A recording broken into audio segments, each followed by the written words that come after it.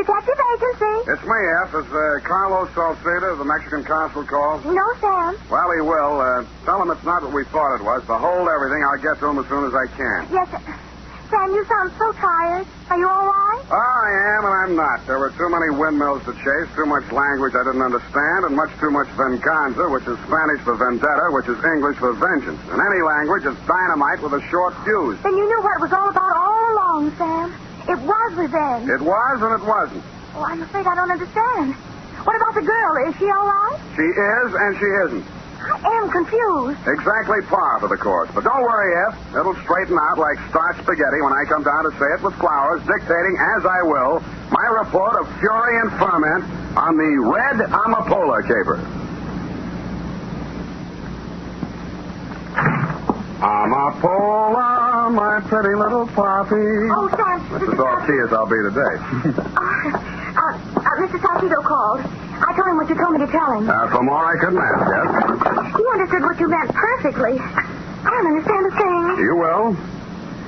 You know, I may have to trade this stuff in for tequila. No messing around there. Straight to the point. A virtue some people might do well to cultivate. Just tell me one thing, Sam. Was it a sour case? Let's not tarry after the point, remember? Pad ready. Oh, pencil poised. Knees crossed. Yes, Sam. Skirt a little bit higher. Oh. But all I want to know is... All right. Date, fill it in. To Detective Lieutenant Kelsey, Homicide Detail, San Francisco Police, from Samuel Spade, license number 17596. Subject, the Red Anapola Caper.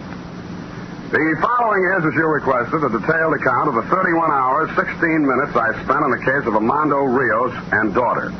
I trust it will answer all your questions, solve your commissioner problems, and enable you to speedily dispatch your duty as one of the city's finest. May heaven help our city. So come back with me to 3 p.m. yesterday, the approximate time I stepped into my office and saw, standing nervously by the window, a Mexican girl in her early 20s. Her clothes, though neat and clean, were rummage sale cycles which had seen better days. Her bare legs were too thin, her features too drawn. But the midnight color of her hair and the largeness of her eyes told me she could have been beautiful if things had gone another way. I'm glad you have come. I couldn't have waited much longer. Oh, I'm sorry. I didn't know you were here. My name is Andrea Rios. I would like to hire you. Mm-hmm. But I do not have much money. Well, much money may not be needed, Miss Rios. What is it you want? Your time, Mr. Spade. You see, if you accept this job, I must have all of your time from now until tomorrow morning. If you cannot accept, you must tell me now so I can get someone else. I see. I can only pay $30. I know it is much to ask for $30, but... Ask for more for less. The job may be difficult for you. You will not be able to sleep. Well, I can make that up on somebody else's time. Then you will help. Yes, I think so. I would like to hear more about it.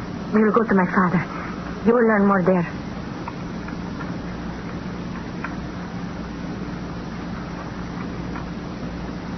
She led me to the nearest streetcar, headed for south of the slot, and paid the fare.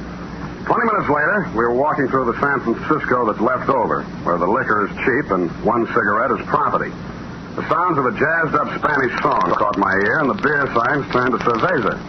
The building Andrea Rios picked to go into was old enough to give the termites indigestion.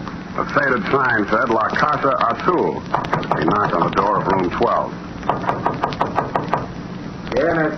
Andrea, Papa.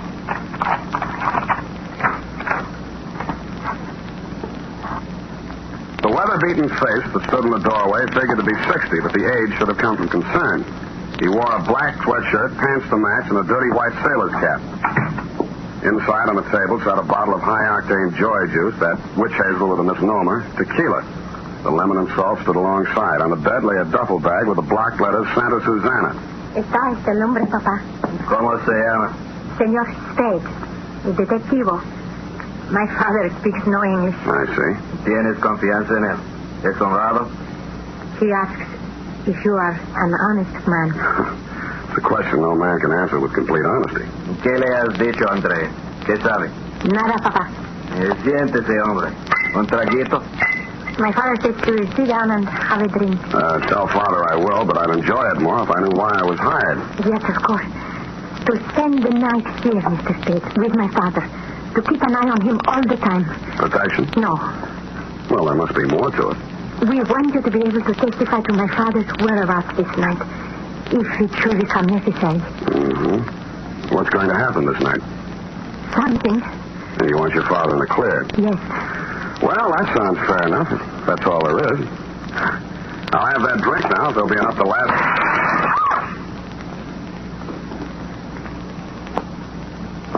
The window pane came flying in, and the ugly muzzle of a .45 silencer attached stuck through. I yelled, so did Andrea.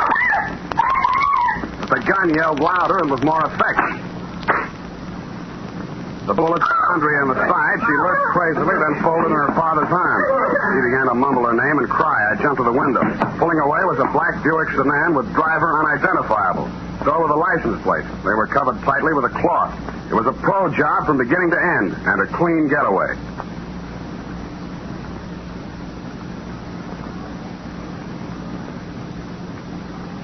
Well, Andrea was still alive, but not by much. I turned up a phone in the lobby. One nickel got me to the emergency hospital. The other brought me homicide. When I got back to the room, Andrea was still lying there, but she was alone. Armando Rios, her father, had gone. And I thought I knew why. Revenge, huh? Exactly, Lieutenant. I think Rios knows who shot his daughter because I think the bullets were meant for him and she got them by mistake. Huh? I think, therefore, that Rios has got revenge on his mind. Now, let you have Rios picked up before he does something he can't get out of. I'll make a note of that. Also make a note as follows. I, Lieutenant Kelsey, will check the Mexican consul for background on Rios because I, Lieutenant Kelsey, believe Rios is a Mexican national. Not so fast, sir. Furthermore, I, Lieutenant Kelsey, will make a close check of all incoming police calls for the rest of the night because something is going to happen for which Rios wanted an alibi. When I find out what Sam is, I will graciously inform Sam Spade. Sam, how do you spell graciously?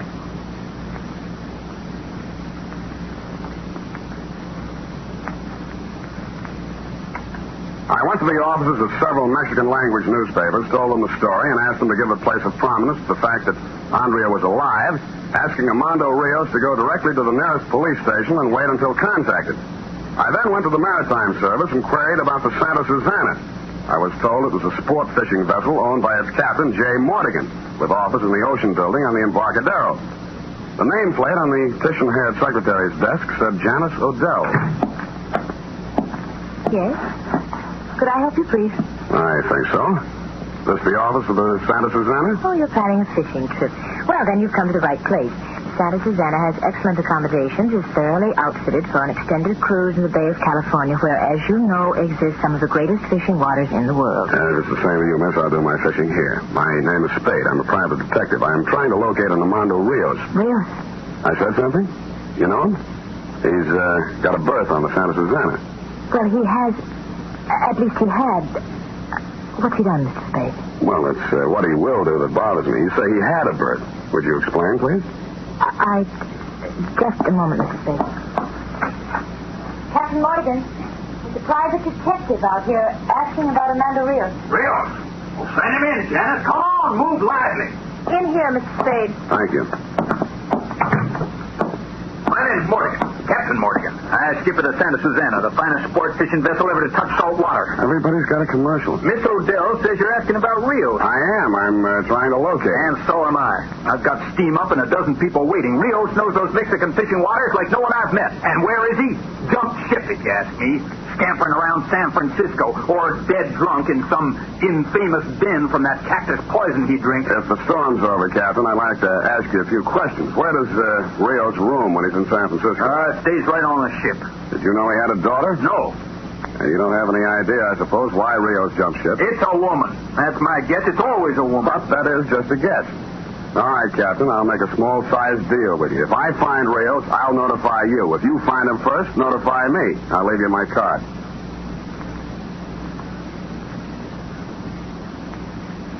Mortigan agreed, and I left, pausing only long enough in the front office to give Janice Odell my phone number in case she saw Rios. She gave me her phone number, and it was a fair exchange.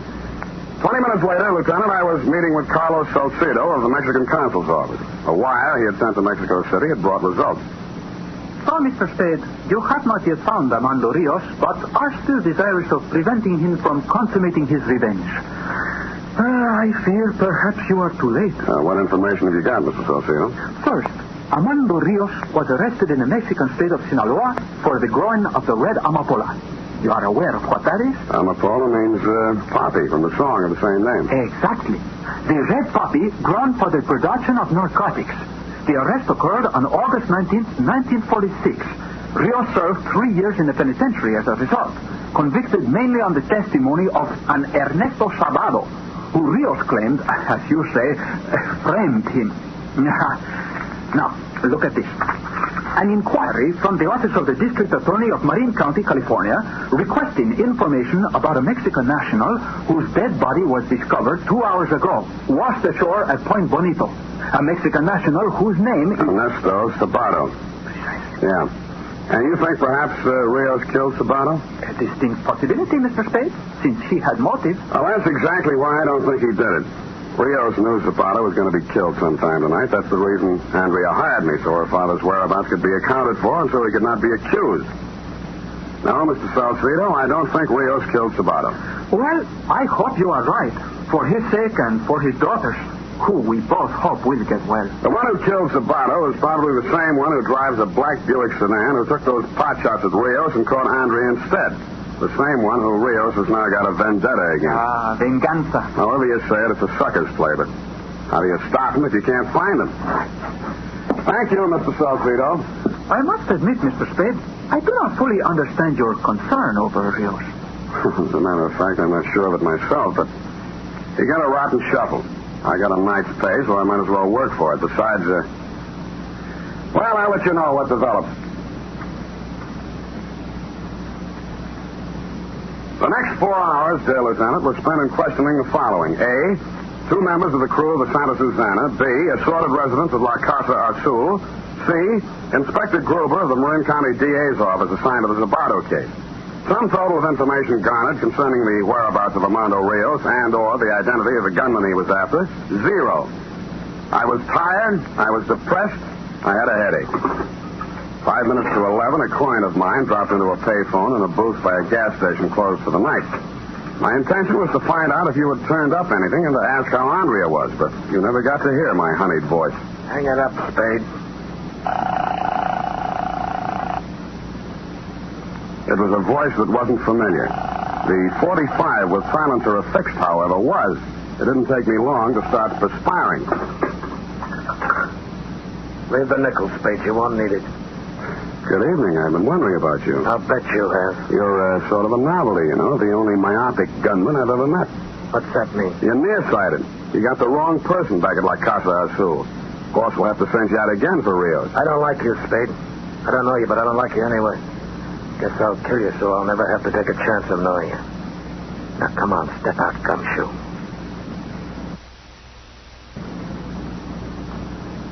He urged me out of the phone booth up the street a few paces to the head of an alley with a blind end. There he parked himself in a fire plug. I wished him all sorts of bad luck, and he told me to start walking into the alley. Mine was small choice. But as I moved away from the gunsel toward the alley's end, my eyes searched for means of escape. All right, Spade. That's far enough. Now I'm going to pick your eyes out. Turn around. I stood frozen for a moment, then spun and looked. The gunsel had pitched onto the sidewalk, but the 45 was still in his hand. I moved up to him slowly with a maximum of caution and took a closer look. He was as dead as he could get. A knife in his back had done the job. That's when I looked up the street and saw a figure in fast retreat. It wore a black sweatshirt, pants to match, and a dirty white sailor cap. It looked very much like the venganza of Armando Rios was accomplished.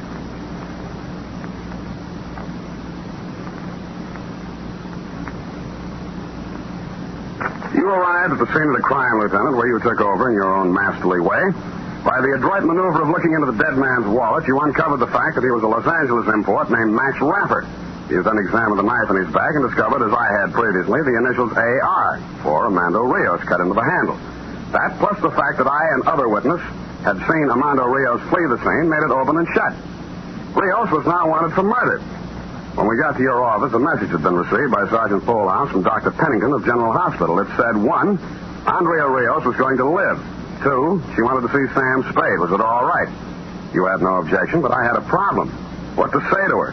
Could I say it was nice she was going to get well, and, oh, by the way, your father just killed Max Raffer, and the state will do likewise to him, or what? My mind still hadn't lit on anything it liked when Pennington walked me down the hospital corridor toward her room. She's a lucky girl, Mr. Spade. Could have gone the other way. Yeah, would have been unlucky. I'll wait outside. Don't stay too long. The jet black of her hair gave contrast to the whiteness of the room. Her face had lost much of its color, but none of the anxiety had gone out of her eyes. We talked chit-chat for a while. It was easy to see she had a question she wanted to ask, but had trouble getting it out. Finally, it came. Mr. Spade, have you heard... is there any news of the death of a man called Ernesto Savaro? Yes, the police found his body washed ashore some hours ago. My father is not killing him. No, he's clear on that. I can testify. Oh, that is what I was worrying about. Now, Mr. Spade, I can tell you what you do not know about my father and Ernesto Savaro. I already know. Carlos Salcedo, the Mexican consul, told me. The Red Anapola? Yeah. Oh, it was an unfortunate affair for a great many people, Mr. Spade. Buyers from the United States came to Sinaloa. With money, the peasants were lured into growing the poppy. Mm-hmm. Many knew no better. Many did not know what it was for. They knew simply to grow the red flower brought more money than to grow food. When the police came, they suffered. The buyers were nowhere to be found. Anyway, it's all right now. My father did not kill Ernesto Savaro.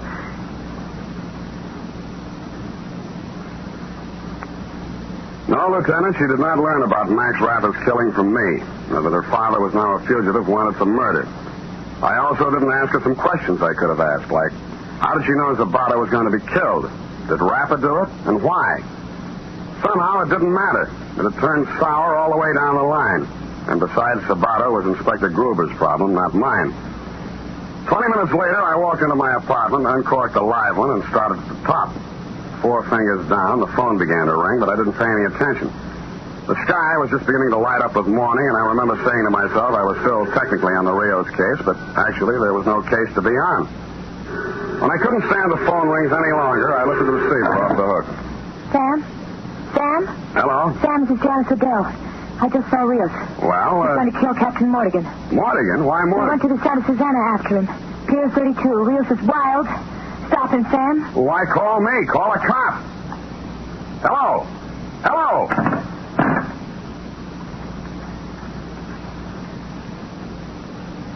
"12 minutes later, I was moving through the early fog of the waterfront looking for the Santa Susana.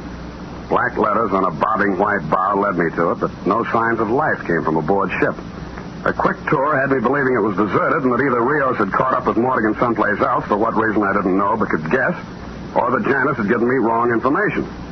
Moments later, however, in the boiler room, it was clear she hadn't. The furnace was open, coals were spread on the floor, and so was a dead Captain Mortigan. Slouched in a chair with his eyes closed and a daze was a worn-out Armando Rios. He should have been. He'd had a busy night. Rios? Se murió. Wake up, Rios. Se murió. El capitán se murió, señor Spade. In any language, he's dead, if that's what you mean. You couldn't be any clearer. Es él. Es el hombre. Es su culpa que Andrea fue enterrado. Ahora está muerto. Y no he obtenido la venganza. Venganza. Too much venganza. You fixed it fine. Andrea's going to feel swell about it. Oh, what's the use? Come on, Rios. Hello. Hello. Who's down there? Kelsey? It's you, Sam. What are you doing here? Got a call from a girl named Belle or something. Odell. Oh, yeah. Is this Rios? Well, what have you got to say for yourself? You ready to sign a statement? He doesn't understand you, Kelsey. Oh, dummying up, huh? He doesn't speak English. Well, he won't get off that easily. We'll sweat it out of him. No lo hice. No lo maté al capitán. Yeah? That's what they all say. Wow. Look at this. He's carrying a gun. Gun? Why would he use a knife if he had a gun? Don't ask me. I don't speak Spanish. Say, what's all this coal doing on the floor? It's messy. Looks bad in photographs. Yeah, well... Wait a minute. Lieutenant, you've done it again.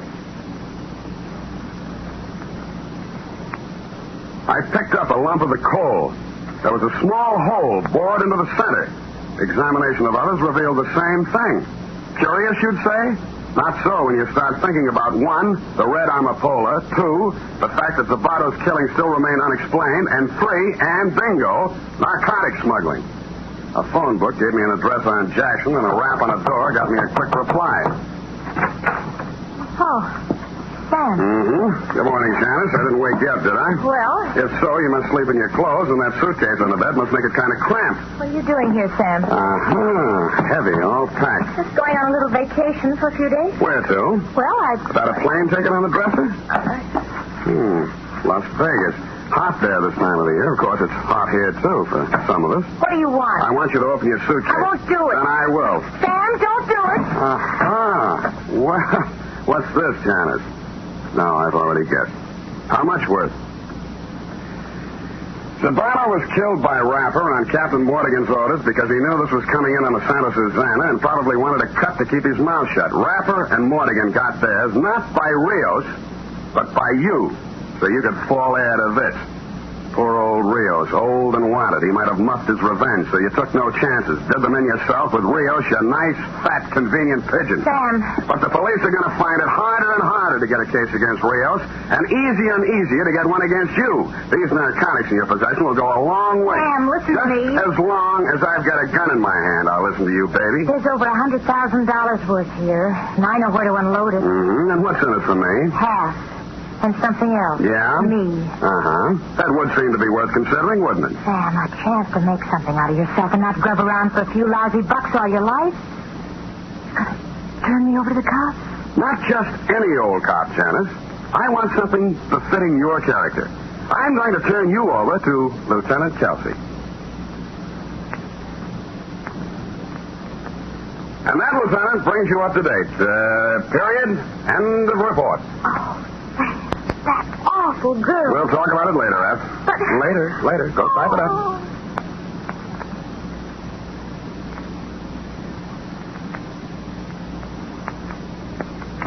Here it is, Sam. Can we talk about it now? We can. How could that girl have thought for one single moment she could turn a man like you into her accomplice? Very poor judgment. To smell dope yet? Yes. Do I look the type? I should say not. You're upstanding and clean cut. Well, thank you. Maybe she was nearsighted, too. Anyway, I'm glad it's over and it had a happy ending. Well, I'm glad if you're glad. Now, rush that over to Kelsey so he can look good in the eyes of the commissioner, then phone Mr. Salcedo and tell him the lieutenant's got all the facts. And one thing more. Yes, sir? Have the florist send a bouquet of flowers to Andrea at the hospital. Oh, Sam, that's very nice of you. Think so? One thing still more. Close your eyes and have the florist send a bouquet of flowers to you, too. Sam! Easy, Ed. How do you know it's not coming out of your salary? That's true, too. Good night, Sam. Good night, sweetheart.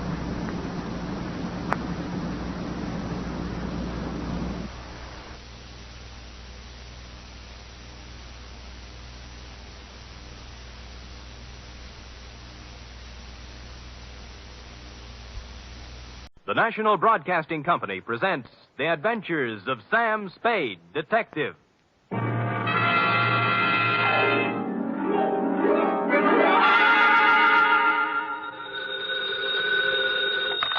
Sam Spade Detective Agency. Me, sweetheart. Oh, it's you. What kind of a greeting is that? Oh, it's you. Well, Sam, I may be only your secretary and all that, but I do have feelings, you know. What have I done now? If you recall... Yes? You were supposed to take me to the Geary Theater last night. Yeah? And you never showed up. Well, Effie, Oh, I know.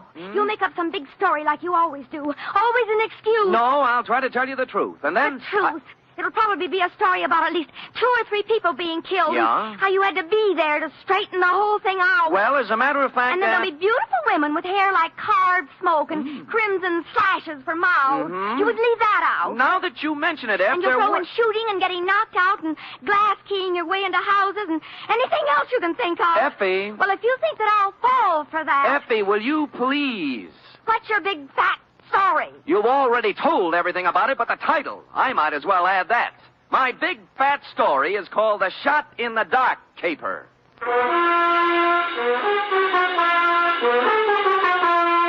Transcribed for NBC, William Spear, radio's outstanding producer, director of mystery and crime drama, brings you the greatest private detective of them all, in The Adventures of Sam Spade.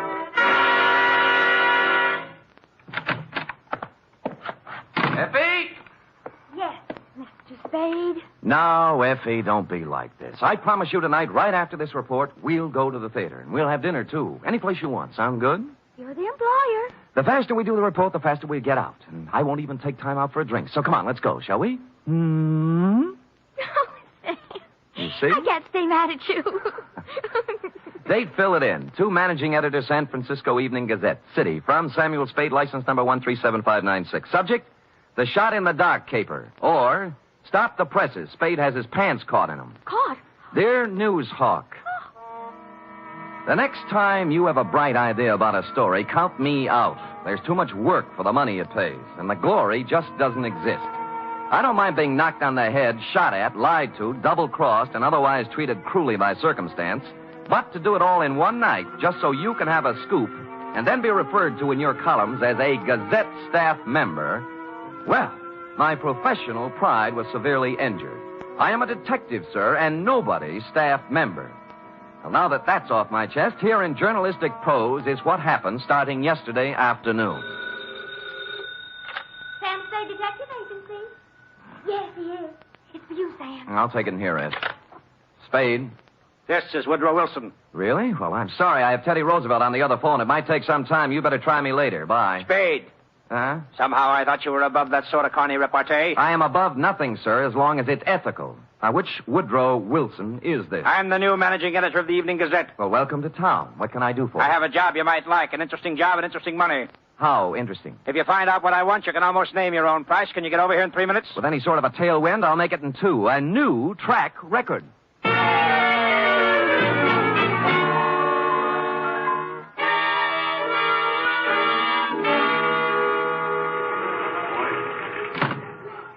Take a seat, Spade. Now, what is this interesting job? First, let me say I don't know much about you personally, but you come well recommended. I've tried. Second, this is a confidential matter, and I want it to remain that way. Of course. I'm going to trust you as I would one of my own staff members. The police aren't to find out about it until it's all over. And if any other newspaper gets it, you might as well leave town. Woody, old boy, the man doesn't live who can say I ever double-crossed him. For money or love or anything else. I had love to say it so we'd understand each other. Now, take a look at this news photo. Yes? One of our boys snapped it. What do you see? A street intersection. O'Farrell, I'd say. 2 automobiles hit head-on. An ambulance, a couple of people injured, a sordid crowd. We took that picture 3 days ago, Tuesday night, routine accident picture. But this morning, when we were filing it, I looked at it again, and I noticed something startling. Look at it. It's a shot in the dark, but I smell a story. Well, maybe I have a cold, but whatever it is escapes me. On the right side of the picture is an apartment house. Now count up 6 floors and look at the 4th window across to the left. Here, use this magnifying glass. Oh, what do you know? Somebody just fired off a gun. That's it. All you can see is a hand and a smoking gun. You can't even tell whether the hand's male or female. But somebody shot at something, probably a person, just a second before that picture was taken. You want me to find out why, huh? This calls for a detective, not a reporter. There hasn't been a single homicide, suicide, or gunshot wound reported in the city since that happened. Now, I want the story. Get it. Okay, Chief. Get ready to rip out page 1.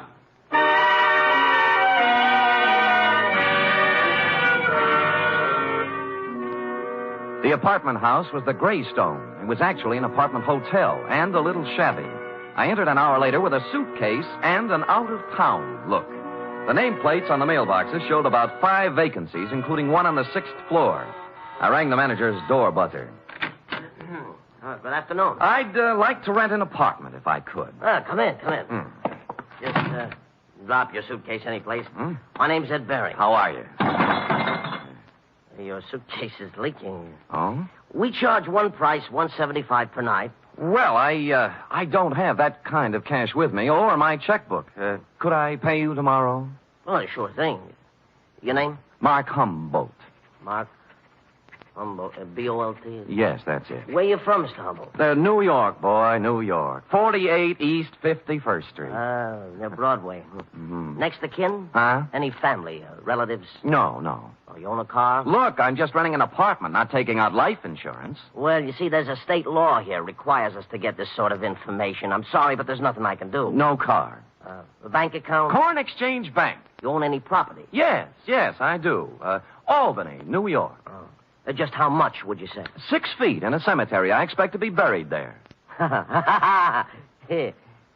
Yeah, well, I guess that about takes care of it. Anything on the 6th floor? Well, why the 6th particularly? My lucky number.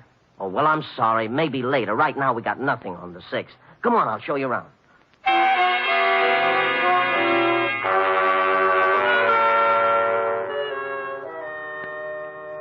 In a few minutes, I was ensconced in room 512.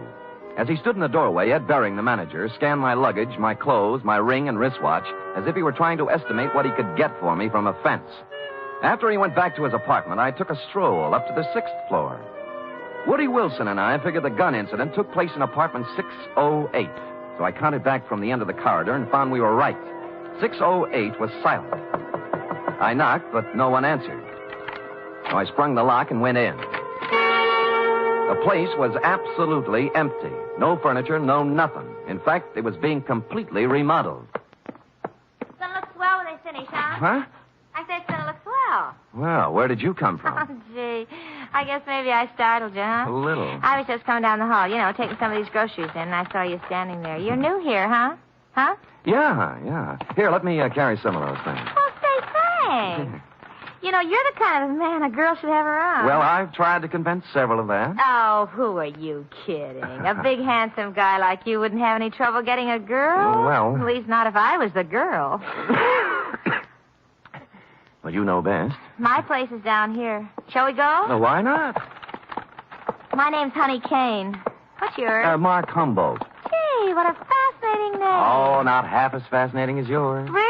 Say, isn't it wonderful how fate just throws two people together?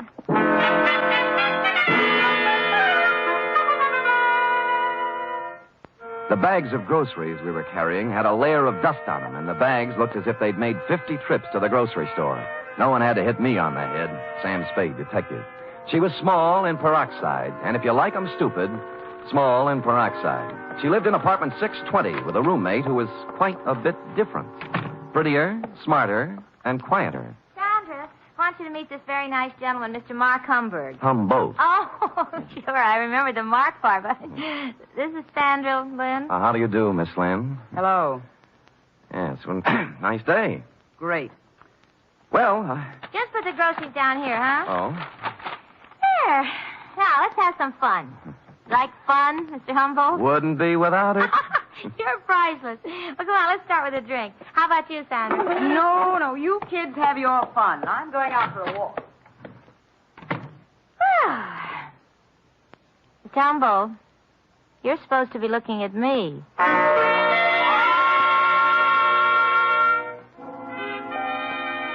An hour later, under the pretext of going out for some snuff, I shook her off and left. The next half hour went to giving the apartment house a thorough casing. I looked at all the names on the mailboxes, and the only one that rang a bell was one Max Barstow, a former heavyweight who never got past club fighting. I inquired about him of charming Ed Bering, the manager. Max Barstow? Yeah, I tried his apartment. He isn't home. Yeah, well, you see, he won't be home for some time. You see, he took a vacation. Went to visit his family in Portland. Well, when'd he leave? Last Tuesday night. I remember him saying, Ed, I won't be back for a while. Look after things, will you? Well, you have a good memory. Yeah. Can you tell me something about those two girls in 620? Why? One of them made a pass at me. Well, mister, I feel this way. I rent apartments to responsible adults. What they do is their business. You won't get any trouble from me. Now, that isn't what I asked. I always like to be sure. Now, are they honest, hard-working girls? I don't know nothing about them, but let me tell you something confidential, mister. Why look a gift horse in the mouth?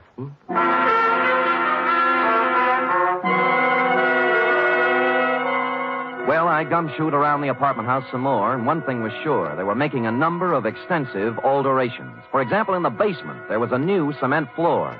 Said cement floor had been laid, I was told by the janitor, Wednesday morning. The morning after a gun was fired in 608. The same morning on which Max Barstow suddenly left to visit his parents.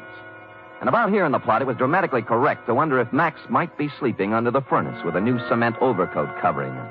I went back to my apartment for a couple of long ones and some thought. It was getting along about supper time when there was a feminine knock. I guessed it to be Miss Room Service herself, Honey King. But no. Better. Much better. May I come in? You may. Shall I leave the door open? I'd rather you closed it. Anything to make you feel at home. Drink? No, talk. Oh. What are you doing here, Sam? The name's Humboldt. Mark Humboldt. All right, play it any way you want. But I've seen you around. I know who you are. You move in today, and half hour later you find our apartment. Why? Your apartment found me. At least half of it did. The gift horse part. Maybe so, but I figure you helped a little somewhere. Hmm. What are you trying to get on us? Nothing. I just moved in here for a place to live. With one suitcase and a bottle? Oh, I'm an actor. Look, whatever it is, lay off, will you? I've had enough trouble in my life. Things are just starting to go right. Sandra, I don't know what's on your mind, but as far as I'm concerned, you're clean. All right. Maybe I made a mistake. I'll try to make it up to you sometime. Well, maybe you can start right now. I think I'll open the door again. Just a question. Seen anything of Max Barstow lately? I knew it was something. I knew it. No, I haven't seen Max Barstow lately. He went somewhere to visit his family, and I'm telling you, either leave me alone or something's going to happen to you. You won't like.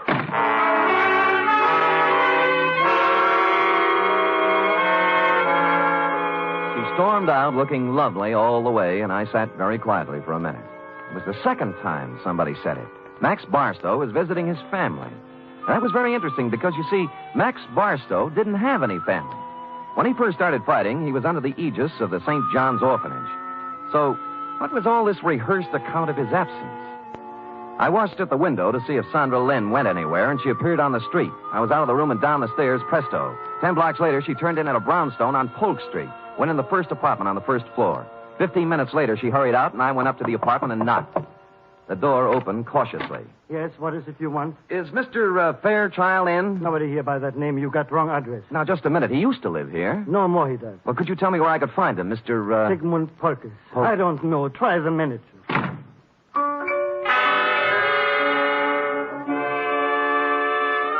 On the way out, I looked at the card on his door buzzer. It listed his apartment as belonging to a Mr. Rothschild. At the moment, there was nothing to be made out of it, so I went back to the Greystone. And when I got to my room, it was very obvious that I'd been visited during my absence. Yeah? Oh, it's you. What happened to my suitcase? I'm sorry, Mr. Humble, but I didn't realize it before. You see, that apartment was already rented, so I guess you'll have to find one someplace else. Look, you have 4 other vacant ones in this apartment house. Give me one of those. Sorry, no vacancy. Well, then give me my suitcase. Yeah, that's the one that leaks. Just a minute, I'll bring it out, Mr. Humble. I'll go in and get it myself, Mr. Barry. I said stay out. I said I'll go in and get it. Right, you will.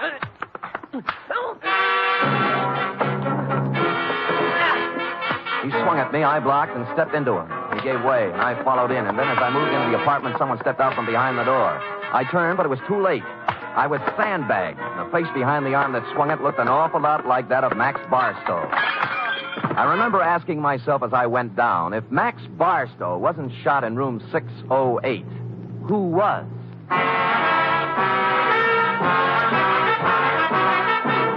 You are listening to the weekly adventure of radio's most famous detective, Sam Spade.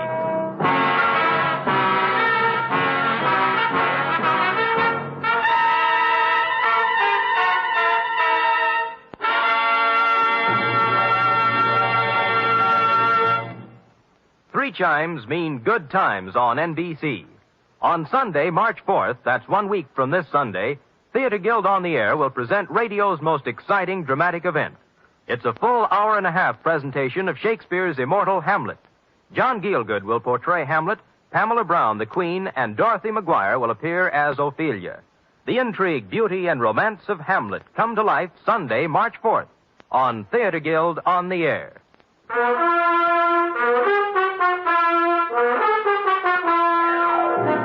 And now back to The Shot in the Dark Caper, tonight's adventure with Sam Spade.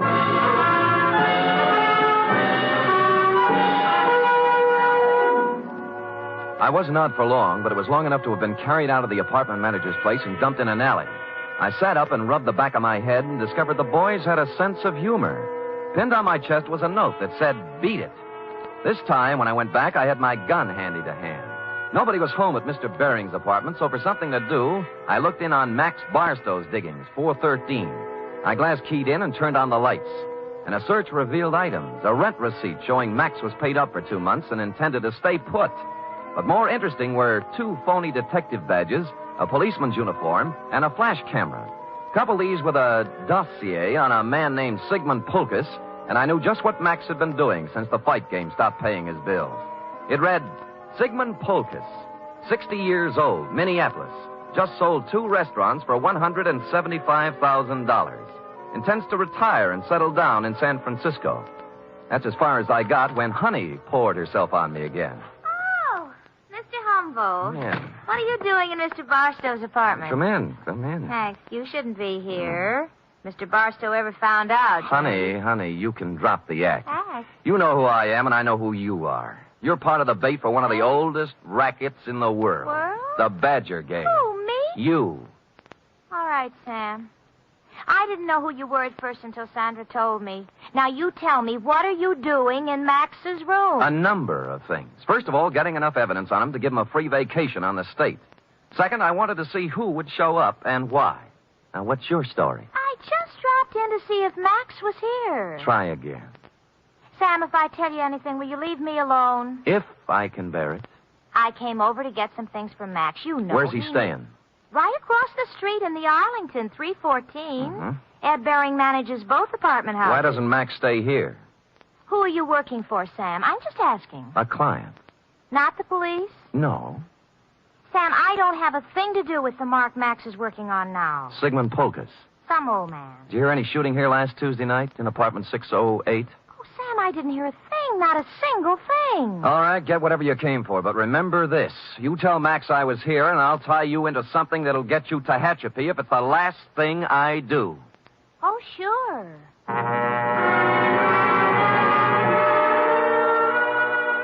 I knew she'd be impressed with that type of threat because her kind of girl lives by playing tag with the law. They want to be it as seldom as possible. I finished the dossier on Pulkus and thought a more businesslike visit to the old man was in order. What is it?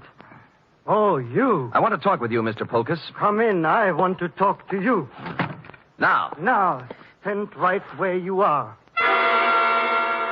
He was pointing a gun in one shaking hand right at my chest, and as close as I could tell, it looked very much like the gun I'd seen in your picture, Wilson, and the hand that held it was the very same hand. I tried to think of something clever to say. At this stage of my life, it would be very easy to shoot you, mister. Look, I came here maybe to help save you a lot of trouble. Now, if you listen to me, I know why you came here, because I killed Max Barstow. I'll give you a choice. Will you take money, or will I shoot you right here? I'd take the money, but you didn't kill Max Barstow. Don't tell me what I did when I know what I did. Sandra told me one of his gang members was looking for me. But she doesn't understand the power of money. How much will you take to leave us alone to our happiness? What is Max Barstow to you now that he's dead? Look, I don't want any money. I just want it. I felt like a ghost. The gun was pointed directly at me, but nothing hit me. I was surprised, albeit gratified. The little man must have thought I was wearing a bulletproof vest. He didn't look surprised, though. He just folded. I disarmed him and pushed him down into a chair. I had to do it. I had to. I couldn't let you spoil the only bit of happiness I had left in my life. Mr. Pulkus, you tried to shoot me, and I'm grateful. It told both of us something. To begin with, you can't kill anybody with blanks in your gun. Blanks? I don't know blanks. Where did you get the gun? I always have guns. Always? And you don't know the difference between real bullets and blanks? You got it from Sandra, and she loaded it, right? Maybe you should know, gangster. Look, I'm a private detective named Sam Spade. Now, if you'll help me, I'll help you. When did Sandra give you this gun? Last Tuesday? Yes. Did you use it to shoot Barstow? Yes. Then he couldn't be dead, could he?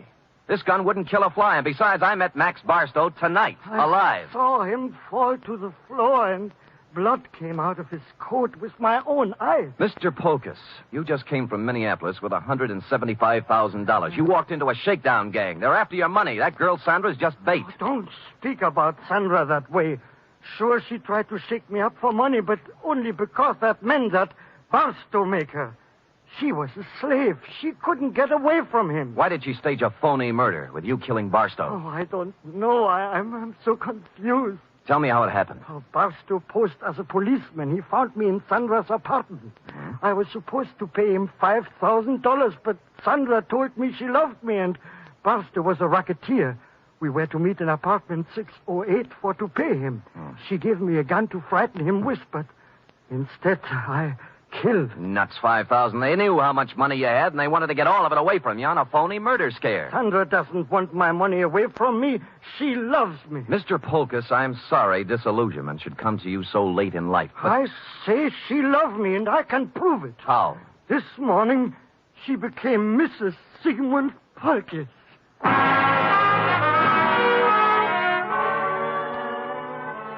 That made me sit down and think things through a little more carefully. She could have gotten his money, or most of it, without marrying him. Maybe she did love him. Or maybe they felt he was too dumb to pay off. Or maybe she married him so she could murder him. And maybe a dozen other things. His suitcases were packed, and he said that he and Sandra planned to leave town tonight. He'd been waiting for her when I came in, but she was already 2 hours late. I could think of only one place she could be. So I left poor Mr. Polkus and went to the Arlington. 314, the address Honey Kane had given me. And she was there. Oh, Sam. I'm glad you came. I was scared. I didn't know what to do. I'm scared. Now, honey, quiet down and tell me what you're scared about. In the bedroom. Max. He's dead. A knife job. When'd you find him? 5 minutes ago. I was with him before. And then I went out for some Chinese food when I came back. All right. Who else was here tonight? I didn't see anybody. But what? He was awful mad at Sandra. Said she was double-crossing him, and he wouldn't let her get away with it.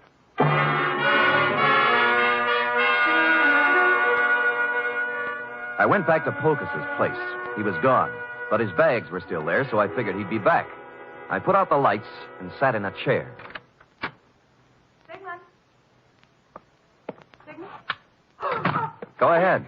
Ask me what I'm doing here. Where's Polkus? Well, if he's smart, he's on a train back to Minneapolis. I'm going to look for him. You're not going anywhere. Sit down. Oh, yes, I am. I said you're not going anywhere unless it's to jail. What are you playing Mr. District Attorney for? Because you killed Max Barstow. Now tell me why. Oh, don't be a joker. Max Barstow's as live as you are. I'm not talking about the phony murder staged for the benefit of Polkus. Barstow was stabbed to death a half hour ago. He wasn't. He was. I saw him. Who? You.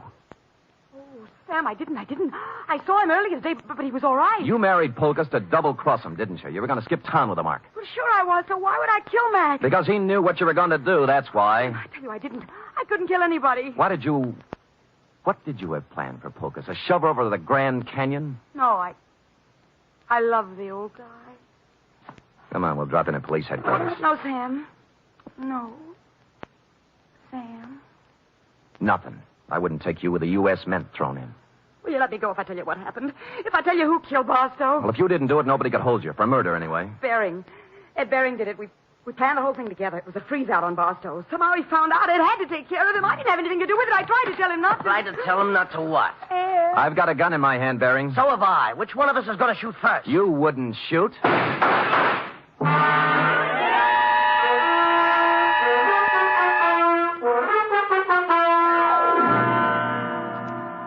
But he did. Period. End of report. Sam! Is that all? Well, what do you want? An echo? No. But he shot you and you're all right. Mm-hmm. Were they blanks like the other guns? They were not. They were genuine steel-jacketed bullets. But, You didn't listen carefully enough, Effie. I figured he'd shoot right away. He did, once. Just as I jumped sideways and fired 2 shots back. Did you kill him? No, but he's down with a little case of lead poisoning, though, under police guard. You're wonderful. It's true. All right, go type it up. Off with him.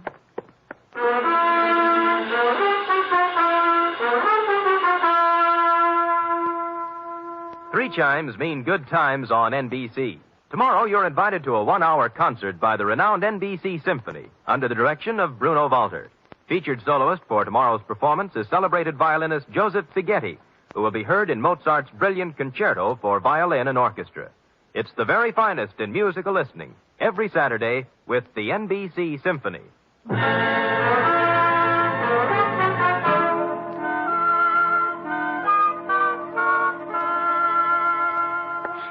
it is, Sam, but there's something I don't understand. To wit. Well, what happened to nice old Mr. Polkus? Why wasn't he in his apartment waiting for Sandra? Well, he did just what I thought he should have done. He walked down to the railroad depot and got on the first train for Minneapolis. Who knows? Maybe he's opened a new restaurant. Yes. And, what happened to Sandra? Well, she's being held as an accessory to murder, among other things. Well, if they were married... That's enough, Effie. That's enough. Do you want me to make everything so simple that everybody will be able to figure it out? No, But you what? I get so confused sometimes. That's most of your charm, Effie. You know, if you were brisk and efficient and cold, we'd never have any fun, would we? I guess not, Sam. We do have a good time at times, don't we? Yes, we do indeed. Like right now. Come here. Oh, Sam. Fire in a man's veins. Maddening, that's what. Don't say any more, Sam. I don't know what I might do. I'd love it, whatever it was. I better say good night, Sam. Good night, Sam. Good night, sweetheart.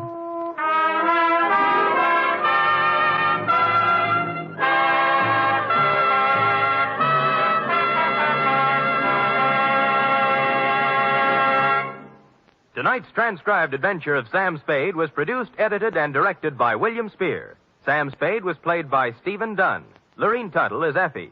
Script for tonight's adventure by John Michael Hayes. Musical scoring by Lud Gluskin, conducted by Robert Armbruster.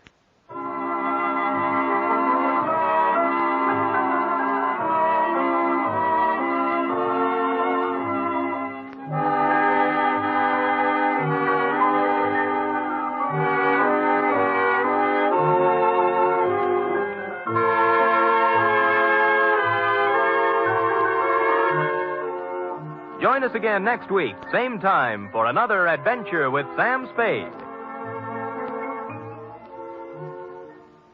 Sam Spade lives a life of peril. Well, in these days, we all live in a time of peril. Each of us is contributing something to help meet the emergencies that we face as a nation. There's one definite thing that every one of us can do to help. February 28th is being celebrated as Red Cross Day. Supported by the people and schooled by years of experience in war and peace in times of disaster, the Red Cross has now been assigned unprecedented tasks in the interest of national security and world peace. You can help mobilize the forces of mercy for the protection and defense of your family, your community, and the nation through generous support of the 1951 Red Cross Fund campaign. Join the magnificent Montague, then it's Duffy's Tavern.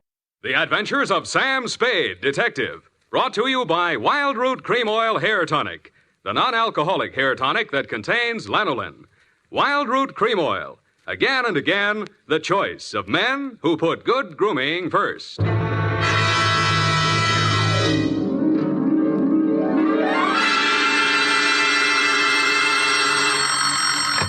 Sam Spade Detective Agency.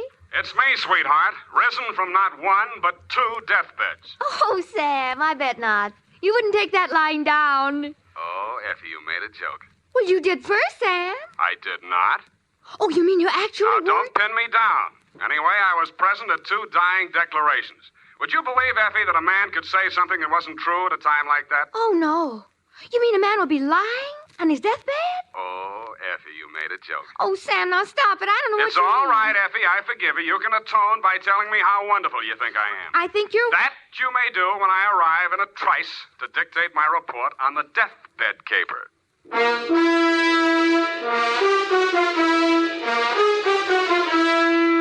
Dashiell Hammett, America's leading detective fiction writer and creator of Sam Spade, the hard-boiled private eye, and William Spear, radio's outstanding producer-director of mystery and crime drama, join their talents to make your hair stand on end with the Adventures of Sam Spade.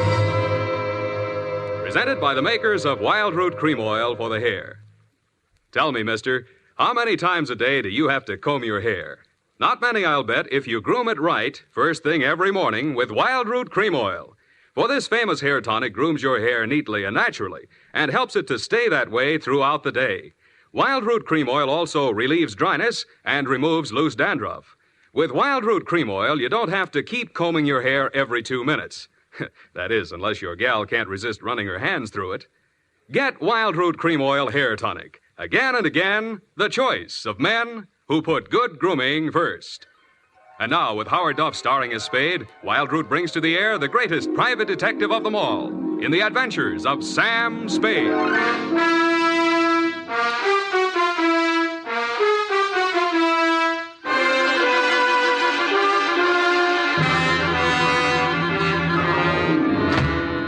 Many brave hearts are asleep in the deep. Oh, Sam, you're a sailor. Captain Sam, is the brig for you? You got your logbook handy, gal? Oh, yes, Captain. So beware. Make it, that's awful deep. Be. Oh. Date, June 20th, 1948. Where? Oh, Sam. I have no shame. To Marin County Sheriff's Office, San Rafael, California. Attention, Deputy Woodington from Samuel Spade, license number 137596. Subject, the deathbed caper. Dear Bill, the dawn came up like thunder out of Chinatown across the bay. In San Francisco, all we could see was fog.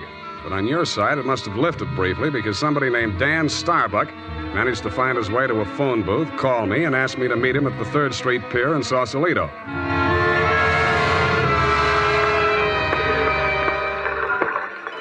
I didn't see him when I first got there. I didn't even see the pier. It was too foggy.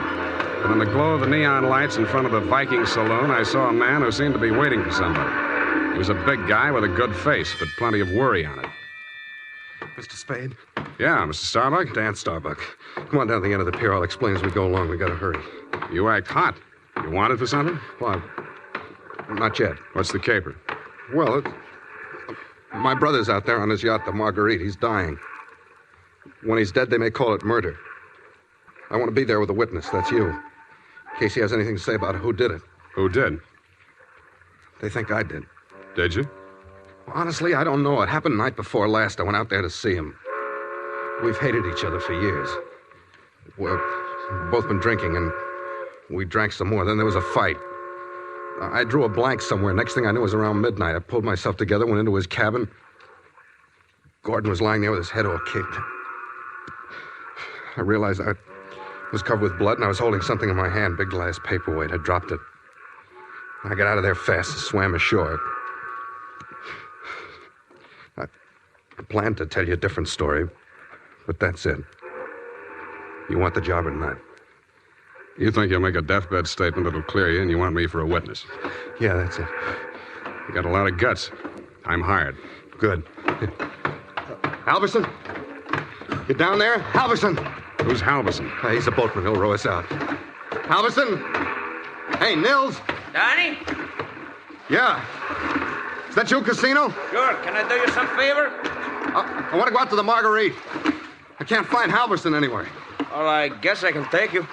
Are you sure that I'm sure. Sam Spade, Del Casino. He's the bosun of the Marguerite. Glad to meet you. Sam. Any friend of Danny's. Hey, listen, Danny, you sure you want to go out there? Any reason why you shouldn't? Well, it's up to him. In his place, I would be on a freighter for China, way out there where the fog is more thicker. No, it's all right, Casino. I know what I'm doing. Well, your friend, you excuse me, your name? Spade. Pardon me, I better ask. The police don't want you for nothing? Not yet, but don't make book on it. Push us clear, Danny. All right.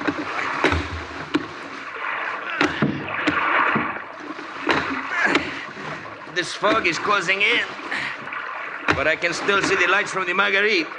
I wish we don't find her.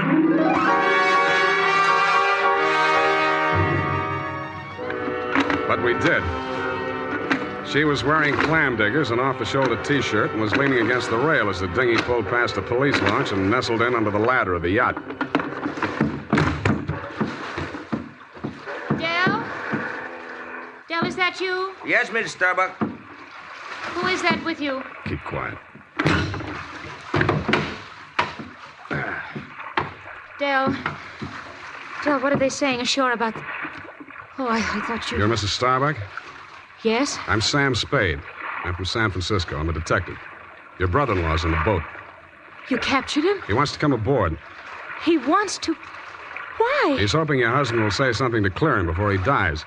Is there any reason why he shouldn't come aboard? Oh, there's every reason in the world why he shouldn't. The police are in there with my husband right now. Yeah? The doctor says there's a possibility that he may regain consciousness long enough to make a dying declaration. Mm-hmm. If he's face to face with Dan, there's no telling what he'll say. I wish Dan wouldn't... My husband is dying. Dan? Yeah. What'd she say? I don't know, but I think you better come aboard.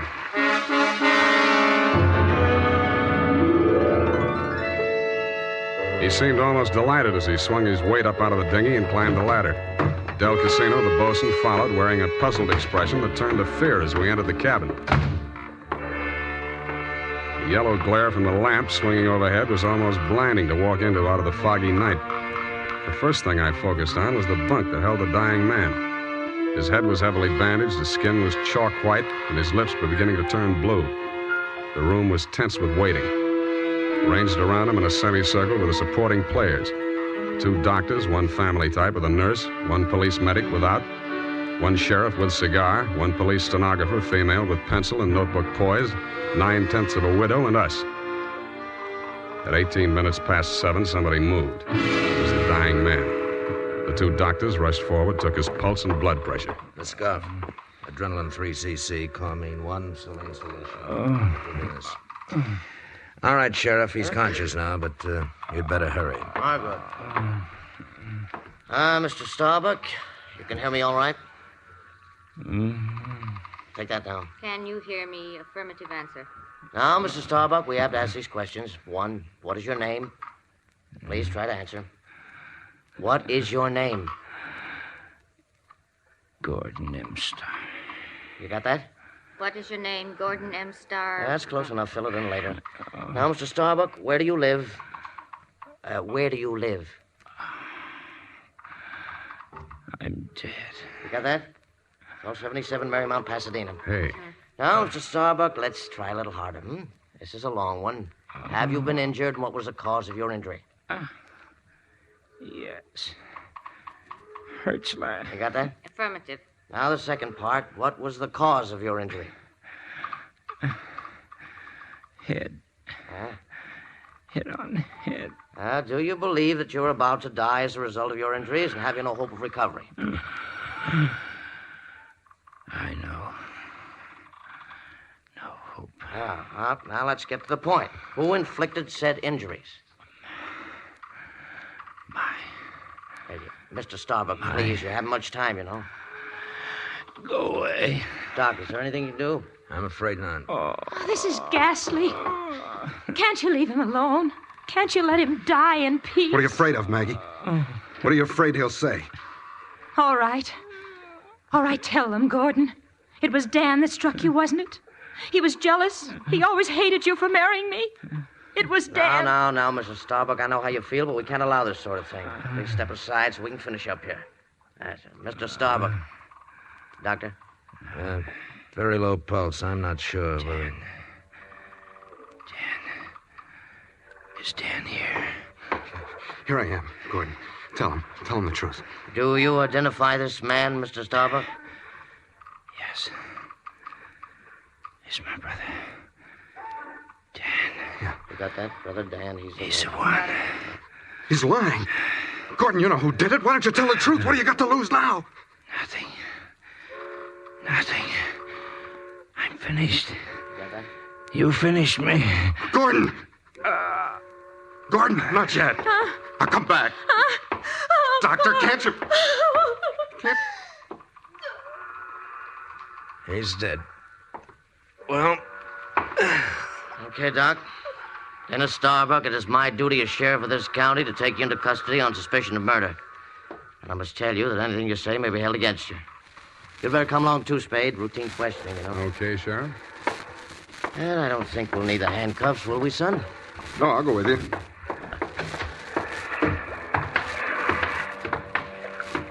Yes, indeed, son. It's always smart to come along quietly. Yeah.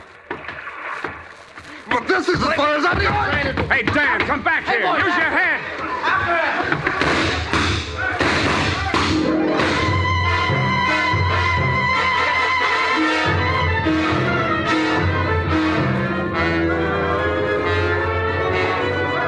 He only had one friend. He was the best friend in the world for a man on the land, the fog. The searchlights on the police launch spun frantically as the craft heeled around in a half circle to head him off. Instead of cutting the fog, the beams from the powerful lights bounced back from it and blinded the men behind them. After 10 minutes of that, they gave up. The sheriff had a theory. Don't worry. Between the fog and the currents, I doubt if we'll make it. We'll probably recover the body in the morning. And they did. But it wasn't Dan Starbuck's body. It was the bosun, Del Casino. And he was found in Richardson Bay, adrift in the dinghy from the Marguerite. Somebody had creased his skull with the same type blunt instrument that had been used on Gordon Starbuck. But Dell hadn't lived long enough to make a dying declaration.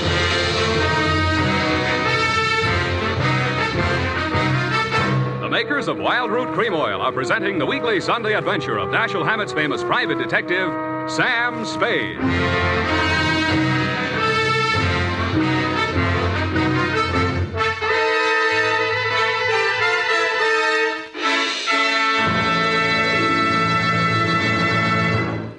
Now, here's important news on good grooming. If you want the well-groomed look that helps you get ahead, socially and on the job, listen. Recently, thousands of people from coast to coast who bought Wild Root Cream Oil for the first time were asked, how does Wild Root Cream Oil compare with the hair tonic you previously used? The results were amazing. Better than 4 out of 5 who replied said they preferred Wild Root Cream Oil. And no wonder. It gives you the advantages that men consider most important.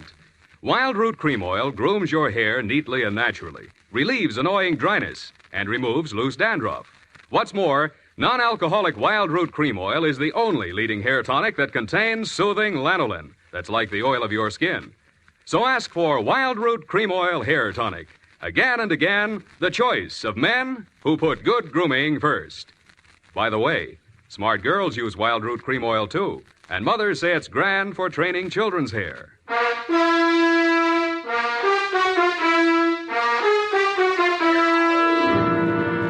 And now, back to Caper with 2 Deathbeds. Tonight's adventure with Sam Spade.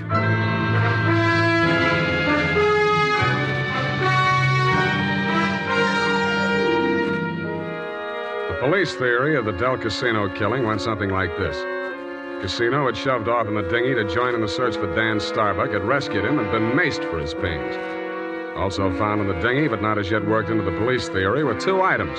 1, a waterproof wallet containing the seaman's papers of one Nils Halverson. 2, a tattoo mark on the right bicep of the deceased. A small heart with a name in it, Maggie.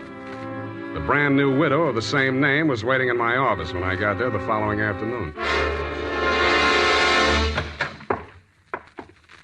Hello. Hello to you, Mrs. Starbuck. What can I do for you? Mr. Spade, I know very little about the ethics of your profession, and... Well, are you still working for Danny? If you mean, do I know where he is, the answer's no. Oh. I hoped you'd say that. Why?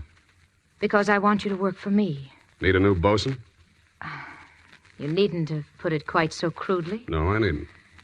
Since your work is confidential, I'll admit I've done a few things that... Well, it's all too true. My first mistake was marrying Gordon Starbuck when I didn't love him. And I should never have let myself fall in love with Dan. I certainly should have known better than to let Dell fall in love with me. What about Nils Halverson? And me? Well, hardly. No. Nils Halverson was employed by my husband for various odd jobs whenever we put in at Sausalito. Mostly he'd row the guests out to the ship. He rowed Danny out the night my husband was killed. At least I think he did. I didn't actually see him. Where's Halverson now? I don't know. He goes off on drunks for days at a time, but I have a feeling that someone has paid him to disappear. He might have overheard something. Hold on a minute. You're going too fast. Are you, working up to a confession? Oh, no. It's just that I'm afraid a great injustice may have been done to Danny. After all, Mr. Spade, a man who's dying, I don't see how he could be altogether in his right mind. Do you? The law says he is if he knows his name and address. A deathbed accusation is the strongest evidence a lawyer can shove at a jury. You can't cross-examine a dead man, and most people have the quaint idea that a man on his deathbed is a lot more truthful than he was when he was hale and hearty. Then you think Gordon may have been lying? Could be, or wool gathering, or picking up some of the lines you were feeding him. Oh, I was just afraid he might die before he... You see, I thought I might shock him into saying yes or no. He could have said no, couldn't he? Well, make up your mind. Oh, all I know is it's on my conscience now. If we could find old Halverson and force him to tell what he knows. He's a very strange man. He's devoted to me. If the police find him before I do, he might refuse to talk out of a mistaken loyalty. To you? Well, I meant if he thought I had anything to do with the... Well, he's very strange. I told you that. What makes you so sure he's alive? Why wouldn't he be? If I'd been the killer and he'd rode me to and from the scene of my crime, I'd see him secured in Davy Jones' locker. Fish feed, lobster bait, asleep in the deep. Will you work for me? I'll let you know.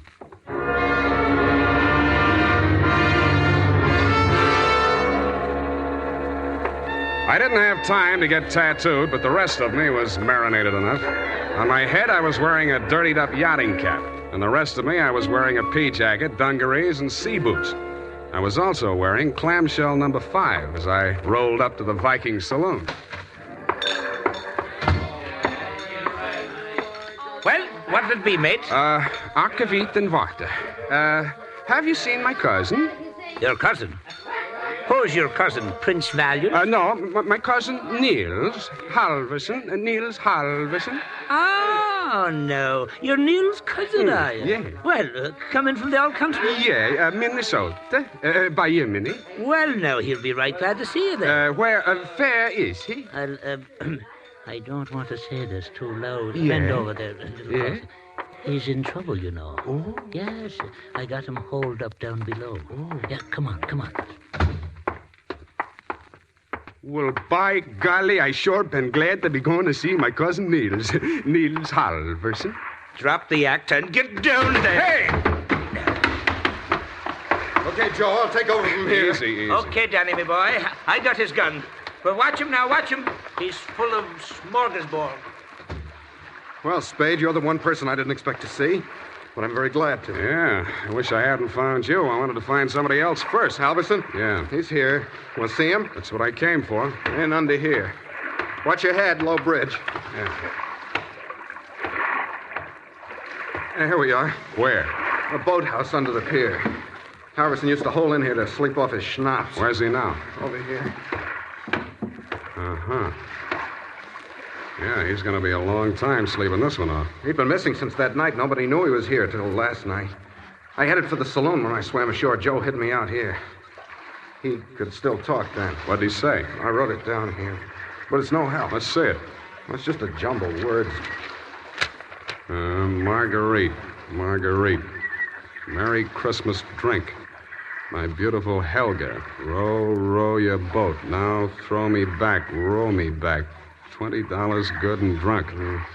Fog rolling in. Good and drunk. Gonna be 5 days, no business. Oh, my head. Paint the boat. All crazy stuff. $20. Did you give him $20 to row you out? I didn't even see him. I swam out. My loving brother wouldn't have let me on board if he'd heard me arriving like a gentleman. $20. Did you frisk him? No. I'll have a look. Oh, I don't... Hey, wait. Uh-huh. Real soggy, but a 20. I don't care. I'm sticking to my story. I swam out there. I didn't give him that 20. Maybe you didn't. Maybe you didn't. You gotta believe me. I didn't even have $20. That's why I got... Shut up. What's the matter with you? What are you gonna do? Come over here, Dan. What? I don't believe a word of your story, and even if I did, it wouldn't make any difference. What are you... Shut up. You're gonna stop talking and listen for a while. I stuffed a gag into his mouth and muscled him over to a piling and handcuffed him to it. He didn't even look surprised. He just stood there staring at me as if he'd lost his last friend in the world. But I wasn't looking at him as much as I was listening to those footsteps in the boards overhead. I waited for them to come back. They did. I walked across the soggy planks to where Nils Halverson lay in the shadows. Nils, I want you to answer these questions again. Now, this time, I'm going to take them down. You get lots of $20 and lots of drink. Now then, I know you don't feel so good. You don't have to talk if you don't feel like it. Just nod your head for yes and shake it for no. Okay, Nils?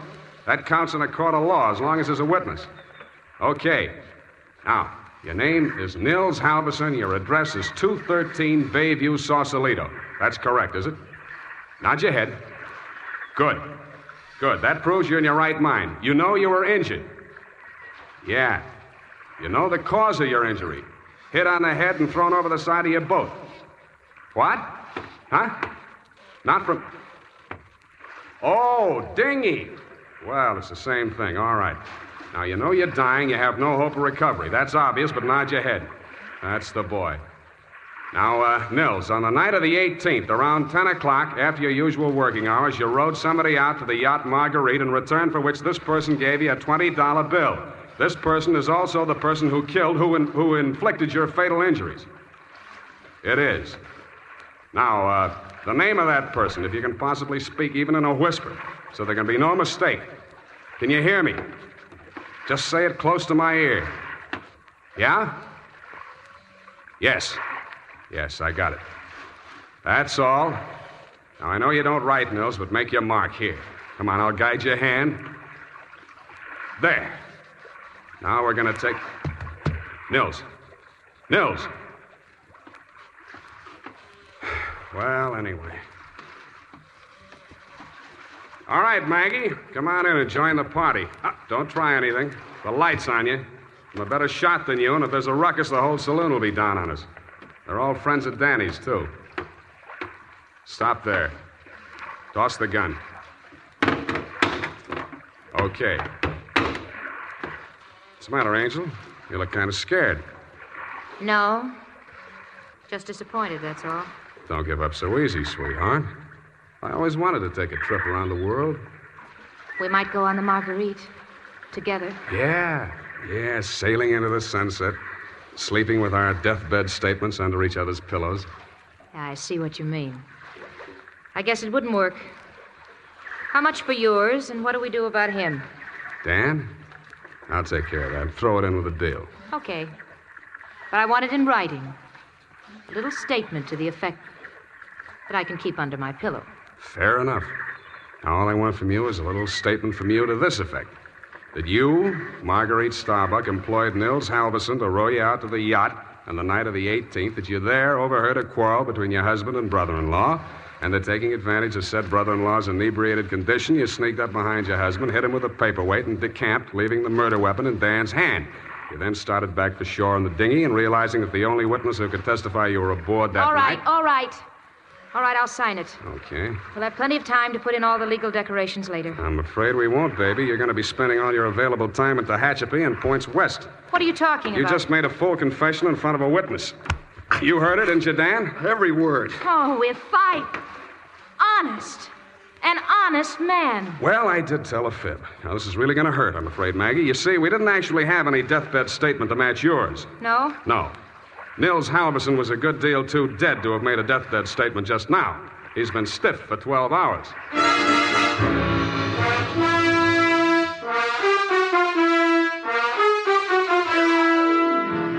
Period, and a report.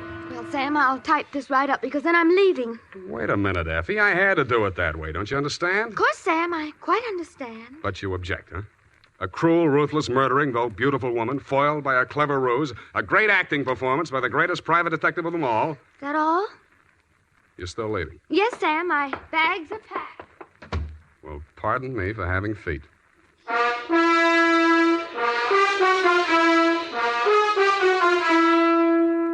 There's a reason, men. In fact, there are 5 big reasons why more men every day are turning to Wild Root Cream Oil for well-groomed hair. Wild Root Cream Oil grooms your hair neatly and naturally. Wild Root Cream Oil relieves dryness and removes loose dandruff. Wild Root Cream Oil is non-alcoholic and contains soothing lanolin.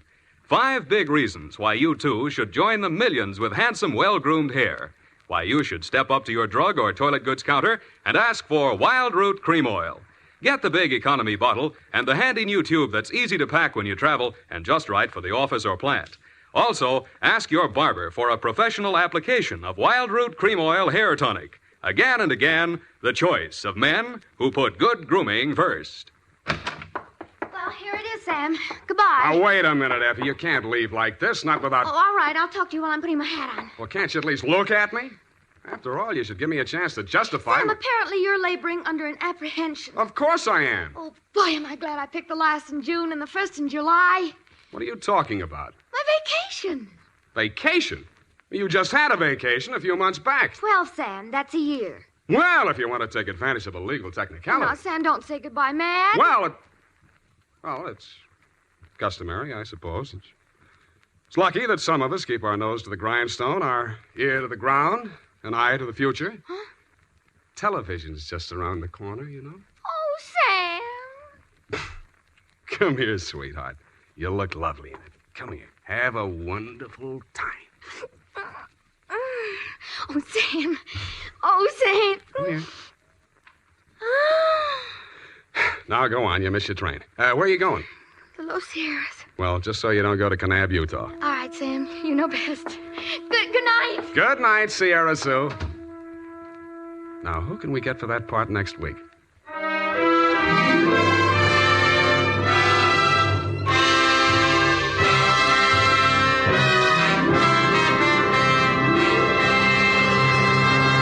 The Adventures of Sam Spade, Dashiell Hammett's famous private detective, are produced and directed by William Spear. Sam Spade is played by Howard Duff. Lorene Tuttle is Effie.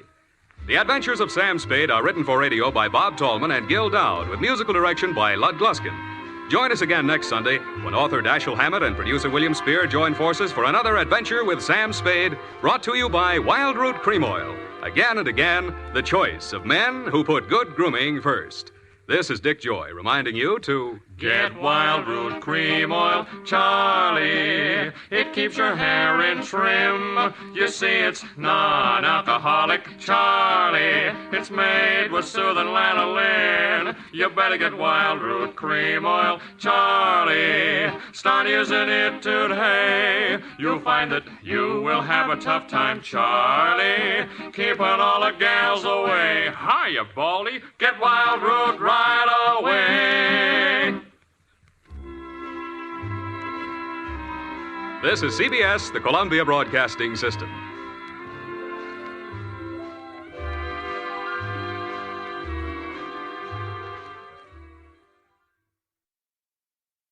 The Adventures of Sam Spade, Detective.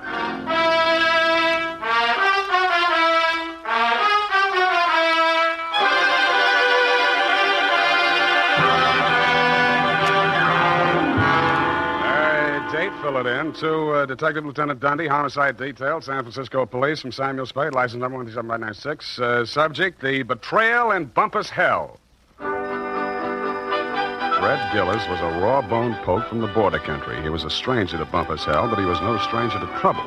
He jogged his Pinto down the narrow main street, not liking what he saw, and reined up in front of the sheriff's office.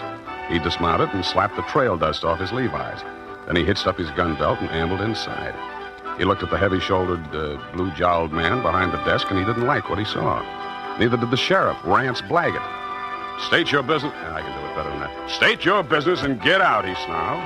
Red smiled thinly and drawled, I'm looking for my brother. And what be your name outside of Red? Here, I can do that better than that. And what be your name outside of Red? Red Gillis's hand slid toward one of his six-shooters as silently as the sun coming up over the butte. Gillis, he sneered. Red Gillis from the Tonto Rim. That's pretty good. The sheriff's muscles tightened like steel springs and pulled him erect. Ain't no Tonto Rimmer welcome hereabouts in Bumpus Hell, he cursed. That was real good. And then the slap of 4 hands on leather was followed by the simultaneous roar of 4 6-guns. Hey, wait a minute. The sheriff... I know you're in there. Well, who is it? The sheriff is just... Mr. Spade. Miss Kelton next door. Right in the most exciting part. Mr. Spade, now see here. I won't take no for an answer. It wouldn't be neighborly. What is it, Mrs. Kelsey? Never you mind, come along. What are you up to here, anyway? Who, me? Oh, nothing. I'm just relaxing with an apple and a good book, that's all. I don't see no apple, and the only reading matter I see is some Western trash. Trash? Now, come on. There's trouble on the 3rd floor. Well, there's trouble in Bumpus Hell. Don't you swear at me. I'm not... I know my duty, and I know your duty. Now, come on. Get moving. Ouch. Okay, let go my ear. And that, Dundee, so help me, is how it started. Effie had just read a book called How to Relax, and it said there that Western stories were relaxing, and that's how I happened to be at home at 10 p.m., writing herd on a copy of Sheriff and Outlaw, rip-roaring adventures of the Old West. But Bumpus Hell hath no fury like my neighbor, Mrs. Kelsey. I left Red Gillis and the sheriff face to face and vice versa, eyes flashing and guns ablaze, and followed her meekly up to the 3rd floor.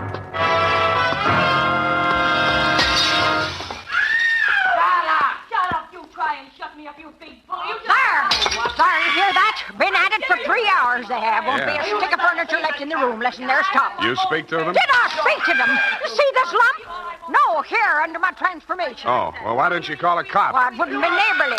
Hit me that did. You see this lump? Yeah, you showed it to me. Put your wig back on. I'll see what I can do. And tell them about my lump. It's evidence. Yeah, put it back. Hey, open up. I would not go back with you if you was the last man on the Hey, open up. Have it your own way. If I catch you with that square again, I'll tear your hair out and wrap it around your Had you body of rot, you cheap grifter, you. Now you scram out of here before I'm forced to seek the assistance of a couple of flatties. Do not try anything fancy behind my back, you big slob. From now on, you and me is strictly on the cool-beady. You unprincipled rat! Hey, let go of me. Don't throw it. Hey, wait a minute. Don't I remember you from someplace? No, I'm only being neighborly. Why did you beat up on kind, nice Mrs. Kelsey? That is a gross falsehood. I did not lay a hand on the old wag. It was that odious stinker, Joe Donegan, who was just left. And you can tell him, as from me, that I'm extremely unimpressed with his cheap threats to rub me out, and that I intend to continue on seeing Mr. Hobson or any other Johns which I care to. That's a pretty good scene. Oh. Well, you better tell him that yourself. I don't imagine I'll be seeing him. You won't? Hey, wait a minute. Who are you, anyway? Just another tenant. I live downstairs. Oh, well, now I recall whom you are. You are that Seamus, which lives on the second floor rear. Shamus, we call it in the radio. Shamus, would you care to come in and discuss a certain matter? Well, thanks. Another time. I got to get back to Bumpus Hell. Whoever she is, let her cool her heels for a few moments. No, you don't understand. Bumpus Hell. This is an urgent matter which I would like to hash over right now and without further delay. Well, May I invite you in for a straight slug? Well, okay, but just one. In a glass. All right, make yourself comfy. Well, now, say when. Just up to the lipstick mark. Here you are. Well, now to make a long story short, Mr. Spade, my name is Rosemary Fell, which remains my stage name, notwithstanding the circumstance that I am legally married to that barnacle which has just dusted this joint. Now, being as you are in the detective business... Now, wait a minute. Kindly permit me to finish, honey. Sorry, sweetheart. I'm not the type to jaw about my troubles just to pass the time of day. I'm sure you're not. I am an actress. I knew that.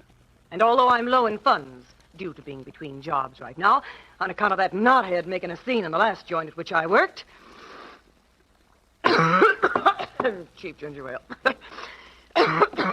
Just to show you how the breaks fall, Mr. Spade, Belita Wilkerson, who just happens to be about the biggest talent agent in this city, if you have the time, I'm impressed. phoned me on the telephone. On the phone. And arranged an audition. She also advanced me the sum of 100 clams. 100? Which I will pay you to put the B on that dog, Joe Donegan, the rat. Now, which is he? What do you mean, put the B on it? Listen, Sam, that grifter has got a record as long as my arm. And what I have got on him is longer than his arm. Please. In short, I should like him thrown into the can so that I can feel safe to sing on him. Look, Rosemary, so you had a fight with Joe. You're sore. You want to pay him off. Now, Right. Why don't you just wait until morning and see how you feel Sam, then? listen to me. If that knuckle duster remains at large, I will be feeling no pain. Now, I know that from my flamboyant manner, you'd never guess it. But that is only the actress in me. In actuality, that flea intends to do me in. Oh, now, come, Rosemary. What? You disagree? Well, now, really, Rosemary. Why, you big pain in the neck. Rosemary. Drinking my... Pour that back in the bottle. Don, put it back in the bottle. Well, I'll be going now. Only trying to be neighborly. Well, back to Bumpus Hell.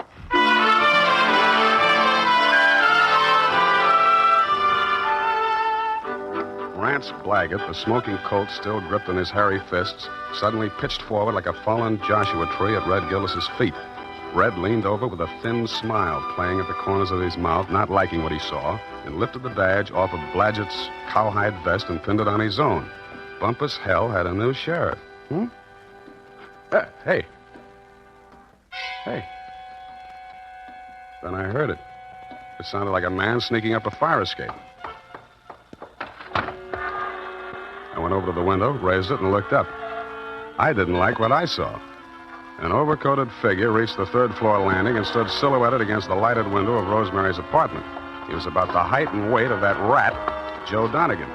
By the time I'd rolled out the window onto the fire escape, his right hand had come out of his coat pocket. Donegan! Donegan, watch it!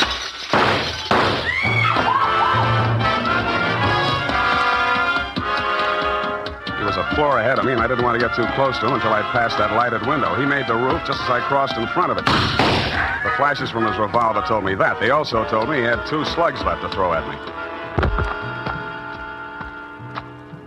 The only light up there was a feeble glow from the skylight dead center. I headed for the cover of a brick chimney just to the left of it. I had 2 things in mind. The skylight was his most logical avenue of escape, and I hoped I could tease him into emptying his gun at me. It didn't work. I stuck my head out. No shots. But he did use his gun. I should have stood in Bumpus Hell.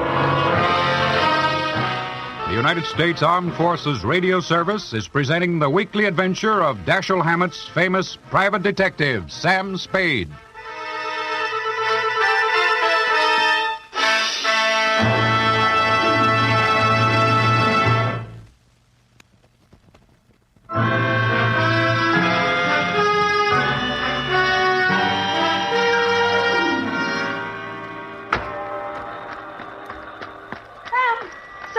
What did that rat do to you, the dog? Sam, speak to me. Here, come on now. Send an Indian to Sutter's Mill. Tell the governor the sheriff of Bumpus Hell is turning in his bag. Listen, honey, you've got to pull yourself together. Now, come on. These delirious Trumans will get us no place now. Come on, Sam. Yeah, I guess you're right. Come on, up. Now, do not rush things, honey. That was quite a clip he gave you. Yeah, where were you? I was combing my hair out of the window. Yeah, and he was on the fire escape, not 4 feet away. Not a very good shot, is he? No, he isn't. Oh, Sam, look at your poor little head.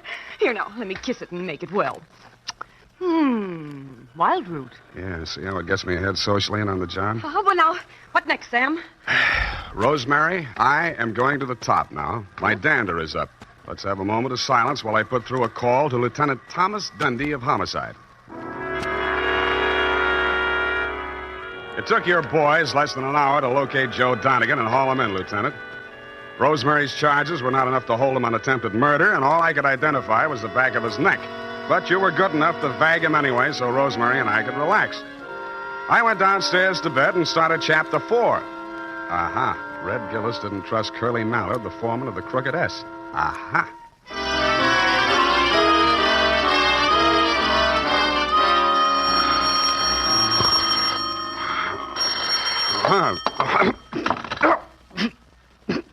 Unique Garage, Harry speaking. Sam, this is Dundee. Yeah, Dundee. What time is it? 8:30. In the morning? Yeah. Huh? Oh, yeah, it's daylight. Say, about that, what was his name? Donegan? Anyway, that fellow we booked last night on your say-so. Well, what about him? That was a bad beef, Sam. How come? You better tell me. Man was alibied, Sam. When did that happen? Well, a fellow named, got it written down here, Hobson. Warner Hobson says Donegan was with him at the time. Who else says so? Hobson's word's good enough for the commissioner. Ran for assembly once. Did you know he also ran for Donegan's wife? You don't say. Well, that's a real puzzler, Sam. The human mind is unpredictable, Dundee. Huh? Oh, yeah. Well, I hope you figure it out, Sam.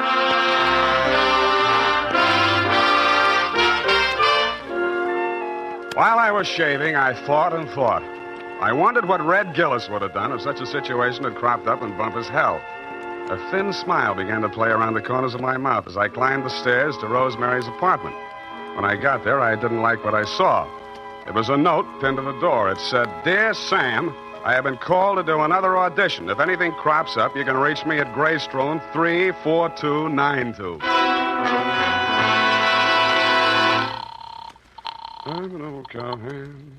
The Belita Wilkerson Talent Agency. I want to speak to Rosemary Fell. Hello? Yes, I'm still on the line. Who's calling, please? Sam Spade. I'm sorry, Mr. Spade. Miss Fell can't come to the phone. Who's in charge there? This is Miss Wilkerson speaking. Yeah, well, why can't she come to the phone? She's in the middle of her audition. Well. Is there any message? Yeah. Tell her Donegan's out and it's Hobson's choice.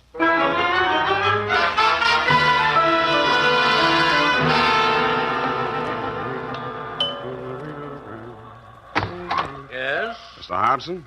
Yes? My name is Spade. Oh, yes, Mr. Spade. Come in.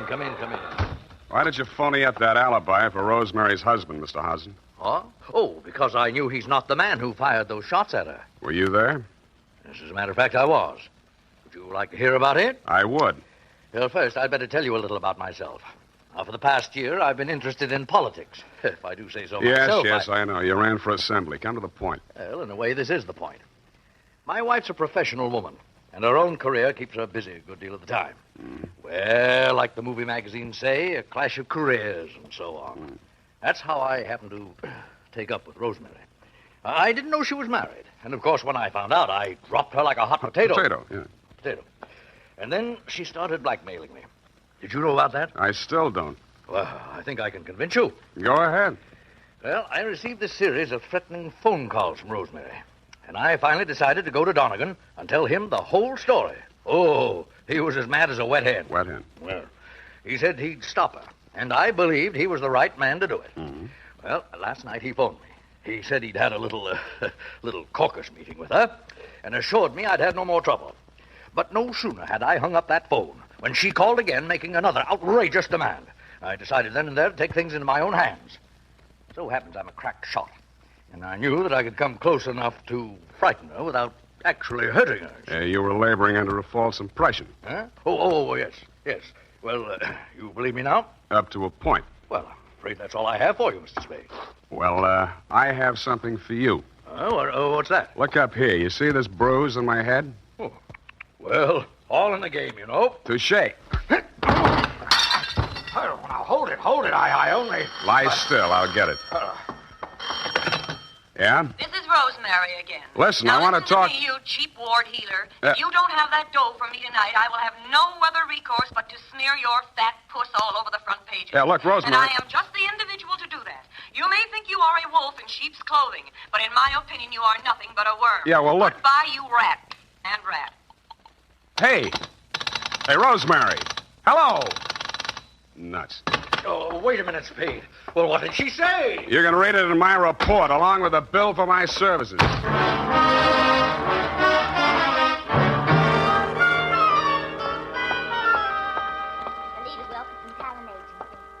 No, I'm so sorry she isn't in. You do that, sugar. Hello there. Likewise. Are you talented or just interested? I could be.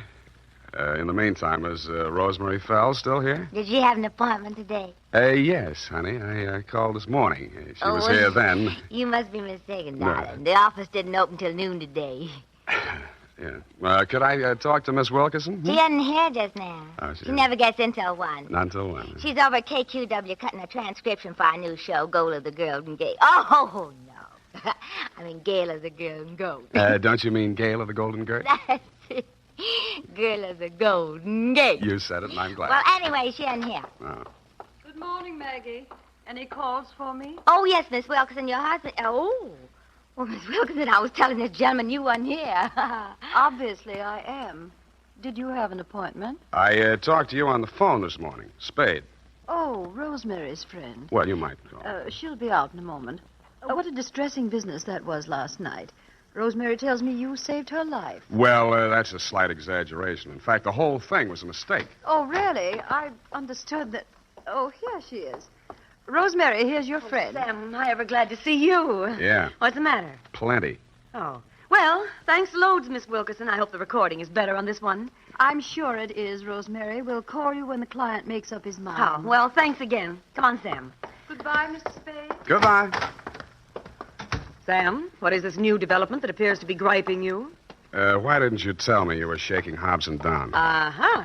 And who's been feeding you this pile of gross falsehoods? Look, Rosemary, you may be an actress, but with me, your audition is over, and you did not get the part. And just what are your future intentions in regards to me? None whatsoever. I'm sorry I ever met you, and I'm going back to Bumpus Hell. I went back to the office, swiveled my chair into a comfortable position, opened the February number of Sheriff and Outlaw to page 112, Betrayal in Bumpus Hell, Chapter 5, Stampede. It was disappointing. There was a lot of stuff about bawling cattle and dust clouds and Flo and Curly standing on top of a butte, not liking what they saw, when somebody yelled, Stampede. Red Gillis was riding ahead of the cattle, and his horse stepped into a chuck hole, and he'd sprained his ankle. Red of the horse, it didn't say which. But Red was lying prostrate in the path of the avalanche of tossing horns, not liking what he saw. Hold it a minute. Let's see. Continued on page 113. Learn to be a private... hello. Spade, this is Hobson. Come out here right away. Something terrible has happened. Such as? Rosemary is here, and I think she's dead.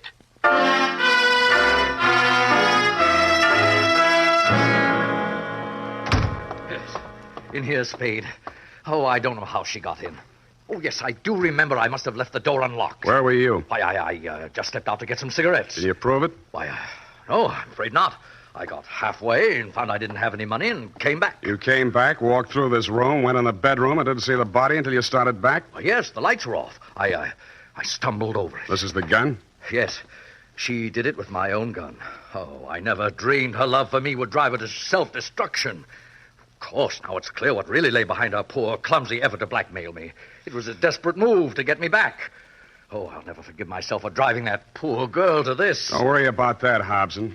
This isn't suicide. Murder? Oh, great heavens. What will Belita say? Belita? Yes, my wife. Belita Wilkerson? Professional name, you know. I was explaining to you before that... Oh, that's my wife now. What in the world will I tell her? Never mind. I'll get it. Hello? This is Rosemary for the last time. Who? And I'm just calling to tell you that you have stalled around too long. I have talked to your wife and told her the whole sordid pitch. Why she wants you back, I will never know. But I sold you cheap, and you weren't worth a cent more. I am a girl who does not like to do things halfway, but you were just too late. Goodbye, you fathead.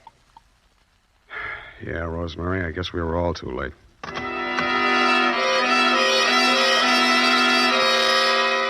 I called you, Dundee, and then, like the rat I am, made off with your prize suspect before you and your boys from Homicide arrived.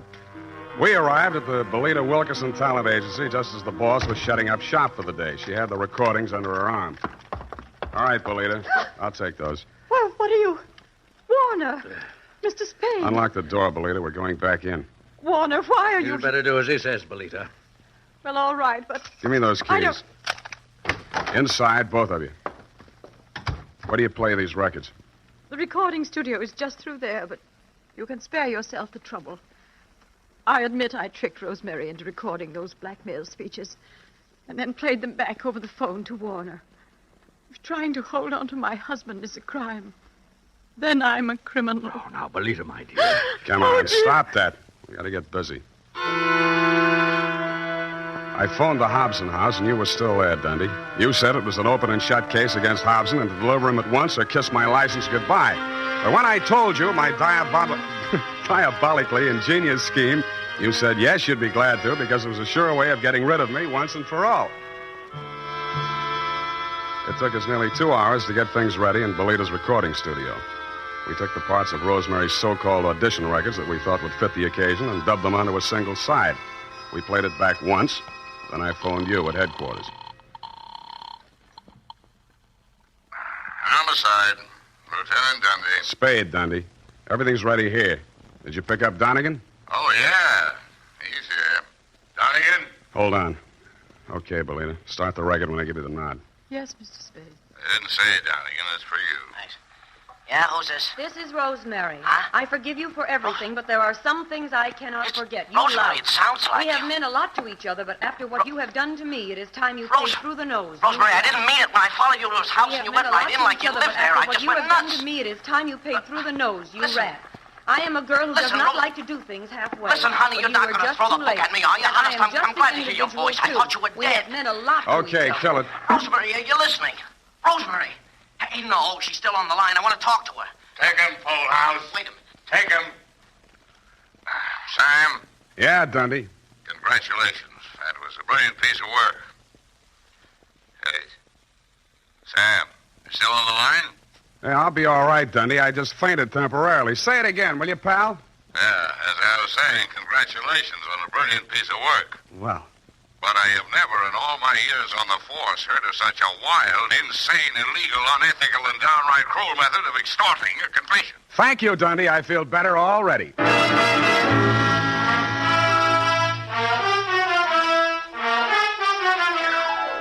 Period. End of report. But Sam, what happened? Effie, I thought I had made that abundantly clear. No. In order to discredit her husband's paramour, Belita gave her a come-on about an audition and had her play the part of a blackmailer reading lines from a script which she, Belita, had prepared, and thereupon proceeded to play said records over the telephone, well knowing that her husband would erroneously believe Rosemary to be a blackmailer in fact and would drop her like a hot spud. No, Sam, no, I don't mean Don't that. interrupt. Oh. It was my inspiration, I, Sam Spade, to use Belita's fiendish device for a higher purpose. No, Sam, no, Yes. that is what I'm... No, Sam, I meant the Western story. Betrayal in Bumpus Creek. It is not Crick, Effie. You can't say H over the radio, Sam. Oh, yes, you can. Bumpus Hell is the post office designation of a hamlet right here in California. It is? Mm-hmm.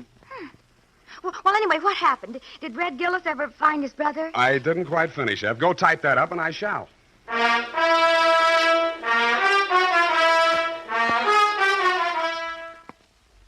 here it is, Sam. Oh, Sam, what's the matter? You don't look at all well. Can't be. It didn't happen. It's a misprint. That's what it is. What, Sam? What? Maybe the writer was tired. Oh, Sam, it's only a story. That's what you think. Well, did Red Gillis find his brother? I won't tell. Oh, no, Sam, now don't be childish. Oh, well, all right. Remember the sheriff he shot on page 1? What? Yeah, it turned out to be the new schoolmarm. Oh, how ornery. A woman, huh? Night, Sam. Get off. Good night, sweetheart. This is the United States Armed Forces Radio Service, the voice of information and education.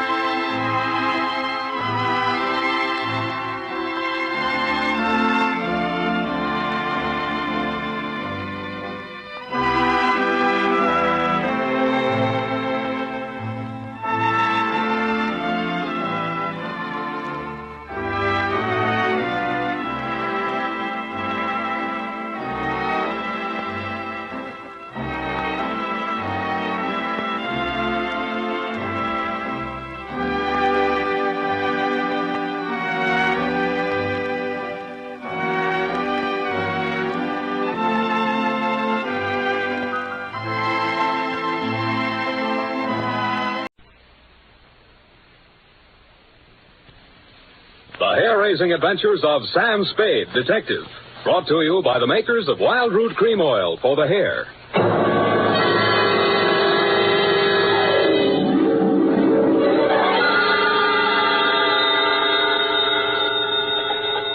Sam Spade Detective Agency. It's me, Effie. Oh, Sam, I've been worried about you. Sid Weiss was just on the phone, and he says digging up a corpse without a permit is against the law. It's all right, Effie. I just dug him up to say hello and put him back again. Oh, Sam. I'll be down in a couple of minutes to dictate my report, sweetheart. If I get lost on the way, you'll find me in City Hospital, the Psycho Ward, third straitjacket from the left.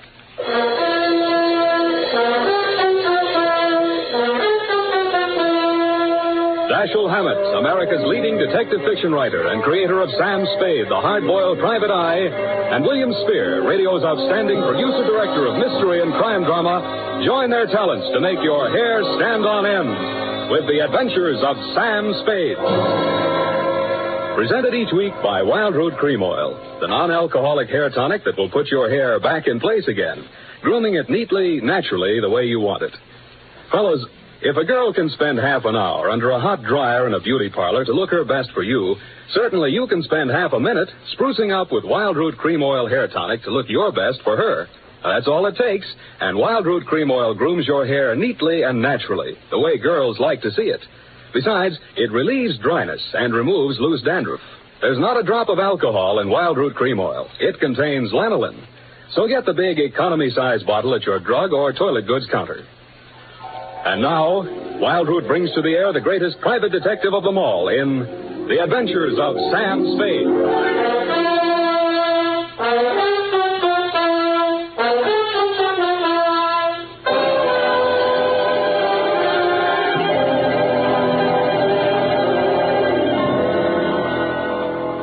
Date, August 2nd, 1946. To Mrs. Gregory Denhoff. Subject, Death of Dr. Denhoff. I was sitting in my office with nothing to think about except a horse named Corkscrew Jr. My secretary, Effie Perrine, came in and said there was someone outside. I didn't look up from the dope sheet, so she said it again. Someone outside, Sam. What's he look like? Blue double-breasted custom-made suit, Countess Mara tie, hand-tailored shirt, English shoes, hand-trimmed Van Dyke. Get me a blank check and send him in. Okay, Sam. Please come in. Mr. Spade will see you now, sir. Thank you. You are Mr. Spade, Sam Spade. What can I do for you? I'm Dr. Gregory Denhoff, a psychoanalyst. I need your help. Lie down, Doctor, and tell me all about it. I see you might also be noted for your sense of humor as well as your discretion. Who told you I was discreet? A man named Nicolaitis. Well, you tell Nicolaitis I think he's cute, too. What else does he say about me? That I can trust you with $10,000. Oh. Is this Mr. Nicolaitis one of your patients? No, he isn't. As a matter of fact, he's gotten possession of some private records of mine. Well, it's rather involved. Nicolaitis is shaking you down, and he picked me as the middleman, is that it? This is not an ordinary case of blackmail. Blackmail is blackmail, even if you do it in Technicolor. Well, as you may know, a psychoanalyst keeps a faithful transcript, a detailed record of everything a patient says during consultation, no matter how intimate or shocking. Yeah? This man, Nicolaitis, has managed to gain possession of a copy of one of these case histories. The patient is a very celebrated person, and should this material be divulged, it may have very serious consequences for both my patient and for me. Doctor, your best bet's the San Francisco Police Department. No, that's out of the question. Then I'm afraid I can't help you. Why not? Nicolaitis said I'm a private detective. When I take on a client, I take on his troubles. My job is to protect him, not to stand by and see him milked. If you want to hire me on that basis, I'll listen. Oh, I'm so tired. I must trust somebody. What can you do for me, Mr. Spade? Write me out a check for $1,000. Got a pen? Yeah. All right. You see, Nicolaitis figures that if I'm getting a cut, I'll have to keep my mouth shut. I'll spend it all the same. Here you are. Thanks. Now, what was the last thing Nicolaitis told you? That he would pick up the $10,000 here and deliver to you this file in question. Can you reach him? Yes. Call him. Tell him you've seen me. Tell him I won't do that kind of business in my office. Tell him to come to your house. I'll be there. What if he refuses? He won't. Tell him I have the whole $10,000. What time? How about in an hour? No, I'm sorry. We'll have to make it around 3 or... Oh, goodness, I'm late now. I really... That's a beautiful watch, Mr. Denhoff. Yes. Foreign? Yes. May I see it? My watch? Why, really, Mr. Spade, I'm very late. I have so many things to do, and I have to be at the Majestic Theater well before the matinee starts at 2:30. How are you going to see me at 3 o'clock if you're going to the theater? Oh, I'm not going to stay for the performance. Well, Mr. Spade, till 3 o'clock then. Oh, my office is in my apartment. The address is here on my card. It's the penthouse. Penthouse, huh? Okay, Doctor, I'll come formal. I'll wear the top to my bathing suit.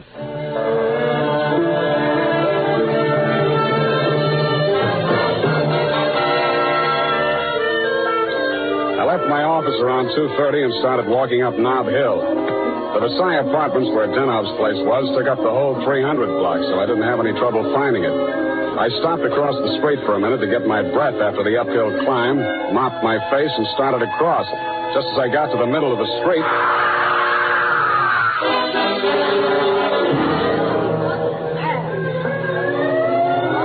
The crowd was packed in so close around I couldn't see who'd done the Brody, but I had a pretty good idea. The cops had the sidewalk roped off and guards posted at the building entrance. It took me maybe 20 minutes to elbow my way through and show my credentials. Sergeant Levine had the front door, so they let me in.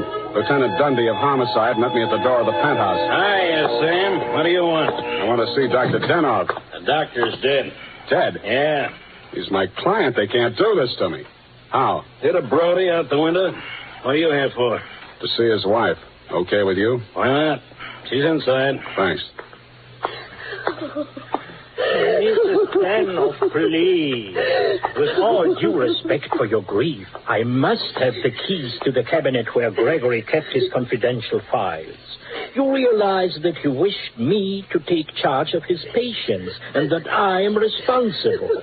All this police and so on. Oh, we must get those files out of here as soon as possible. Yes? My name is Spade. I am Dr. Zoya. I was poor Dr. Denhoff's oldest friend. If there's anything I'd like to see you, Mrs. Denhoff, alone. But you police have already asked her so many questions. You see, she's not in the... I'm not with the police. I'm a private detective. I was working for Dr. Denhoff. A private detective? He was in trouble, you see. You see, Dr. Sawyer, the police won't believe me. Mr. Spade, you'll tell them. You'll tell them he didn't commit suicide. Well, Mrs. Denhoff, I guess that takes care of everything here. It's clearly suicide. Oh, idiots. Blind, stupid idiots. Suicide. My husband, he treated suicides. He would never... No, please. It will be all right, my dear. I'm sorry. She's hysterical. If I had the time, I would... Tell them. Please, Mrs. Denhoff. The undertaker has been arranged for burial at 7 o'clock, Beit Israel Cemetery. Now, please, the key to Gregory's files. Here, take it and go. Go ahead, all of you. Okay, we'll call you now. No, I'm so sorry, gentlemen. This hysteria, a simple traumatic condition. If I only had the time. Who can I turn to? Who will help me? You think it's pleasant? You think my husband would rest if they said I committed suicide? What shall I do? What shall I do? Oh, you... Dr. Zoya didn't have the time, neither have I. You think it's murder? Who do you think killed your husband? To name someone? That's a very serious charge, Mr. Spade. Goodbye, Mrs. Denhoff. Constance Brent. You mean Constance Brent, the actress? Yes. Yes, she was his last patient this morning. She had threatened to kill him before. How do you know? My husband said so. Do you? Well, he'd written it down on his notes on her case.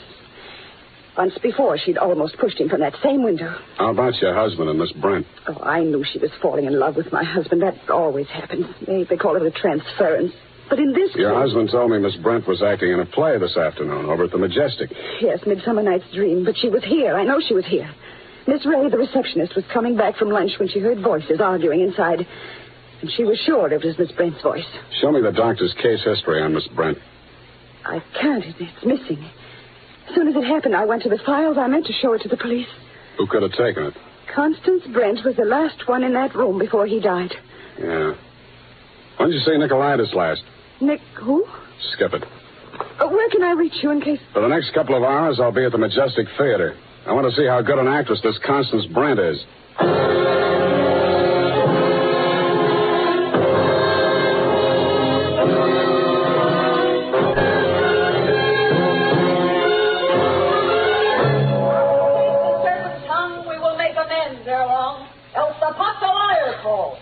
So good night unto you all.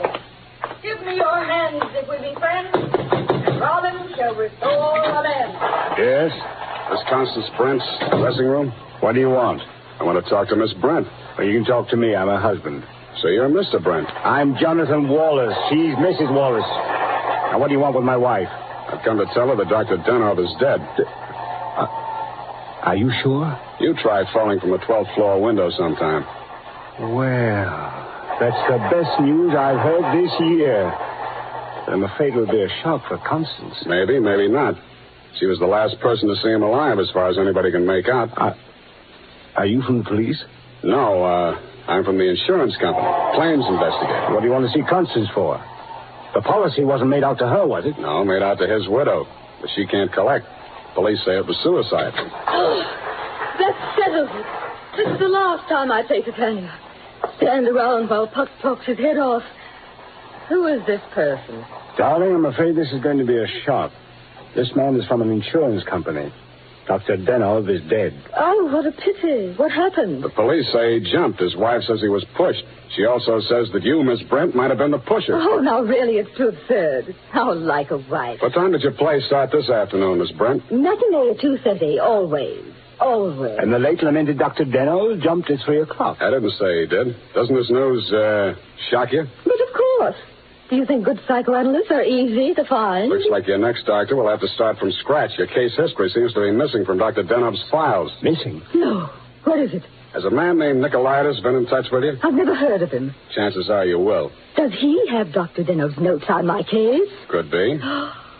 This is frightful. Hot reading, huh? You seem to know this person, Nicolaitis. Get that file for me, and I'll pay you well for it. Just a minute, my lovely Titania. We don't know who this man really is. He might even be Nicolaitis himself. Let me see your company credentials. Now, what do you know? Somebody picked my pocket. My wallet's gone. I thought so.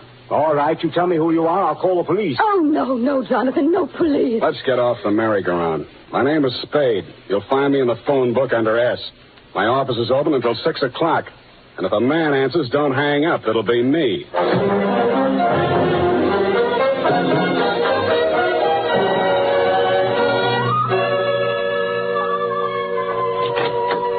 Hello, Effie. You found Nicolaitis yet? Not one. I even tried spelling it backwards. Nobody ever heard of a man named Nicolaitis. Beginning to think there ain't no such person. Pardon me, do I hear my name mentioned? I'm Nicolaitis. Sam, I still think you're right. Come all the way in, Mr. Nicolaitis. Sit down. Oh, thank you.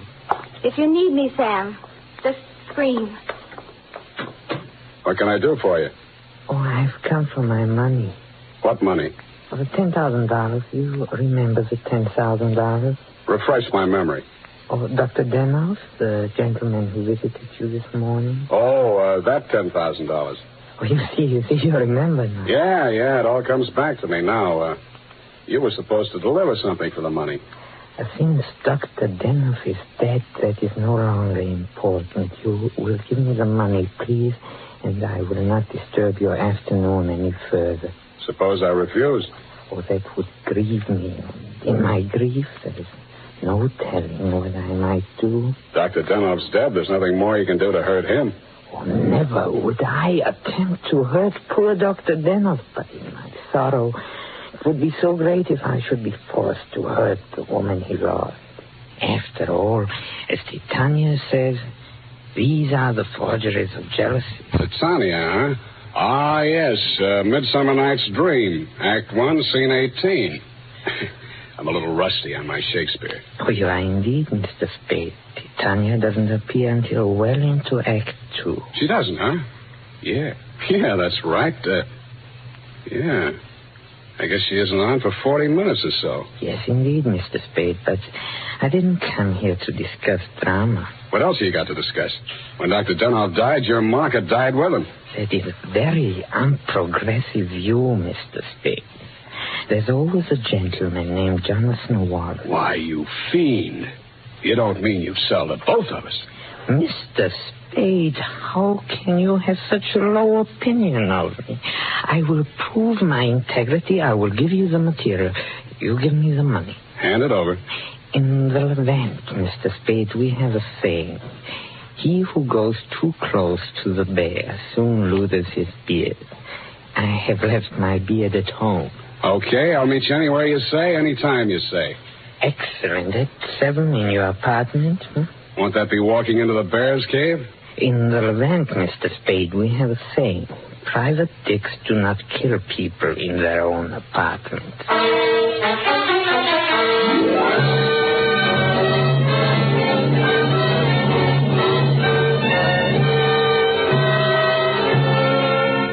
It was then 6 p.m. I called Effie for messages. She told me that you had been phoning frantically, Mrs. Denhoff. I still had maybe 30 minutes before Nicolaitis was due at my apartment, so I breezed on up to your place on the hill. We had a very interesting chat. Remember, Mrs. Denhoff? Looking back on it, that was probably the most interesting conversation we had. Funny, I can't remember much of anything you said, but it was so cozy there in your place.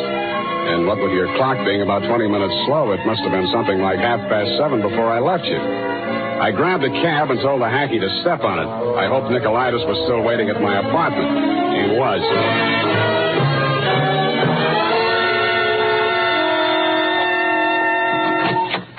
Mr. Nicolaitis, I'm sorry to be late.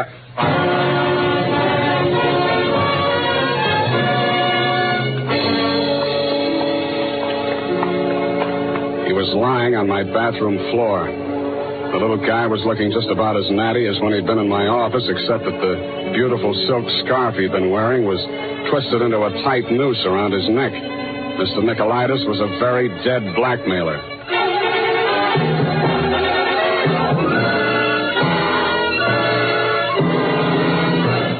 The makers of Wild Root Cream Oil are presenting the fourth in a new series of programs bringing to the air for the first time the adventures of Dashiell Hammett's famous private detective, Sam Spade.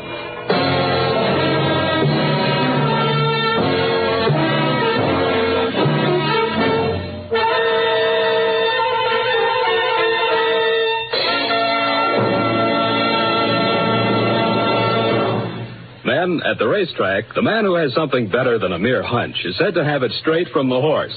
Of course, that's a humorous expression, but it shows how to get facts. Go straight to the real source of information. And that's why we went straight to hundreds of men in metropolitan New York to find out what men really want in a hair tonic. And their answers show that Wild Root Cream Oil has all 5 advantages chosen by this impartial consumer jury of men. 1, Wild Root Cream Oil grooms your hair neatly and naturally, never leaves it sticky or greasy. 2, Wild Root Cream Oil relieves annoying dryness. 3, it removes loose dandruff. 4, it's non-alcoholic.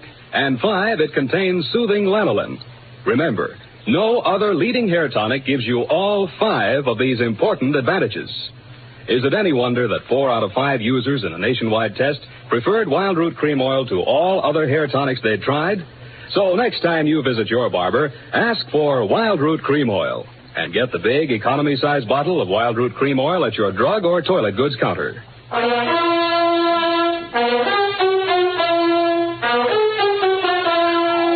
And now back to Sam and Psyche.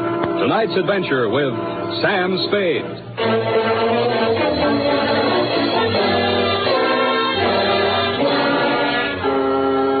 His eyes were open, and he seemed to be looking right at me as I bent over him. The finger marks in his throat were too blotchy to be of any use.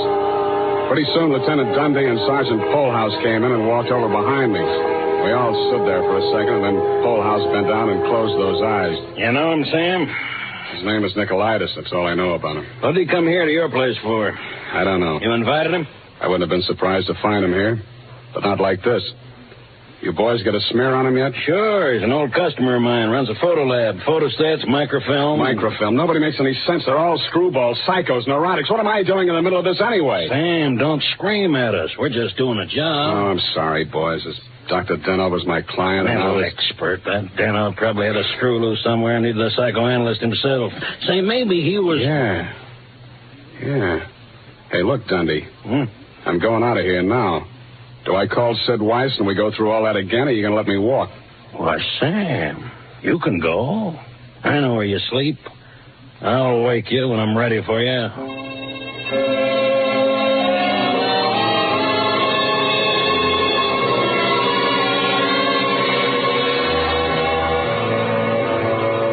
Well, Mr. Spade? I want some answers, Dr. Zoya, and you're the guy who can give them to me. I'm listening. Just let the questions flow into your mind and do not try to repress any of them. Speak instantly, whatever... Okay, question number 1, without thinking. Do you think Dr. Denhoff was a suicide? Well, I had not seen Dr. Denhoff for many years. He had been my student in Vienna. I was his analyst, in fact. That's all very interesting, Doctor, but my question... Yes. Did poor Dr. Denhoff commit suicide? I have reviewed all the material, manifest and hypothetical, and I came to the conclusion, no, it was quite impossible. You see, these paranoid... Okay, question number 2. Was Dr. Denhoff in love with Constance Brent? I suppose I can now answer that question. When I arrived in San Francisco, I found him in great distress. He told me he feared he was losing his objectivity towards this patient. In other words, he was in love with her? Yes. You think she might have murdered him? All psychoanalytical subjects develop aggressive feelings toward the doctor. Nearly all of my patients have threatened me at one time or another. You don't say. Tell me, Dr. Zoya, you know anything about Jonathan Wallace, Miss Brent's husband? A violent type, almost psychotic. Yeah? How about you, Dr. Zoya? Could you have done it? That is a most interesting question, Mr. Spade. When I arrived here from Vienna without funds, dependent on the kindness of my former students, I must confess that I felt a certain antagonism. It disturbed me to realize that a man of my standing in the profession should be dependent on the goodwill of a younger and, I sincerely believe, less gifted man. However, I overcame this, and I didn't kill him. Yeah. Well, Doctor, thanks a lot. Oh, Peeper. Truly a life study. There is no accounting. For instance, Dr. Denhoff. He came to me only this afternoon with the strangest request. Yeah? He gave me the gold watch which I had presented to him many years ago upon his graduation in Vienna. He had a patient waiting, and so had not much time to explain. Where is this watch? Please, I'm coming to that. He asked me to promise that I would have the watch buried with him if something should happen. That has been done. But Dr. Denhoff just died at 3 o'clock.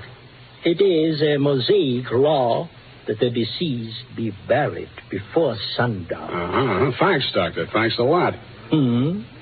I hope I've been of some help. Doctor, you'll never know how much you've helped me.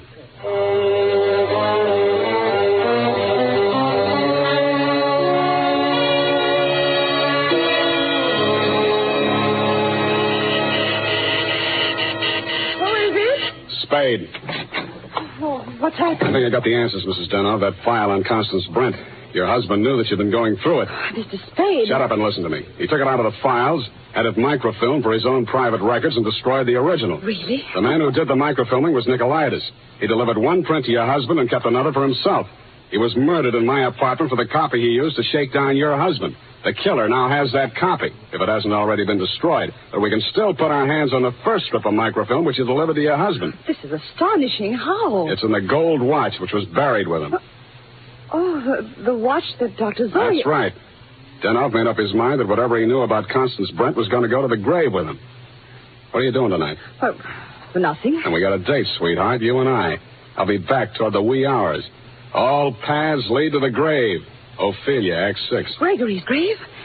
But shouldn't we get a court order and have it done properly? The courts don't open until 10 in the morning, sweetheart, and Lieutenant Dundee's going to start asking me some questions about that stiff in my apartment before then. You see, baby, I can't wait.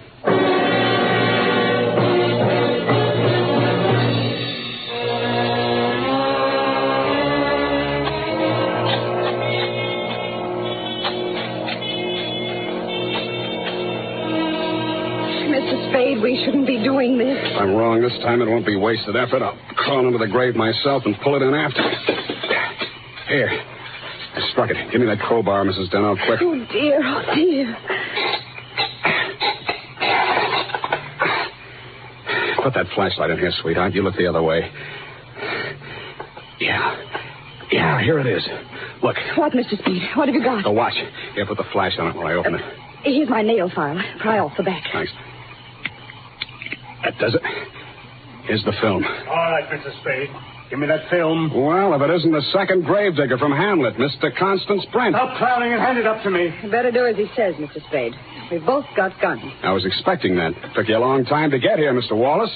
How did dear Constance make out as Lady Macbeth? Just give me that film. Stop being an idiot, Wallace. The cemetery is crawling with cops. Put that gun away before you drop it and break your foot. Come up out of that grave, Spade, or you'll stay there forever. Okay, Dundee. All right. Get those hands up, everybody. Go ahead, Dundee. Make the pinch. Okay. Sam Spade, I arrest you for body snatching, violation of graves under the Civil Code number... No, you fool. You're supposed to arrest Mrs. Gregory Denhoff and Jonathan Wallace for the murder of Gregory Denhoff and Pericles Nicolaitis. But I... Oh, yeah. No, you don't.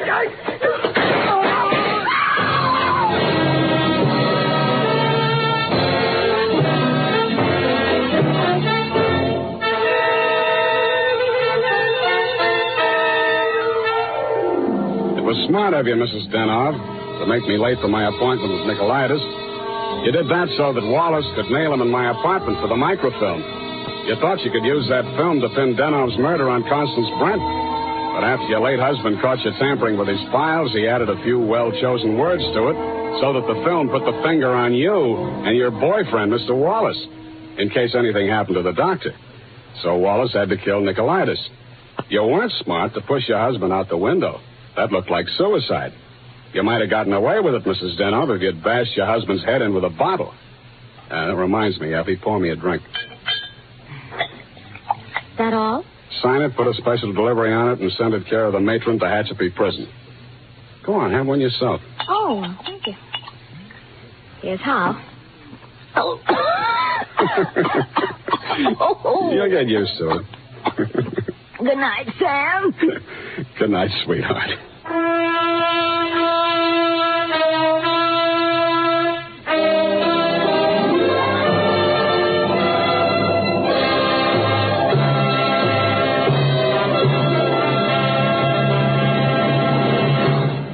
Wild Root Cream Oil presents The Adventures of Sam Spade, Dashiell Hammett's famous private detective, produced and directed by William Spear. Then, on these warm August days, the sun beats down on your hair, may leave it looking dry and brittle. That's why, now especially, you need Wild Root Cream Oil. This grand non-alcoholic hair tonic has just what it takes for summer grooming. It contains lanolin, the soothing oil that's so much like the oil of your skin. Wild Root Cream Oil keeps your hair neatly in place, gives it the handsome, successful look that helps you get ahead on the job. And Wild Root Cream Oil removes loose, ugly dandruff and actually relieves annoying dryness. So tonight, take the famous FN test. Check your scalp. Signs of dryness or loose dandruff tell you need Wild Root Cream Oil right away. Sam Spade is played by Howard Duff. Fred Essler was Dr. Zoya. Lorene Tuttle is Effie. Don't forget, next Friday, the three masters of the art of hair-raising, Dashiell Hammett, William Spear, and Wild Root Cream Oil, join forces to bring you another hair-raising adventure with Sam Spade. Smart girls use Wild Root Cream Oil, too, for quick, good grooming and to relieve dryness between permanents. Mothers say it's grand for training children's hair. Dick Joy speaking. This is ABC, the American Broadcasting Company.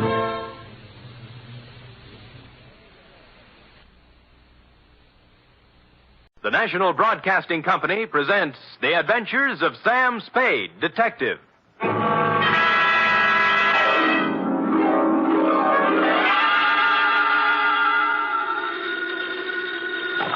Sam Spade Detective Agency? Me, sweetheart. Sam! I heard you were hobnobbing with the wealthy set of our city. If what I was doing is their idea of hobnobbing, I'm glad I'm in the lower income brackets. What do you mean? What happened? I will only reveal that, Effie, in the intimate secrecy of our office. Was it that bad? Worse, F. Emotions ran amok. Passions were strewn from Fisherman's Wharf to the peninsula. Hatreds festooned the very air. And there was jealousy, too. My. It was positively lurid, as they say. Well, do you think it's all right for me to hear it? Well, I'll expurgate it a little, F. I'll water it down to your strength. I'll use monosyllabic instead of polysyllabic words, and so on. Now, Sam, I want you to tell me everything you think I should hear. And then just a little more. It's a deal, F. Prepare yourself for listening, and I will shortly make my entrance with a saga of society skullduggery, the lowdown on the uptown and all that. Now, if we need a name for it, why not call it the Vendetta Caper or the Revenge of Monte Cristo?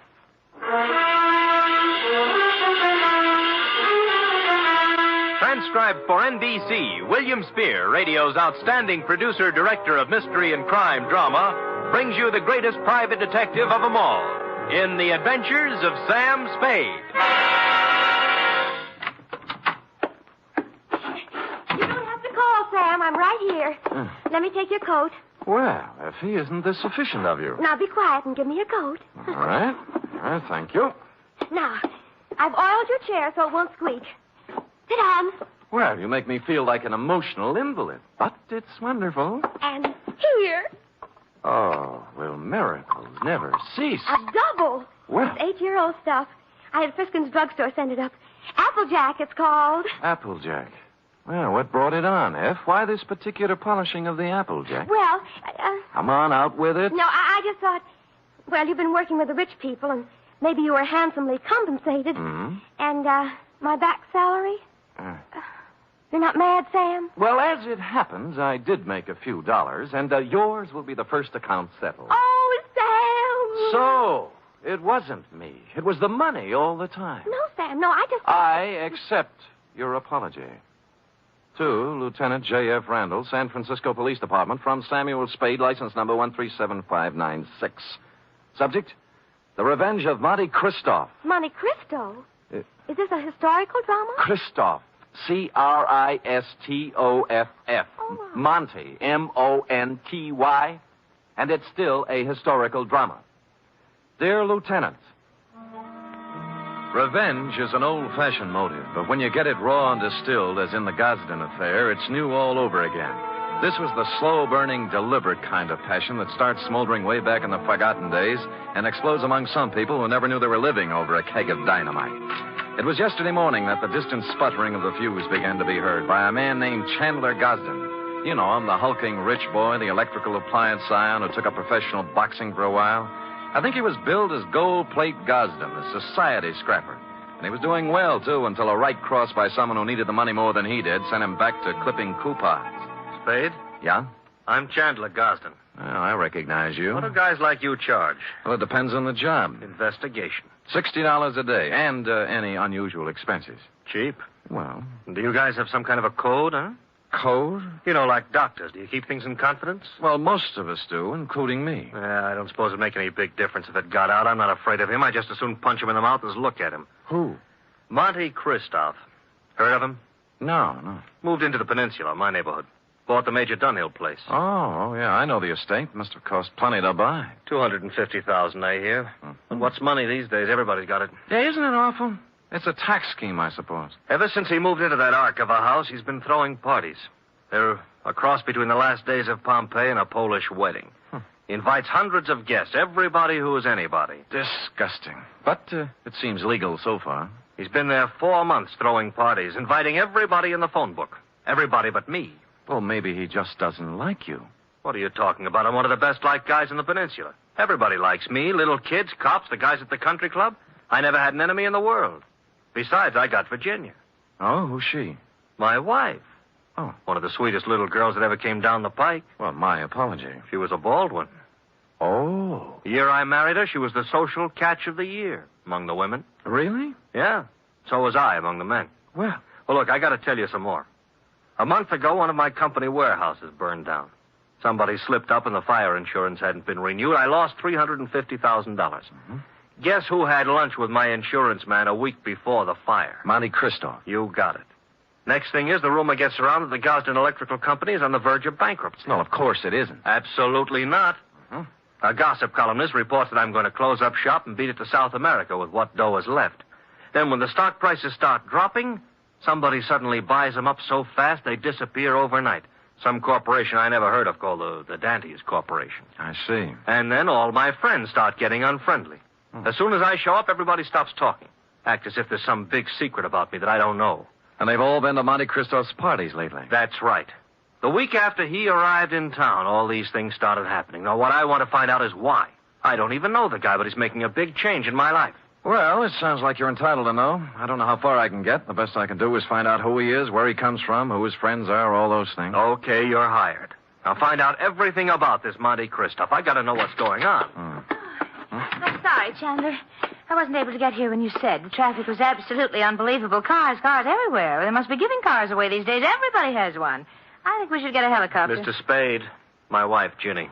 Well, how do you do, Mrs. Gosden? Chan, I hope you haven't lost your head and blabbed everything to him. I told you these sort of men weren't trustworthy. I beg your pardon, madam? Look, Ginny, I told him, and he's a good guy. Well, if you just want to go around giving your life secrets... Oh, shut up, will you? I'm the man of the house. Really? And I suppose I count for nothing? Oh, no, forget it. Spade, I'm depending on you. Don't let me down.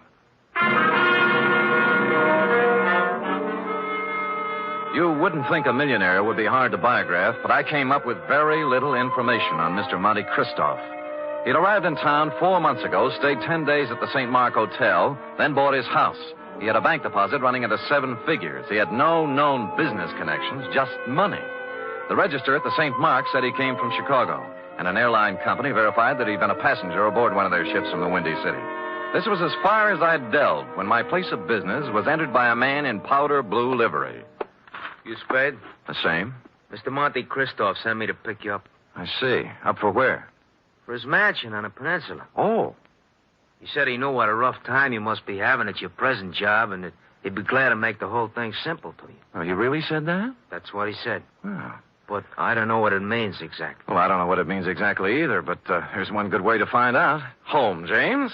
My name is Bertuccio, sir. Bertuccio? I see. How long have they been calling you that? Well, let me see. It's about... Oh, what do you mean? I mean, it's my name. All right. We'll talk it over in the car.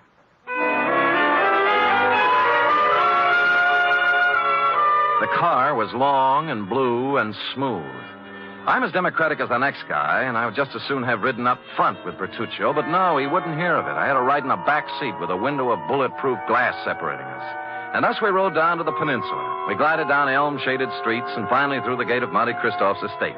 The driveway was lined with spring green poplars. The mansion door was opened by a rear admiral, and I was ushered in. I wouldn't want to say that the living room was large, but I coughed once, and it was a full minute before the echo came back. A door opened somewhere, and a tan, hard-bodied man walked in across the marble floor with an outstretched hand. It was tougher than whalebone. I appreciate your coming, Mr. Spade. Mr. Christoph. Did you have a drink? Champagne, Scotch, Irish, what? Oh, anything, whatever you like. Good. I figured you for rye. It's already ordered. Rye it is. Cigar? No, thanks. They're custom rolled Havanas, made expressly to my own taste. No, thanks anyway, but I have some beat-up cigarettes here, son. Well, try mine. The King of England, I did him a favor once. He ships them over. How is George? You drink, Mr. Spade. Oh, thank you, Bertuccio. Now, you've been investigating me. Yes. And you haven't found out anything. How'd you know, Mr. Christo? There's nothing to find out. Well, you're red. I'll do you a service and save you time and money. Well, that's a handsome offer. I accept. I was born in Michigan to a prosperous lumber family. I went to Phillips Andover and Harvard. Well. Mark's fair. I served with the Army in the recent war. Major. Military police. Wounded twice. Uh-huh. Parents died while I was in Italy. I inherited enormous lumber holdings, which I sold. Hence my bank account. I like San Francisco. Came here, settled down. Well, you're very kind, but I don't need all this information. I have more money than a man can spend in a lifetime. And by that, I don't mean to boast. It was an accident of birth. Yes. Now, Mr. Christoph, I'm only trying to find out. I know what you're trying to find out. Chandler Gosden put you on my trail. Well, there's no need to deny it. And what would you take to get off my trail, Mr. Spade? Well? New car, a selection of fine liquor, a better job, cash? All rather enticing, but I'm afraid you've misjudged me, sir. I only work for one client at a time. Is there anything wrong with switching your allegiance? Well, I'm afraid it wouldn't be cricket. Is that the way they say it at Andover? Very well. Huh. Then I'm afraid I've given you all the information I can about myself. Well, you've been very generous. But just one other thing. How long did you live in Chicago? Chicago? Yes. I never lived there. But you flew here from Chicago. Oh, that. I was just there on business. Uh-huh. Well, if you say so. Bertuccio is outside with a car. He'll drive you back to your office. And with that, he turned and left me. Outside, Bertuccio was waiting. Impassively, he ushered me into the limousine and started out. Only we didn't head for my office. Instead, we seemed to be leaving town. I banged on the glass between us, but Bertuccio didn't choose to answer. When we stopped at a light, I tried the doors, but they were both mysteriously locked. I was a prisoner in a moving jail. I made desperate signs to passers-by and traffic policemen I knew, but they just smiled and waved back at me. It was all very jolly. So I sat back and waited. About 20 or 30 miles out of town, we pulled onto a lonesome road and stopped. Here we are. Well, just where are we and why? Now, don't blow your top. Christoph told me to take you out here and to give you this. Oh? What's in the envelope? Money. $2,000 to be exact. Well, that's a lot of grands. They're going to do a lot for you. You're going to take it and keep going north. 48 hours will be long enough, just so you keep out of Frisco. Well, just so you know how I stand, I'm going back. You know, I was hoping you'd say that. Now I can do things my own.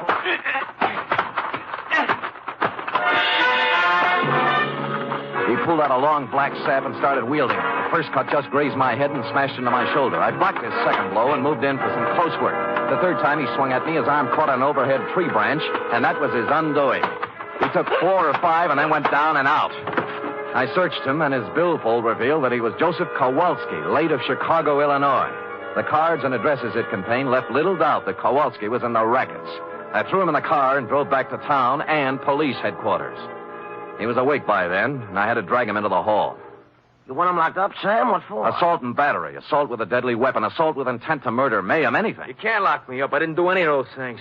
Anyway, if I did do them, it was in San Martini County, not Frisco. Well, Sam, I don't know what I can do. He's got to do something in our jurisdiction. Sure, see? All right, he picked my pocket on the way into town. Here, Kowalski. What? See, look, he's got my wallet in his hand right now. Why, of all the brazen lawbreakers, you going to let him get away with this, walking right into headquarters with the evidence in his hand? Oh, wait a minute. Come on, Kowalski. We go pretty hard on pickpockets in this town. I'm being claimed. I want a lawyer. Get me a telephone. He was dragged away, protesting. He got no sympathy from me. He started. Lieutenant Randall then teletyped Chicago to find out more about him. In about an hour, the report came back.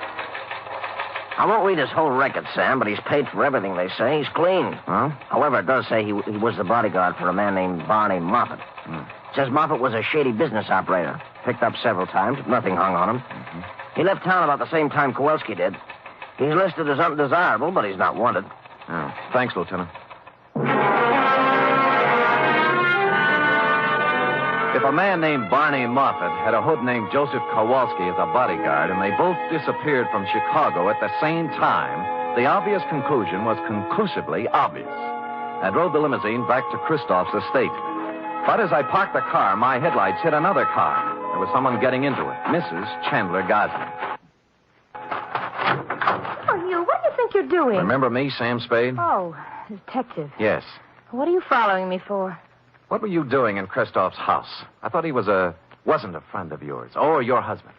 Mr. Spade, get in, please. Let's talk. Okay, spill it. It's none of your business what I was doing in there. But whatever it was, I want you to forget you ever saw me. That'll be pretty hard to do. Would money help you? In this case, no. What do you care what happens to my life or Chan's or Christoph's? Because your husband's paying me to worry. All right. But if I were you, I'd just forget that you ever met any of us. Because this mess we're in is so bad that nothing you or anybody else can do is going to get us out of trouble. With that, she burst out crying, and I couldn't get anything else out of her, so I let her go, and she drove off.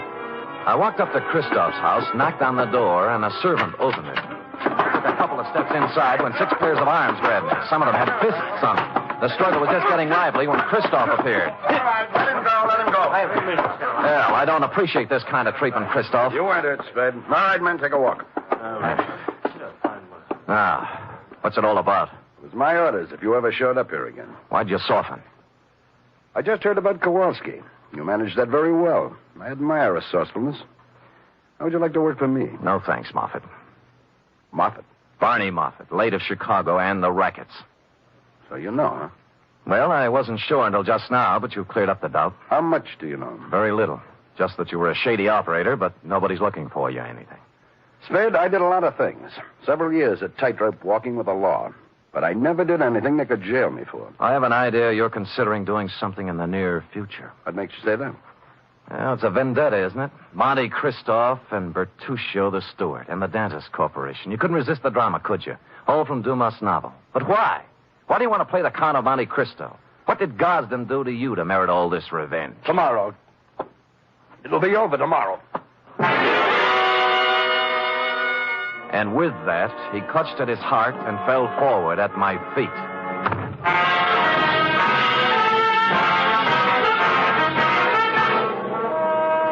You are listening to the weekly adventure of radio's most famous detective, Sam Spade.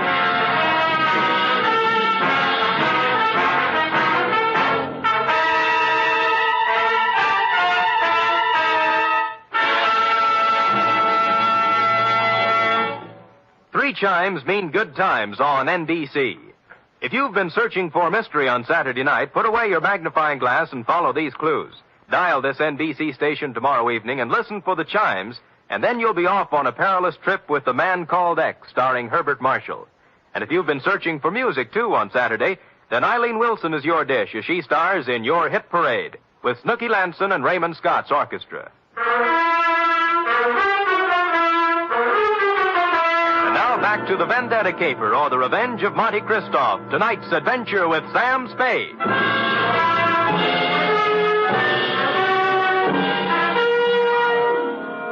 I bent over and listened to his heart. It was okay. Monte Christoph had just keeled over, apparently, from a crescendo of emotion. He blacked out.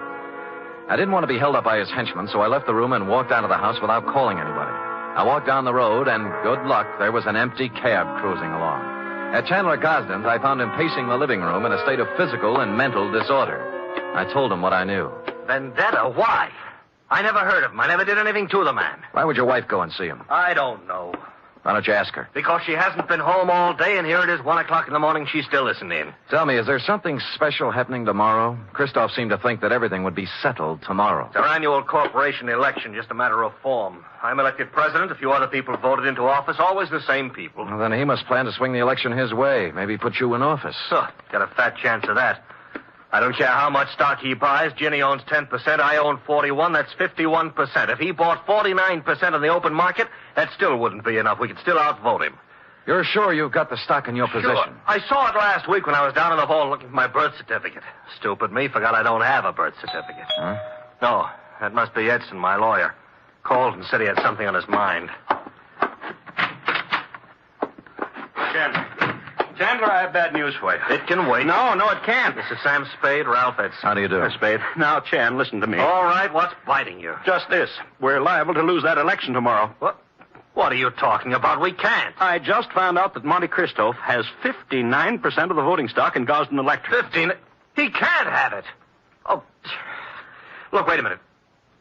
If my wife sold her stock, he could have 59, couldn't he? He could. Spade. Hmm? Are you positive you saw her coming out of Christoph's house? I'm afraid I did. I'm gonna find her. And if she sold any of her stock to Christoph, I'll kill her. I tried to dissuade him, but he brushed me and the lawyer aside and ran out of the house. I called the police and told them to try and find Virginia Gosden before her husband did. Then I went looking myself. The first place I tried was Monte Christoph's mansion. There were lights on, so I entered, gun in hand. I didn't have any time to dicker with servants and bodyguards. Christoph appeared in a matter of seconds. All right, Spade, what is it you want now? Virginia Gosden. She hasn't been here since the last time you saw her. You know where she is? I haven't any idea. Well, if you know, tell me. Her husband's looking for her with homicide in his eyes. I can't say I'm sorry. Well, that's a nice sentiment. She sold you her stock in the Gosden Company, didn't she? Since you seem to know about it, yes. Why? She in love with you? I think maybe she is. And you're in love with her? She's a stupid, empty-headed nothing. I can't stand the sight of her. I hate her. Now, hold it now. You'll knock yourself out again. Yes. Come over here.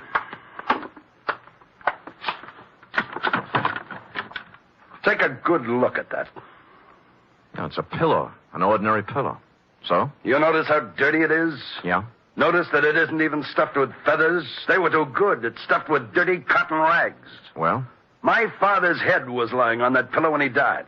I've kept it ever since as a reminder of who killed him. Who did? A man named Elwood Gosden. A man who cheated and lied and stole everything he had in his life. Chandler's father, huh? Yes. My father and Elwood Gosden had a hardware store once. My father invented an electric iron. Ever heard of the Gosden iron? Yeah. It should have been the Moffat iron. Elwood Gosden stole the plans from my father, registered them first, and then drove my father out of business. He made a fortune out of it, and then went into other electrical appliances. Well, things are beginning to gel now. My father became a peddler and died poor and broke and ill.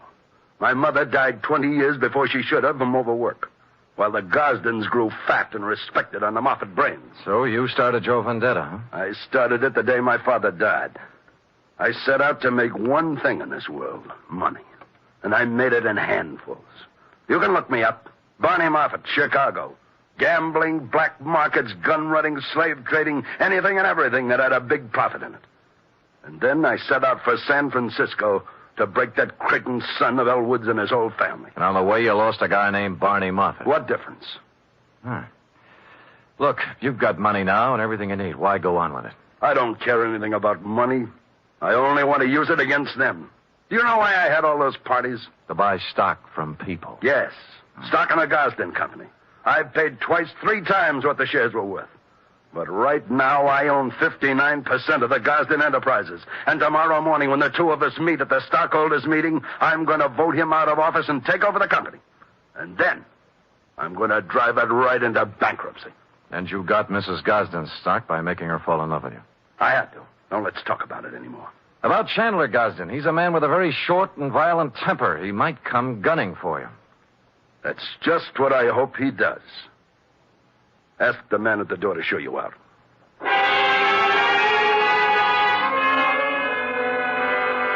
I spent most of the night trying to find Virginia Gosden with no luck.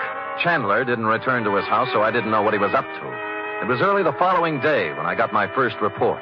Lieutenant Randall called me down to police headquarters. We found her, Spade. Dead or alive? Oh, about halfway in between. She was shot in the chest at close range. Gun right up against her. But she's still living. And what are her chances? Fair. Where'd you find her? In a walk-up apartment on Polk Street. It was registered to her. Looked like a love nest, a place where she met a boyfriend or something. No weapon. I see. I figure murder attempt. Her husband. We have a pickup on him right now, but so far he's vanished. Shame. Fine old San Francisco family. What do you know, Sam? Well, give me a free hand for a couple of hours, will you? Maybe I can do something for this fine old San Francisco family.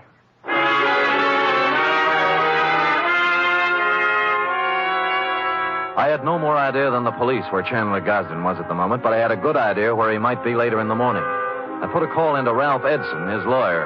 Stockholders' meeting of the Gosden Company was to be held at 11 o'clock at their executive offices. Edson got me in, and at 5 minutes to 11, Monte Christoph walked in. There were 3 of us. None of us spoke. We just sat around a long, polished table, alternately watching the clock and the door.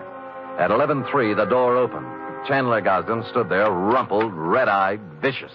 He had a gun. The first man who moves is going to get a bullet right in the face. Chandler, for heaven's sake. Shut up. Is that the gun you tried to kill your wife with? It's the gun, but I didn't try to kill her. She did it herself because he drove her to it. Me? Yeah, you, Christoph. You were meeting her in an apartment. Don't think I've been dumb. Put that gun away and let's get down to business. Are you kidding? I got the same gun she used on herself, and I'm going to use it on you. Well, stop talking and get it over with. You act as if you want me to do it. All right. Edson, Spade, clear out of here. Gosden, use your head. I said get out of here. Now go on. Okay, but don't take your eye off him. He's got a gun in his pocket. Don't worry, I won't. You were working for him.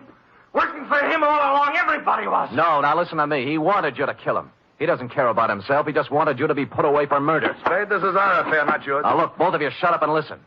This is a tough thing to try to settle something that's been boiling up in you, Moffat, ever since you can remember. You spent all of your grown-up life trying to get back at the wrong man. It appealed to some ironical sense of yours to carry out the Monte Cristo revenge story. Now, let me ask you this.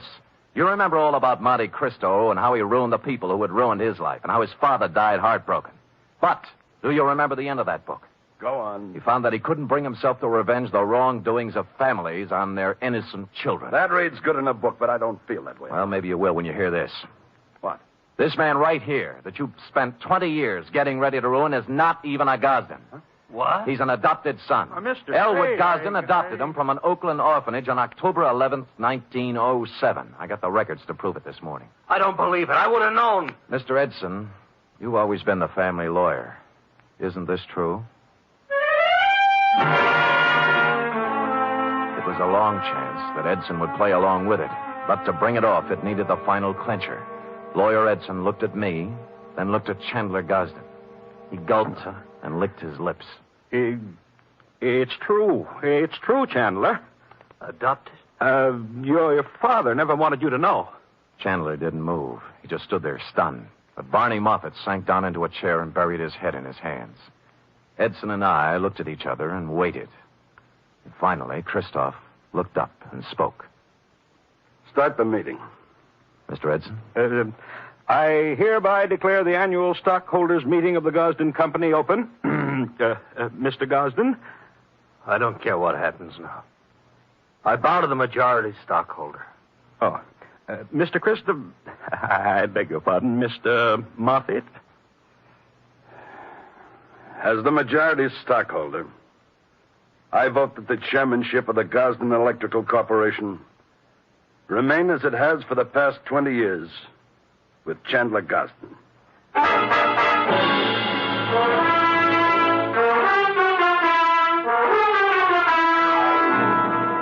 Period. End of report. Oh, Sam, you were magnificent. It was rather a stirring scene, wasn't it? I was good. But it was superb. It really was. Mm-hmm. Did he sign over the stock and everything? Oh, he did indeed. Oh.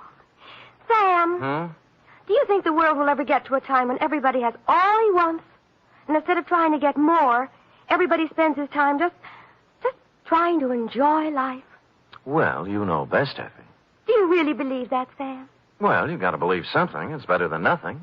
I guess. I have a theory, too, Sam. Well, spout it out. Well, if everybody in the world picks somebody else to be nice to, there'll never be any more trouble anywhere. How do you figure that? Well, before you can be nice to somebody, you have to think nice thoughts, see? And once you start thinking nice thoughts, well, you can see how silly the bad ones are. Effie, come here. You know, I might just put you up as a candidate for a chair of philosophy at Columbia. Oh, Sam. I know who you picked out to be nice to. Me. True. And I picked you. Good night, Sam. Good night, sweetheart.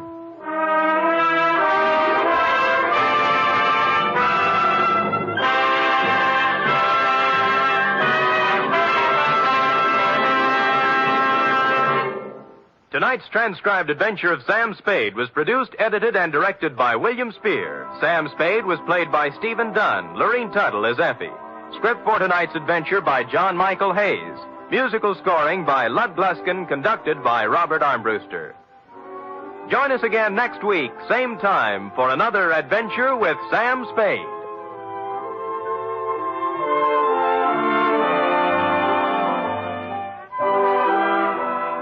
Tomorrow, Dennis Day and Judy Canova entertain you on NBC. The Adventures of Sam Spade, Detective.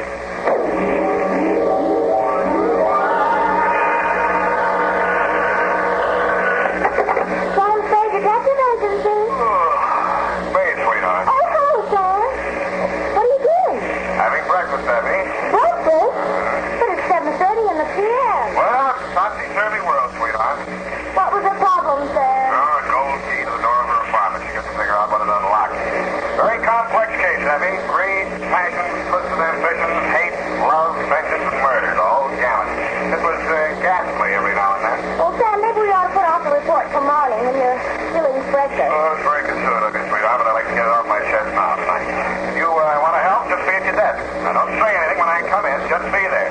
Sam, you sound so serious. Just be, sweetheart. We'll see. I'll be right down to dictate my report on the gold key caper.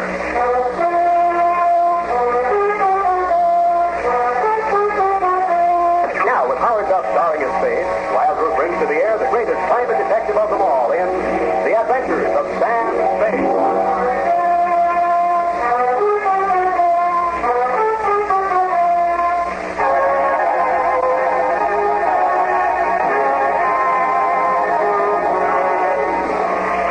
January 25, 1948. New homicide detail, San Francisco Police. Attention Detective Lieutenant Dundee from Samuel Spade, license on the 17596. Subject, the gold key caper. Dear Dundee, it started as these things usually do in my office when Effie Lorene, a doll of my other drawer, eased in, closed the door behind her, and leaned against it. Is a girl outside? A client or a client? Name is Wanda Farr. Has she come a long way to see me? I don't think she's sitting here. I know, sweetheart. You never did. Sure. Okay. Will you please come in, Miss Farr? Right here, Miss Farr. You're so kind, Mr. Spade. I can see I've come to the right place. Yes, okay. That'll be all, Mr. Now then, what can I do for you, Miss Farr? Well, I haven't a great deal of money. I've brought a little cash with me. Would 300 be enough for me? I won't haggle with you, Miss Farr. Thanks. Now, what's the story that goes with it? How much do you know about a man named Dundee? About as much as the police know. You know more? I'm afraid I don't even know that much. I didn't even know what he was until one evening 3 years ago. That was the last time I saw him. The police came and arrested me. I was deeply shocked. But I thought I should stand by him. As I remember, the rap was 3 to 5 years breaking and entering. Yes, I promised to wait for him. You couldn't quite make it. Well, in a way, you're perfectly right. When I heard he was coming out of prison, well, I just can't think. As you thought of leaving town? Oh, it wouldn't make any difference. He'd find me wherever I went. Can't say that I blame him. What's so funny? You're afraid of me, young. No, not dangerous. Not yet. Are you always there? Or never? That depends.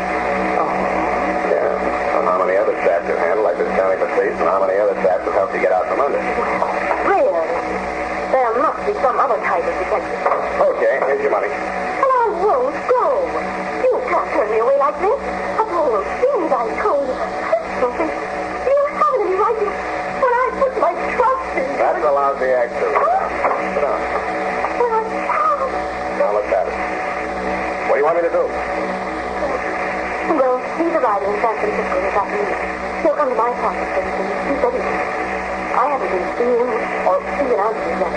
That by itself must make him killing mad. Oh, you knew Johnny didn't. Well, I don't. You said you didn't until the cops came in. But I didn't.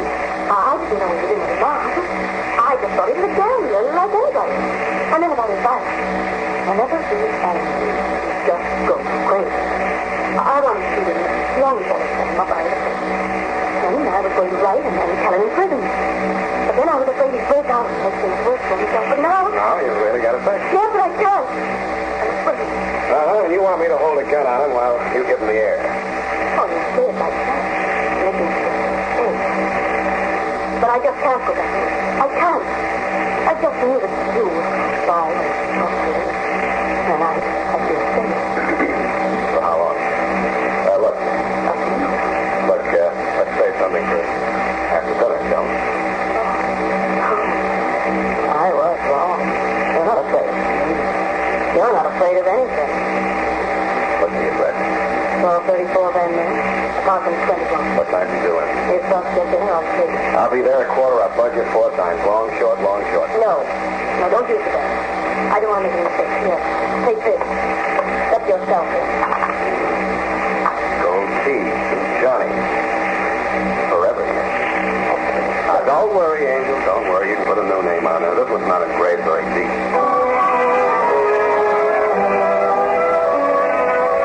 After she'd gone, a heavy fragrance clung to everything she touched. The chair she sat in, my glass with her lipstick on it for $300. Even the gold key. I rubbed it up against my coat sleeve.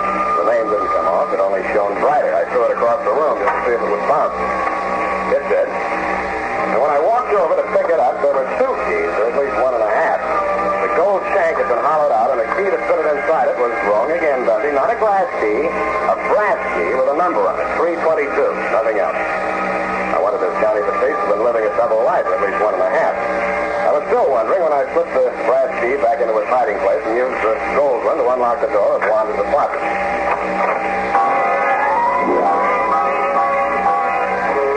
Full of her perfume, but she wasn't there.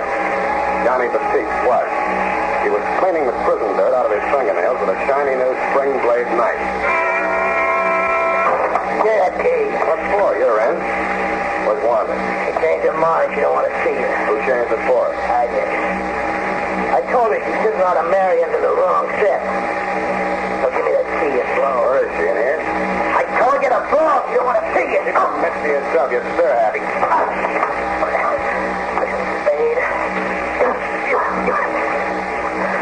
I didn't rot in that state hotel 3 years to get pushed around.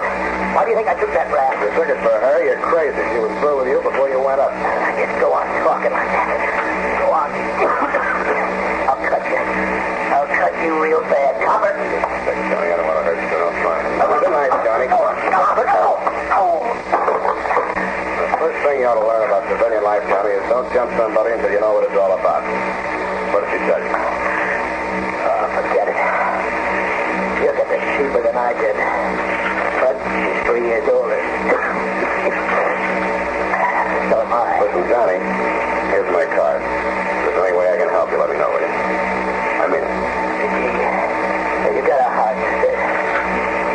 They gave me $50 and they put me out the gate, but I dropped it in the poker game down at 6th and Mission. Right off the bus. Sucker. Johnny Batiste. You need some dough, John? No, nothing that ain't mine. Hey, the key is mine. My name's on it.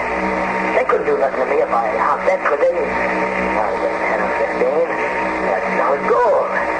They would give me a place to flop until I get my feet under me again. Yeah, like you say, your name's on it. Here, take it. Hey, you can have your knife, too. You're an all right guy. I'm sorry for the things I said. Hey, wait a minute. Where's Wanda? I don't know. I haven't seen her.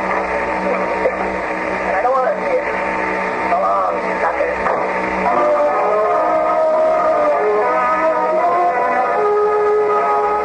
I went to the window and watched him leave the building. He didn't cough when the cold air hit him.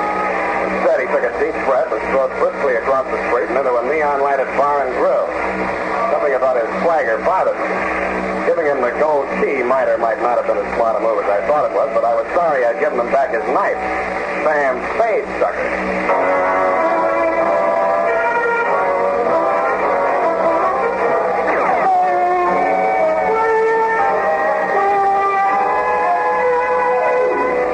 About here, Dundee, I decided to start acting like a detective for a change. I took a chance on Johnny Batiste being thirsty enough after 3 years to keep his elbow crooked at the bar long enough for me to frisk Wanda's apartment. I didn't think I'd find her body there, but I did.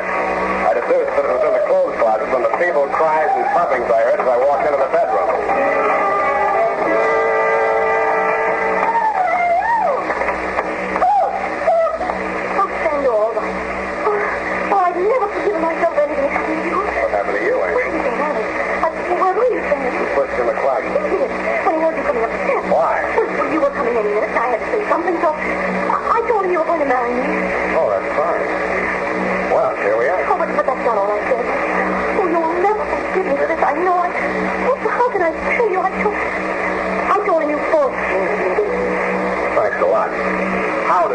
By dressing good for all board so they wouldn't let Johnny out. I must have a lot of influence. Yes, and that way he thought I was protecting him so he didn't hurt me.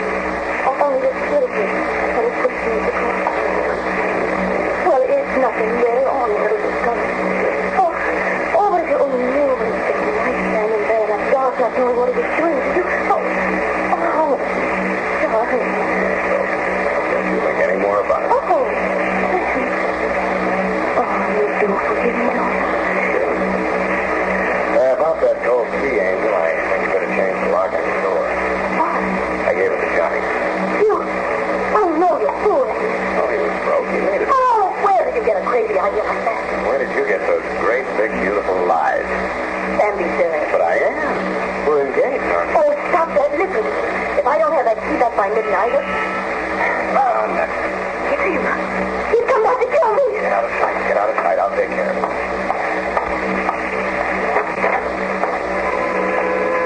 There were two of them. Neither one was Johnny Batiste. They brushed past me and entered the room without a word and stood there with their faces hanging out. While we were giving each other the silent treatment, I sized them up. The larger size I recognized from newspaper pictures. He was a big sand and gravel man, and rumor had it that a stretch of paving outside the town contained the bodies of 18 other sand and gravel men who had bid against him for the contract and stumbled into a rock crusher. Name? Mike Malloy. The musician with him put his viola case down on the sofa and opened it up. No. This isn't the man, Nathan. What's that to what he's doing here? Why don't you sit down and finish that comic book I brought for you? Okay, Rock Crusher. Mr. Spade, I told Miss Farr to hire you. Hasn't it, Cuddles? Yes, good. I brought along my bodyguard here just in case. Where is he? I sent her to the movies. Why, of course. You see Johnny Batiste? Yeah, he dropped in. He didn't make any trouble? No. Was he supposed to? There's no point in our talking in search of Mr. Spade. Johnny Batiste used to work for me. Mabel was here with one of his men, wasn't he? Right for him, You see? Things have changed. Johnny isn't the man he used to be. But I've always taken care of those certainly loyally. I thought we weren't talking short. Believe me, Mr. Spade, I only want to save Johnny from himself. Is he threatening to jump into one of your rock crushes? What's that, boy? He's got a sense of humor. I'm sorry I may have been. I was misinformed about you, Mr. Spade. I was led to believe that you were the man to help my fiancée and myself out of this embarrassing situation. Your fiancée? Wanda? Miss Fox? Yes? Yes, it's fiancé. I'll be absolutely frank with you, Spade. I had hoped by bringing you and Johnny Batiste together under circumstances that you might be more secure in self-defense, or my apologies. It would have been the merciful way out for Johnny, and it would have saved many lives. I know Johnny Batiste. He will try to get back on top. He'll stop at nothing.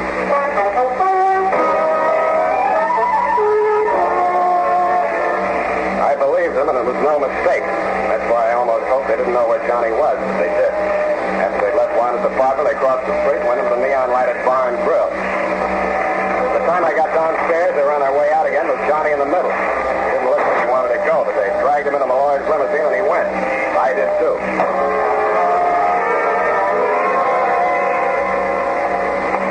The trail ended on the Embarcadero at the Harbor View Hotel. By the time I got into the lobby, Johnny and his two guards had disappeared up a ratty-looking flight of stairs. I started up after them, but then I stopped cold.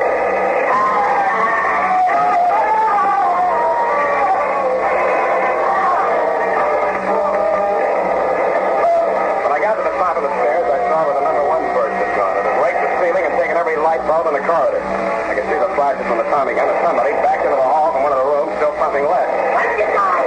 I have to die! I'm gonna get out of here! Hey, who's that? He either saw or heard me. I flopped down on my belly and tried to work my way into the 10th of an eighth map on the crummy carpet. I made like I'd been hit, but I couldn't quite manage the death rattle. When I heard the gunman run down the hall toward the rear of the building, I rose courageously to my hands and knees and crawled the rest of the way down the corridor and looked into the smoke-filled room. The air tasted like burned powder, but it smelled like blood. I swallowed my insides and went in. There were 8 of them. I'll spare you the details, Sandy. You saw them after they were cleaned up. I needed some fresh air, and I needed it quick.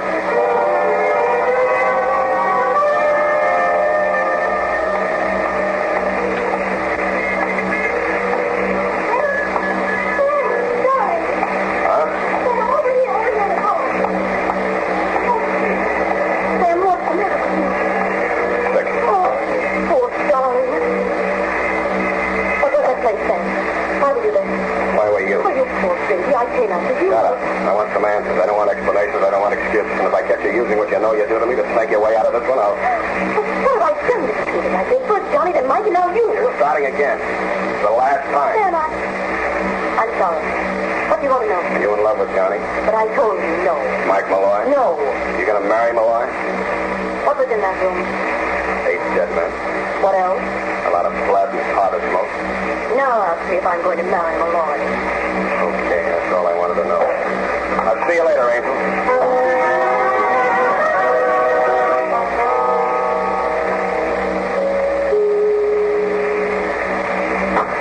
Oh, say, I was just leaving.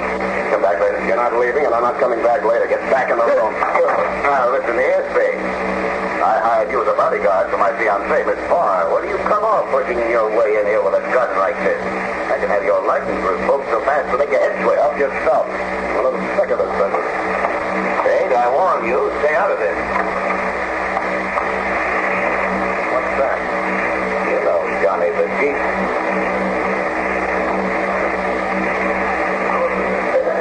Hello, Johnny. I gave you a working order. What's this for, Noir? Ask Johnny. He knows. All right, I will. You move over here where I can watch you. Keep your hands behind your neck and relax. This is going to cost you more than your life. Shut up! Now, Johnny, listen to me. This is important. Move your right hand to yes. You framed yourself in the breaking and entry wrap to cool off from a big one, right? Okay, I see, Johnny. Murder? No. Robbery? Mm-hmm. How big? 5,000, 50? 500,000. That payroll job. Bakersfield, December 1944. That right, Johnny? I'll I go through with this farce. I can give it to you if you think it'll do you any good. I promise you it won't. Johnny got himself set up on that 3 to 5 year rap, partly for the reason you say, and partly because he didn't want to deal with the rest of the boys. He cooked up this transfer scheme of his, this gold key, that hotel room to throw us off the track. They could think the loot was hidden there. Sure it is. Positive. I bought that hotel and ripped it to pieces, room by room. So you cooked up a couple of pretty crude schemes of your own to sweat it out of Johnny. First, you thought you could goad him into killing me. When that didn't work, you had your boy Naples knock off the opposition boys into the peace mob so you could hold a whole massacre over his head. Who do you think you could settle that? Oh, excuse me. I think I'll start with you. Save your laughs until you feel better, Johnny. Don't get jumpy. Yeah, I know it's me. I'll talk to him in the other room.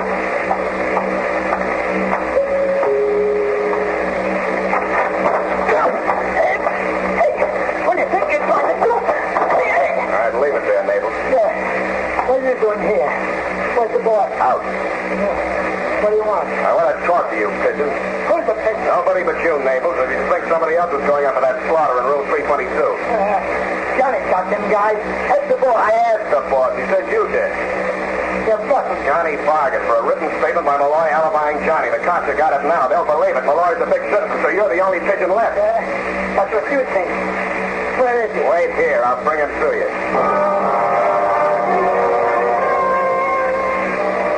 I left Naples standing there in the vestibule waiting for Malloy. Then I hoisted Johnny out of my back and left Malloy waiting for Naples. He went out the back way. I ran to the freight elevator and watched the floor indicator moving around. I believe it was between 6 and 7 when I heard a familiar sound from the Malloy apartment.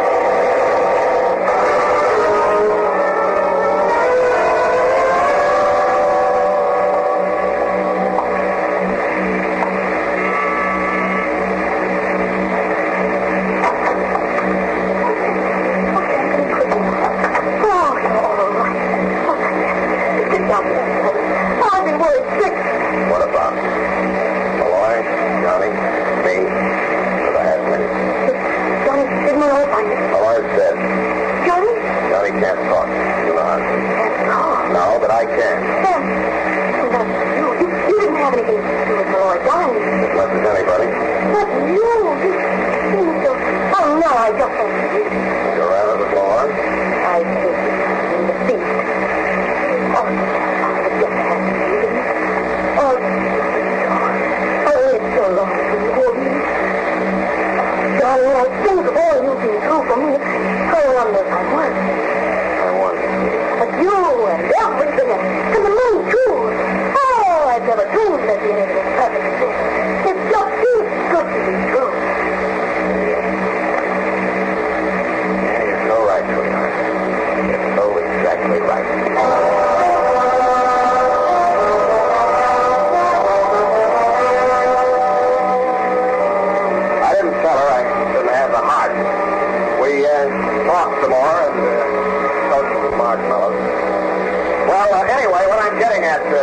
this? Some jerk from the DA's office informs me that you want her for questioning as an accessory before the fact. In my opinion, this angle of the case requires more personal research, and with all modesty, I think that I am the man for the job and will be as long as she thinks I have the $500,000. And if I do have it, Lieutenant, watch out for your bag. Curious? And it will go. Oh. What? Yes, sir. Well, how do you?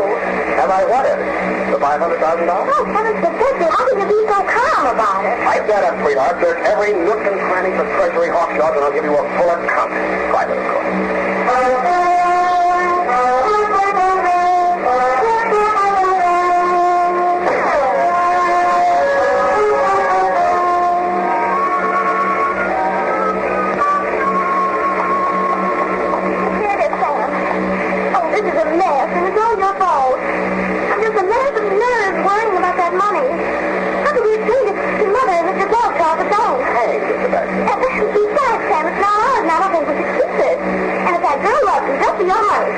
Worry no more, my sweet. Happy. Can you see the ticket? You've given it back already? Oh, of course you would. Well, I never have. Yes, we did. Where is it, Sam? My dear, there never was any $500,000 as far as Johnny Batiste. He didn't have anything to do with that robbery. He invented the whole caper, including the hocus pocus about the gold key. Now you ask me why? Why? To keep... Thanks a lot. To keep himself out of Malloy's rock crushing, you see. Well, he was resting safely for 3 years in San Quentin. Malloy was driving himself crazy, following that gold key and trying to dig up $500,000 that wasn't even there. He figured by the time he got out, Malloy would be crazy enough to overplay his hand. And he was right. What's left of it? Well, Sam, if you ask me, it wasn't the gold key that drove Malloy crazy. Oh. I better not say it. It's not my place to fight.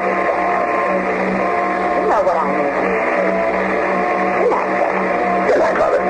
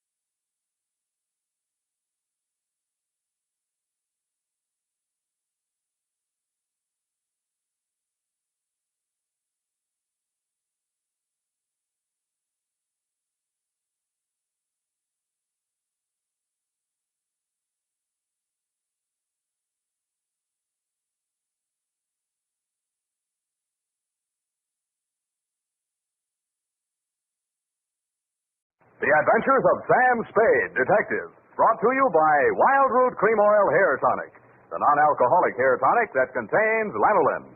Wild Root Cream Oil. Again and again, the choice of men who put good grooming first.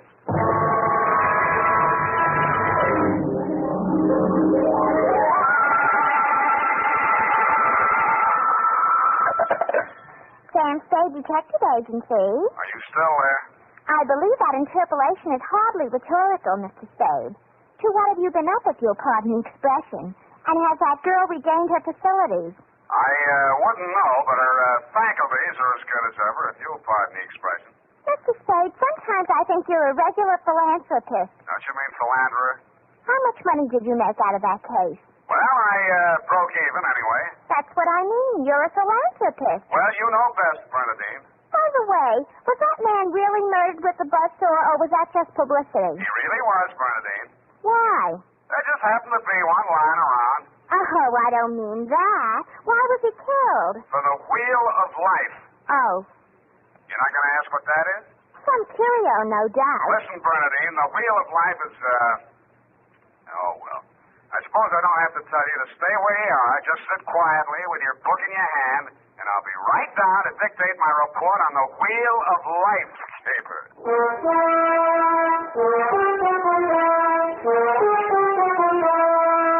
Dashiell Hammett, America's leading detective fiction writer and creator of Sam Spade, the hard-boiled private eye, and William Spear, radio's outstanding producer-director of mystery and crime drama, join their talents to make your hair stand on end with the Adventures of Sam Spade. Presented by the makers of Wild Root Cream Oil for the hair. Come on, mister. Give the gals a break. Treat them to a look-see at a really handsome head of hair. Neat, well-groomed hair, the way yours is going to look when you spruce up with Wild Root Cream Oil Hair Tonic. Famous Wild Root Cream Oil grooms your hair neatly and naturally, relieves annoying dryness, removes loose, ugly dandruff. So, how about it, men? Why hold off any longer when now's the time to get Wild Root Cream Oil Hair Tonic? Again and again, the choice of men who put good grooming first. And now, with Howard Duff starring as Spade, Wild Root brings to the air the greatest private detective of them all in the Adventures of Sam Spade.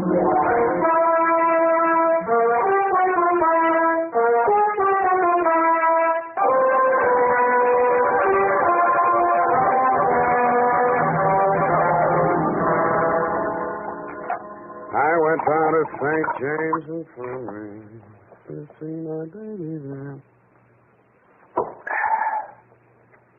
Ready, Bernadine, little flower?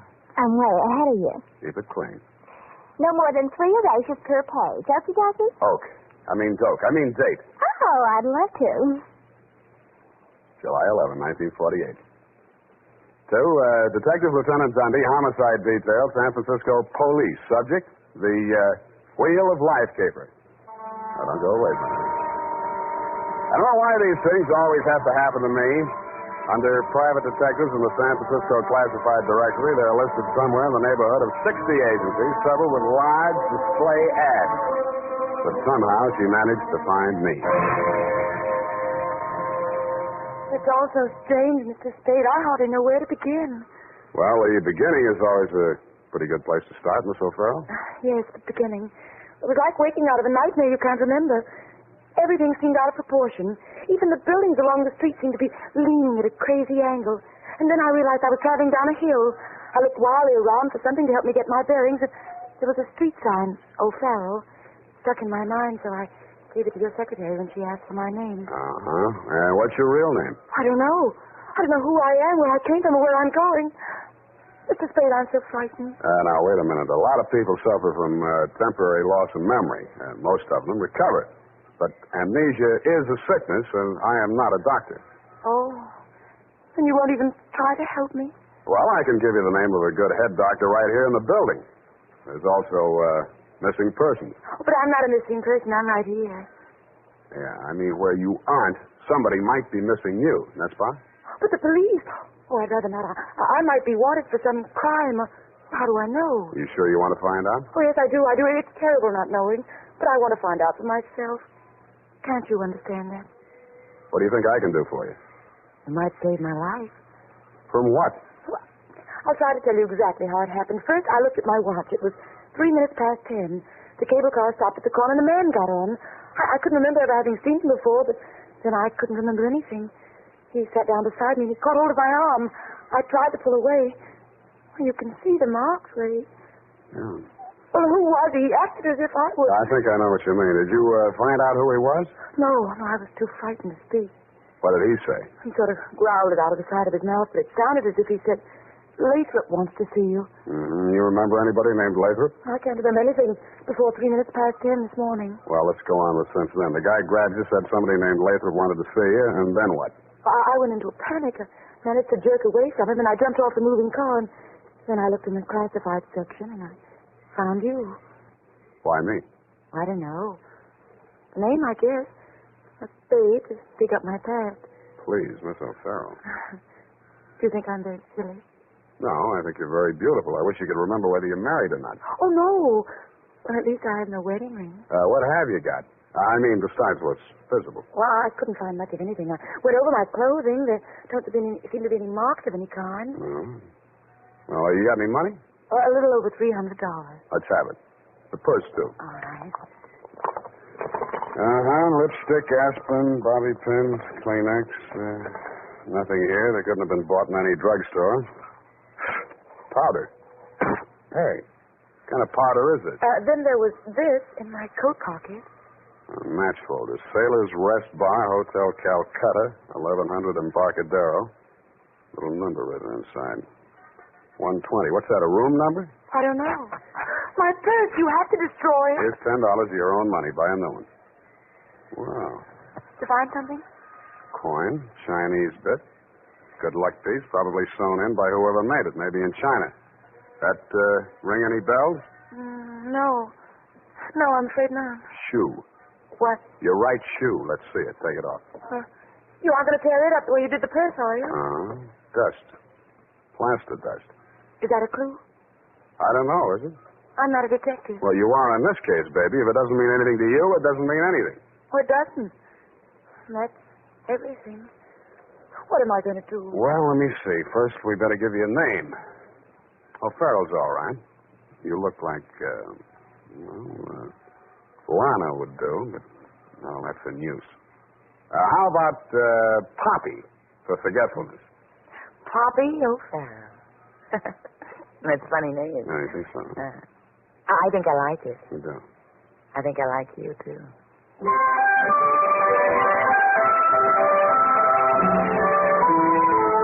I liked her, too. There may have been blanks in her brain, but the rest of us figured.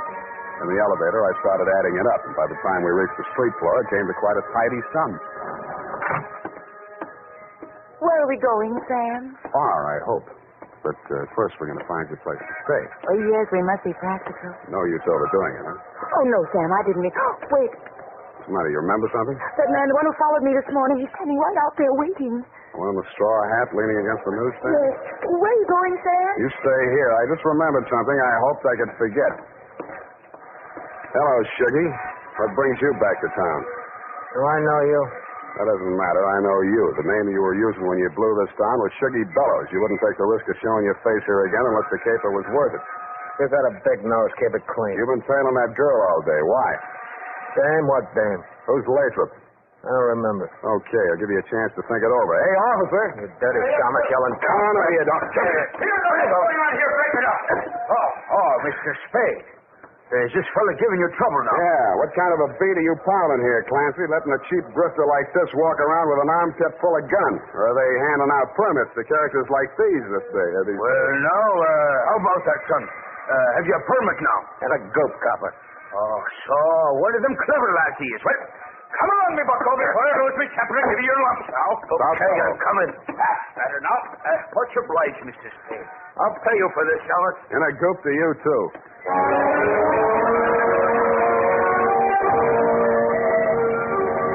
I was sure he would, but I was also sure that I wouldn't have to worry about him for the rest of the night.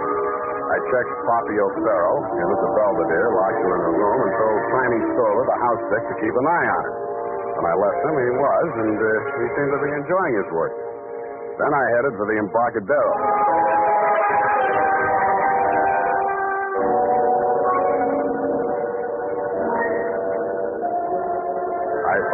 Hotel Calcutta, but I couldn't find the lobby. There wasn't it. It had been squeezed out by the Sailor's Rest Bar. So I tried the bosun-type bartender. Howdy, mate.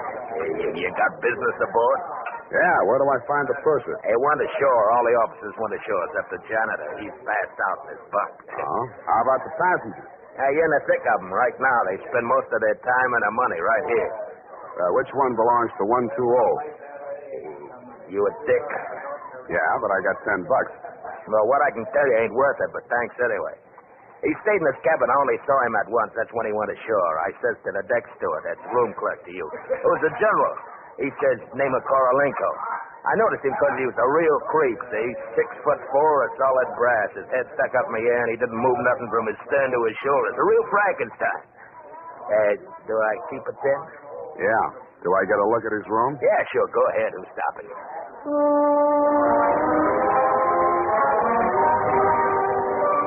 So I went. Nobody stopped me until I opened the door to 120.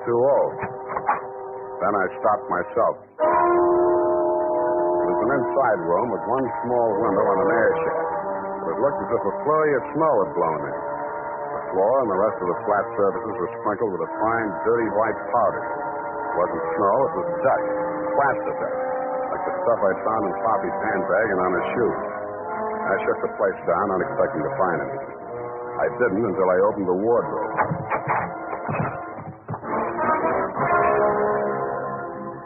It was the body of a well-dressed ship surgeon, but his uniform was rumpled, torn, and bloodstained. From the look of him, his throat had been cut. I wondered if Poppy would be able to jog her memory that far back. When I found the murder weapon, I hoped she couldn't. I really did. It was not a knife. It was not even a razor. It was an electric buzzsaw. That's for it.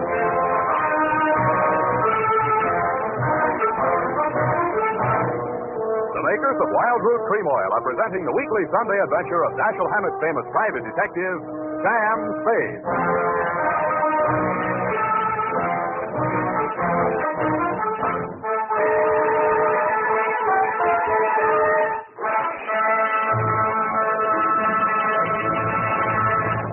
If you want the well-groomed look that helps you get ahead socially and on the job, listen. Recently, thousands of people from coast to coast who bought Wild Root Cream Oil for the first time were asked, how does Wild Root Cream Oil compare with the hair tonic you previously used? Better than 4 out of 5 who replied said they preferred Wild Root Cream Oil. And no wonder. Wild Root Cream Oil grooms the hair neatly and naturally, relieves annoying dryness, and removes loose dandruff. What's more, non-alcoholic Wild Root Cream Oil is the only leading hair tonic that contains soothing lanolin. So ask for Wild Root Cream Oil Hair Tonic. Again and again, the choice of men who put good grooming first. By the way, smart girls use Wild Root Cream Oil, too. And mothers say it's grand for training children's hair.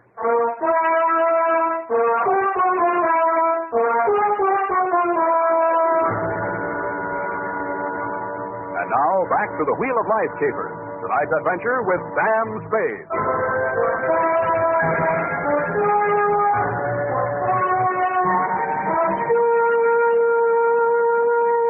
Times being what they are, I could use a little publicity. And so could you, Lieutenant Dundee, what with the elections coming up and you with no promotion all these years.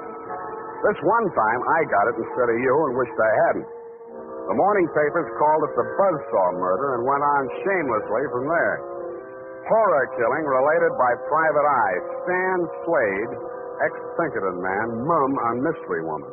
Elderly sleuth, dodges photographers, denies hotel visit, was in bed with Apple and good book, says Caper. There wasn't a word of truth in it, mainly because nobody could get at the facts. I wasted most of the day down at headquarters trying to find out what name Shuggy Bellows had been booked under. Then I dropped in at the Belvedere. Poppy had checked out. I decided to get back to my office and drink poison. I hardly got the desk drawer open when a sobering influence walked in. It was a Mr. 6'4" of solid brass. The Frankenstein who had been described to me by the bartender as the occupant of room 120.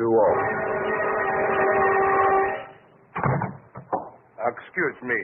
I am Koryenko. Please, I shall sit down. I am so heavy. Make yourself at home. Oh. Mr. Spade. Spade.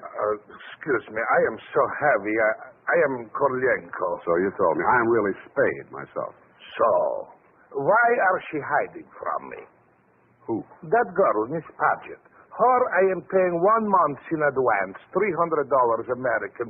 Me, she have deserved. I am not rich, only moderately wealthy. But you understand, it's not question for mortgage alone.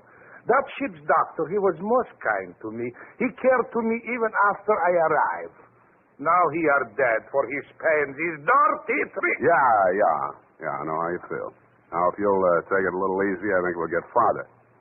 You say this girl's name is Paget, and she traveled with you. From Macau, where she is the Florence Nightingale for Portuguese hospitals, forcing me to employ her, all others being Chinese nuns. That figures. You sick? No, only I am so heavy. They are breaking my back in traffic accident, rickshaw collusion. You're wearing a plastic cast? Yes, like a turtle. I am closed with my neck sticking out. Look, see? Now it is better as before. The ship's doctor trimmed the rough edges with buzzsaw. Buzz, buzz, buzz. I can walk. But it's like suit from armor, for which I alive. Look.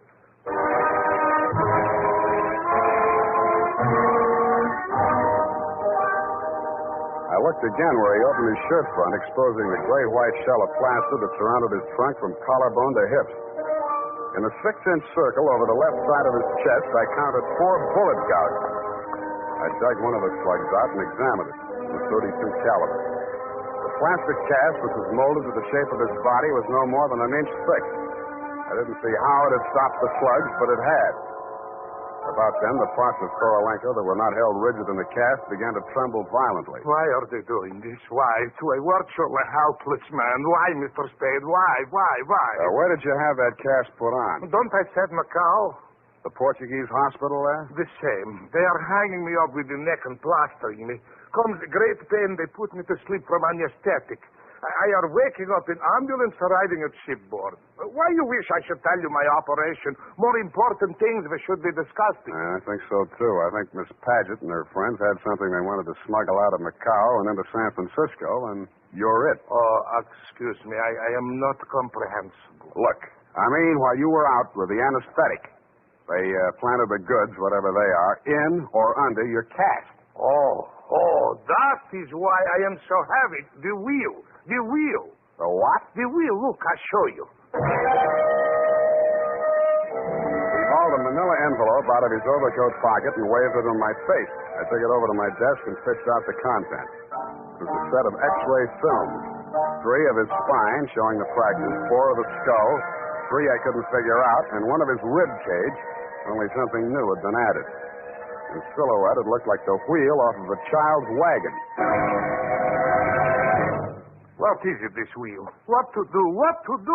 6 months I must remain in this straitjacket. If I remove it, I die. If I keep it on, they kill me to get their smuggle. Well, you look to me like the luckiest man alive. That wheel, or whatever it is, saved your life by stopping 4 slugs. But still, I shall die. How shall I die? When shall I die? Your best advices, please. Korolenko, I think you'd better die right now. Excuse me? It's the only safe place for you. The morgue.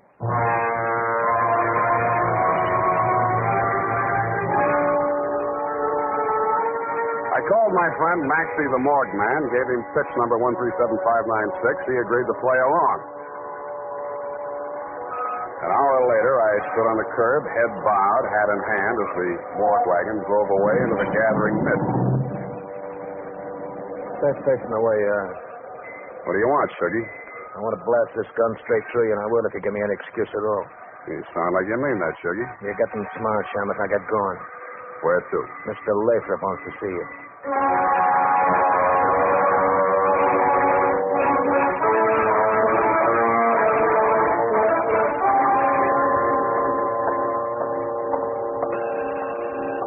Yes, come in. Shuggy, dear boy, you've not failed me this time. This will be the fabled Mr. Spade, eh? Come in. Sit down, Mr. Spade. We'll talk. Tell your guns will get that pistol out of my ribs. Oh, yes, indeed, Sugar. You mustn't overdo it. And get him out of here. I'm tired and nervous, and my price goes up $1,000 every minute he's in this room. When I get to 10,000, I kill him. Then the price jumps to 100 to take care of me on a murder rap. I should ought to plug you downstairs. Come, Sugar. Don't be ungracious. You wait in the other room now. Okay, it's your party. I'll get mine later. Oh, dear. His bite's much worse than his bark, Mr. Spade. Don't start boring me so early in the evening. I came here to talk about the wheel. Oh, so you know about the wheel? I do better than that. I've got it. That may well be, but do you know what to do with it? I got two possibilities. I can turn it over to the cops and you with it, or I can sit on it until it hatches. A quaint conceit, sir. Round and round the little wheel goes, and where it shall stop, nobody knows. That's where you're wrong. It stops right here. So you better start placing your bets. Just what do you mean by that, sir? There's part of it. What is it? It's one of the slugs your Gunsel threw at Korolenko. I got 3 more just like it that I dug out of him before he was carried to the morgue. Well, an advantage, I'll admit. But hardly worth your while to take advantage of. Don't be too sure of that. Just how much do you know about the wheel? So far, it's been worth 2 human lives to you at the risk of your own. That tells me all I need to know. Oh, no, not quite. Men have been killed in holdups for a few paltry sovereigns, but the wheel is a horse of another color. Well, let's not change wheel horses in midstream, Mr. Lathrop. Yes. You must understand that the wheel has no absolute definitive value. Monetarily speaking, the British Museum might pay close on to £5,000, hot as it is for the privilege of returning it. Occidentals aren't the puka sahibs that they once were in the Orient. The theft of the wheel, if countenanced by the Western powers, would have most grave consequences. Most grave. Are you attending, sir? Wake me up when you get to the point. Well, the point, sir, is this. That little wheel of gold, is the wheel of life, which the Buddha himself is said to have received into his hands from paradise. Now, given such a relic, a few old Buddhist monks can set up a shrine which, even in the most miserable surroundings, can attract enough pilgrims to outgross Radio City, Madison Square Garden, and Miami Beach in season. To say nothing of Hialeah. Yes, quite. In short, we propose to act as booking agents for the wheel on a royalty basis with a percentage of the house. Mm-hmm. Why did you bring it to San Francisco? But, gad, sir. Were we to bargain in the Orient, we should be hacked to pieces in our beds. I'll settle for a lump sum and let you do the bargaining. Your price, sir? We can talk money later. First, I got to give the cops somebody for the doctor's murder and for Korolenko. Well, that ought not to be too difficult. When may I expect delivery? I'll check on it. I went out to St. James Infirmary. City Morgue. Maxie, Sam Spade. Yeah, Sammy. Deal's okay. Send it up. The address is... Sam, wait. Yeah? Sam, he ain't here no more. What happened? Somebody claimed him. A girl. It said she's his daughter. What did he do? Went on playing dead like you told him to. Maxie, what did you send him? Avalon Mortuary, corner of Lynch and Haight. Okay, by the way... Yes, Sammy? Maxie, put some clean sheets in that morgue wagon, size 16. I may be your next passenger.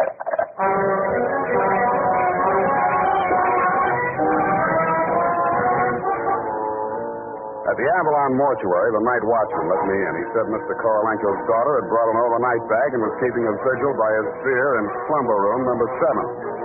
I approached on tiptoe. Just as I reached the door, I heard the most terrible sound I've ever heard. It was a buzzsaw fighting into plaster. How deep, I didn't like to think. I did the first thing that popped into my head. I grabbed up a lamp from a console, smashed the bulb, and plunged it into a vase of flowers.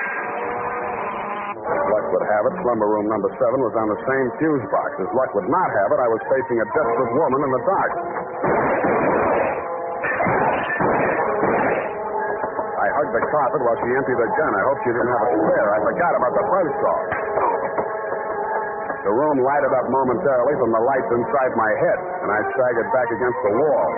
I waited for her to get her bearings again. There was no hope of me getting mine. Then I heard a big, hollow thud. The whole room shook, and the lights went on. Poppy O'Farrell and/or Paget lay on the floor under the stony weight of Korolenko plus 60 pounds of plaster. Help! Help! You! I lifting me? I can't. I'm so heavy. You comfortable there, Korolenko? Comfortable in such situation? Do you ask the turtle? Are he comfortable? Is Faker on bed of nails? He's equally here as elsewhere. Yeah, okay. Just hold her there until I get a statement. And he did. Item, statement by the aforesaid. It was like waking out of a nightmare you can't remember.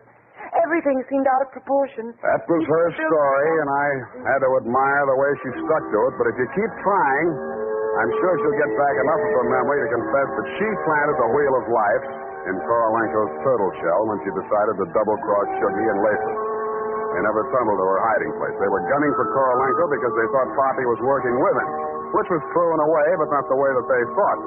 That's why they tortured the doctor in an effort to learn Kay's whereabouts. I understand your boys have picked up the rest of the trio, and they can tell you everything except why I conceived the brilliant idea of having Korolenko play dead.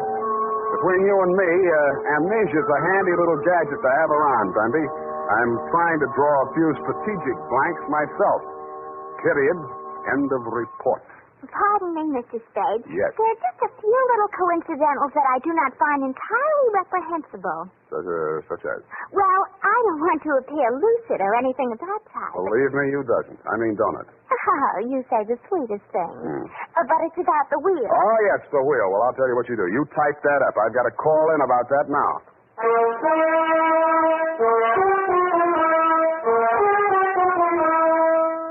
Tonight, when you're making out your must-do list for tomorrow, why not include a reminder to get Wild Root Cream Oil for the hair? Honestly, man, you'll be delighted with the neat, natural way Wild Root Cream Oil grooms your hair. The way it relieves that annoying dryness and removes loose, ugly dandruff. Just try it and see if I'm not giving you a good steer. Make a note right now to call at your drug or toilet goods counter for Wild Root Cream Oil. Get the big economy bottle and the handy new tube that's easy to pack when you travel. Also, ask your barber for a professional application of Wild Root Cream Oil Hair Tonic. Again and again, the choice of men who put good grooming first.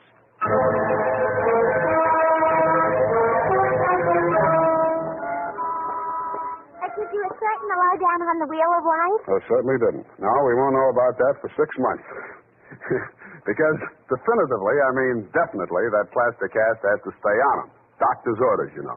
Oh, but I won't be here 6 months from now. You can say that again. But I won't be here 6 months from now. Stop repeating yourself. But you just said you can say that again. Yeah, Just as distinctly as if I was sitting here. That's what I like about you, Bernadine. A woman of distinction, that's what you are. Well, if you want to take me dancing, why don't you just say so? Bernadine. It's leap year, and I always say discrimination is the better part of value. You are absolutely corrupt. Well, I'm glad I'm right about something. Good night, Mr. Spade. Good night. Now say if it kills me, sweetheart.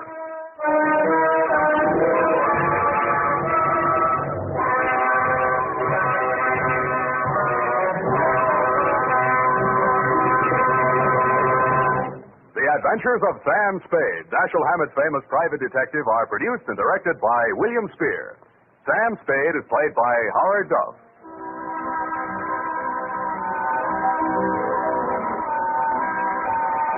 The Adventures of Sam Spade are written for radio by Bob Tolman and Gil Dowd, with musical direction by Lud Gluskin. Gil Dowd directed tonight's broadcast in William Spear's absence. Join us again next Sunday for another adventure with Sam Spade, brought to you by Wild Root Cream Oil. Again and again, the choice of men.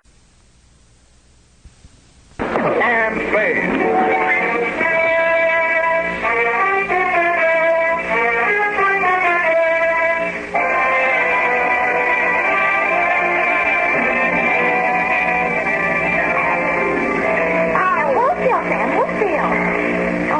On the wrong eye. Or have I?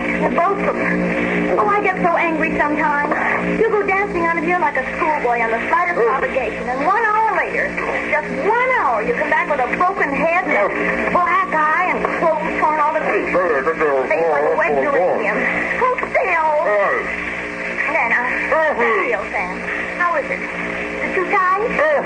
What did you say? Then how do you expect me to dictate a report with a mouthful of gauze? Oh, that's terrible. I wondered what happened to the girl. Sit down and shut up. Sam, I didn't mean anything. I just meant it for your own good. Pick up your pencil, Effie. No, not the scissors. Oh, I'm sorry, Sam. I'm sorry. Two patrolman Aloysius, FX Clancy, 3rd Precinct Station. Sam, to Officer Clancy? That's right. That nice fat policeman that walks up and down our street? The same, Effie, Michael He Lane. brings me candy once in a while. Down, Effie. From Samuel Spade, license number 137596, subject the 1 hour caper, Dear Clancy. In case you were aware of it, and I think you were, Clancy, this afternoon in San Francisco was warm, quiet, and dull. I was sitting in my underwear in front of the open window of my office, reading the news of the blizzard back east. I was not employed by the Chamber of Commerce to do this. My secretary had merely taken my suit downstairs to get it pressed. It began as the clock on the Church of Dismas the Thief around the corner was hammering out the hour of 4.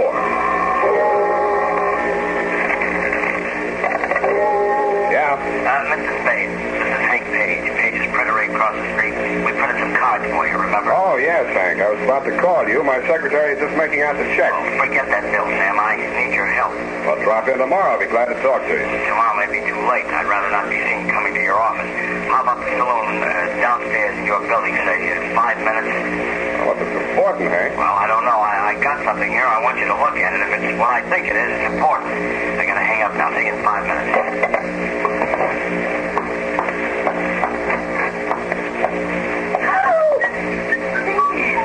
Where do you think you're going in that? Same old hat, Effie. What's the matter with it? It's not referring to your hat, Sam. Well, that's what you're looking at. I'm trying to avert my eyes, Sam. Here's your suit. Oh, I forgot. Well, look out the window, Effie. I'll put it on. And a phone call. Maybe a job. I got to meet a man. Sam, you can't go on a job now. Why not? Why do you think I got your suit pressed? The man's coming to take your picture. What man? From Baffling Detective Magazine. Oh. Well, I'll try and make it for you. Oh, Sam, I'm tired of making excuses to people. I set up this appointment for 5:30, and I want you back in plenty of time. I wish you wouldn't go. Oh, all right, go on. But if you aren't back in this office by 5 o'clock, that's 10 a.m., Sam. You can find someone else to make your excuse. Okay. Shall we synchronize our rockets? I skipped the elevator and walked downstairs to save time. It was 11 minutes after 4, flat beer time, when I reached the entrance of the happy hour oyster and beverage bar. I turned and looked across the street. Hank Page was just stepping off the curb. He was jaywalking, but that didn't explain what happened. He saw it in plenty of time and jumped back out of the way. It saw him, too. The wheels cut sharply towards him, and the front bumper caught him just behind the knee. All right. Keep moving there. Keep moving. Come on. Back on the sidewalk. Come on now. We'll take care of him. Damn. Yeah, Hank. Leave him be, Mr. Spade. Leave him be. I've got to get his station. Come on, get these people back. This man's hurt bad. Give him some air. Better not try to talk, Hank. No. Here. This is it. Cigarette case. Hey, wait a minute. What was that? What's what, Clancy? Well, he gave you something there. A gold cigarette case. I seen him. Oh, you must be mistaken, Clancy. Hank, can you talk anymore? Cigarette case. Find out. Gotta find out. My wife. Yeah, what about your wife? I can't.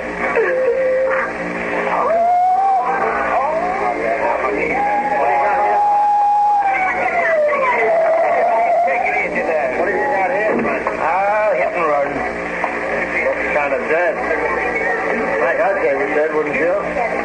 This is long for a Clancy. DOA. Okay, boys. Okay, take him away. Now, come on. Please, everybody, stand back. Any of you people identify this man? Yeah, I know. You better come along then.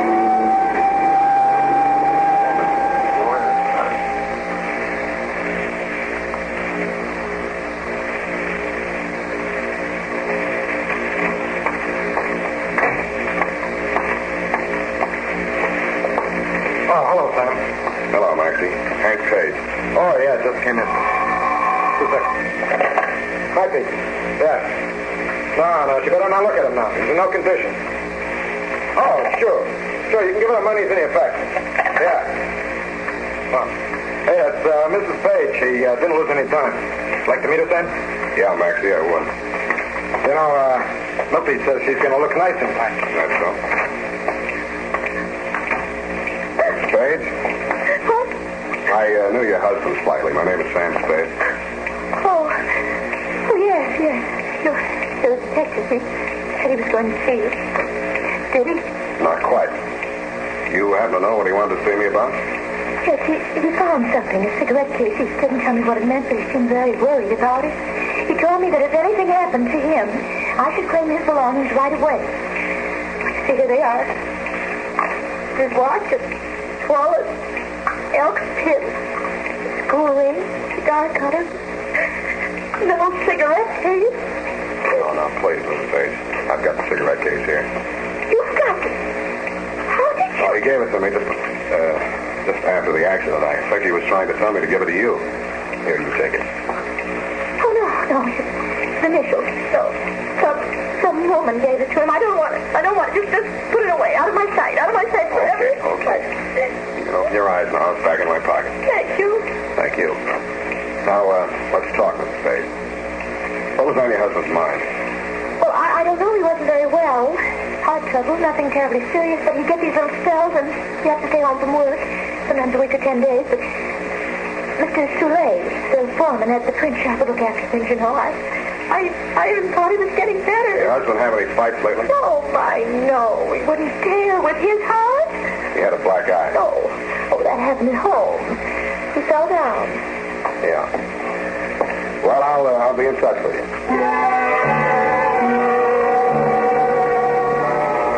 Outside, the fog was rolling in. I stopped under a streetlight and spent an estimated 45 seconds trying to figure out what time it was for the calendar watch my secretary gave me for Christmas. The barometer was falling, it said. The temperature was 63, and I was facing northwest.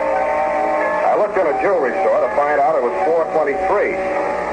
My hour was nearly half gone, and the only clues I had were a cigarette case and a black eye. I took the case out of my pocket and opened it. There were cigarettes in it. I took one out and lit it. It was nasty. Then I saw something green behind the cigarette. It looked better. It looked like money. When I examined it more closely, I wasn't so sure. The printing on it was Dutch, and the amount was 100 florins.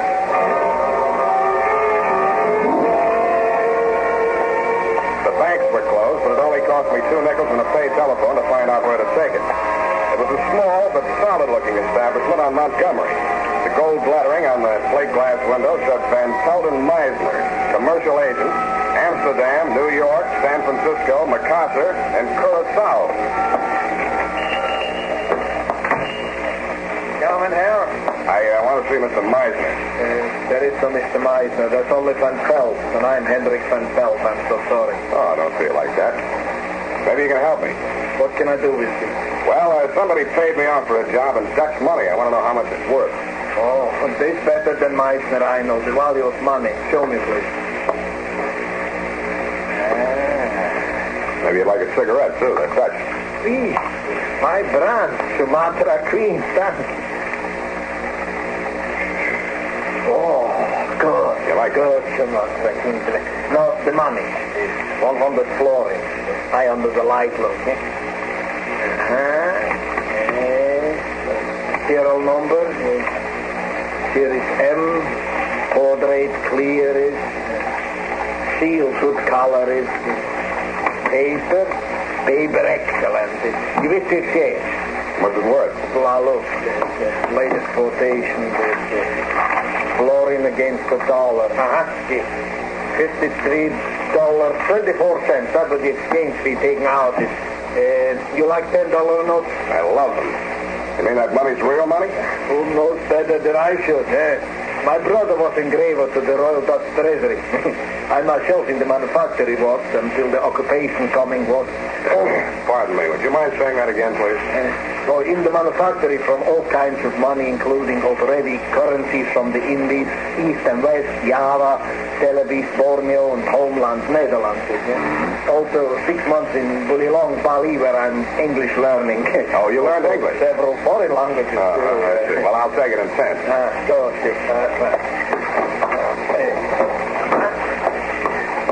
10, 20, 30, 40, 50, 1, 2, 3, is that 10 cents and 20 cents, 3 cents. Danke. Oh, Eventually... I spoke a little Dutch. Yes, eventually you have lived in San Francisco. For how long? Eventually quite some time. Oh, I'm Hendrik van Pelt. How are you? How do you do? Yes, I noticed on the cigarette case you have the same initial, HP. Who your name is, please? Polehouse, Herman Polehouse. Oh, in a Polehouse, I like that cigarette case. With the coincidence, you sell me your Dutch money. Maybe also sell me the cigarette case with the Dutch cigarette. You like those cigarettes? Oh, I love that Sumatra Queen. You're going to have them for nothing. No, such a pity to remove them from the beautiful case. They go together, cigarettes and the case. How much? What would you say it's worth? Well, that could go $500. What do you pay? Nothing. I took it off a dead body. Get out! It's grave robber! Help! Police! Stop thieves! Okay, Mr. Van Pelt, I'm going. Police! Help!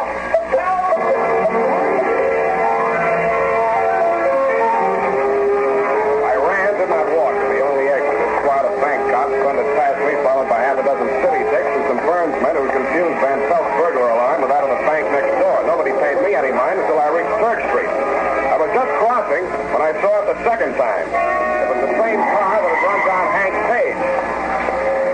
I strained my eyes against the headlights. I couldn't make out the man behind the wheel, but I got the license plate before it happened. I felt it before I heard it. It hit my chest like a sledgehammer.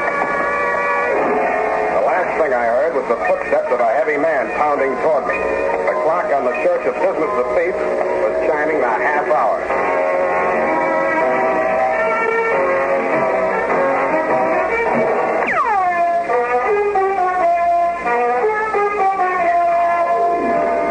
And now, back to the 1 Hour Caper. Tonight's adventure with Sam Spade.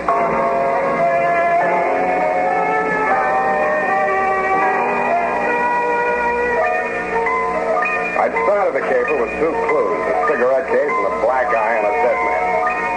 When I woke up in the alley, I didn't have the cigarette case. Instead, I had 2 black eyes. One of them was on me.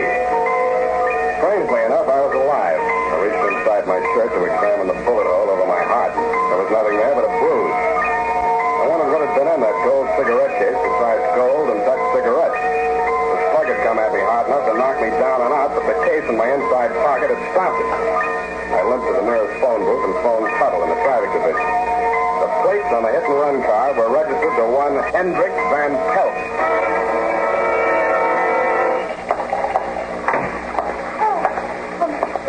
I'm so glad you're here. I was beginning to worry. Where's Mr. Van Pelt? That's just it. He went in the other room to make a drink. He hasn't come back. Listen, you don't know how glad I am you're here. Do you know why he invited me to have this drink with him? I guess I got one reason. Oh, thank you. Listen, he wants to buy Hank's cigarette case. And, of course, much as I hate an Indian giver, Mr. Spade. Yeah? Well, Hank didn't leave much, only a little insurance, and the printing shop is a partnership, Hank and Mr. Soleil. And the cigarette case is just a windfall. I told him you wouldn't stand in the way of a widow. I wouldn't think of it. I knew you'd do the decent thing, Mr. Spade. Give me that. Please, Mr. Spade, my bruises. Besides, I haven't got it. You haven't got it? No, now look, Mr. Spade. Blanche. Okay, now, Blanche, try and think. Did you ever hear your husband mention Van Pelt? No. They never even met. Mr. Van Pelt said so. How'd Van Pelt find out about the cigarette case? They said you showed it to him. How well do you know your husband's partner, Mr. Soleil? Oh, we're total strangers now. I told my husband everything. He forgave me. And what did Mr. Soleil tell you? Nothing much, nothing. He's led a very dull life. Almost as soon as he got out of reform school, he took a forgery rap. Oh, very But that's where he became a master printer. And stir, as they say. Oh, yes, I know. But they're not much help. Au contraire, Blanche. Au contraire. I escorted her outside and pushed her into a taxi. Then I walked back to Church Street. As I rounded the corner, I could see light in the window of Page's printery. The chimes were hammering out 5:15 when I entered Hank Page's shop. In the back, a guy was sitting at a desk in his shirt sleeves checking off figures in a ledger. I introduced myself, and he told me his name was Ben Soleil. We shook hands, and then he waved me to a chair across the desk. This is awful, Spade. What with one thing and another, we're heels over head and work, and got to pull with these books, and I don't know a thing about it. And Oh, pardon me. Yes. Oh, all right. Oh, well, things are a little confused here just now. Could you tell me a little more about it? Huh? Oh, yes, I understand the problem. Well, we're handling it at this end, but we'll be very busy for a while. No, there's definitely no point in you dropping by tonight. Oh, you think the news of the boss's death would make some difference to those customers, but no. Hey, take that fellow that just... Yeah, I know you're very busy, Mr. Soule, and I don't want to take up too much of your time, so... Say, what makes you think that car deliberately ran down the board? Did I say so?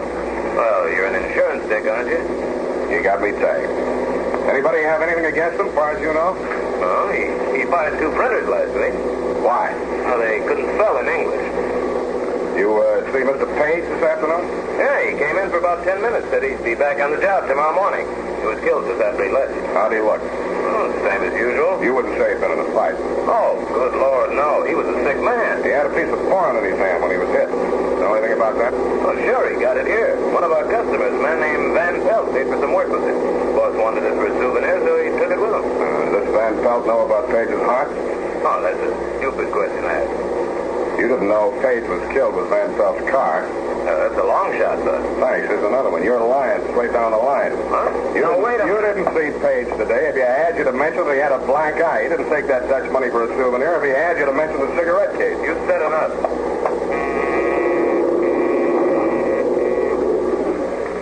What are you doing? Shutting down for the night? You'll find out. Put your hands on top of the desk. I slipped the muzzle of my gun. I've been holding it in my lap for 3 minutes, far enough over the edge of the desk for Ben Soleil to see it. He did what I told him to. The press room door was directly behind him, and I knew his body would screen my gun from the view of anybody that might come through it in response to the signal he fired. I didn't have long to wait. 3 men, black with ink, came to the door and threw it into the little office. They strolled in, careless and casual. What's up, Ben? You got ice in your head? Huh? What's this? Stop right there. Stopped as if they'd all been mounted on the same pair of legs, but I didn't like my position at all. If these men decided to jump me, I could down just one of them before the other 3 were on me. I knew it, and they knew it. Then I felt some fresh air on the back of my neck as the street door opened behind me. Soleil, what is it? Is it a holdup? It's me, Blanche Spade. Get out of here, quick. Find a cop and bring him back here. Will you do that? Sure I will. You can count on me. Soleil's mouth opened in a broad grin. I didn't need any more warning than that. I threw myself sideways, but I wasn't quick enough. The blow I got from behind with Blanche's lady's handbag type persuader didn't hit me full on, but I got enough of it to fold up my legs as if the knees were hinged with paper, and I slammed into a heap on the floor. Something dark crashed towards me. I clutched with both hands. I had a foot kicking at my face. I wrung it the way it brings out a mop. I was dimly aware that my feet were under me again. Some squirming thing was on my back, and a hot, damp object like a hand was across my face. I put my teeth into it. Head back as far as it would go. Maybe it smashed into the face it was meant for. I don't know. Anyway, the squirming thing was no longer on my back, and suddenly I could see again. I saw a brass cuspidor 6 inches or so in front of my eyes. That's how I knew I was down on the floor again. I grabbed the cuspidor and tugged at it. I staggered to my feet with it and used it to club a clear space in front of me. I swung it high and let go. Then I was back on the floor again with 600 or 800 pounds of flesh hammering my face into the boards. You can't throw a brass cuspidor through a plate glass window into a rush hour crowd in downtown San Francisco without attracting attention. The hour of rescue was at hand. Exactly 5 p.m. Let's go to work!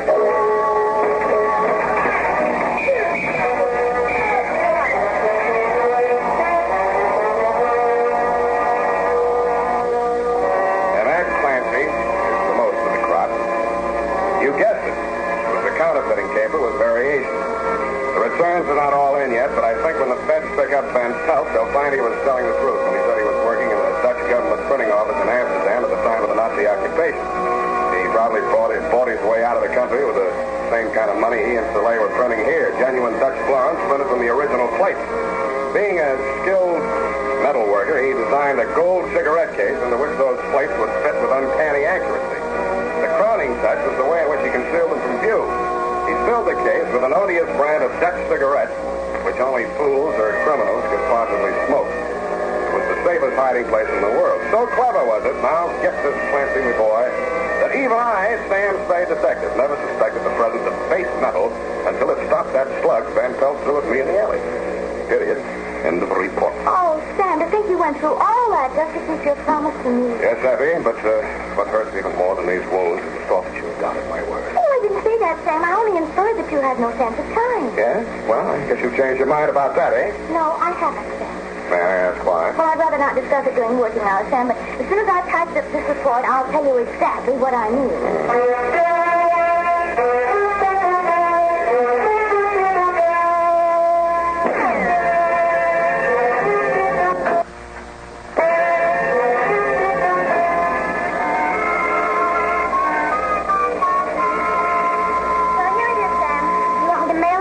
Hand it to him on the way to the streetcar. Save the stamp app. What else? Oh, hi, Sam. You won't be needing me anymore. I'll... Sit down. It's nearly 5:30, Sam. And I told the photographer not to come. That's a fine thing. After all I've been through, you still say I have no sense of time, and you told the photographer not to come. Why? Because I knew you wouldn't be back in time, and if you were, you'd look so terrible the picture wouldn't be any good anyway. Thanks a lot. Oh, Sam. That's why I must have been so cranky. I must have had a premonition. I don't know what's the matter with me. I'm so ill-tempered. I think I'm turning into an old maid or something. Oh, calm down. I must be. Oh, by the way, honey, remind me to write to Feige at Washington and ask them to send me that cigarette case for a souvenir if they take it off Van Pelt. After all, you know, it saved my life. You're right. Mm-hmm. But, and here I've been nagging and saying all these terrible things. Oh, Sam, tell me. Oh, no, Sam, no, your bandages, your wound. Oh, think I'll live. Good night, Sam. Good night, sweetheart.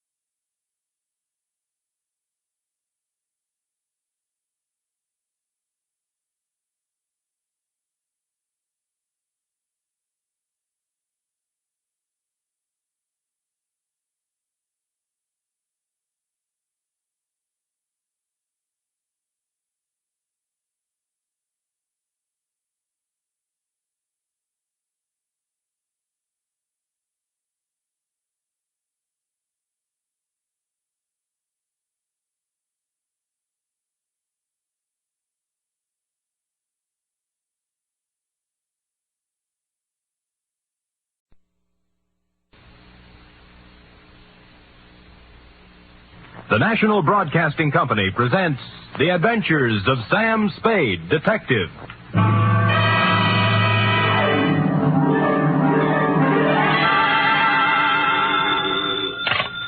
Detective Agency. Me, sweetheart. How was your vacation, Sam? Who said it was a vacation? Well, I thought you said you were going skiing for a weekend. With me, F, it's always work.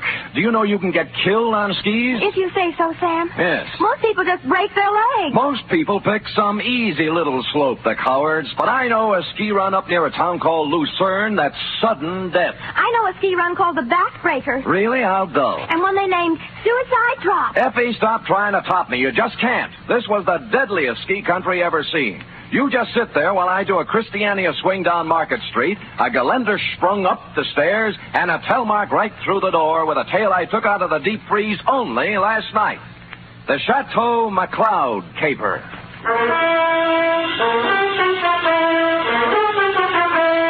For NBC, William Spear, radio's outstanding producer-director of mystery and crime drama, brings you the greatest private detective of them all in The Adventures of Sam Spade.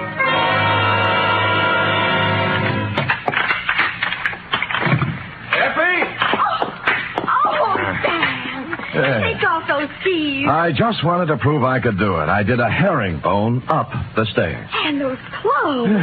I'll just bet you've rented all those things, Sam. You were never in the snow country at all. So, you don't believe me, huh? Well, here, Doubting Effie, I brought you proof. And don't tell me I rented this. A snowball. Yes. Sam! A real snowball. Yes, I brought back 2 of them in a thermos box. Where's the other one? I threw it at a policeman. It was freezy, soaked with water and iced. Oh, Sam, you're wonderful. I can't believe that you had trouble this weekend. Oh, no? You cut that snowball open and you'll find a blood-stained bullet inside of it. And behind the bullet lies a tale. Ready? I'm always ready, Sam. Yes. Date, fill it into Sierra County Sheriff's Office, Lucerne, California. From Samuel Spade, San Francisco, license number 137596. Subject, the Chateau Mccloud Caper. Dear Sheriff, you run a neat little county up there at Sierra, and I hate to be snide, but when my train steamed into the cold mountain air of your lovely little village of Lucerne, I knew the chill of death was afoot. It had to be. The place was too beautiful to last. The background hills were right out of the Alps, the snow from Grandma Moses, and the rustic buildings that snuggled under the mantle of white were just too cute for words. It was abnormally perfect. Something had to give.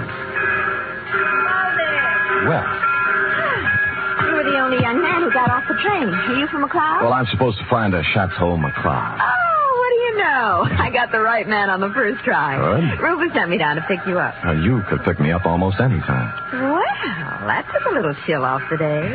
Shall we go? Ooh, mush. Mush.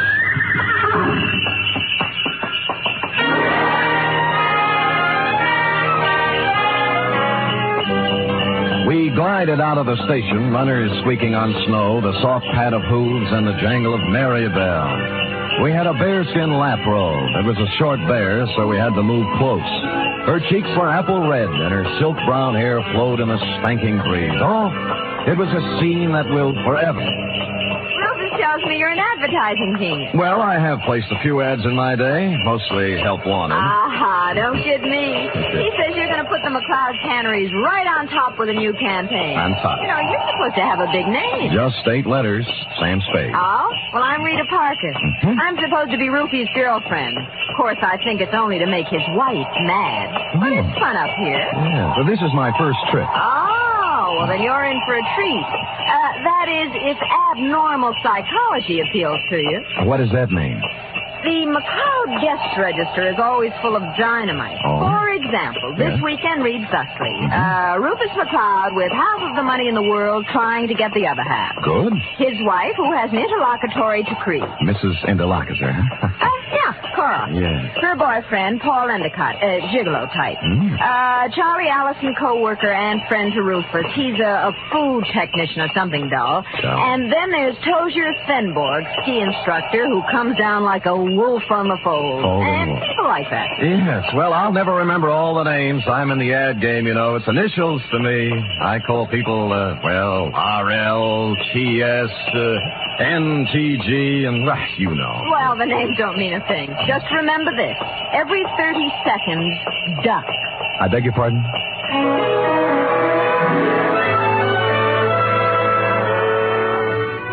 The Mccloud estate was 8 miles out of town, and it seemed we were there in no time at all. Rita Parker hustled the Alpine buckboard and mare into a stable while I went up to the chateau to meet my employer, Rufus Mccloud. It was more of a Swiss chalet, you know, where the second floor is larger than the first. And I guarantee that no one in Switzerland could have afforded this chalet, even with the second floor the same size as the first.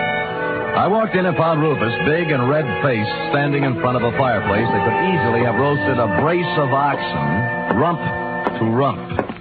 Of course, you're Sam Spade. I am, Mr. Mccloud. You came at an opportune time. There's no one around to overhear our conversation. I suppose you wonder why I hired a detective for a place like this. Well, not especially. I go where the people go, and the money. You'll be paid well for your time and trouble. I must be quick. In essence, this is my situation. Yes. Earlier this week, I received an anonymous letter saying that if I invited the guest list I'd planned for this weekend, there might be serious trouble. Here's the letter. Keep it to yourself.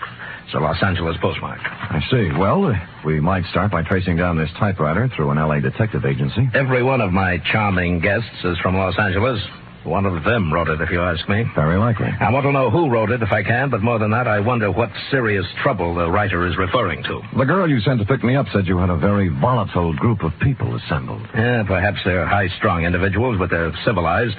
I'm sure their conflict would never get beyond a cutting phrase or two, or perhaps a punch thrown here or there. Well, then you really don't believe you'll have any trouble? Yeah, I don't know. I thought it would be advisable to have a man like yourself around. Yes. One who deals in trouble professionally.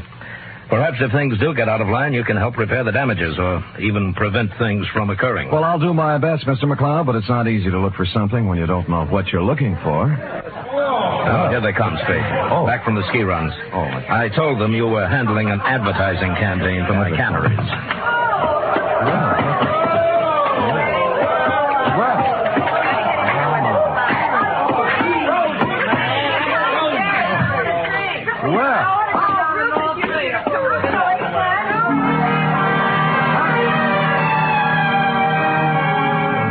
They came stamping in, pulling off gloves, unzipping parkas, and if it hadn't been for the grown-up dialogue, looking all the while like a group of carefree children, it was hard to believe that the chill of death was also in them even then.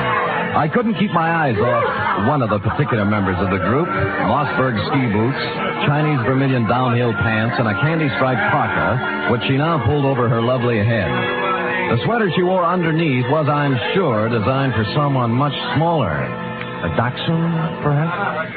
This the advertising man you've been telling me about, Ruth? Oh, Mr. Samuel Spade, my half-wife, Cora. Well, how do you do? Glad you came, Sam. We can always use another sport in the crowd. Hey, everybody, shut up!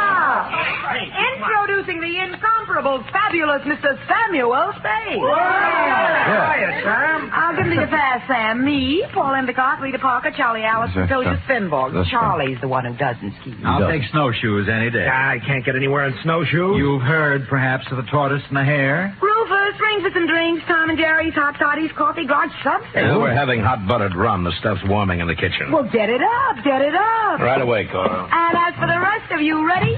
A one, a two, a three. Oh, yeah. Dear old Maine, shout till the rafters ring. Stand and drink a toast once again. Let every loyal Maine man sing. Oh, do-de-do-de-do. They took up the song with a gusto, lifting imaginary drinks into the air, and it was all very jolly. For a party that was supposed to be fraught with danger, this one certainly started out in just the opposite direction. The drinks came, and things got even merrier. Lunch was served, and afterwards I slipped into some outdoor gear and strapped on some skis. Everybody scattered different directions. Rufus Mccloud and I skied to a place 3 miles away called the Halfway Cabin. Between the chateau and the cabin was a small lake called Royal Lake, completely frozen over. Rufus stood in front of the cabin, firing a .30-30 at a target set up down in the woods to the east. What do you see through the glasses, Spade? 2 bullseyes and nothing outside of the 8 ring. That's great offhand shooting at this range and standing on skis. Well, I can do much better than that. Watch this. See that silver tip on that big Norwegian fur over there? Yeah? I'll cut it off. Hey, look out! What? Well, he came swooping out of nowhere, Spade. I swear he did. Oh, I think you hit him. Who is it? It's Paul Endicott. No, he's up. Good. There's Cora with him. You told me nobody was supposed to be skiing in that area. Yeah, they're not. Well, here he comes, and he looks plenty mad. What do I care about him? He's just after Cora for the money I give her, that's all. You're going to kill me, you stupid fool. You weren't supposed to be skiing there, Endicott, and it was an accident. Well, that was no accident. All right. Knock off the punches. You keep out, or I'll throw one at you. Oh, that I'd love. Paul, now stop it. And the rest of you, quit acting like children. Your boyfriend threw a sucker punch at me, Cora, and even if he is my guest, there's a limit to hospitality. I don't call one punch an even trade for a 30-30 bullet. You weren't hit, so don't start crying. Rufus, I have the feeling you wouldn't mind if he were hit. You wouldn't mind at all. Paul, I've just decided I don't like you without a mustache.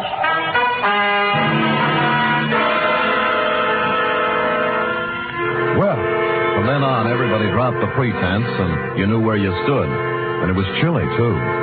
Later in the day, we were all back at the chateau again, and Paul Endicott wove his delicate variation on his main theme. I'll knock your block off. I tell you, Mr. Endicott, you have some delusions. I have no delusions, Tozier. I've seen the way you look at Cora, the way you two are always trying to lose me on the trails. Some people ski faster than others. Yeah, well, let me tell you something. The next time you try to wolf this girl, it's going to be your last. I'm nobody's wolf. I'm a ski instructor. That is what I was hired for. Well, stick to what you were hired for. Knock off the extracurricular activities. I don't have to take this kind of talk from you. Anything you'd like to do about it? As a matter of fact, there is. Fellas, boys, men.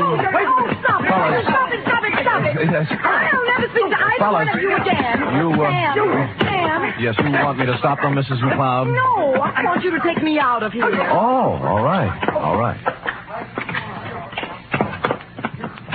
Well, let's put on our skis and get out of here. Okay, here, I'll help you. Oh, thank you. You're such a gentleman. Well, even so, won't take a minute. Ready? Yes. There we are. Now, where are we heading, Mrs. McCloud? Oh, I thought we might go out to the boathouse. It's on the southern tip of Royal Lake. It's only a mile and a half. Nothing. And my name is Cora. I'm not really Mrs. McCloud anymore. It's kind of rough on you, isn't it, bringing your new boyfriend around all of your ex-husband's friends? Well, I like it up here. Rufus likes to have me. They're not all against Paul. At least they weren't. But he's on the defensive so much, he's going to make enemies of all of them. Yes, he's off to a rousing start, I'd say. Do you know something, Sam? I don't care about Paul Endicott, really. Or Rufus McCloud, or Tozier Spenborg, or anybody. I just care about Cora McCloud. Well, now, that's a good, honest answer. You know, most people wouldn't be that frank. But, Sam, I haven't known you long. Well, I like your style. Style? I could care about you.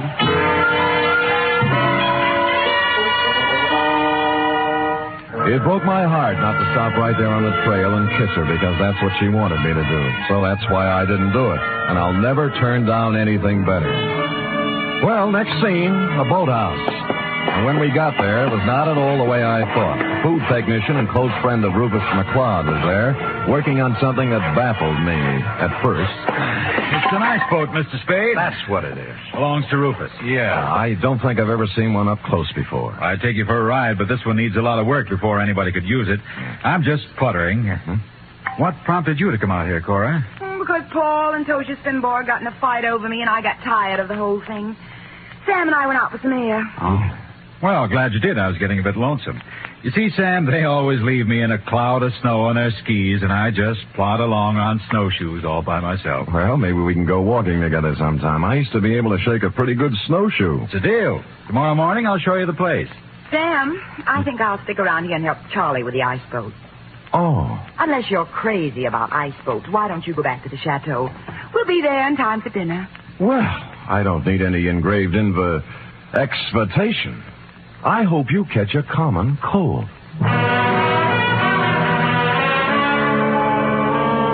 The trouble with that girl was that she only wanted one man at a time around her. Back at the chateau, there was no one but the cook, the Marjorie Main part. Too tall. As supper time approached, Rufus came in, then Rita, then Cora, then Allison, and finally Tozier, in that order. And the order is important, because you see, nowhere in the list is the name of Paul Endicott. He didn't come in for supper, nor for the next 3 hours. It was dark by then, and Rufus McCloud was worried about Endicott. So we fanned out in a searching party. I was alone when I found him. He was lying in the snow, 300 yards west of the halfway cabin. There was a 30-30 slug in him. Period. End of Paul Endicott.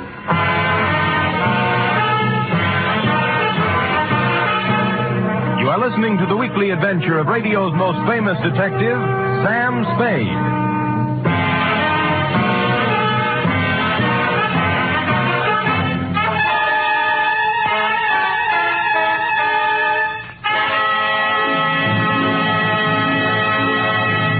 This Sunday, Cary Grant and Betsy Drake star in the second of the new Mr. and Mrs. Blanding series over most of these NBC stations.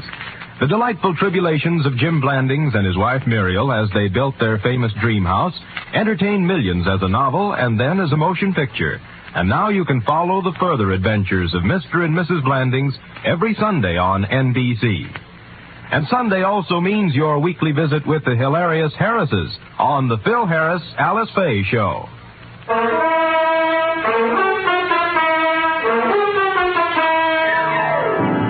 now back to the Chateau Mccloud Caper, tonight's adventure with Sam Spade.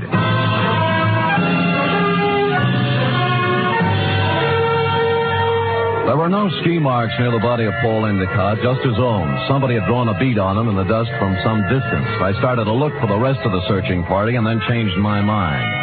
If the body of Endicott wasn't found, the murderer might wonder what happened to it, get worried, and make a mistake. So I picked him up, carried him to a small cave I found, covered the entrance with snow, brushed over the ski marks, and went back to the chateau. One by one, they all showed up, discouraged. We have to keep looking. I know how you feel, Cora, darling. It's too dark. We'll try tomorrow. Oh, don't worry about him. Paul can take care of himself. How can he take care of himself, Miss Parker, if he got lost? Who said he got lost? I am assuming. I think we're all assuming too much. I'm sure that it's nothing to worry about. If I know Paul, he'll show up tomorrow with some tall tale to tell. What do you think, Mr. Spade? What does an advertising executive know? Cora, your manners.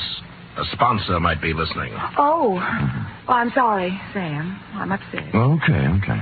Frankly, I don't know what to think. But if I were a detective, I'd hazard a guess that Paul met with foul play. Oh, nonsense, Spade, nonsense. Come on, everybody, let's have a drink and have some fun. Paul will be back, and even if he isn't, who really cares? Scotch for me. And I guess nobody cared. Rufus was a little more jolly than usual, and the drinks began to dispel the gloom. It was as if Paul Endicott never had existed. It began to get late, and the bizarre wake broke up. Everybody went to bed, including me. I lay there fully dressed, looking up at the beamed ceiling for an hour. About then, my doorknob turned, and the door slid open and shut. Someone moved quietly into my bed as I was sliding my .38 out of its holster. Me, Rita. Oh. Are you awake? Yeah, I wasn't even under the covers. Mind if I sit down? Not a bit. Sam. Sam, I'm scared. I wish I could leave here. Oh, what's the matter? Paul's dead. I know he is. He didn't mean anything to me one way or the other, but I know he's dead. Anything to back up your feeling? I guess not. It's just something I'm sure of. Why'd you come to me? Because you're really a detective, and I know it. Oh, me? Oh, now, you handled a case for my father once. You just don't remember me. All right, I'm a detective. Rufus hired me because he expected trouble. Sam, I'll tell you something about Paul. Yeah? Cora didn't really like him. They were always fighting. She only cares about herself, so she said. Tell me, what kind of a car does Paul drive? It's a yellow convertible, but it's still in the garage. I checked. Any other cars missing? No, they're all there. Oh, and I found out something else. What? Before supper, there was a gun missing from Rufus's gun rack. It's back now. Mm-hmm. Anything else? That's all I know, Sam, except that Paul's dead. I know it. I wish I'd never come up here.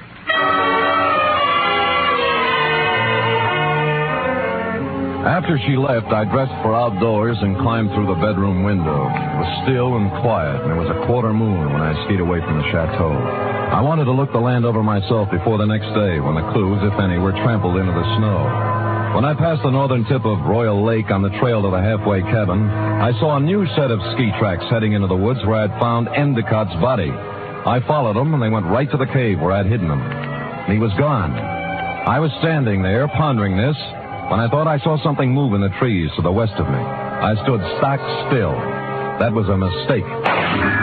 A bullet splintered a tree next to me, and I shoved off as fast as I could. There was no second shot. I circled around in the trees trying to catch sight of someone.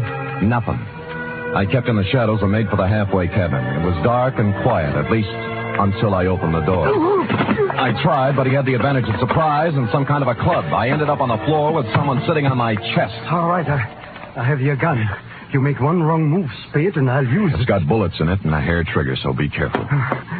We could use a little light. As you see, there's Paul Endicott's body. Yeah. How did you find him, Tozier? You're only putting a noose around your neck. You're a very perceiving man, Mr. Spade. How do you figure I did it? I talk better on my feet. Just remember the gun. If you didn't kill him, how else would you know where the body was? Because I know this country like the back of my hand. He had to be somewhere. You are the killer, Mr. Spade. Me? Why, I do not know. You found the body before anyone else could. Hid it, then clumsily tried to hide your tracks. Don't be silly. Why would I come back? A murderer always worries about his crime. Did he forget something? Was something left undone? It's a natural. It sounds good, except it isn't true. You couldn't pin it on me in a month of Sundays. But somebody might just tie it on to you. That's what you think. Do you know what I'm going to do now? I wouldn't want to guess.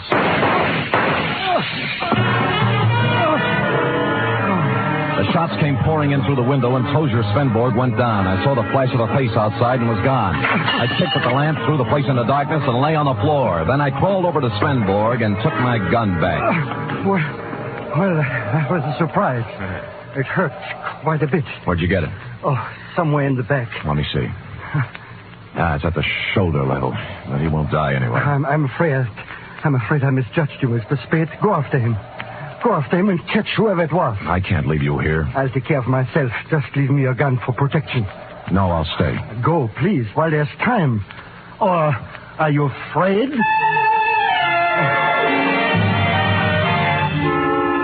I was, but I gave him my gun and left. Outside, there were many ski tracks, but a fresh set led left from the halfway cabin down. They went right to the edge of Royal Lake and then stopped. There were no marks of ski poles on the ice, so I followed the shoreline looking for some kind of a clue. It wasn't until I reached the southern tip of Royal Lake that my effort was rewarded.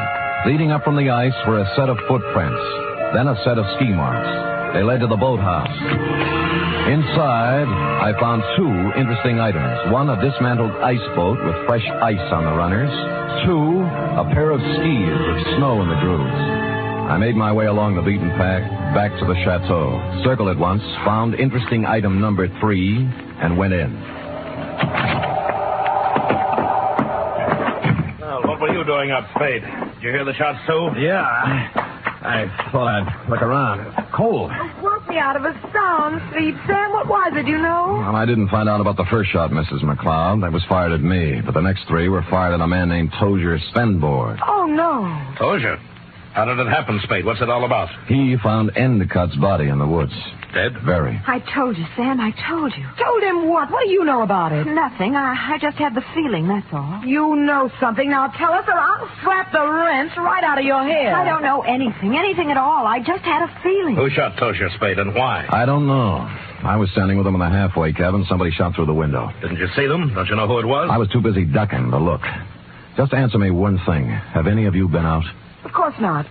No. I haven't, and Mr. Allison's in bed.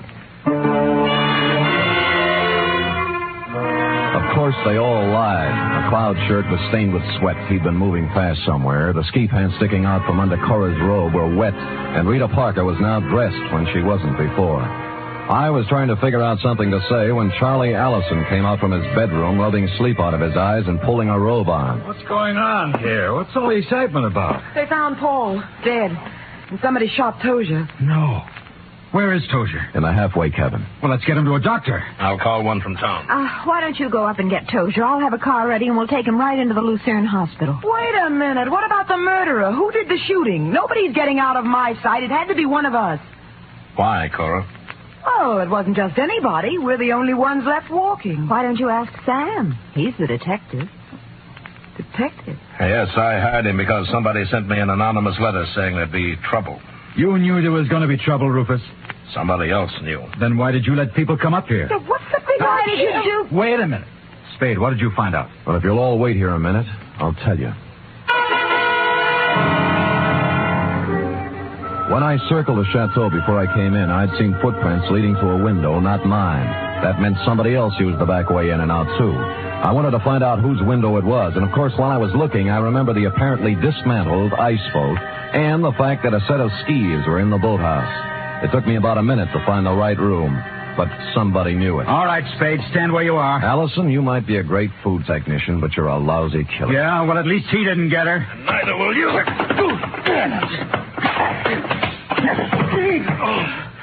I got him, Spade. All right, come on, stand up. Come on. You sap. Cora, huh? You think you could get her by killing somebody? Shut up, leave me alone. I'm sorry for you. Sorry for anyone that ever knew her. I'm sorry for myself. She loves me, you fool. What's the matter? I was sound asleep. We found our killer, Mrs. McCloud. Charlie? Yes, baby, Oh, Rufus, it's been a long day. I need a drink.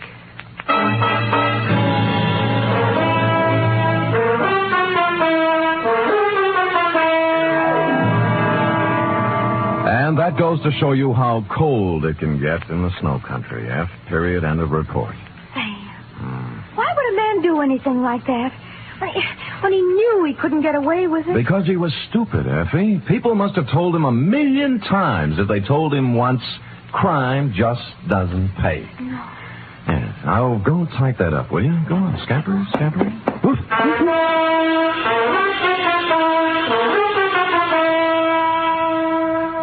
Three chimes mean good times on NBC. Here's news of two important musical events. This Saturday, Arturo Toscanini begins a new Saturday series of concerts with the NBC Symphony. And for his premiere, the celebrated maestro Toscanini will present a special hour-and-a-half performance of Verdi's Requiem. And beginning next Monday, you can hear the first in a new series by the Boston Pops Orchestra.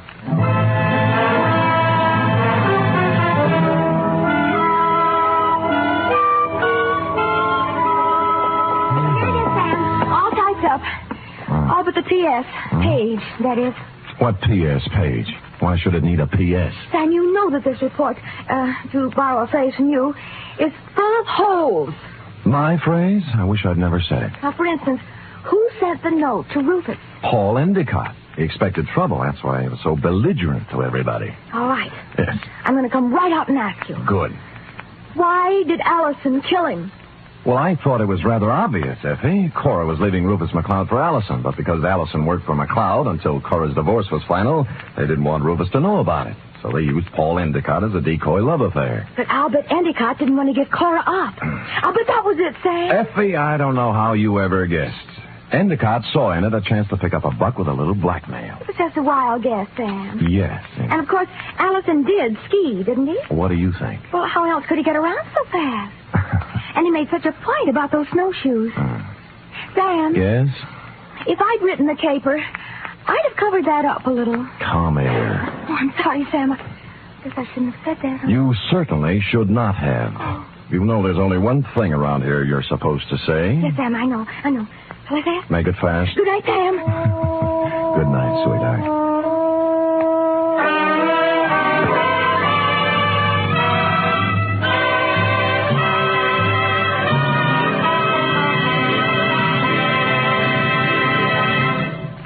The Adventures of Sam Spade are produced, edited, and directed by William Spear. Sam Spade was played by Stephen Dunn. Lorene Tuttle is Effie.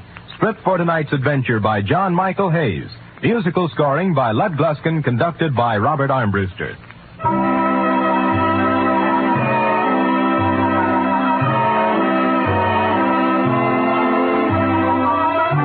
Join us again next week, same time, for another adventure with Sam Spade.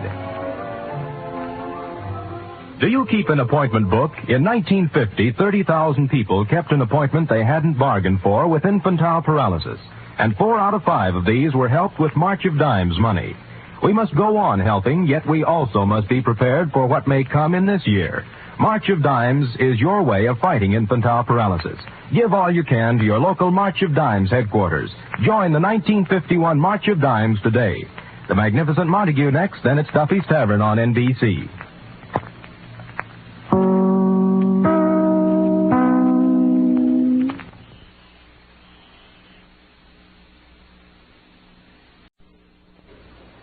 The Adventures of Sam Spade, Detective, brought to you by Wildroot Cream Oil Hair Tonic, the non-alcoholic hair tonic that contains lanolin, and new Wildroot Liquid Cream Shampoo.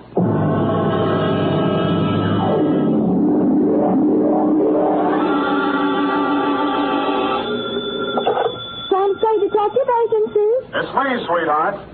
You've heard of pulling a rabbit out of a hat? Yes? Well, I pulled one out of a pickle. What happened, Sam? What happened, she asked. Well, goodbye. Oh, don't go, Sam. Don't you feel like talking about it? Frankly, no, but it's expected of me. Sharpen a carrot, throw me some rabbit punch, get the hutch ready, for I'm about to hippity-hop through the door with the lowdown on the Flopsey, Mopsey, and Cottontail Caper.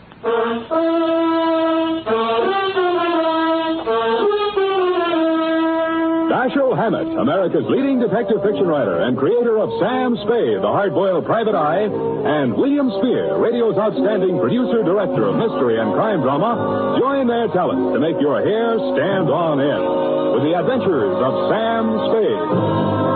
Presented by the makers of Wildroot Cream Oil for the hair. Say, Mother, if you got a special thrill out of buying things the whole family can use, then stop at your drug or toilet goods counter for a big family-sized bottle or tube of Wildroot Cream Oil, America's favorite family hair tonic. Dad, Junior, Sis, yes, and you yourself, Mom, will find Wildroot Cream Oil ideal for grooming the hair neatly and naturally, for relieving dryness and removing loose dandruff. So, Mom, ask for it tonight or tomorrow for sure. Wildroot Cream Oil Hair Tonic.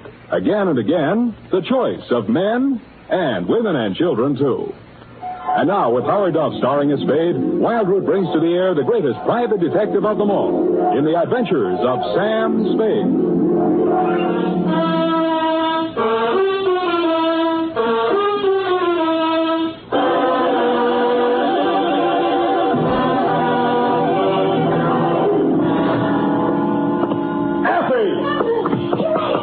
What's the meaning of this? Of what? My desk and my chair shoved over to one side of the office. To make room for the other desk and the bookcase. There'll be no other desk and no bookcase and no anything else. But, Sam, I thought you... Don't say it. Don't even think about that, man. You understand?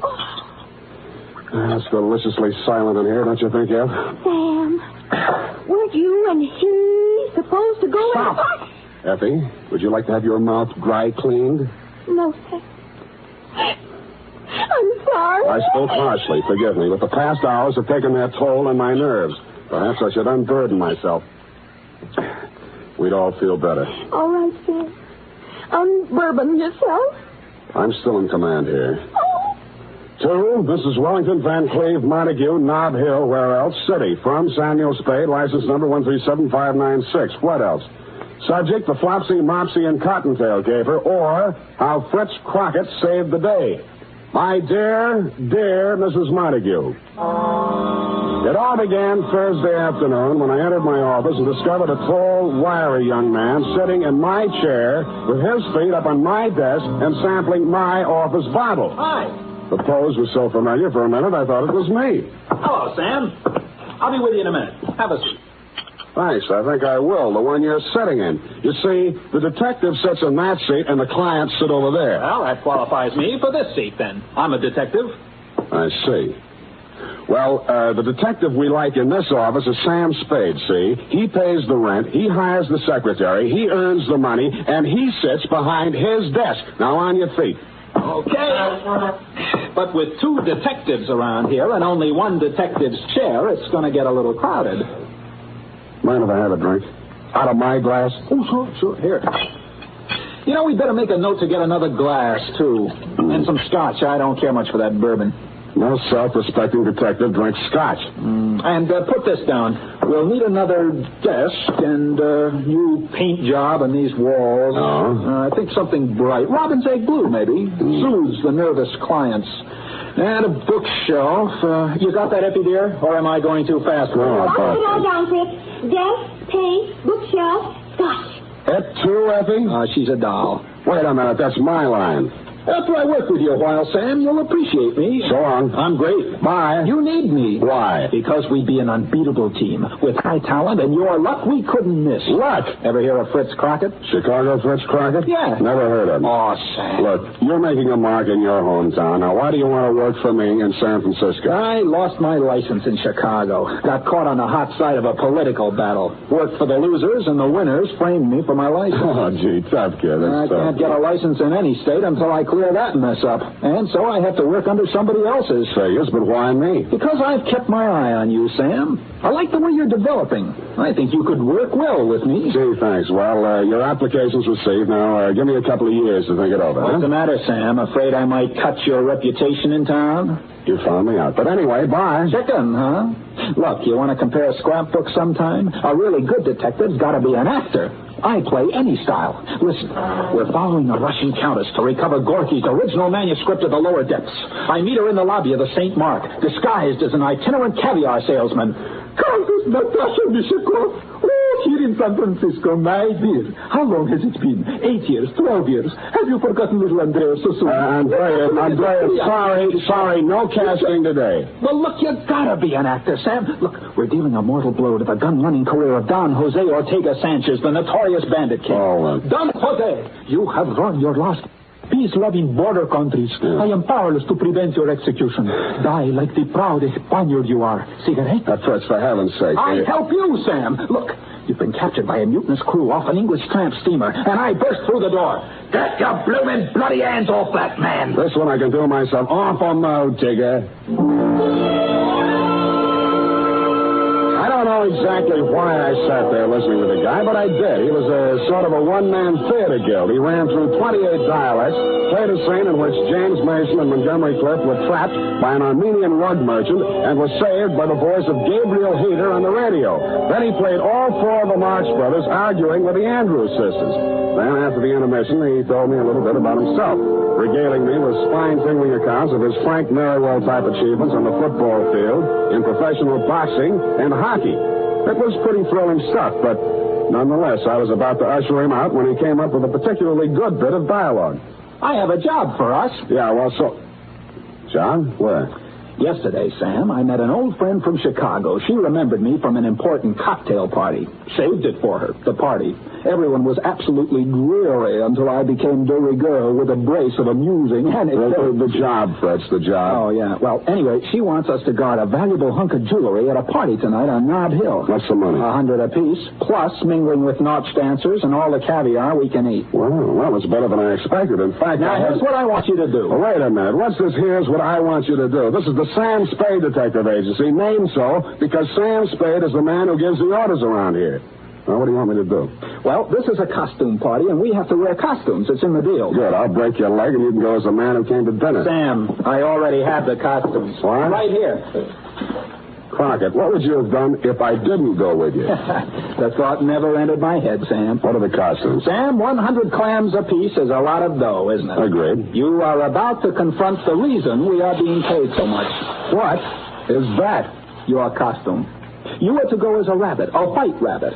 Here's the suit. Oh, and here's the head. Notice the shocking pink ears. No, the deal's off. It's been swell, Fritz. Now, wait a minute. I am also going as a rabbit. See? You will go as Flopsy, and I will go as Mopsy. I will not go anywhere dressed in that ridiculous outfit. $100, Sam. I will... Well... Sam, let's talk this over. Now, look, I will talk to you as a businessman might talk to you. Now, Mr. Spade, you take your ordinary type detective, and you have got it pretty solid.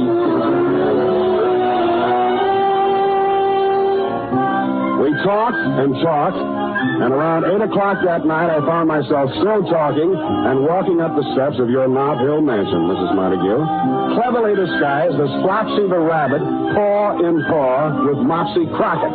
My headpiece covered everything but my eyes, nose, and mouth, and I was grateful for that. When I passed the doorman, I was tempted to say, what's up, Doc? But Fritz said it ahead of me. He walked in as if this were his personal hutch, and you and Mrs. Montague cruised over to us. Here, my little bunny twins, aren't you both just darling? Yeah. Which one of you is Mr. Spade? Well, I'm Mr. Crockett, Mrs. Montague. Mopsy. You remember me from the Nesbit soiree, Ronnie and Benita, or maybe it was Gypsy introduced us, n'est-ce pas? Oh, yes. Oh, and Flopsy here must be Mr. Spade. I've always wanted to meet him. Thank you, Mrs. Montague. I am the straight man. How do you like my costume? Well, there's not another one like it in town. I'm the only wooden imp in San Francisco. The trees will swoon. They will. Mrs. Montague, perhaps you're disposed to outline our job. Well, of course, Mr. Crockett. Myself, Mrs. Arlington Crippen McGill, and the famous Spanish artist Julio Duriego are going to pick the woman with the most fascinating costume. Search no farther. It could be no one but you. Flatterer! I'm not eligible. Oh. Then at 10 o'clock we will have the grand parade. The winner will lead the parade wearing a small jewel-studded crown. Oh, darling. Diamonds and emeralds and all sorts of amusing things. Well, this crown once belonged to Josephine of France. Imagine. Mrs. Montague, I hate to be an old killjoy, but are we here to guard the crown? That's right, Flopsy. I mean, Mr. Spade. Oh, sorry. Oh, of course, I don't expect any trouble, but it's so valuable. I can't take any chances. My husband picked it up in Iran. He's in pickles, you know. Well, you know best. Where is the crown now, Mrs. Montague? Oh, in the wall safe in the master bedroom on the second floor. Here's the combination to the safe written down. I'd rather not have the combination, if you don't mind, until it's time to get the crown. Oh, now don't you be silly, Mr. Spade. Except for the crown, there's only $50,000 or $60,000 in the safe. Oh, well, if that's all now, the safe is behind the Degas original. Now, until I need you, go and enjoy yourself. Well, we'll go. Maybe I'll even let you dance with little me. Fritz and I had synchronized our watches and decided that until we were needed, we would lose ourselves in the crowd and keep our big rabbit ears open. Everybody was masked and loaded, and it was all very gay. I brushed elbows with pirates, Northwest Mounted Police, unmounted, a gorilla, an Arabian princess, 4 Pocahontas, and a sort of historical characters from Julius Caesar to Mike Romanoff. While I was dipping a carrot into the punch bowl, a girl made her way over to me. I knew it was a girl immediately. You could tell. I tagged her as a burlesque queen, but she didn't talk much like it. Are you an he-bunny or a she-bunny? I'm a he-bunny. Would you like to dance with me? I'd be delighted. Who are you? I'm not supposed to tell until the mask come on. For now, just call me Flopsy. Flopsy? How cute. You Americans have the cutest ideas. Yes. Speaking of ideas, what do you represent? Oh, I am a Solidaire dancer. Do you like me? From where I stand, it would be next to impossible to dislike you. Such a sweet dancer. Believe me, it was easy. Tell me, have you been in this country long? A few weeks. My family has sent me on a tour of America. I see. I am here as a guest of Monsieur Montague. Now tell me, you are a detective, are you not?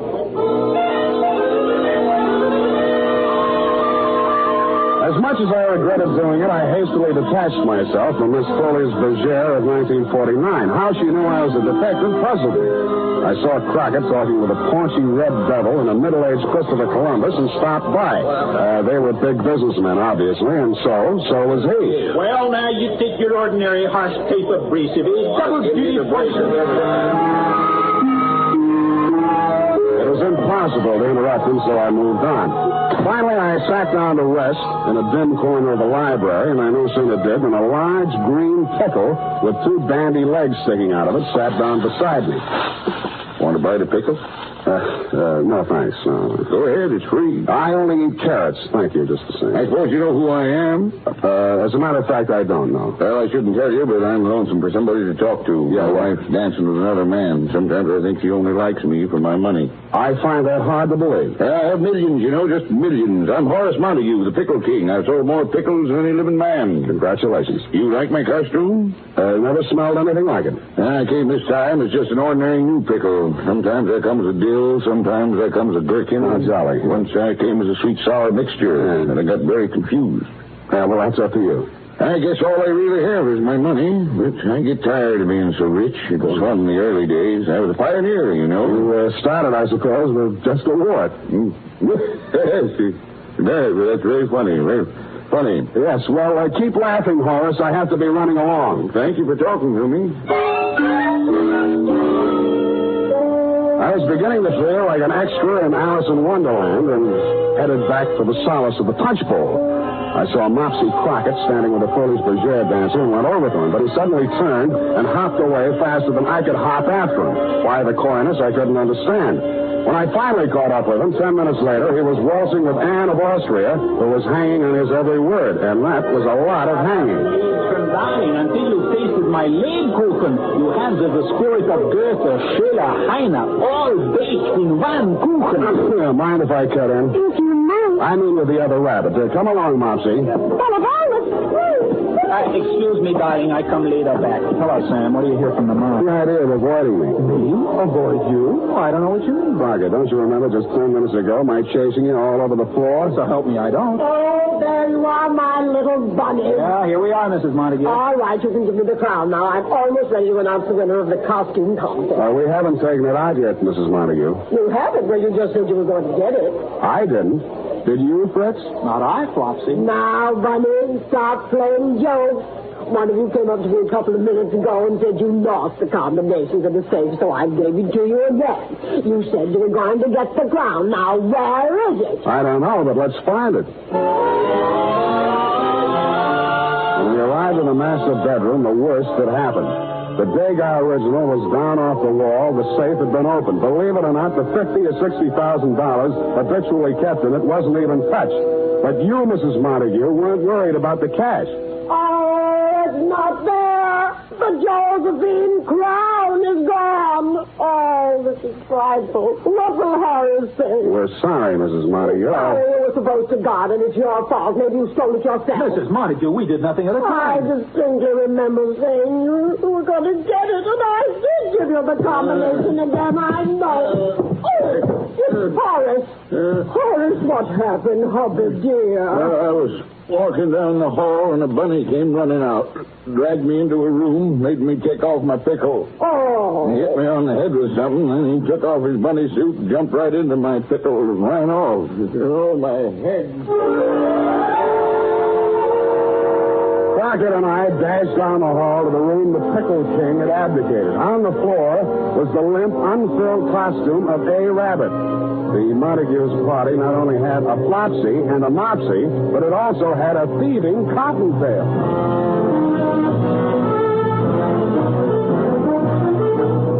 The makers of Wild Root Cream Oil are presenting the weekly Sunday adventure of Dashiell Hammett's famous private detective, Sam Spade.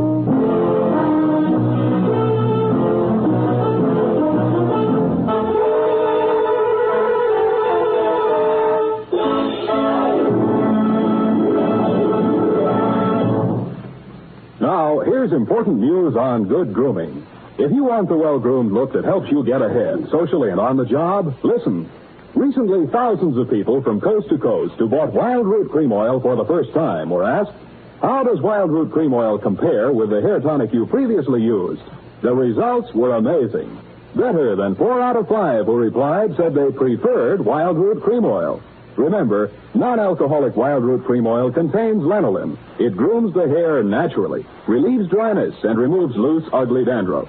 So if you want your hair to be more attractive than ever before, get the new 25-cent get-acquainted bottle of Wild Root Cream Oil, America's leading hair tonic, on sale at all drug and toilet goods counters. It's also available in larger economy bottles and the handy new tube. By the way, smart girls use Wild Root Cream Oil, too, and mothers say it's grand for training children's hair. Get Wild Root Cream Oil. Again and again, the choice of men and women and children, too. And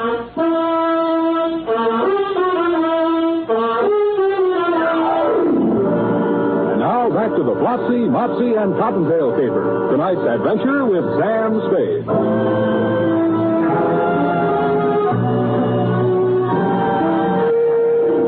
I left Fritz Crockett and you, Mrs. M, attending to Horace in your master bedroom and pounded down the stairs, through the guests, and out the front door.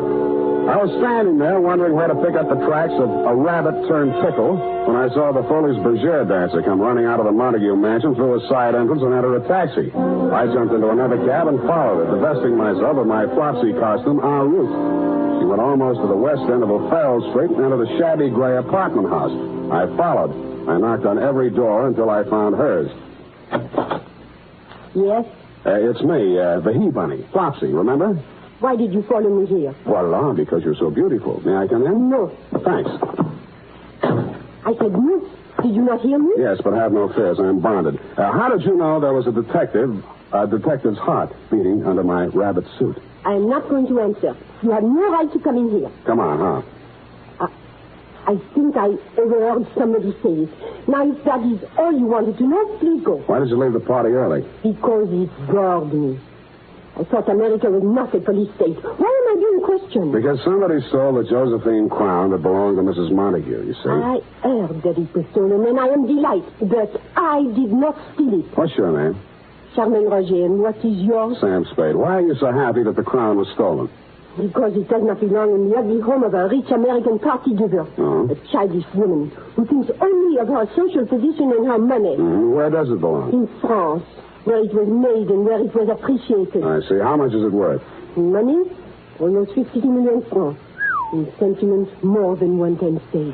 Now, will you leave me alone? You're saying that the crown means more to a Frenchman than money, How would you like it if your Abraham Lincoln's death was being used by some French businessman to serve cocktails over? I get the point. I tell you again, I do not know what happened to the Josephine crown tonight. Do you believe me? I did, but only because when she left the party, she wore only her costume, and that costume wouldn't have hidden, well, she couldn't have had it on her. I went a block up the street, picked up a cab, and sat in it until she came out 5 minutes later. She was now in street clothes and carrying an overnight case. She drove to Castle Street, and I followed. She went into a restaurant called La Parisienne. I waited a discreet moment, then went in. She was nowhere to be seen, but a tall, lean, black-haired individual approached me with a menu in his hand. Good evening, monsieur. I regret to say that we are just closed. I'm not interested in meeting you. Where's the girl who just came in? Girl? In here? Don't dummy on me. She walked right in here 30 seconds ago. Brown hair, red coat. Charmaine Roger by name. You have made some mistake. You can see there was no one here. I have made no mistake. Now come clean, will you? Monsieur, contain yourself, please. Let me go. No girl came in, but if one did, there is no place to hide but the kitchen. All right, then show me the kitchen. Monsieur Bonneau. Monsieur. Oh, my. Spade. Well, it didn't take you long to get here, Mr. Montague. Well, Don't move, Mr. Spade. I have a knife at your neck. Yes, I feel it. Shall I take care of him, Monsieur Montague? No, Bonneau. Put down your knife. Thanks. Mr. Spade and I will sit down at the table and talk quietly. You can go. As you say, monsieur. But I will keep out an eye. Let's keep an eye out. Sit down, please. Spade, while you're here, I have a personal matter to take up with you. About the Josephine crown? Yes. Well, I'm sorry to report that as yet I haven't found it. Good. I'd be happy if you never found it. Oh? Does Mrs. Montague know you feel this way? No, and I'd be equally happy if she didn't know. Mm-hmm. In other words, you want me to stop looking for it? That's the idea. Oh, you could make a pretense of trying to find it, but no more. That's interesting. I'll pay you a good fee if you do this for me. Why don't you want it found, Mr. Montague? Well, I'll talk to you man to man. Please do. A French girl showed up in town. Charmaine Roger? Well, you seen her? Quite a bit of her. At the party. Well, she's young and beautiful, and right to the point, I was indiscreet. I see. She turned out to be more designing than I realized. A black man? Of a sort. She didn't want just money. She wanted the Josephine crown. And you let them steal it? Well, I told them I'd get them into the party, furnish them a car, and the rest is up to them. Why didn't you just give them the crown? Well, I couldn't. My wife values it too much. It's her prized possession. She even wears it around the house when just the two of us are there. Oh, that's cute. Now, will you forget about this, Spade? I'm afraid not, Mr. Montague. I'm hired out to your wife, who asked me to guard it. I did a bad job, so it's up to me to get it back, you see? No, Spade, I can't afford a scandal with that girl. Well, you'll have to work that out for yourself. Very well. I'm sorry. I must must admit, Mrs. Montague, I underestimated your husband, for at that point he produced a gun out of thin air and very professionally relieved me of mine. He called the proprietor, Bonneau, who appeared with Charmaine Roger. They held an immediate kangaroo court. Sentence was about to be pronounced when the front door burst open, and in swept a tall character in black beret and cape and sporting a handlebar mustache. Prominently pinned on his cape were a brace of French war medals, including the Croix de Guerre and so on. His entrance held everybody bug-eyed, including me. Keep your mouth shut, Spade. What a joyous, charming gathering have we here. Oh, the glow of warm friendship fills the room like a cottage fireplace in Alsace-Lorraine. Ah, no, it cannot be. Can I believe these weary eyes of man? Is it not truly my intime ami, Monsieur Montague? I kiss you on both cheeks in happiness. I don't seem to remember. Oh, what? You have not so soon forgotten me. We met at the legation in 38. Oh, those years. Do you not recall the nights in Montmartre and the days in Montparnasse? Oh, my goodness. Parbleu! When he bent over to kiss Montague again, his mustache fell off. As usual, Crockett had overplayed. And before he could straighten up, Bonneau hit him in the back of the head, and he fell flat on his face, out cold. That was my cue to go into action. I turned over the table, wrestled with Horace and Bonneau, while Charmaine was striking at me with the heel of a shoe. I got to the gun first, and everything came to a sudden lull. At that point, Fritz Crockett came too. Oh, mes amis, where did the sudden darkness come from? Yeah, well, you can drop the dialect, Crockett. Oh. I wish I had a picture of you there on the floor for your scrapbook. Oh, it was in the act, Sam, all in the act. Yeah, well, you think you're well enough to hold this gun while I make a search? Oh, leave it to me, Sam. Everything will be under control. Now, stand back, everybody. I'm in charge here. The U.S. government is not entirely without influence in Washington.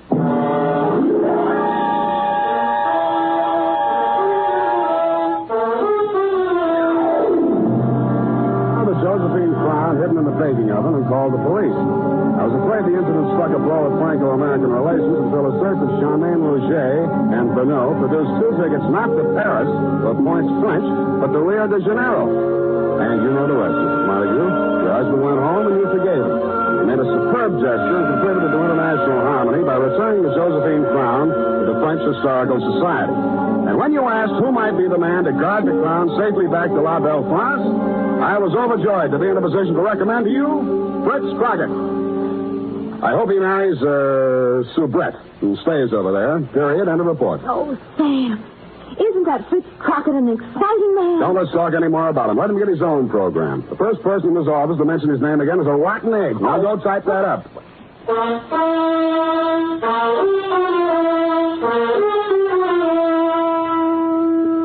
Don't buy a different brand of hair tonic for every member of your family. Get the one kind they all like. Wild Root Cream Oil Hair Tonic. Wild Root Cream Oil grooms your hair neatly and naturally, relieves annoying dryness, and removes loose, ugly dandruff. Get a bottle or tube tonight. And ask your barber for a professional application of Wild Root Cream Oil Hair Tonic. Again and again, the choice of men and women and children, too.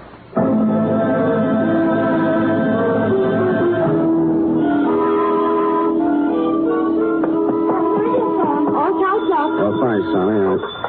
Sam Spade Detective Agency. Oh, it's for you, Sam. Hello. It's me, Sam. Fritz. Oh, no. I'm at the airport. I just wanted to tell you I'll be out of town for a while. Won't be using the office, so just take the whole thing over. Well, that's very generous of you. And you can use Effie if you need her for anything. Well, I'll never be able to repay you. Oh, that's all right. You did a pretty good job on the caper today. Thanks. I was just talking with Mrs. Montague, and I told her, I said... I'm looking over. I've heard enough of him for one day. Come here. Tonight you'll have to be satisfied with my one arm. That's good enough for me. Already demonstrated. Good night, sweetheart. Good night, Fritz.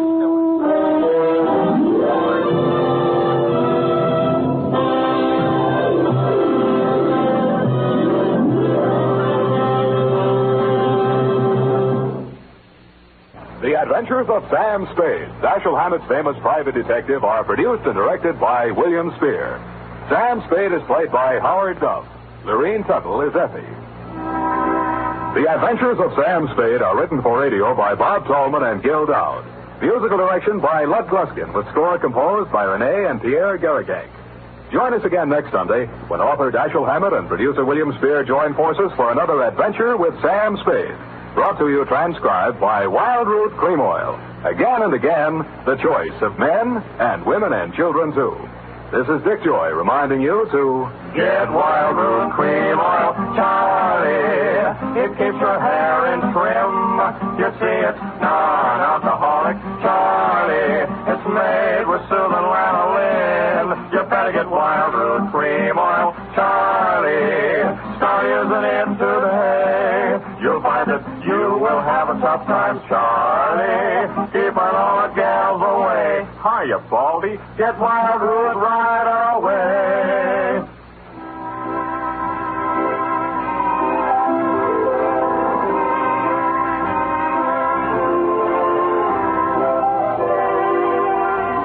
This is CBS, the Columbia Broadcasting System. Listen now to The Adventures of Sam Spade, starring Howard Duff in The Convertible Caper.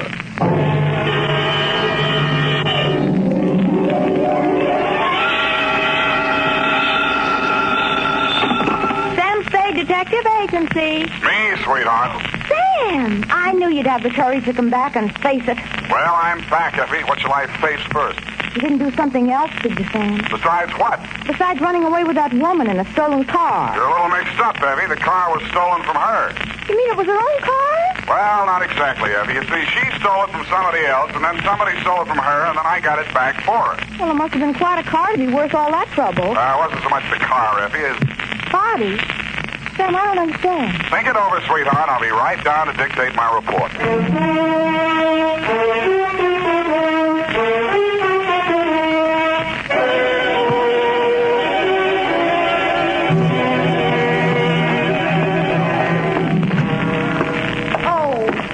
Look at you. Can't you take no for an answer? And just what do you mean by that, Miss Perrine? Claw marks on your face. Wrong again, sweetheart. She said yes, I said no. Hence discretion. I knew she was that type the minute she walked into this office. That ankle bracelet and green nail polish. Green nail polish. Well, puce colored. This one goes to homicide, Effie. Oh, not another murder, Sam. What else? To Detective Lieutenant Dundee from Samuel Spade with license number 127596. Subject, the Convertible Caper. Dear Dundee, it has been a dull morning, but just before lunchtime, things began to brighten up. Her clothes looked like money, and what they were wrapped around looked even better. She eased herself into the chair I pushed up for her, rattled about $1,000 worth of charm bracelet at me, and after she'd arranged her legs, mouth, and eyes to our mutual satisfaction, she allowed me to hear the sound of her beautiful voice. I do not know whether you will be interested in my case or not, Mr. Spade. Put your mind at rest, Miss Estrada. Who knows?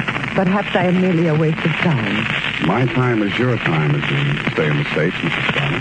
Oh, you are very simpatico, very kind. Yes. Entonces, my automobile has been stolen. When and from where? Last night, after midnight, while I was checking in at the Hotel San Rafael, where I am staying, I foolishly left it parked outside with the keys in it. Have you reported this to the police? No. I suggest you do. No. No? No. Well, why not? Because I stole it from another. I see. No, but you do not yet know all. If the police find the car and notify the one from whom I stole it, then that one will know that I am in San Francisco. And that's bad. It must be bad. If he finds out I am in San Francisco, then he will come here and kill me. That is why I must recover the car rapidly and without the police. You will be glad to help me. Be very pleasant, Mrs. Strada, but hot cars are not exactly in my line. You wish that I don't think anybody would murder you just for stealing his car. Oh, not for the car, no. Already he tried to kill me once, twice, 3 times. So I take the car and drive away rapidly. Away from where? Mexico, state of Chihuahua, where this pig resides who wishes to murder me. Why? Oh, he drinks. He becomes a beast. He accuses me of... Look here on my shoulder, the scar. Where already he cuts me with a knife. Uh-huh. Now you have seen something that changes your mind about me, huh? You see that I am sincere. Why, Mrs. Strada, I never had any doubt. Oh, please. I am without friends. You will call me Nietzsche, I guess? Yes, indeed, Nietzsche. Bueno, now we are friends. In the car is sitting the pig. What's this pig's name? Pig is the only name I will honor him with. Pig. What make of car is this? Leonza. You know this kind of car? Yeah, it's a foreign car. I've seen a few around. This must have set the pig back several $1,000. He steals everything. Listen, my darling, please notice. Around here is pink with blue fenders. Not anymore. That's the first thing a car thief changes, the paint job. Any other distinguishing marks? Distinguishing marks? Yes. I would think. It has a radio. You don't say. And it has 2 windshield wipers. Well, I'll buzz around, Nietzsche. If I find anything, I'll let you know. My fee is... Yes. Yes, that is something else. I have no money. Oh, that's great. That's just great. But I am sincere. You said so. Look, my darling, take this. It is worth very much. See? This little charm alone. Platinum set with diamonds. Worth very much. You will keep it until I pay you, eh? Adios, Father. Hasta la vista. She thrust the charm bracelet into my hand, bit me on the ear, and departed. I put a Band-Aid on it, ran some cold water over my head, poured myself a stiff slug of bourbon, and examined the bracelet. The dangle she pointed out was a white metal disc with a monogram in diamonds, 2 vertical bars with a horizontal one on top. It was the Greek letter pi or the initials PT, depending on who had stolen it from whom. I knew it was at least worth my fee. I dropped it into my pocket and went out. My first stop was over on Mission. The sign on the building says, Masterpiece Auto Painting, Joe Rembrandt, proprietor.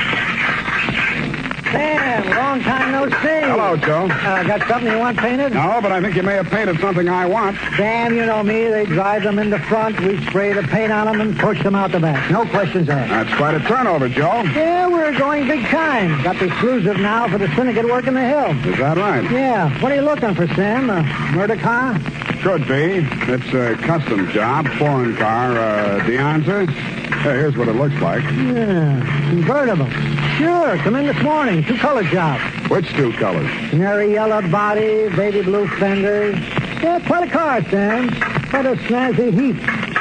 Heap, huh? Yeah. Is that what you want to know? It was. Happy Herman Heath was one of the biggest used car thieves in the city.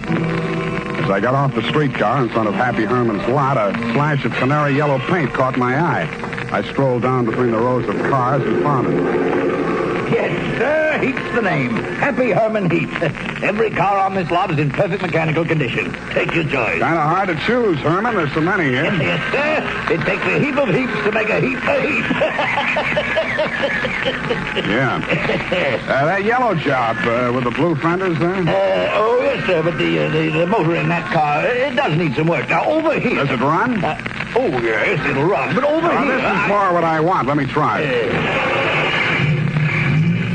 Sounds all right to me. Oh, idling, yes, but needs some work in the transmission of the differential. Mind if I drive it around the block?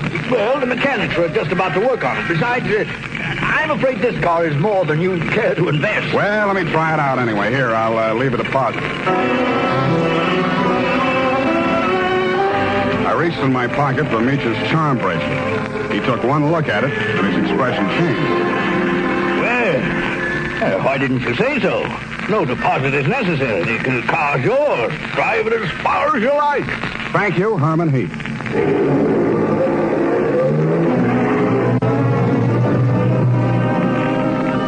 I took him at his word. I put the magic bracelet in my pocket, drove back to O'Farrell Street, parked in front of the San Rafael Hotel, slipped the doorman $1 to wash it for me, and went on into the lobby. The desk clerk said that Senorita Estrada had checked out 30 minutes before, leaving no address. I found the house dick in the bar and asked him for a rundown. Yeah, I remember her, Sam. Very nice dish. Any callers, Tiny? Yeah, 2 guys. Yeah? Went out when they came. Ain't been back since. Who were they? You won't believe it, Sam. One of them was Tom Carey. What's he doing in San Francisco? He's wanted for murder. And I don't know, but there must be plenty in it if he brought him back across the border. He's staying here? Yeah. Room 613. Uh-huh. Do me a favor, will you, Tiny? Anything at all, Sam. There's a car parked outside in the loading zone here. Stow it in the hotel garage for me, will you? Upstairs, as far out of sight as you can get it. I went upstairs and rang the buzzer at room 613. The door was opened by a little dark-complected man with hard eyes and Indian features. There was a mean-looking knife in his hand, but he put it away at a nod from Tom Carey. How'd you find out I was in town? Not from Meacher. I don't know how much she told you, Sam, but if she told you this much, she was 11. It's $1 million caper. And you know some of the things I've done for less. What's in it for me? What'd she pay you? Nothing. She left this charm bracelet in Hock. Now, boss, I caught him now. Shut up, Parker. Give me that bracelet. Mine. Watch it, Tom. Don't crowd me. I got something bigger than this or you wouldn't be here. All right, Sam, what do you want? I want to hear you talk. I guess you know I've been down Mexico way. I'm listening. I got a little business down here, garage business. Running hot cars across the border from the States? We cool them off. Little body work and his serial number, like plastic surgery. Sounds like a good business. You shouldn't be neglecting it. You met the dame. She says you want to kill her. I was off my trout. I scared her. I didn't mean anything. I thought I could scare her into sticking around. I'll let Parko nick her shoulder a little bit. Oh, just a little bit. Yeah. I figured her wrong. I know that now. If I could see her for 5 minutes just to talk to her, I know it'd be okay. I can't help you, Tom. I want to talk to her myself. Listen, she hasn't got a penny, only that car. She figures I'm peddling that. Not anymore. She already sold it? Some car thieves took it. She hired me to trace it. Listen, Sam. Maybe broke in a strange country. I'd look good to her again. Look. Here's $1,000, Sam. Oh, this is so sudden, Tom. Nothing. When you see her again, give her that bracelet back, yeah? It was a present from me. And whatever you do, don't find that car. Okay, Tom, it's a promise. Thanks, man. Only one thing I don't understand. You said it was $1 million caper. I meant that. She's worth $1 million to me, Sam. The girl, Tom, or the car? Oh, I wish you hadn't asked that question, Sam. I really do.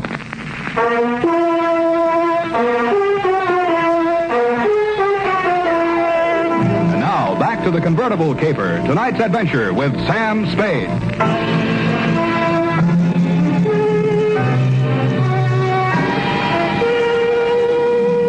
When Tom Carey said $1 million caper, he meant just that. He never risked a rap for less than $100 grand, and no dame that ever lived was worth more to him than a hot mink coat. If Meacher wasn't the $1 million package, the car was. I didn't know what was in it. With Tom, it might be diamonds, dope, smuggled Chinese, or just plain money. So I went back to the hotel garage. Number 1279. I climbed the long, curving ramp to the second floor and found the canary yellow Deanza convertible crowded in behind 4 ranks of cars at the rear of the building. I started to work on it. Nothing in the luggage trunk, nothing under the seats, under the upholstery, and the door panels, nothing anywhere. Then I got Tiny Stover, and the two of us went over the second time.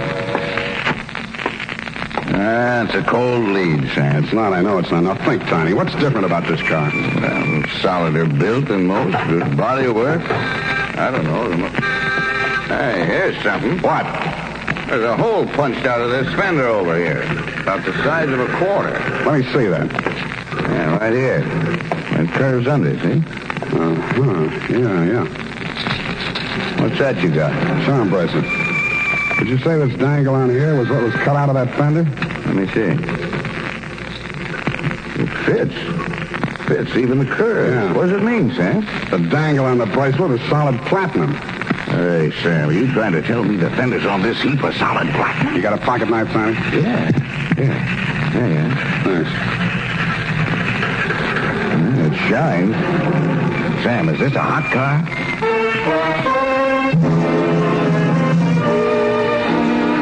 I didn't answer him. I didn't have to. He looked from the gray-white gleam of the bracelet charm to the square of paint I'd scraped off the fender and answered the question himself. Meach's convertible was convertible in more ways than one. It was about the hottest car in San Francisco as of that moment. After I'd left the garage, I tried to phone Tom, but he wasn't in. I had an uncomfortable feeling he was out looking for me.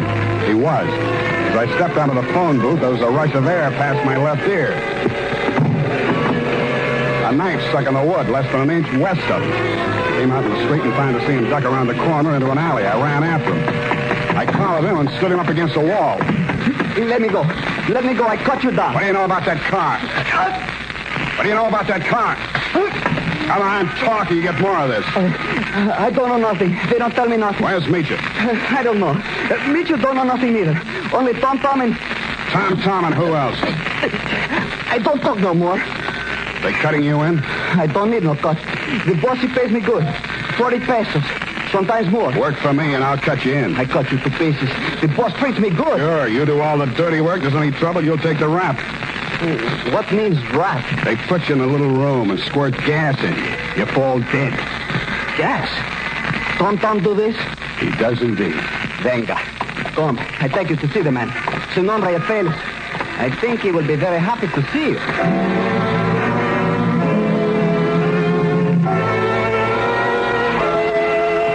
The place Paco took me to was about as high on Russian Hill as you can get. The house was old, faced in brownstone, and had a high iron fence around it. On the gate was a nameplate, H.H. Lovelace. When I opened it to go in, I noticed that Paco was no longer with me. Oh, Mr. Spade, come in. The gray-haired gentleman who greeted me was wearing a wing collar, a carnation, and a very distinguished air. I could hardly believe it, but he was definitely, beyond the shadow of a doubt, none other than the one and only Happy Herman Heap. Well, Mr. Spade, I see that you're surprised. I'm overwhelmed, Mr. Heap. Lovelace, that is the correct name. For my avocation, I selected my first and second names, the H.H., you know. My full name is Herman Heap Lovelace. About that car, Mr. Spade. Yeah, about that. I must own that you outwitted me. I was rather proud of my little device, the disc on the charm bracelet, you know. When you showed it to me at my business establishment, I naturally thought you were authorized to take the car. Yeah, naturally. However, I'm not averse to enterprise in a young man, and I'm prepared to pay for my blunder. You said $1 million I still couldn't accept, Mr. Lovelace. Oh, why not? I was hired to recover that car for my client. It's not mine to sell. Well, it's certainly not hers. I don't care whose it is. All I know is that my client's life is in danger, and it has something to do with that car. Miss Estrada? Yeah. Excuse me one moment. Spade has arrived. Hello, Papa. That's all she said. Then she stood there looking at me in that way that made you not care who she was double-crossing or why. Then she turned to Lovelace, alias Herman Heap. How much does he know? Alas, everything, I fear. He has agreed to our terms? Yes. Good. I must have my bracelet back now, Sam. Sure, it's right here in my... I reached in my coat pocket for the charm bracelet she'd given me to keep for her. It wasn't there. It wasn't in any of my pockets. I guessed that it was in one of Paco's pockets. Meacher watched me fumbling, her eyes blazing with anger. Fool, you have lost it. We are helpless without that. I thought it was the car you wanted. Please, one thing at a time. I suggest that we first gain possession of the car. Yes, Lovelace, you are right. First, the car.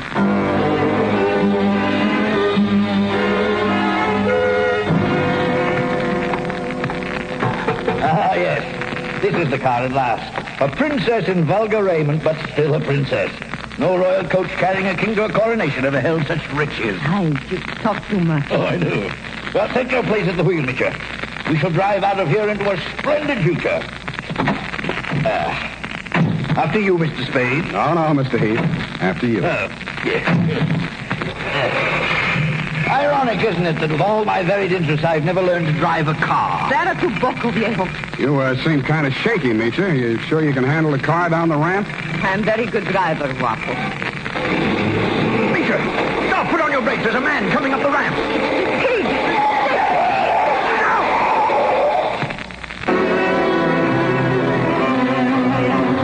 He was dead before I got to him. As I leaned over him, I saw the bracelet lying beside his hand. I picked it up and walked back to the car. Meacher and Herman Heap Lovelace were sitting in stony silence, glaring at each other. Is he dead? Yeah. Was the bracelet on him? I didn't look. Lovelace, go and frisk him. Must I? It's very distasteful to me. Come, Mr. Spade. You fool. We trust this detective. Go on. Very well. Get in, Sam. Get in. We leave him here. What's the matter? Is something wrong? Oh, nothing at all. Come back here! This is an outbreak! I mean, quick! Come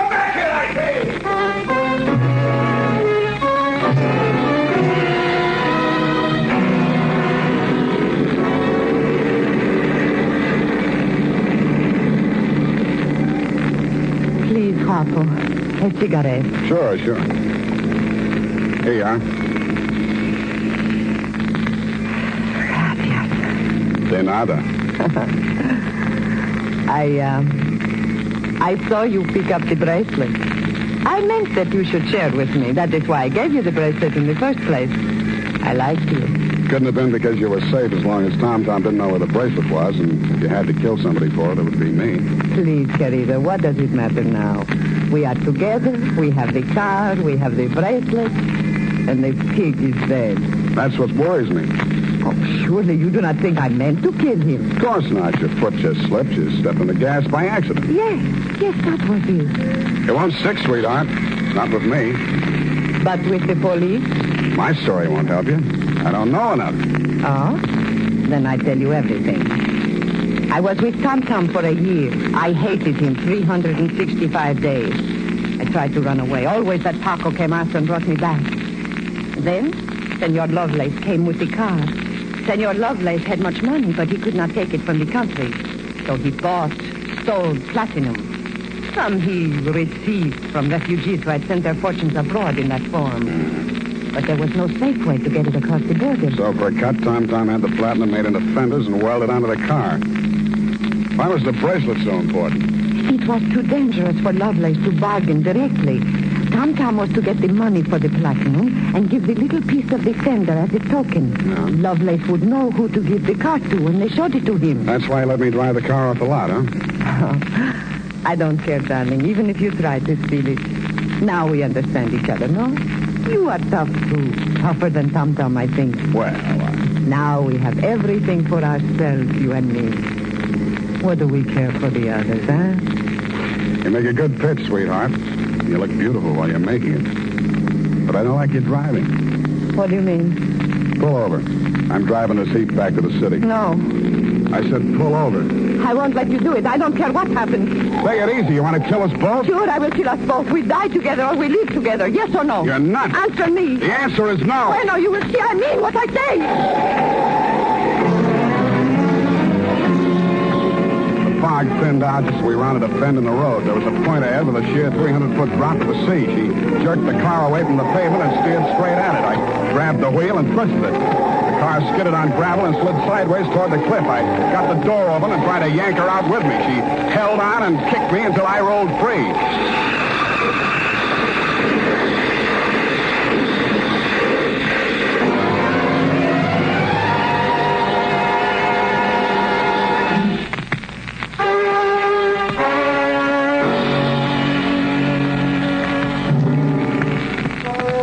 She didn't look very beautiful when I saw her for the last time. And the flashy convertible was a pile of junk. Very expensive junk, but junk all the same. I understand the federal men have confiscated the platinum and are holding Lovelace for questioning. I doubt if he'll crack. Nobody can embarrass a used car salesman. Period. End of report. Sam, do you really like this racket we're in? I hate it. So do I. But don't let's ever go into any other racket. It's a promise, sweetheart. Why, I'll never know. No need. Good night, Sam. Good night, sweetheart.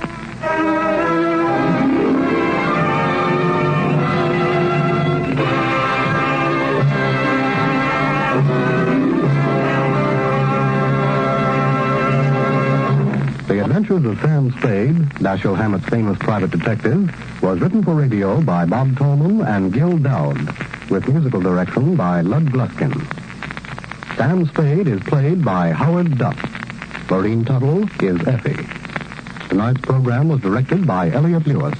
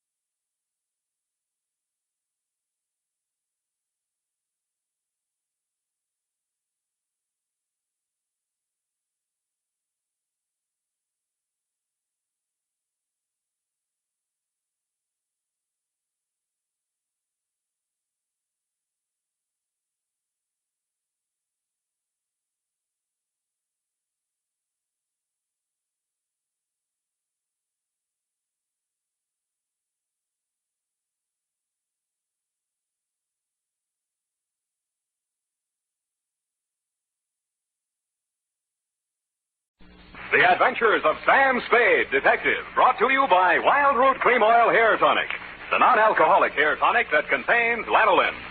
Wild Root Cream Oil, again and again, the choice of men who put good grooming first.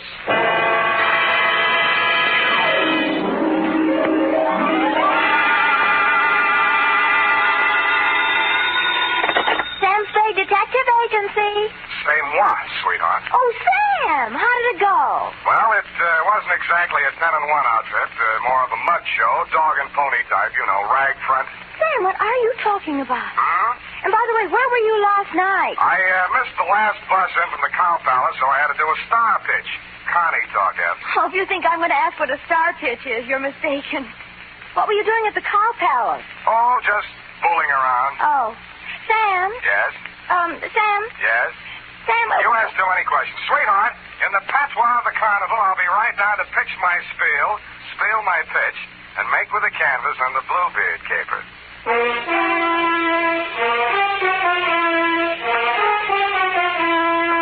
Dashiell Hammett, America's leading detective fiction writer and creator of Sam Spade, the hard-boiled private eye, and William Spear, radio's outstanding producer-director of mystery and crime drama, join their talent to make your hair stand on end with the Adventures of Sam Spade. Presented by the makers of Wild Root Cream Oil for the hair. Say, Mom, if the summer winds are making Junior's hair drier and mussier than it should be, why not borrow a little of Dad's Wild Root Cream Oil and restore that sweet, angelic look? You'll find Wild Root Cream Oil Hair Tonic comes in handy for every member of the family. It grooms the hair so neatly and naturally, relieves that summer dryness, and removes loose dandruff, too. Better check on your supply right now. If it's running low, then tonight or tomorrow, first thing, get Wild Root Cream Oil Hair Tonic. Again and again, the choice of men who put good grooming first. And now, with Howard Duff starring as Spade, Wild Root brings to the air the greatest private detective of them all in the Adventures of Sam Spade.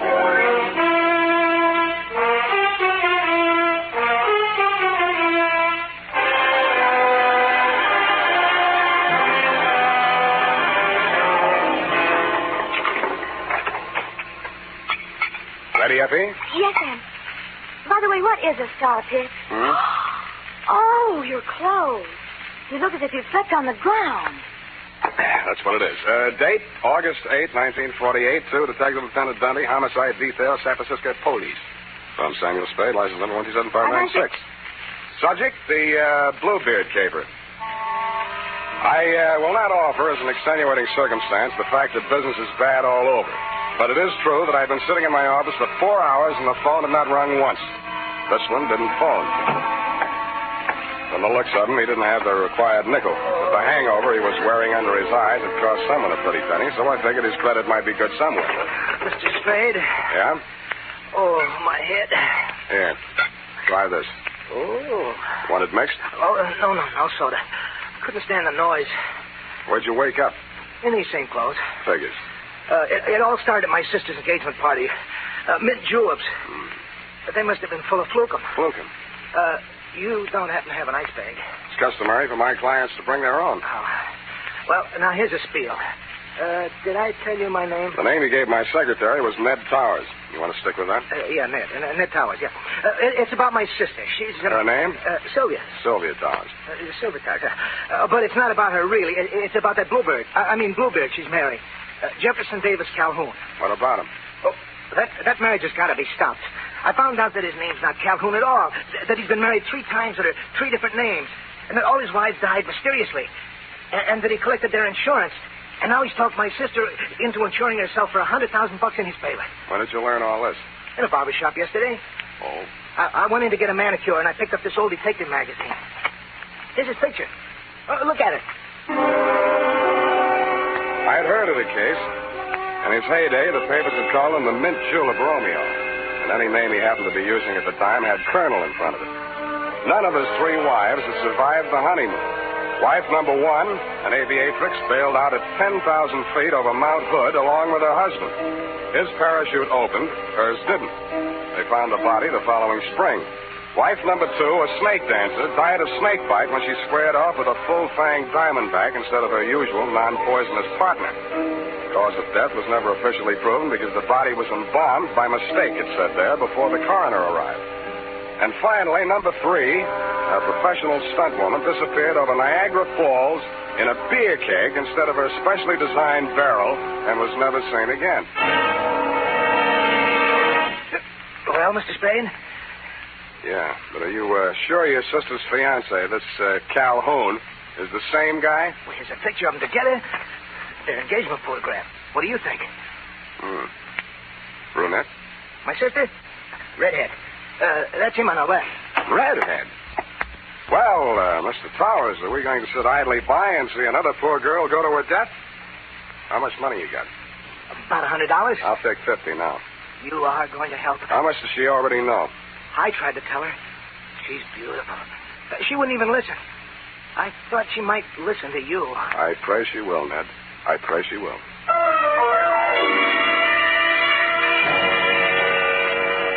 There were 2 aspects of the case that I wanted to look over more closely. A, Sylvia's red hair, and B, the red splotches on my client's face. I had a hunch she might be suffering from more than a hangover. So I dropped in at the address of a medical friend of mine who specializes in poison. He said the tests would take most of the afternoon, so I decided to find out who was Sylvia, what was she as kind as she was fair. Such a face has switched through. Yes? Yes. I beg your pardon. Miss Towers?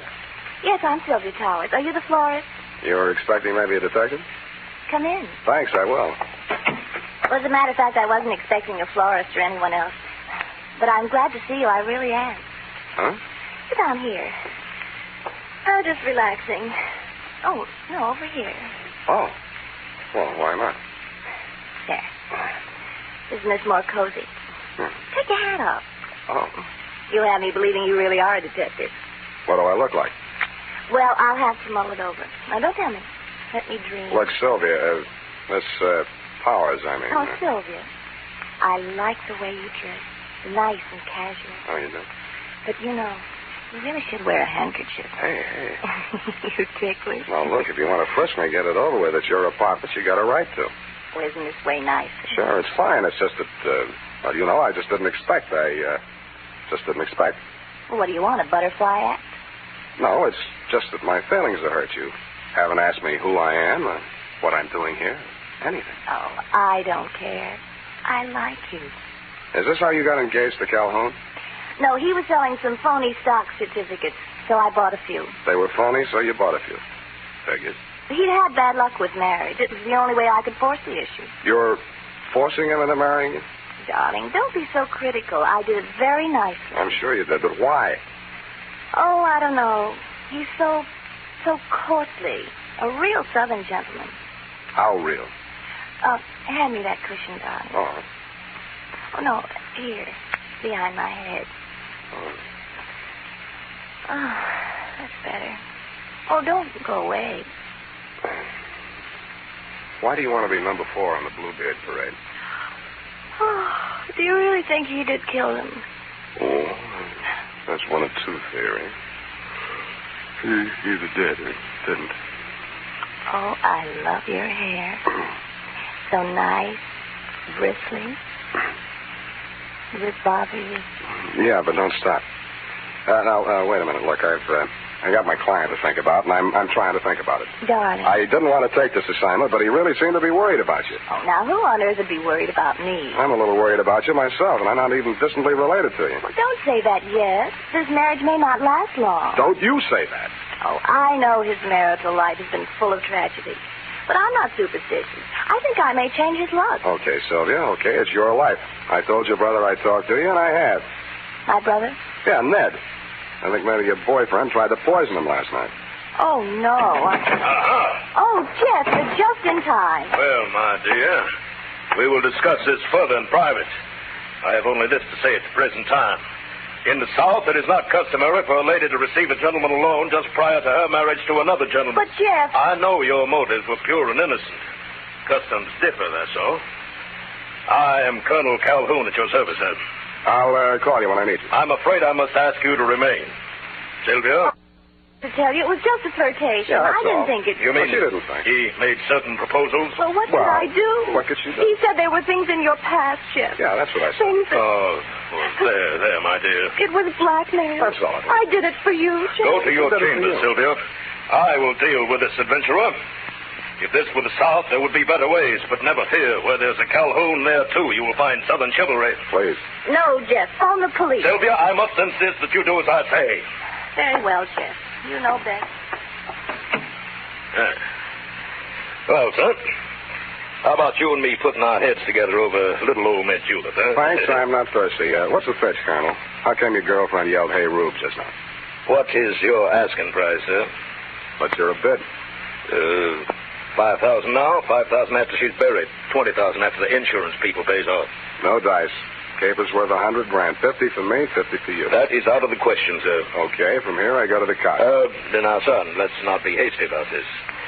It will require a slight change of plan, but I reckon I can swing it. All right, 50-50. When are you going to knock her off? You want her to fly the coop? Is there another way out of here? Well, not that I know of, but she's crafty. She's crafty. Well, come on, let's get it over. Yes, you're right. Maybe now or never. That's right. Sylvia? Hey, wait a minute. Huh? Come here. What is it? How are you going to do it? Well, hit her with this and then out the window. Let me see that. It's got quite a heft to it. Where'd you get this sap? Souvenir, Niagara Falls. Know where you're going to get it? Why, you Yankee!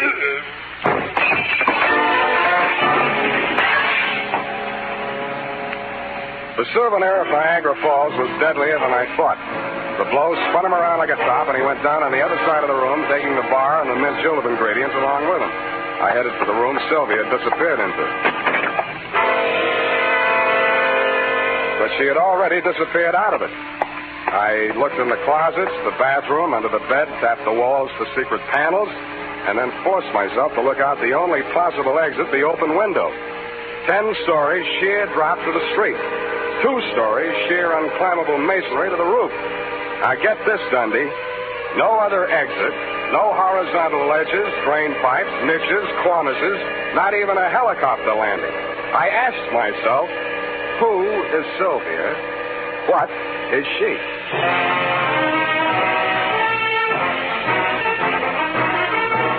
The makers of Wild Root Cream Oil are presenting the weekly Sunday adventure of Detective Sam Spade.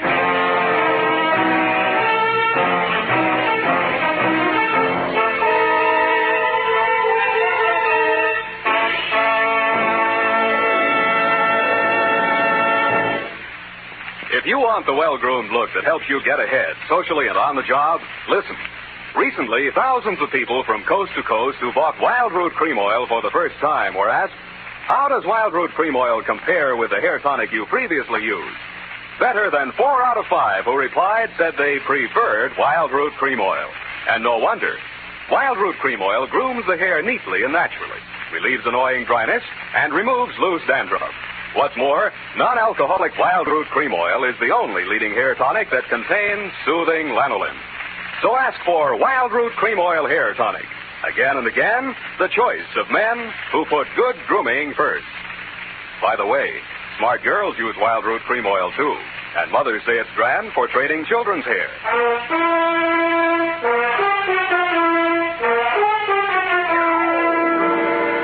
And now, back to the Bluebeard Caper. Tonight's adventure with Sam Spade.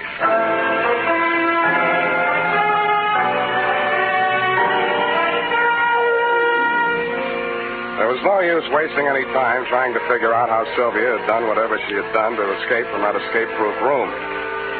There was nothing of interest in it but a diving helmet, deep sea type, and the current issue of Billboard, a magazine which records the movements of show people. Under carnivals and pet shows, an item was circled. Colonel Carlisle's Colossal Carnival and Pet Show, which was currently playing San Francisco out by the Cow Palace. That reminded me of the Colonel in the next room. I went in to hit him again, but somehow his not being there didn't surprise me a bit. What I found on the roof did surprise me a little. It was a rope and grappling hook, human fly type, which fitted with the circusy aspect the Caper was beginning to take on. But I'd never have taken Sylvia for a stunt woman. I to the deep knee bend to get into condition for what lay ahead. Slid down the banister to the top floor, somersaulted into an elevator, and rode it down to the lobby, no hand. Pausing only to acknowledge the applause of the scrub woman, I skated on over to the phone booth. Hold his hands like the night. Dr. Mandel's office. Bernie, Sam Spade. Oh, say, I'm glad you called, Sam. That patient you brought in here, Ned Coward? Yeah, what about him? Well, your hunch was right. There was enough poison in him to kill him twice. And that ain't all. He dead? No. Then what's all? Well, his stomach had enough foreign objects in it to keep all the newspapers in town in Monday morning feature stories for the rest of the year. What type foreign objects? Oh, glassware, spoons, hunting knives. Well, nothing valuable. Where'd you send him? Oh, he wasn't a hospital case, Sam. Enough poison to kill him twice, glassware, spoons, hunting knives, and not a hospital case, huh? The poison, he's developed an immunity. The other stuff, it's harmless. Harmless, huh? Do you want me to send you the complete report? No. Forget it, Bernie. You've given me enough. Thanks.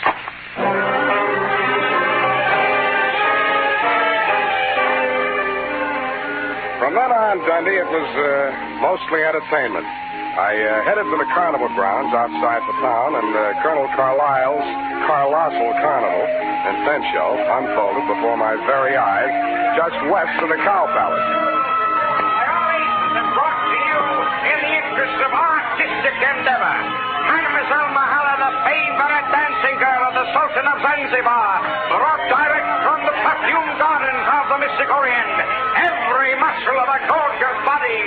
And now, ladies and gentlemen, in the interest of science and the furtherance of national defense, one of the medical miracles of the 20th century. Ladies and gentlemen, a man with the iron stomach and the asbestos esophagus, Professor Dilator. Professor, if you please, sir, give the folks a sample of your control over the fiery element. I will light the torch and the to the professor. And now, Professor, if you will kindly... The coach dancer left me cold, but the fire-eating professor was hot. It was none other than my client, a man who called himself Ned Powers. I moved as close to the platform as I could without setting fire to myself and caught his eye. When he caught mine, it singed my eyelashes. Hey, scramble, I got my act to do. I can't talk to nobody. Where's the colonel? There ain't any colonel, just for the banner tagging. Where's your sister? I ain't got no sister. And who is Sylvia? Hey, do me a favor, Shamus. Keep the 50 and forget the whole pitch. Now beat it, huh? Oh, I want to see the show. Okay, you paid for your duck. Tear your eyes out if you want to. Okay, but just start squawking. They're drifting away. And, ladies and gentlemen, that was only a sample. Why, he eats the stone and throws the beach away. And he used powdered poison on his soft-boiled eggs. Now tell me, if you will, is there a doctor in town? I drifted on down the midway. There was Puna, Nature Boy, Gilda and Hilda, the Siamese twins. There was Shorty, the fat man, and Fatty, the short man, a bearded lady, and several natural freaks of nature. At the very end, there was a big canvas enclosure. The act was called the Three Death-Defying Darlings. From the noise inside, I judged that to be an understatement.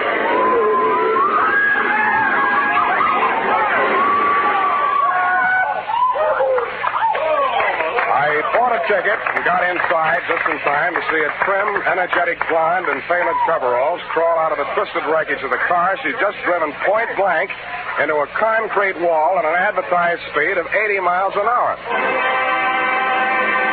She took a bow, tripped lightly out of the ring, and a brunette about the same size and shape, but wearing a costume consisting mainly of 3 live rattlesnakes passed her coming in. I swear she did. I also swear that she danced so well I didn't even notice the snakes after I got used to them. Before the lead snake had taken its final bow and wriggled out of sight, a redhead in green coveralls appeared at the top of a 60-foot tower. She climbed into a barrel, and some stupid fool pushed her off. The tank she landed in was no more than 3 feet across and couldn't have had more than a foot of water in it. But she emerged from the splinters with her face wet and some of the greasy carnival-type makeup washed off. The red-headed branch of the death-defying darlings was, you guessed it, that miraculous escape artist, the one and only Sylvia. I was anxious to meet the rest of the act, so I bolted over the canvas to the trailer dressing room. sinister buzzing sound at my ankles as I entered. I jumped out of the way just in time to miss getting bitten by one of the brunette's dancing partners, the Diamondback. Sylvia looked at me pityingly, grabbed it expertly just behind the head, and shoved it down into its basket. Sam, you should have known better than to come in here unannounced. Strangers make Salome terribly nervous. Then we're even. How did you know I was here? I didn't. I was looking for my client. Then you are working for Ned. Who else? Well, when I heard you bargaining with Jeff, I didn't know what to think. Before that, I'd been so sure. Look, sweetheart, I haven't been sure of anything in this caper from the start, least of all you. And no matter how sure I get, I still won't believe it. Look at me, Sam. Touch me. I'm only flesh and blood. Yeah, well, anyhow, how did you meet yourself coming on with the snakes when you went out in the coveralls? Oh, zippers. I was wearing the snakes underneath all the time. Snakes? Doesn't the auto crash make them nervous? Oh, no. They're used to it. Mother trained them. That was after Father... Never mind your family. Let's talk about you. All three of you. Well, after Mother and Father... Well, the act was a threesome, you see, and they wouldn't keep me on as a single. Yeah. So Jeff Calhoun worked out a routine so only one of me would be on at one time. That figures. How often do you come out of it alive? You mustn't say things like that, even in joking. I'm terribly out of condition. I haven't had a real workout since... Since you went over Niagara Falls in that beer keg? And by the way, how did you manage that? Simple. Relaxation. Secret of everything. I could teach you that, Sam, darling. Jeff could never learn it. How long do you think we'd get away with it, sweetheart? Aren't you taking rather a lot for granted? Maybe not enough. So far as I know, you've only been killed and resurrected 3 times. Darling, if it frightens you, I promise I'll never do it again. How did you drop 10,000 feet without a parachute? Oh, that Mount Hood stunt? I crash-landed the plane, set fire to it. There were witnesses. Something dropped. Oh, nothing but a weighted flight suit. Whose body was that they found? There are always bodies when the snow melts. By the time they get to them, they could be anybody. Oh, that's a relief. Now, what about that other body? Which other one, darling? When you were embalmed after the snake bite. Oh. Well, Jeff just claimed somebody from the morgue that nobody else wanted. Don't be so critical, darling. We didn't hurt anybody. Better not try to tell that to those insurance companies. Well, they should be happy. Jeff says it helps them with their taxes. Does it make you happy? Dying and being dug up every year or so? Well, it's better than doing it every night. But I couldn't go back to Jeff. He lost his nerve after Ned found out. You see, Ned's the only one left who knew me in the old days. If I were dead, he couldn't prove anything. Jeff really meant to kill me this time. What was Ned after? Blackmail? Oh, no, he wanted me back with the show. He hired you to frighten Jeff into letting me go. After all, I am the best threesome in the business. Well, anyway, in the stunt field. Did you see my review in Billboard? I saw for myself.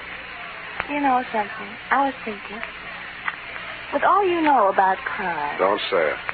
Darling, it's so easy, and we could have a honeymoon every time I came back and we got married again. Thanks for the offer, but if I get married, I want my wife to stay alive every night. But I wouldn't really be dead. Only legally, for the insurance. Only legally, Sam. Come here. Sam, darling. Look, sweetheart, let's not relax. You're not safe. Not as long as that insurance policy's floating around with Jeff's name on it as beneficiary. He'd never think of looking for me here. Well, the same. You better take that policy into town in the morning and make some changes. Where is it? Oh, it's in my safe. You got a safe here in this trailer? Well, it's just a secret safe. I only call it a safe. But it is safe. Yeah, I thought I'd find you here. But I hardly expected to see Mr. Spade. You don't surprise me a bit, Bluebeard. Hello, Jeff. Sit down and stop waving that revolver. What do you want? That policy. I heard every word you two have been saying. Not that piece of paper means anything. You won't even be around when the bank's open. But having the original policy in my hand will save a lot of delay, red tape. Of course, Jeff. Where is it? Oh, what's the use? It's in the basket, right by the side of your chair. Wait a minute. Don't move, Spade. If you do, I'll blast you. Listen to me. Don't raise that lid. lid. You're safe. Still a child, aren't you, Sylvia? Don't do it, Calhoun. Don't do it.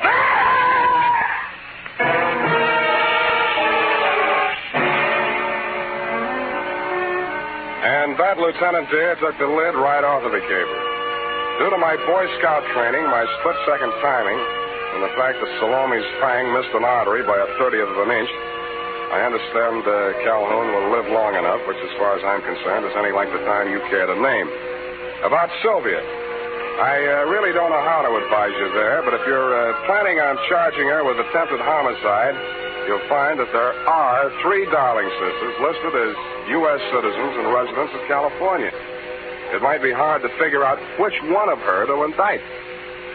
Period. End of Nightmare Alley, Bluebeard Division. Any questions, F? Oh, just one, Sam. A grammatical error, but I'll correct it.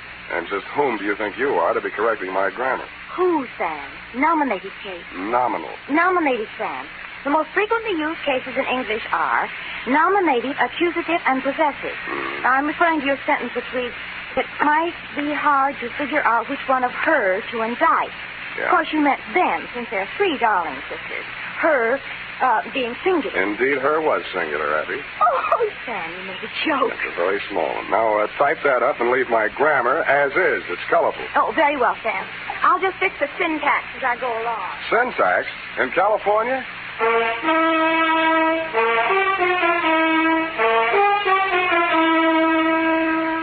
Say, are you looking for a hair tonic that will groom your hair neatly and naturally? Then you're looking for Wild Root Cream Oil. Want a hair tonic that relieves annoying dryness?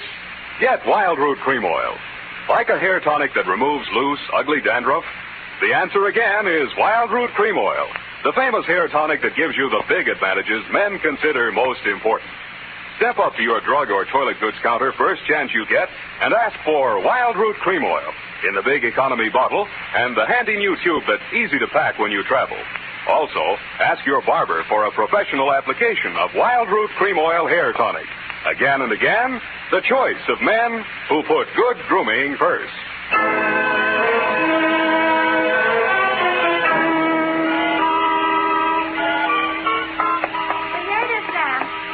Right. She was only one girl, so I left it to her and made the correction back farther. Back where, The Twinkle sentence Toes? just prior. Twinkle Toes. You know, where you said 3 Darling Sisters, I changed it to 1. That's impossible. It takes 2 to make a sister. That is not funny, Sam. Who's laughing? It's no laughing matter, Sam. After all, that Sylvia, or the Darling Sister, whatever she...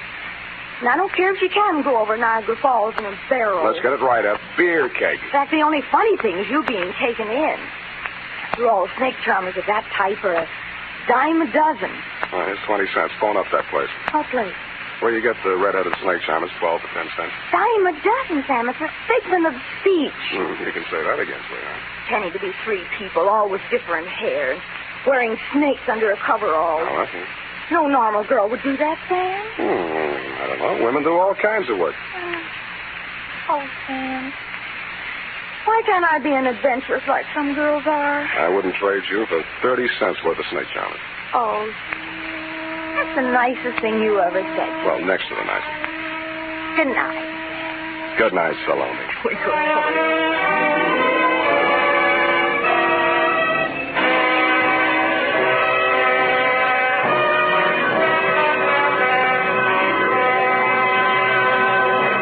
The Adventures of Sam Spade, Dashiell Hammett's famous private detective, are produced and directed by William Spear.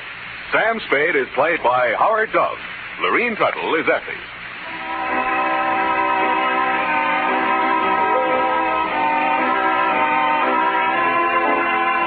The Adventures of Sam Spade are written for radio by Bob Tolman and Gil Dowd, with musical direction by Lud Gluskin. Join us again next Sunday when author Dashiell Hammett and producer William Spear join forces for another adventure with Sam Spade. Brought to you by Wild Root Cream Oil. Again and again, the choice of men who put good grooming first. This is Dick Joy reminding you to get Wild Root Cream Oil, Charlie. It keeps your hair in trim. You see, it's non-alcoholic, Charlie. It's made with soothing lanolin. You better get Wild Root Cream Oil, Charlie. Start using it today. You'll find that you will have a tough time, Charlie. Keep on all the gals away. Hiya, Baldy. Get Wild Root right away.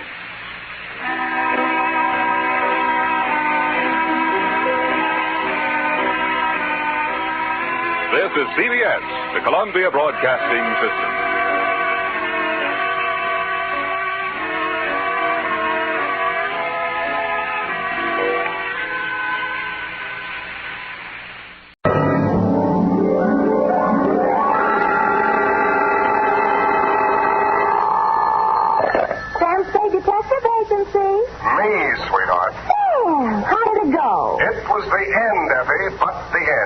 Oh, Sam, not another one of those society things. Depends on what you mean by society. Well, you know, Sam, cafe society. Cocktails for two, hands across the table, making another old-fashioned free. Let's not lose our head, Effie. Nothing but double martinis, very dry, with 2 olives, sweetheart. 2 olives? Oh, Sam, isn't that overdoing it? It was all overdone, sweetheart. That's what cracked it. Now, stay right where you are. I'll be right down to mix up my report on the Dry Martini Caper. Get it?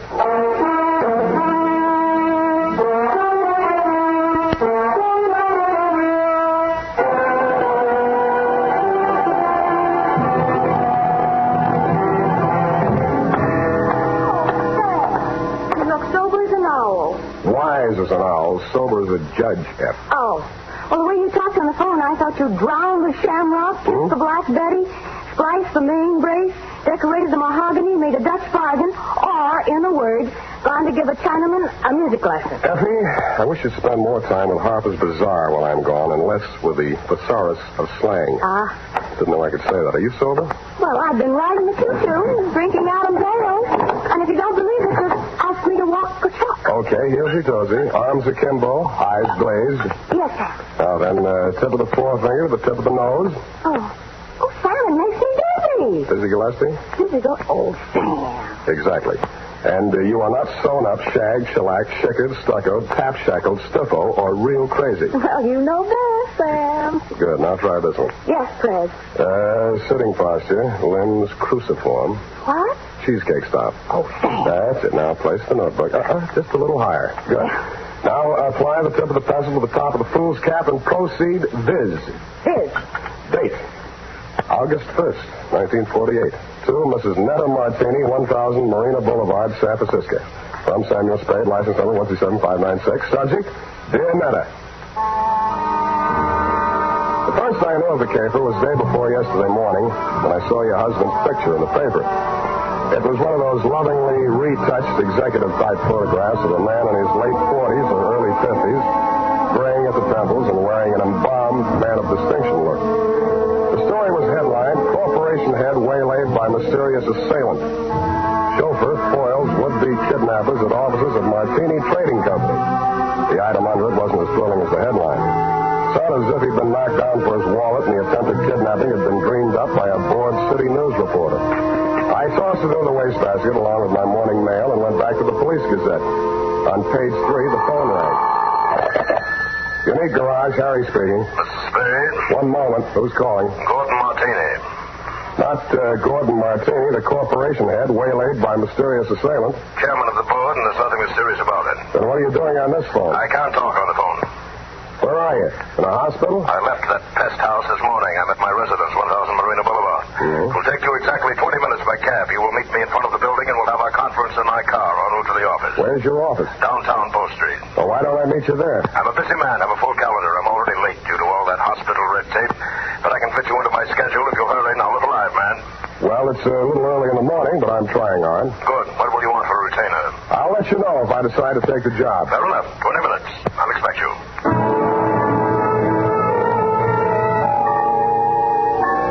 Should have looked more alive. It took me 2 minutes to get out of the street, 1 minute to flag down a cab, and 18 minutes to reach your address, Netta. A total of 21 minutes. As my taxi drew up to the curb in front of the canopied entrance to the corner apartment house at 1000 Marina, I saw your husband pacing indignantly up and down in front of the entrance, pausing only to glare at the outsized chronometer on his left wrist. His gray Homburg was perched atop an outsized turban of gauze bandage that decorated his head. Here's Spade. You're exactly 1 minute and 22 seconds late. Hours are made of minutes, minutes are made of seconds. In killing this seemingly negligible interval of time, you have wounded an hour. Oh, I have? Well, I'm sorry. The traffic's pretty heavy out here this hour of the morning, you know. You should have started 1 minute and 22 seconds earlier. I'm sorry there was a bore on the telephone, kept talking about how valuable his time was. Yeah, well, don't apologize. Only waste more time. Now, here's your check, $100. My car's just around the corner. I paid that chauffeur a large salary, but mustn't keep him waiting. In the meantime, you may as well start earning your fee. I've been earning it for the past 22 minutes and 22 seconds. Wait. I suspected as much. You drive a car? Yeah, you mean one man drives all that? I see him, that rascally chauffeur of mine. Sleep in the back seat. All right, come out of there, you. Hey, what?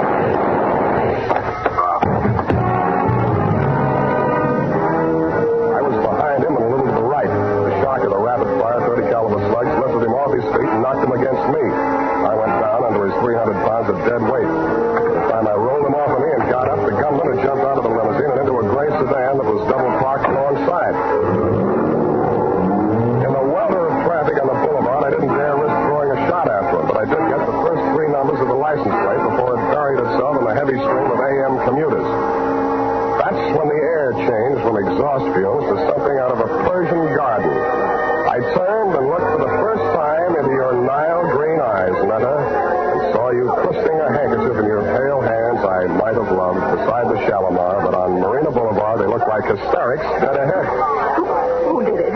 You saw him. Don't lie to me. Why don't they come with me? All those people standing around there staring at me.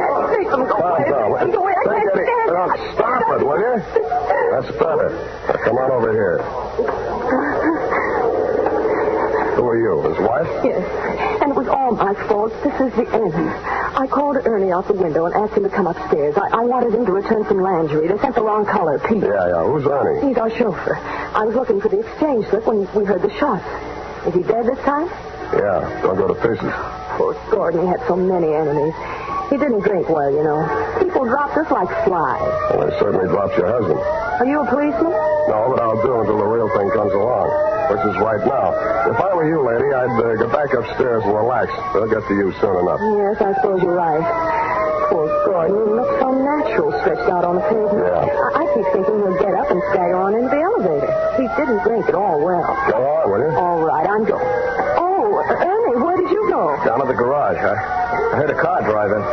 Poor Mr. Martini. It's all my fault. No, Ernie, it's mine. If I hadn't mislaid that exchange slip. What? You know, when I called you out the window to come and get that package. Oh, that. What do we got here? Who's the witness? Me. Oh, Spade. Lost another client, huh? Not quite. I hadn't cashed the check yet. Well, they got him anyway.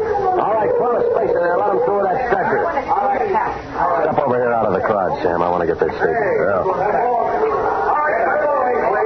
Okay, Jerry, take it down. Got a pencil? Yeah, and I want it back. Let's have it. This guy is Gordon Martini. He headed up a local firm, the Martini Trading Company.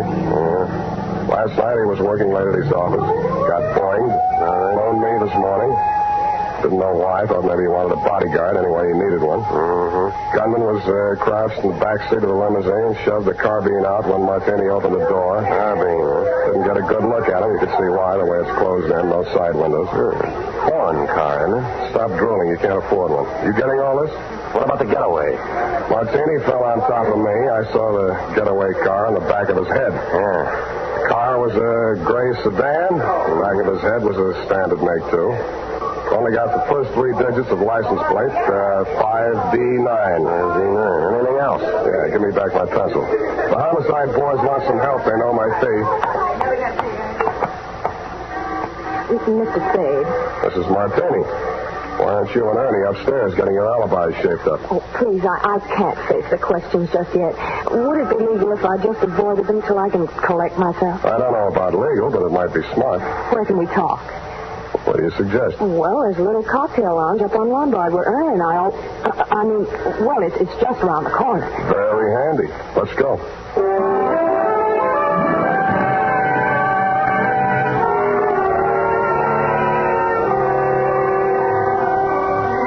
Against my mother's advice, I should have listened, but, well, that's why I married Mr. Martini. Well, that brings us up to 1943, and it's only 11:45. You're just like him, always holding a stopwatch over my head. Always? Well, he drank, you know. You told me that. But it's much more important than you think. He often fell down and bumped his head. You mean that mysterious assailant that waylaid him last night in his office was a double martini? 2 pitchers full before dinner. Ernie had to carry him up to his office. Well, what did he go up there for? Oh, he had an appointment with the vice president of the firm, Mr. Nesbitt. Something had come up, and he wanted Gordon to sign some papers. I don't know what. It wasn't the first time. I waited outside in the car. After Ernie had taken him upstairs, he came back to the car, and we talked. Ernie has alibis upstairs, downstairs, and all around the house. Well, then when the others came out and Gordon didn't, Ernie went upstairs to see why. Others? Mr. Nesbitt and who else? Mary Callahan. Secretary? No, she's an attorney.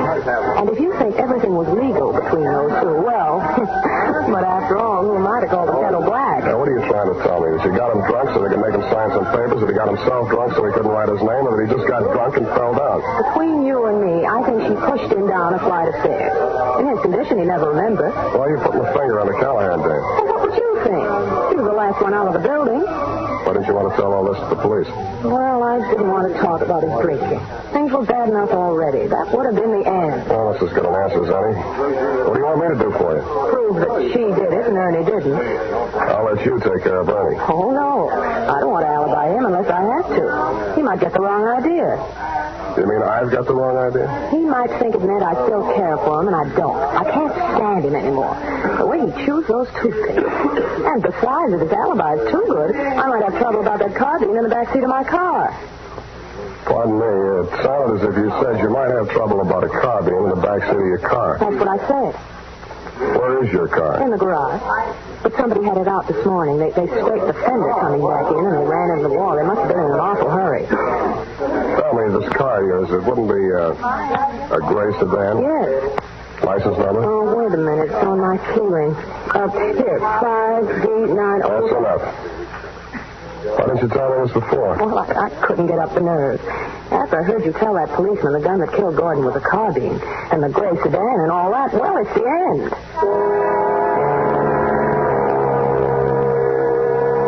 I hoped you were right, but I didn't think so. When I went to look at the gray sedan in your garage, I knew you were wrong, dead wrong. It was the getaway car, all right, and the carbine, as you know, was proven later to be the one that killed your husband. But Ernie had turned into a very poor suspect indeed. He was hugging the carpet between the front and rear seats, and when I nudged him, he didn't move. He'd been shot at closer range than Gordon Martini, and the killer had used only one slug. It was planted in the base of his brain, which made him not only a very poor suspect, but a very dead one.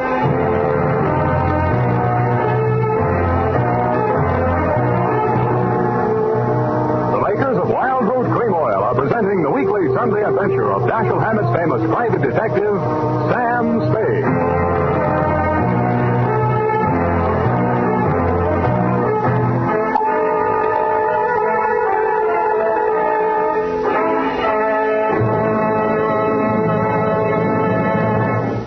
If you want the well-groomed look that helps you get ahead socially and on the job, listen. Recently, thousands of people from coast to coast who bought Wild Root Cream Oil for the first time were asked, how does Wild Root Cream Oil compare with the hair tonic you previously used? Better than 4 out of 5 who replied said they preferred Wild Root Cream Oil. And no wonder. Wild Root Cream Oil grooms the hair neatly and naturally, relieves annoying dryness, and removes loose dandruff. What's more, non-alcoholic Wild Root Cream Oil is the only leading hair tonic that contains soothing lanolin. So ask for Wild Root Cream Oil Hair Tonic. Again and again, the choice of men who put good grooming first. By the way, smart girls use Wild Root Cream Oil too, and mothers say it's grand for training children's hair.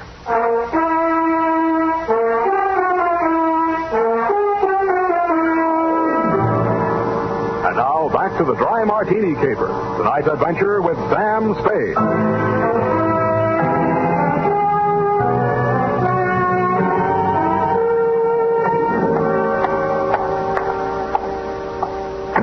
Martini Trading Company, good afternoon. I'm sorry, Mr. Nesbitt is in conference. I'll see that he gets your message. Well, what can I do for you? I would like to see Miss Callahan. Miss Callahan is in conference with Mr. Nesbitt. Good.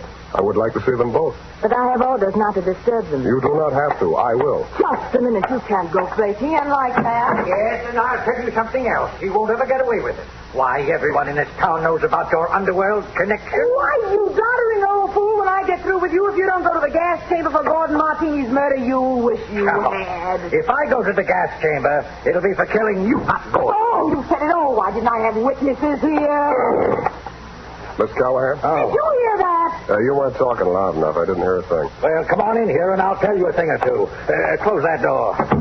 Now, sit down. Thanks. I listen better on my feet. Oh, so you're the detective Netta Martini employed, eh? What's she paying you? That'll depend on how much I have to do for her. I'll tell you how much you'll have to do for her. You'll have to make a case against me, and that's not going to be easy. Why do you think she's out to get you? Why, indeed. For years, this moth-eaten mouthpiece, this parboiled portia, has been victimizing poor Gordon, taking advantage of his weakness for drink. Oh, now that she's liquidated him, she appears with 55% of the common stock. Motive enough, eh? Why, you fraudulent old fool. I simply bought up his debts and threw an attachment on those stocks. Unethical, but perfectly legal. Look, you're not even a proper thief. You're nothing but a bumbling old embezzler. Now, listen You always here. never said you was going to call in the auditors look over those books of yours. The deed of double entry, Mr. Spade. Look, will you save this for the courtroom scene? Now, you've convinced me. You're both crooked. I'll see that you both go up for something. That's a promise. Mr. Spade, I gave you credit for better sense. Do you know that this Medusa of the magistrate's court, this harpy of the Hall of Justice, tricked him into changing the beneficiary of his insurance the very night she pushed him down the stairs? And you were all in favor of it when you thought you held a controlling interest in the company. Answer that. You see, Mr. Spade, he can't answer that.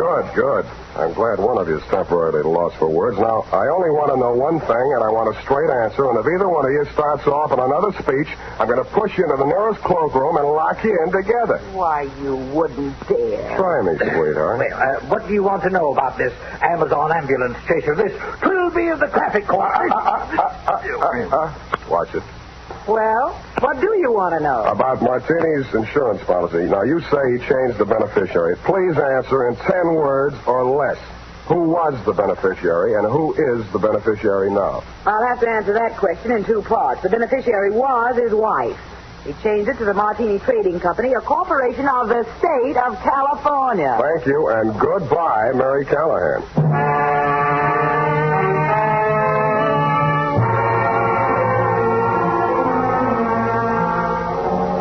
And that matter took the heat off of you for the time being, which made things tough for me, because Callahan and Nesbitt were so horrible I never wanted to see them again, even to testify against them in court. I was sure of one thing.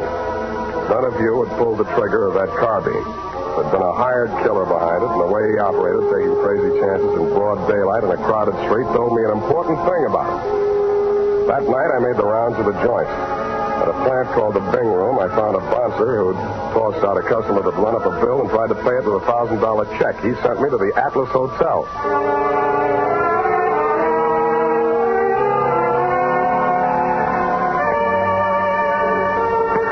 The Atlas Hotel is off of 3rd Street down near the railroad yard.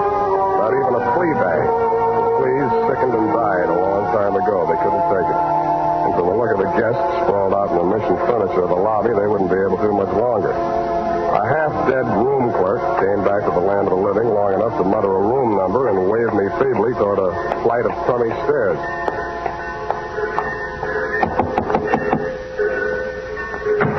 Yeah, what do you want? You, Hack Hartman? Hey, got anything for me, huh? Yeah, I got news for you. Get back in the room. I'll tell you all about it. Yeah. Well, come on in. Drop the shiv. Yeah, I'll drop it. I'll fix you. I'll cut you good. I'll cut you. I'm glad you did that. You make it easy for me. Now get over there. Leave me alone. Leave me alone. I'm not feeling so good. You can feel a lot worse. Who hired you to put the burn on Martini? You don't get nothing out of me. Who gave you that check? Oh, leave me alone. I got all night, Hack, and I feel better than you do. Now, what did you do with that check? I'll shake it if your teeth come out with it. Come on. All right. Stop it. I don't feel so good. Okay. Where? Pocket. My shirt. Don't reach. I'll get it. It was a company check, which is what I'd expected. It was for $1,000 drawn on the Golden Gate Trust and Loan. But I wasn't expecting to find the signature on the bottom line. It was signed in a bold, firm hand, Gordon Martini. Who was the penman on this? He wrote it himself, right in front of me. What was it supposed to be for? He wanted I should knock off his brother. You get mixed up? Oh, he's dead, ain't he? That's what I mean. Gordon Martini's dead. The papers got it wrong. That was his brother, his twin brother. And that other guy, that chauffeur, kept hanging around the garage so I couldn't get out. I had to burn him, too. You know what you're saying? Yeah. I'm making sense. Now get out of here. I'm getting steamed. Don't let it worry you. I got a nice, cool place all picked out for you.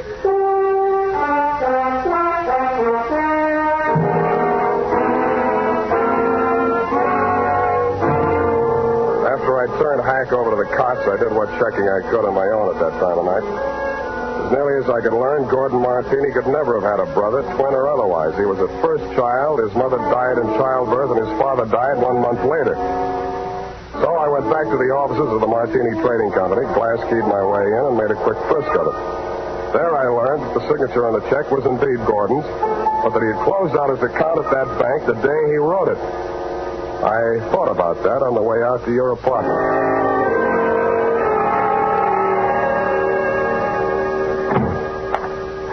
Sam, I've been calling and calling, trying to reach you. I've been so worried. It's the end. This time you might be right. Fix me a drink. Well, there's nothing in the house but those prepared martinis Gordon used to drink. Is that all right? No, but fix me one anyway. Never mind the ice. It's not morning yet, but I hate myself already. Why don't you just relax and let me get it for you? I'll relax. You get the martini. What happened? What'd you think of Mary Callahan? Isn't she the end? She's cute. You're all cute. All of me? How nice. I put ice in anyway. It's nasty without. It's nasty anyway. I hope it doesn't make you fall down the way it did poor Gordon. Thanks. What's the matter? Too dry? You open this bottle fresh? Why, yes. What's the matter? Where are they? The rest of the bottles. Oh, yeah. More of the same. Is this all your husband ever drank? Yes, gallons of it. It's a special brand. He even took it with him to bars and people's houses. He'd sit and drink them right out of the bottle like a little child. Then he'd be falling down drunk for it. And that's how we lost so many friends. They dropped us like... Like flies. Yeah, it was the end. Who's your phoning? City Morgue. Maxie, Sam Spade. Sammy, what can I do on you? On Martini, Maxie. They got around to the Odyssey yet? Yeah, they rushed him through. Got the report handy? Right in front of me. Funny thing, Sam. The doc said they should have saved themselves the trouble. He'd have been dead in a week or two without no help. What from? Brain tumor. Malignant, it says here. Any alcohol in him? None from drinking, Sammy. What about the head wounds? Accidental fall due to periodic fainting spells. Part of his condition. Thanks, Maxie. Well, what is it, Sam? Was the martini poison? No, sweetheart. The martinis were colored water. Why, they couldn't. Well, what made him get so drunk? He didn't. He was sick. But, Sam, who killed him? Killed himself. But he couldn't have. He hired a gunman to do it. He planned his own murder. But that's... What? Well, why didn't he leave a note or something? He could have ruined us all. Come here, sweetheart. Put your little head on Uncle Sam's shoulder. Why, Sam... That's, just what he wanted you to do. He wanted to ruin you. He let Mary Callahan fleece him out of his interest in the company. He let Nesbitt juggle the books. He let you go your way with Ernie. He let all three of you fix yourselves up with as nice a set of motives for murder as a jury could ask for. Couldn't have... The real joker was the check he used to pay off the man he hired to kill him. It bounced. It also proved he'd planned his own murder. But he still has his revenge. Because the insurance that would have kept the corporation from going broke won't be paid off on account of the self-liquidating cause. Oh, Sam, darling, what's going to become of us all? Well, Callahan and Nesbitt will probably sue each other to death. You might have to go to work and earn a living. Well, I have $500. I might invest it in something. You already have. Here's my bill. But, Sam, you didn't help me. What? This is the end. No, it isn't, sweetheart. This is the beginning.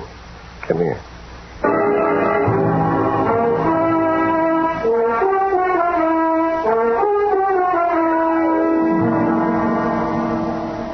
Period. End of the end. Well, you asked me. You helped us. Now, F. Well, that just goes to show you. Show what, F? Man's ingratitude's man. Hmm? But what did Mr. Martini have against you? Why, nothing, sweetheart. He just needed a smart operator like, Johnny Madera was under. Sam. Have you cashed that check Mr. Martini gave you? Well, not yet. Sam, any bartender would know better than to take a check from a man who drinks that much. F, you haven't been paying attention. He didn't drink. He didn't. I was able to establish that later on. You haven't been listening. At the time, Sam, for all anybody knew, he was a hopeless drunk. He was, Sam. Oh, you're so wonderful and trusting. But I do wish that you'd understand this. He was a hopeless drunk. For the last time, Effie, he didn't really drink. I'll just type this up, Sam, while you call the bank. I'll do that.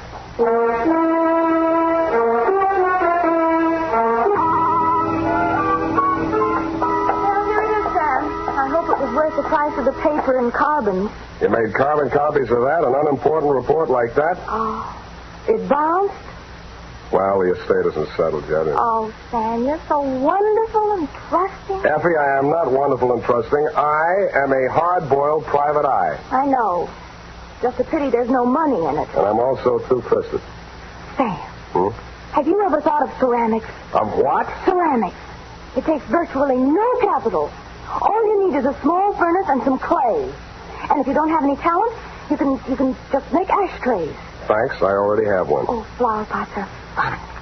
You can pop them on a wheel. And you can pot your hat on and wheel on out of here and also take a furnace and clay. I love you when you're so gay and carefree. I am not gay and carefree. You are a hard-boiled private eye. Good night, and sue me for your back salary, sweetheart.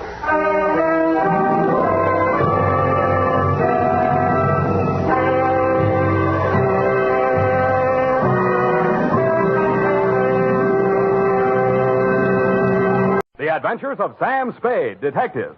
Brought to you by Wild Root Cream Oil Hair Tonic, the non-alcoholic hair tonic that contains lanolin. Wild Root Cream Oil. Again and again, the choice of men who put good grooming first.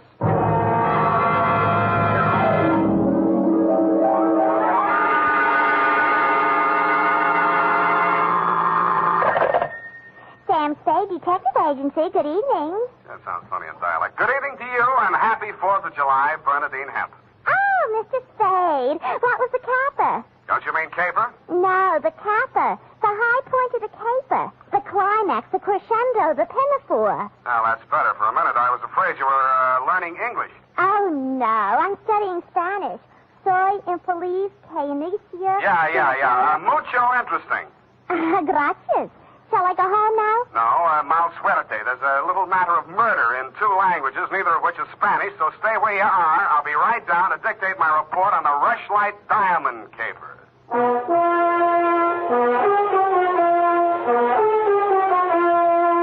Dashiell Hammett, America's leading detective fiction writer and creator of Sam Spade, the hard-boiled private eye, and William Spear, radio's outstanding producer-director of mystery and crime drama, join their talents to make your hair stand on end with the Adventures of Sam Spade. Presented by the makers of Wild Root Cream Oil for the hair. Listen, men, to this holiday tip on good grooming. To help spark up your whole appearance, first be sure that your hair is well groomed. Be sure it's groomed with popular Wild Root Cream Oil Hair Tonic. Wild Root Cream Oil grooms your hair neatly and naturally, the way you like it, the way she likes it. Wild Root Cream Oil also relieves annoying dryness, removes loose, ugly dandruff. So look your best all the time by sprucing up right with Wild Root Cream Oil Hair Tonic. Again and again, the choice of men who put good grooming first. And now, with Howard Duff starring as Spade, Wild Root brings to the air the greatest private detective of them all in the Adventures of Sam Spade.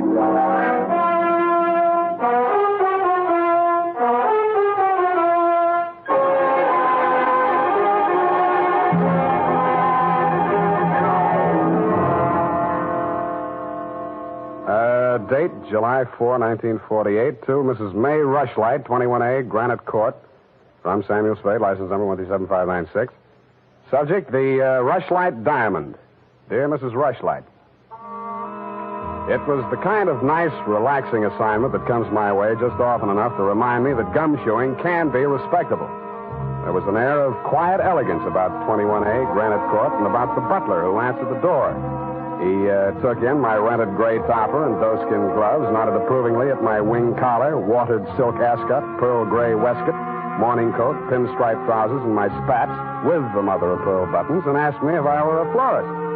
I set him to rights, and he led me up a flight of stairs to the early A.M. annex of your morning room. Mr. Samuel Spade. You're just on time, Mr. Spade. Mrs. Rushlight will be pleased. I'm Nancy Ward, Mrs. Rushlight's social secretary, and if you don't think that's tough to say, try it. Mrs. Rushlight's socials? What's tough about that? You'll do. Definitely you'll do. Shall we dance? I will dance at her wedding. But don't get me wrong, I'm not secretly in love with Ralph Rushlight, and the bride is lovely. Just hate to see all that money going down the drain. Is there anything else you think I should know? You know what your job is. You're supposed to guard the wedding presents. That's simple because it's nothing but a lot of cheap silver. And stay away from the champagne. It's non-vintage. The food will be foul. The guests are the most dismal aggregation ever assembled. Sounds like a lovely party. I arranged the whole thing. I told you she's a lovely bride. What'd she ever do to you? I'd rather not say. I don't want to sound bitter. This way, Mr. Spade. The old hat. Mrs. Rushlight will see you now. Thank you, Florence Nightingale. Nancy? Oh. This is it, darling. Mr. Spade, come over here, young man, so I can get a better look at you. How's this? It's good. Turn around. Yes, you'll do. That'll be all, Nancy. Couldn't I be finishing up these place cards while you talk? Take them with you. Do them outside. Very well. Nosy girl. But nice. Nice nose. Oh, you too, eh? Well, I agree. That's why I'm marrying off my nephew to that wretched girl, Lotta Van Eyck. Have you ever seen Bugs Bunny, Mr. Spade? You don't mean the... They protrude. The ears? No, the teeth. Oh.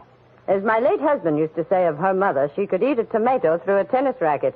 Oh. There's only one thing that'll prevent this wedding from being an utter disaster. She doesn't understand much English. Uh-huh. What's the matter with your nephew? A great deal, but it doesn't show. Suffice it to say, he has criminal tendencies and the mentality of a snail. Mrs. Rushlight, I don't like to seem forward, but why are you telling me all this? Oh, you're supposed to mingle with the guests. You'll need some conversation. Now, as to your assignment. The bride, being what she is, the wedding presents are hardly worth guarding, except for one.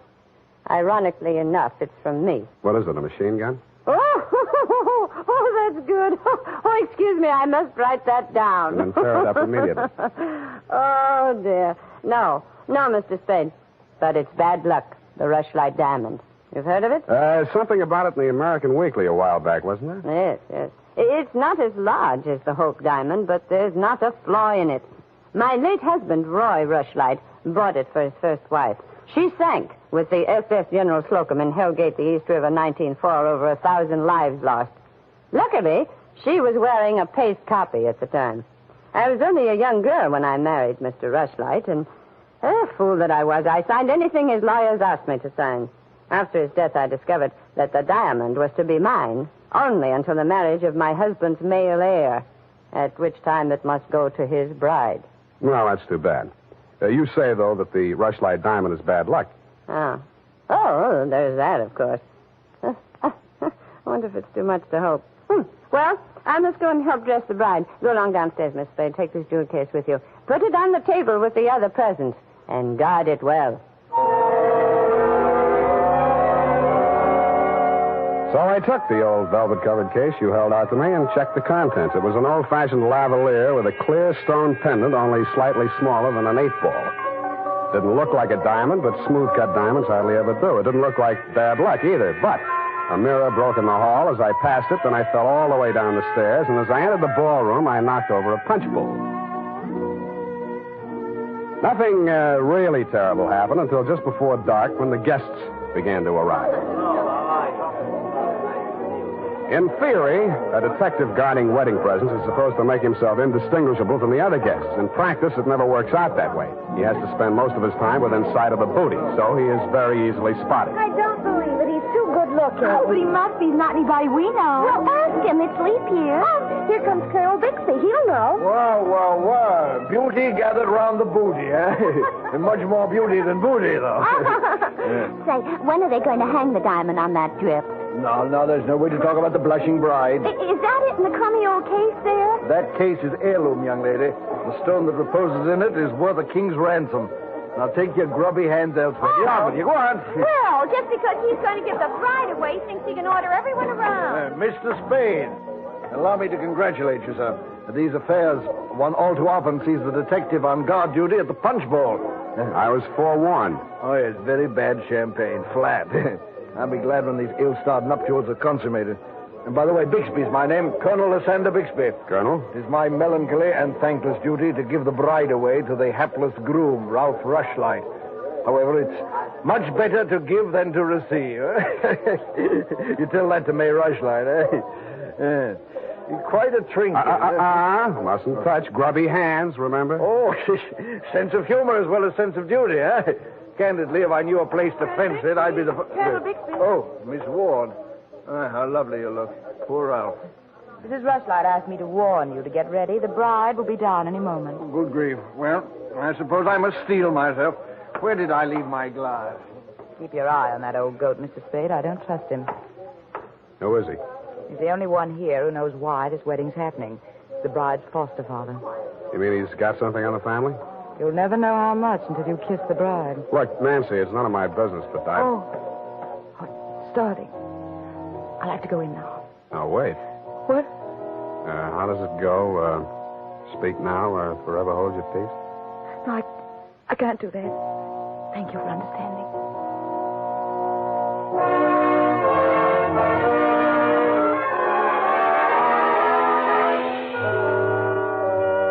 I didn't witness the ceremony, but judging from the mood of those who had, it was just as well I didn't. They shuffled back into the ballroom looking as if they'd witnessed an execution, and nobody seemed to be in a hurry to join the receiving line. After a few half-hearted handshakes, the groom left the bride standing alone, looking kind of bewildered, and came over to take inventory of the presents. Look at that junk. I'm Ralph Rushlight. Who are you? Spade. I was hired to guard this junk, as you call it. Sorry I'm wasting my time. The Rushlight Diamond. It's bad luck. Look at what it did to me. Look at her. Did you ever say anything? Keep it to yourself. Why should I? Because I'm liable to slap you clear across this room. Haven't I been punished enough? Go on, scram. Keep your hooks off that necklace. That's mine. I heard it's your wife's. Come along, you heard Come wrong. along over here. Oh, Mr. Spade, you haven't met the bride yet, have you? No. Thank you. I wish you a lot of luck, Mrs. Rushlight. You're going to need it. Thank you. Well, I suppose now, as well as any time, Colonel. Oh, very well, my dear. Quiet, please. Quiet, everyone. Mrs. Rushlight, the elder Mrs. Rushlight, that is, has something to say to you. Mr. Spade. Yes? The necklace, will you please hand it to me? With pleasure. I'm tired of looking at it. Oh, you're not done yet. Stay close by my side. Dear friends, at this solemn moment, I want, first of all, to welcome this dear little girl into the Rushlight family. Thank you. Yes. And now, dear Lotta, I will place around your neck the gem which was my heritage when I became a Rushlight and which is now yours. Thank you. Oh, what's wrong? Lotta, come back here. Lotta! I'll go out to the carport and hit her off. You leave her alone. I'll take care of her. Whose wife is she, anyhow? Lotta, come back here. Lotta, bring it back.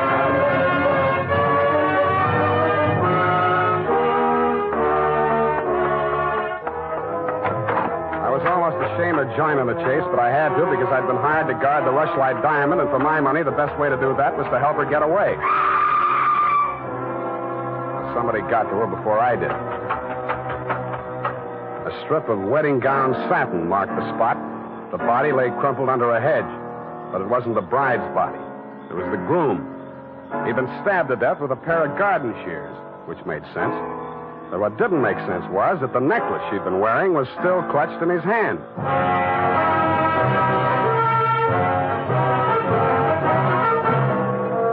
The makers of Wild Root Cream Oil are presenting the weekly Sunday adventure of Dashiell Hammett's famous private detective, Sam Spade.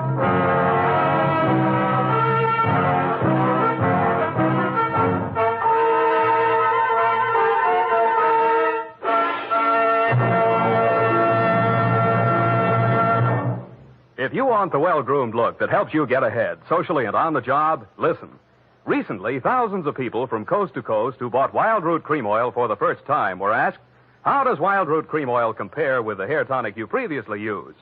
Better than 4 out of 5 who replied said they preferred Wild Root Cream Oil. And no wonder. Wild Root Cream Oil grooms the hair neatly and naturally, relieves annoying dryness, and removes loose dandruff. What's more, non-alcoholic Wild Root Cream Oil is the only leading hair tonic that contains soothing lanolin. So ask for Wild Root Cream Oil Hair Tonic. Again and again, the choice of men who put good grooming first. By the way, smart girls use Wild Root Cream Oil, too, and mothers say it's grand for training children's hair.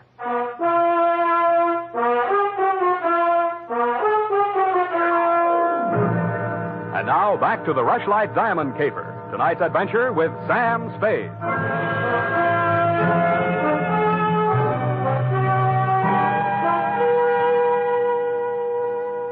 Number 21A Granite Court was teeming with motives and suspects. But the police were primarily interested in locating Lotta, the missing bride and widow of Ralph Rushlight. So was I. She looked like less work than the rest of you because if she had killed him, it was self-defense if she knew enough English.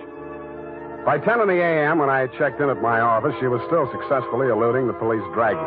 That was because nobody, including me, had thought of looking in my office.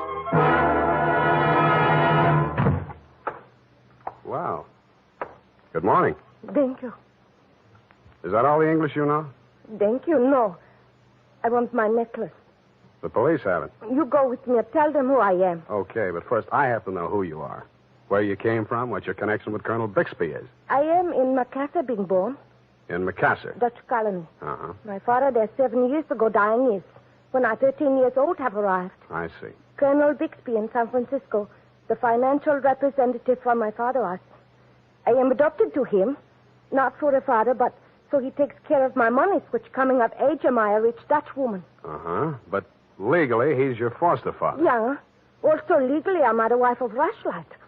I want my necklace. You married him for the necklace? Yeah. Why did he marry you? For one half of necklace and resale. But all everything to take he wishes. You and Ralph are going to divvy the take from the Rushlight Diamond, you thought. Yeah. And what was the colonel going to get? Money from Mrs. Rushlight. Oh, no, wait, that doesn't make sense. Mrs. Rushlight stood to lose a small fortune by that marriage. Why should she pay the colonel to promote it? You the detective are. You said that. Where my necklace are. That I say. Yeah, well, look, I'm not as sure as I was. Wait just a minute. I'll check on it. Homicide, Lieutenant Dundee. Spade, Dundee. Oh, yes, Sam. What's new on the Rushlight Caper? Oh, you know I can't talk about the case, Sam. Oh? I got a line on that girl. Oh? Where is she? You know I can't talk about that, Dundee. Oh, you can't you? Well, let's see if this doesn't change your mind. The necklace we found on Rushlight's body was a phony, a paste copy. Uh-huh. Does that make her guiltier than she was before? Well, now she's got a motive. Throws all our previous theories into a cocked hat. Now, where's the girl? She's in my office, Lieutenant dear. Come and get her. Thank you.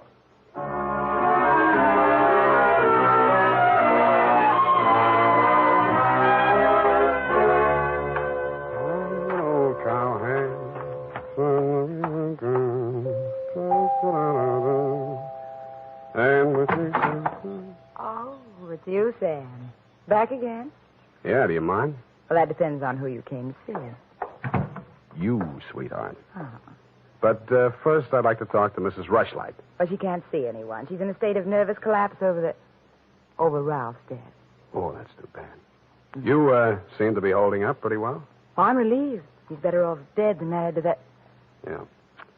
Rushlight Diamond's still unlucky, you know. What do you mean by that? I was just trying it on for size. Uh-huh. How does it fit? Yeah, but you and Mrs. Rushlight are about the same size. Her nerves getting any better? You're the doctor. If you want to see her, go ahead. She's up there. Thank you.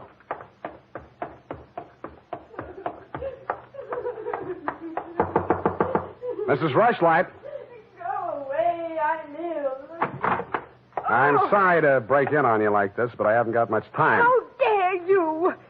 Nancy! Try it, that girl. Mr. Spade, please leave me alone with my grief. Funny thing. Yesterday, Nancy was carrying a torch for Ralph, and you were holding the torch to him.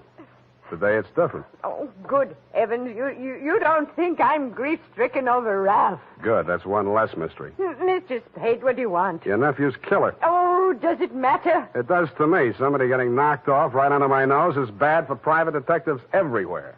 Oh. For a moment, I thought that... Say, wouldn't you rather make some more money? I refuse to marry Lotta. Oh, no, nothing like that. It's the necklace, Mr. Spade, the genuine. What is? I don't know. All I know is the other one isn't. Who told you that? Well, the police know. It's in the papers, isn't it? Not yet. Well, how else would I learn? The murderer's the only one who could have told you, unless you're the murderer. I see. Very well, Mr. Spade. I'll tell you what I know. I'm not as wealthy as you might think. In fact, I have for 4 years lived from pillar to post, from hand to mouth, ragtag and bobtail, struggling to make ends meet. Yeah, what you mean is you're eking out a meager existence, keeping your head above water, one jump ahead of the sheriff, stalked by the grim specter of poverty. Is that right? Oh, how well you put it. In fact, Mr. Spade, I'm something of a crook. I've borrowed large sums of money from Colonel Bixby, putting up as collateral something that was not mine to forfeit. Don't tell me. Let me guess. It was the Rushlight Diamond? Well, you seem to know everything. All but one thing. Why did you think you could palm off a paste copy on an operator like Bixby? He sent you here. I won't tell you another single thing. Well, then I'll tell you a few things. The only way the Rushlight Diamond could be transferred legally into the hands of Colonel Bixby was by tricking Ralph into marriage with Lotta. Since Ralph's wife automatically became the legal owner. With Ralph dead, Bixby would be in line to inherit the diamond from her. Inherit? California state law. Foster parent may inherit from a foster child in absence of any direct heir.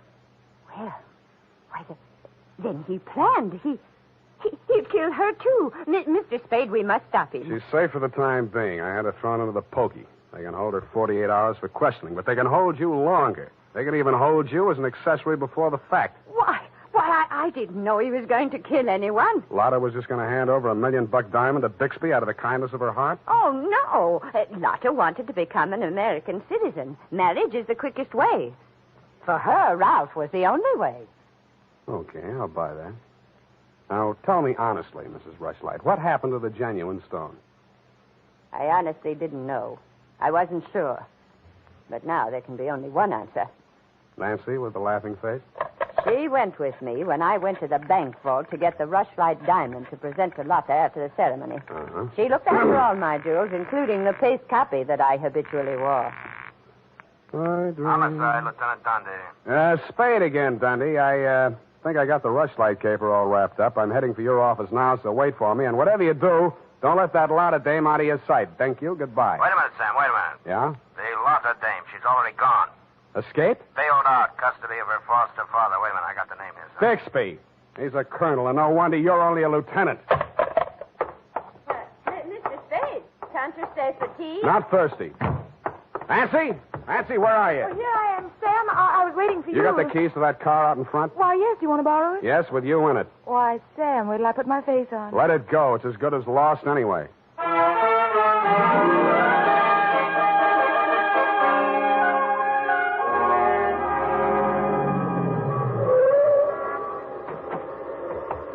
Come on. What is this place? Where are you taking me? Never mind. Just hang on. I'll fly you up to the second floor. Sam, that was a shot that sounded like Lotta. You stay here. Don't come in until I call you. Spade, what are you doing? Get back in there. Drop it. No. Drop it or I'll crack your elbow. That's better. Now sit down. I want to look this over. Looks real cute. Powder burns, gun beside the chair, and what's this? Well, a note in Dutch. It's a suicide note. She killed herself. I can almost believe that. You've handled this very well, considering the bad breaks you've had. Only one thing wrong. Do I scent a bargain? I don't have to bargain. I've got the diamond. All you've got is 2 murders rapping on your thick noggin. Don't be absurd. I know who has the real necklace. Then you better talk to her directly. You can come in now. Sam, was that... Oh, that poor, homely little dame. What did she ever do? Stop, you're breaking my heart. She committed suicide. You know better than that. She committed suicide. If the colonel's price is right. Oh, I see. I'll put it to you directly. It's not easy to fence. It'll have to be cut. That'll decrease the value considerably. Say, $10,000, no questions asked. Pardon me, that suicide shot, it's ringing in my ears. I can't hear you. 20,000. 50.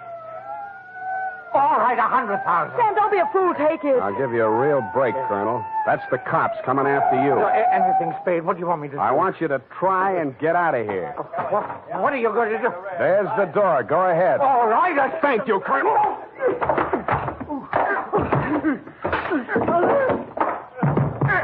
All right, men, remember, he's desperate. Bixby, we're giving you a chance. Come down or we're coming up after you. Come on. Get up, Colonel. Here he comes. Careful, it may be a trick. Watch it, Dundee. Here he comes.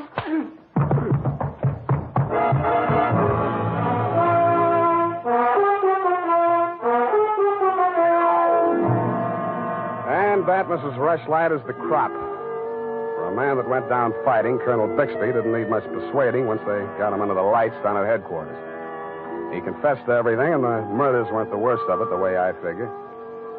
The worst of it was the cruel way he victimized the poor little ugly duckling, Lotta Van Eyck. It's tough enough to be whipped before you start. Period, and a report.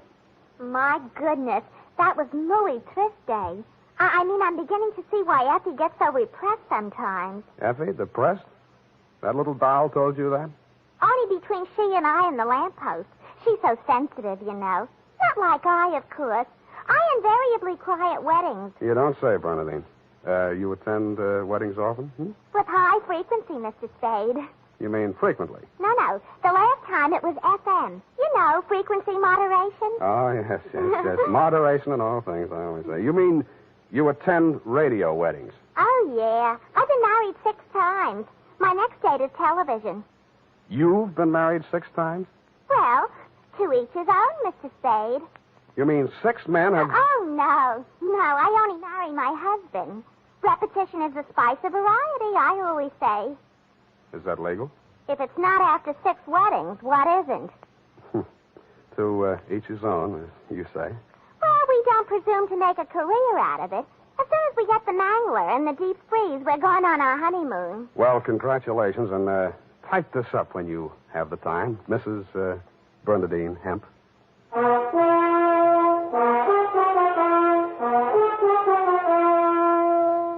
Every day, more and more men are turning to Wild Root Cream Oil for truly handsome hair. And that's not surprising, for what other leading hair tonic gives you these big advantages? It grooms the hair neatly and naturally, relieves dryness, removes loose dandruff. What's more, Wild Root Cream Oil is non-alcoholic and contains soothing lanolin. No wonder Wild Root Cream Oil is the favorite with so many millions of smart, particular men. Get Wild Root Cream Oil. Again and again, the choice of men who put good grooming first.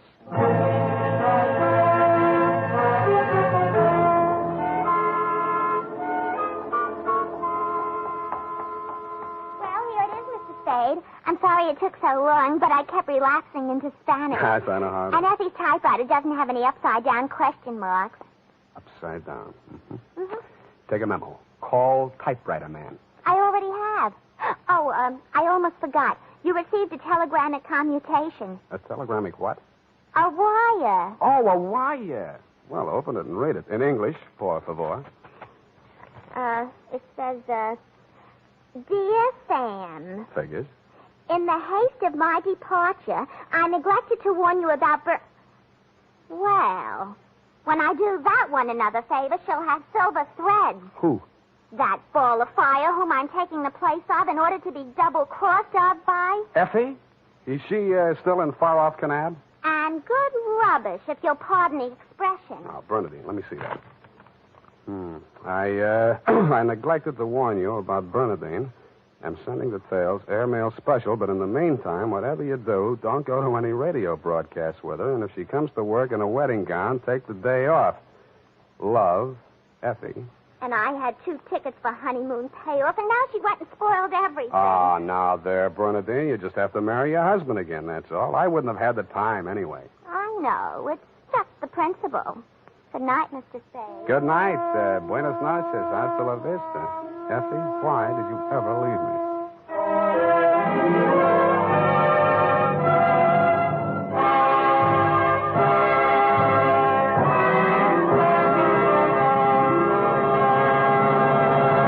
The Adventures of Sam Spade, Dashiell Hammett's famous private detective, are produced and directed by William Spear. Sam Spade is played by Howard Duff.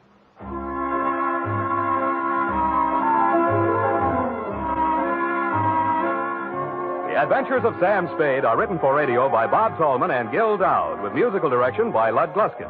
Gil Dowd directed tonight's broadcast in William Spear's absence. Join us again next Sunday for another adventure with Sam Spade, brought to you by Wild Root Cream Oil. Again and again, the choice of men who put good grooming first. This is Dick Joy reminding you to get Wild Root Cream Oil, Charlie. It keeps your hair in trim. You see, it's non-alcoholic, Charlie. It's made with soothing lanolin. You better get Wild Root Cream Oil, Charlie. Start using it today. You'll find that you will have a tough time, Charlie. Keep on all the gals away. Hiya, Baldy. Get Wild Root right away.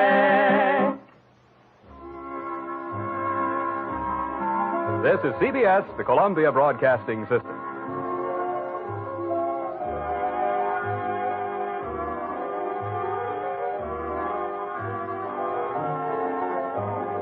Sam Spade, Detective. Brought to you by Wild Root Cream Oil Hair Tonic. The non...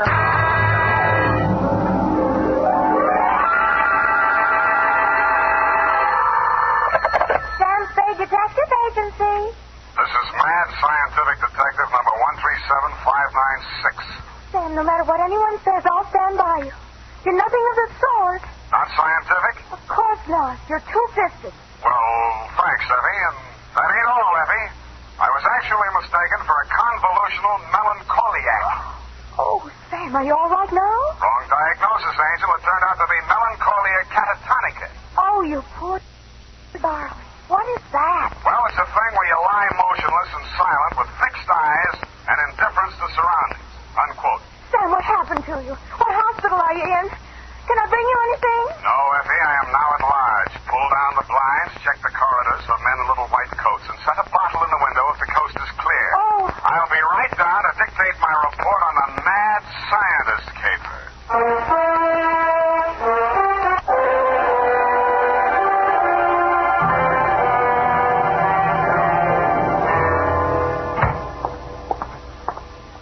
Effie! Come in, Sam. The coast is clear. Where are you? Why is it so dark in here? Well, I had to put the lights out. The blind stuck. I couldn't get it down.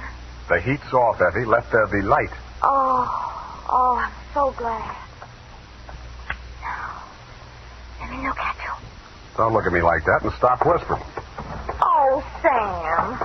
Did you get me all upset like that just for a joke? It's no joke, sweetheart. You really sick? Yeah, just sick of some of the types I made in this business. Oh, Date July 25, 1948, to Detective Lieutenant Dundee, Homicide Detail, San Francisco Police, from Samuel Spade, license number 137596. Subject, the Mad Scientist Caper. I worry so.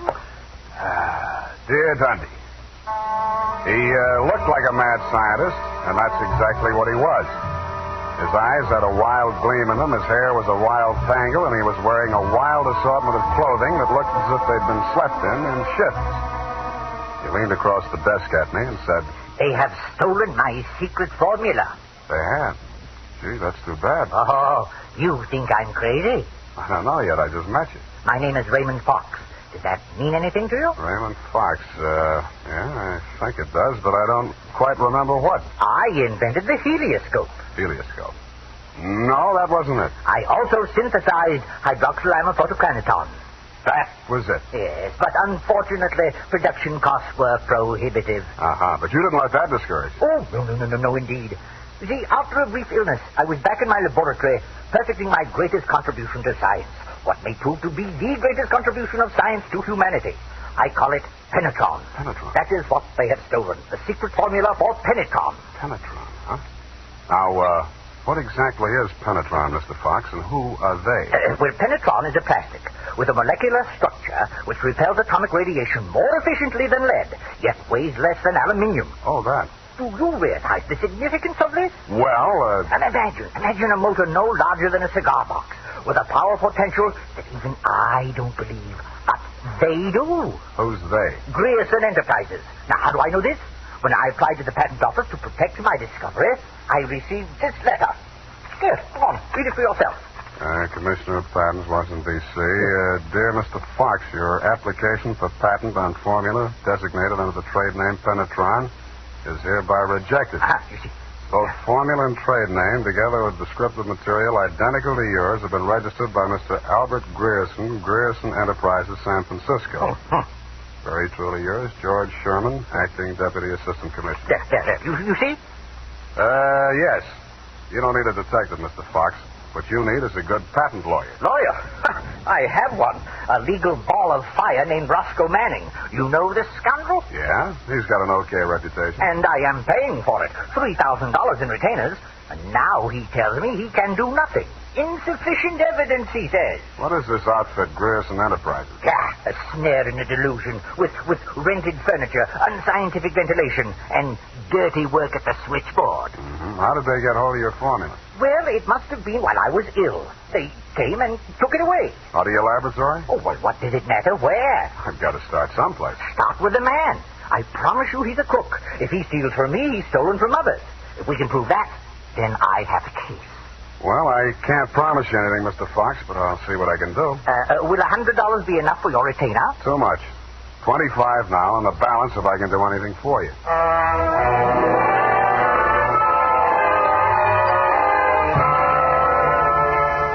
I doubted if I could even earn the 25, but if he wanted to gamble, it was okay with me. The offices of Grierson Enterprises were pretty much as he described them, a beautiful front, especially at the switchboard. Grierson Enterprises, good afternoon. No, Mr. Grierson's out of town. No, I don't know when to expect it. I'll be right with you. That's good news. Grierson Enterprises? No, he is not. No, I do not, and he doesn't want to talk to you in any case, Mr. Manning. Oh, if it would just stop. Can't you shut it off? I might as well. Nobody seems to believe me anyway.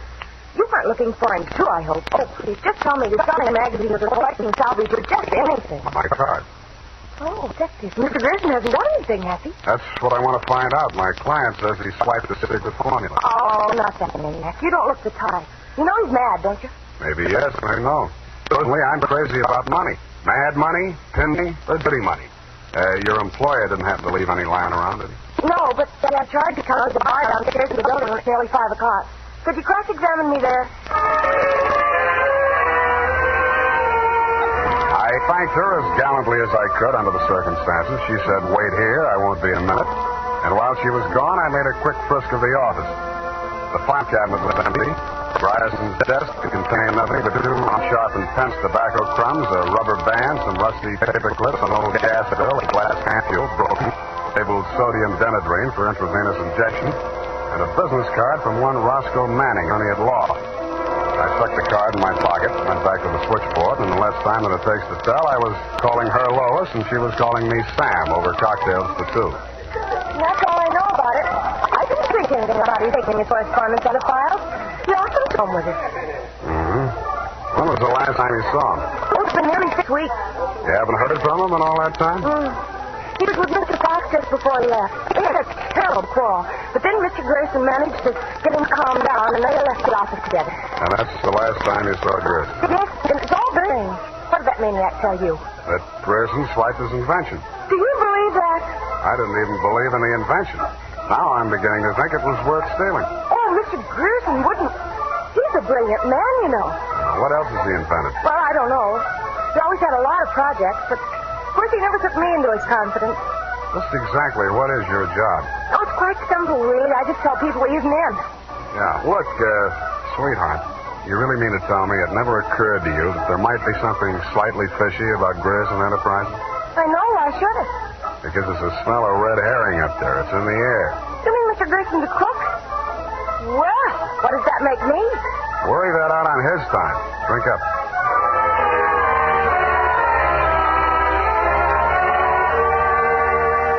She looked as if she were telling the truth. Though with women, especially blue-eyed women, that doesn't always mean anything. If she had anything more to tell, she obviously wasn't ready yet to tell it. I asked her to come up and listen to my Herb Jeffries records. She said my apartment needed a woman's touch. I handed her a broom. She hit me on the head with it and left. And so to bed.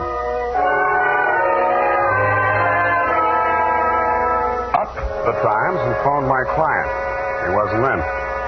Then I phoned a guy I know who sometimes knows about things and asked him what sodium denadrine was. He said it was a sedative and or a truth serum, a mental-type drug. I wondered what Grierson's been using it for during office hours. I also wondered what else he'd been spending money for. I phoned another guy who knows about other things, and he called me back with the name of Grierson's Bank, Golden Gate Trust. An hour later, to my surprise, I actually had something to go on. Because in the past 6 weeks, checks totaling $50,000 had been deposited at Grierson's account, all drawn on the Citrus Exchange Bank of San Anselmo, and all bearing the signature of one Carl Birdwell, M.D. He wasn't hard to find. It was a big place on the outskirts, and the sign on the gate said Mary F. Hotchkiss Hospital for the Mentally Deranged. Dr. Birdwell's cottage was one of 5 without bars on the window. He was spraying his roses. So that's cystectomy of Dr. Kober's. How are those convulsions? Coordination all right? Can't complain. Got the use of your fingers back? Good. Pick up those shears. I want all those ragged edges cut off the hedges. Well, why don't you hire a gardener? Or did those checks to Grierson use up all your ready cash? Eh? Oh, I thought you were the cystectomy. Good Lord, you're that convolutional melancholiac. You're not allowed out on the grounds. Guard! Guard! Now, wait a minute, Doctor. This one acting up? Take him back. I sent for the cystectomy. This is the wrong man. You're crazy. Come on. Let go of me. I'm not a patient here. I'm a detective. Yeah, and I'm Sherlock Holmes. Come on, now, back to the violent war. Come on, lay off. I got an office in San Francisco. I can prove it. 137596. Okay, Dr. Watson, but come on, come on.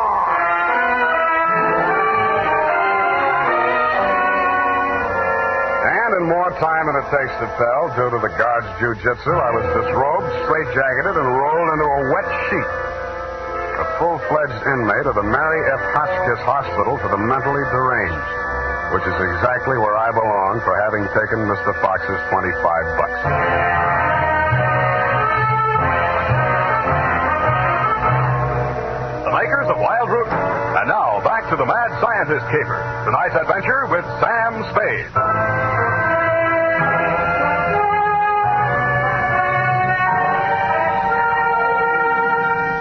I have been shot, stabbed, slashed, pistol whipped, and sapped into unconsciousness. But until you have spent a night rolled up in a wet sheet, Dundee, you don't know what punishment is.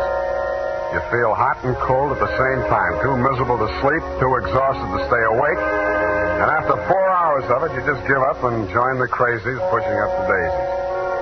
There's only one thing I can say in favor of the Mary F. Hotchkiss Hospital for the Mentally Deranged. They get the patients up early. By 6:30 in the a.m., I had been rolled out of the sheet. By 6:45, I had thawed out enough to be taken out of the straitjacket by an orderly. I was glad to be out of it because it was very heavy, and that gave me an idea. I picked it up and swung it. In less time than it takes to tell, I was in the orderly's uniform, out of the violent wing, and shuffling up the walk through Dr. Birdwell's rose garden and through his cottage door. Good morning, Dr. Birdwell. Good Lord, who let you in here? What do you want? I was trying to tell you yesterday when I was so rudely interrupted. Hey? Oh, yes, the detective. Did you say Grierson sent you? I didn't say that.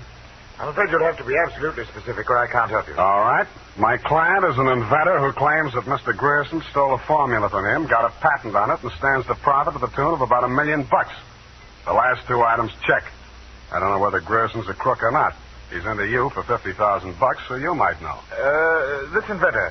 Pale eyes, contracted pupils, big mop of hair. That's a fair description. Fox. Raymond Fox. He's a patient. Escaped from this hospital. That man, Mr. Spade, is a homicidal maniac. If you'll jog your memory, you may recall the case. Sacramento, 1935. Wait a minute. Chemistry professor, lab explosion? That's the case. Two of his colleagues, whom he irrationally suspected of stealing the formula for the explosive he used to blow them up. You sure they didn't? The man was adjudged hopelessly insane. He must be returned to us. He may murder Grierson, he may murder you, but he will commit a murder if he remains at large. Perhaps more than one murder. You must help us, Spade. Like you, Doctor, I can't help unless you're absolutely specific about a couple of things. Your connection with Grierson, for instance. I invested in Grierson's firm. Uh-huh. How did Fox meet Grierson? He was allowed a certain degree of freedom here during his rational periods. I had guessed that he went through my papers or overheard one of my conversations with Mr. Grierson. Mm-hmm. Do you know he retained a lawyer? Huh? Manning, smart patent lawyer. You must think Fox has a case. Oh, surely not. Grierson thinks so, too. You've talked to Grierson? No, but I've examined his bank statements. The bank allowed that? I told him I was Grierson's attorney. The point is, Grierson is broke. Why? Because he's paid out every penny you gave him to the order of Roscoe Manning, attorney at law. And you know what I think, Doctor? Yes? I think Raymond Fox is crazy like a fox. I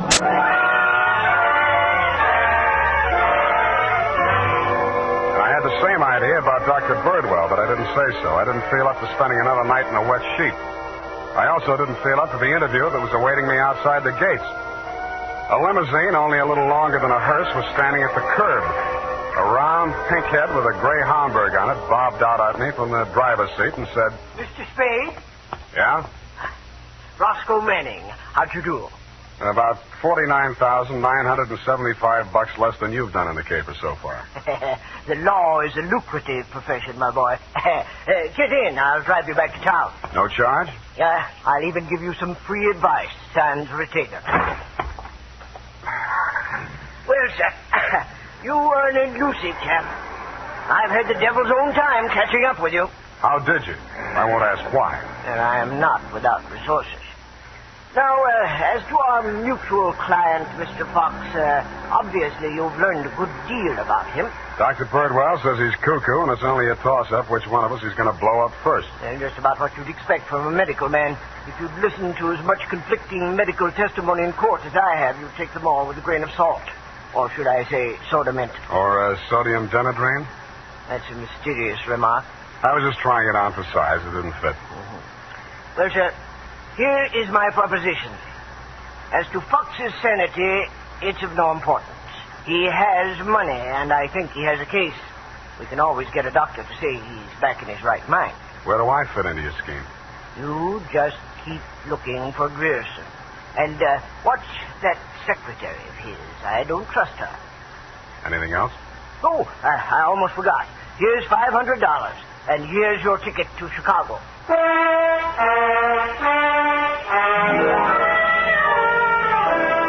I don't know why, but somehow I got the impression that Mr. Manning was trying to get rid of me. He should have used that ticket to Chicago himself. We stopped at Sausalito for breakfast, and the condemned man ate a hearty meal. We drove the last mile through the Marina District and pulled up in front of his house. Well, sir, have a nice trip. Or take the car, Mr. Spade. I'll pick it up at the depot. Goodbye. It's been charming. Goodbye. He backed across the sidewalk, waving, and I waved back. Then he went up 3 steps, put a key in his door, and opened it. It didn't do much damage to the house, but all the king's horses and all the king's men couldn't put Roscoe Manning back together again. I got out of the car and just made it up the steps when it happened again. I hated the look, but I did. For the limousine had been parked with me in it was a smoking heap of scrap metal. I then headed for the nearest phone booth and, pausing only to inspect it for mines and booby traps, dialed the number of Red Enterprises.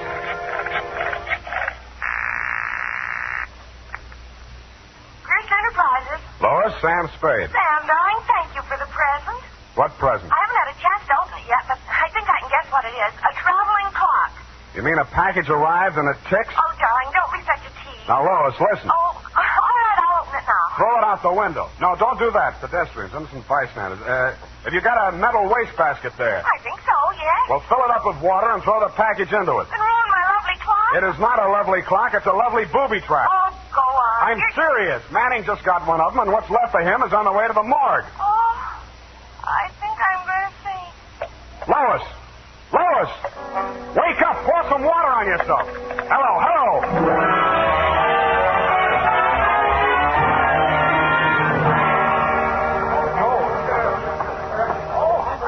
Let me through here. Come on, let me through. Lois. Lois. Oh, you're okay. Glad of that. All right, she's all right now, you people. Come on, get out of here. She's all right. Come on, get up. You're not hurt. What happened? It exploded in the water. At least you had sense enough to do what I told you to. Oh, this is a new dress. Now look at it. It looks fine. Here. Put this coat around you. I don't think that was a very funny joke, Sam. Neither do I. Now, try and forget your clothes for a minute. And try and answer a few questions for me. There isn't much time. Sam, what is it? I want you to be very sure of this, Lois. Try and remember accurately. How many people has Grierson seen since he opened this office? Well, not very many. It was hardly ever in. It's strange. Now that I think of it, I can only remember 2. Mr. Manning and that mad scientist man, Mr. Fox. Yeah, did you hear any of the conversation between Grierson and Fox? He just screamed at Mr. Grierson about how his invention had been stolen from him. Then it sounded as if they scuffled, and all of a sudden Mr. Fox calmed down. Mm-hmm. When they came out, his eyes looked funny, as if he'd been hypnotized. Yeah. What does Grierson look like? Oh, he must have been quite handsome at one time. He's sort of like Gregory Peck with a mustache, only fatter and balder and older. Mm-hmm. I wouldn't have put it exactly like that, but I can see what you mean. But you've never seen him. Don't make book on it, but I think I have.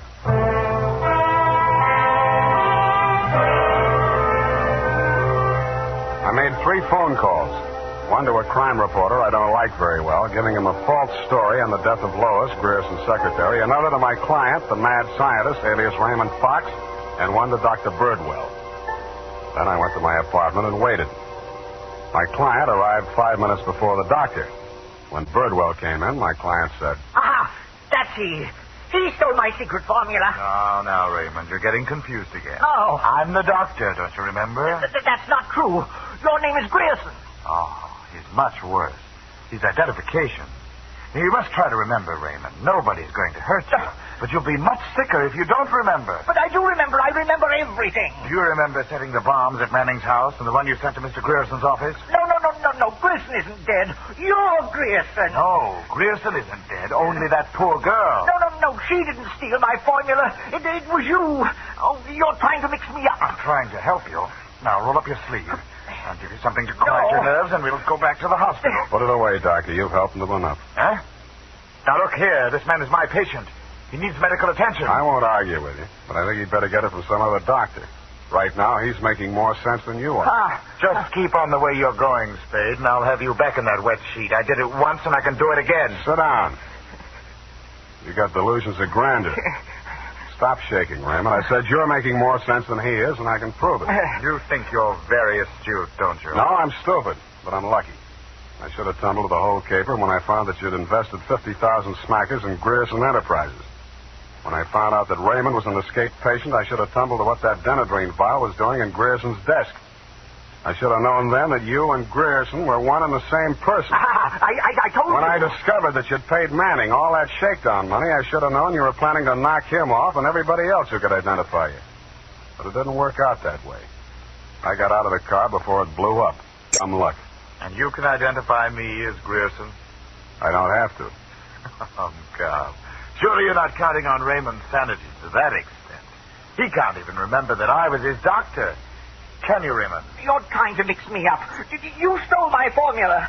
I didn't kill them, did I, Mr. Spade? Now, lie down on the couch and relax, Raymond. Don't worry about a thing. Well, Doctor, what now? You relax, too. Okay, come on in. What? Lois! Why, Mr. Grierson, have you been sick? How dare you? How dare you ruin all my plans like this? You stupid girl! Okay, that's enough. Come on, get back there. Get back. Sorry, sweetheart. I didn't mean to let him get that close to you. What were you trying to do? It was an experiment, just to see what would happen. It did. So that's the way you scientific detectives work. For a hard-boiled chap, you've the vaguest way of doing things I ever heard of. Well, plans are all right sometimes, Doctor, and sometimes just stirring things up is all right if you're tough enough to survive and keep your eyes open so you see what you want when it comes to the top or something. Spade, Dundee. I'm at home.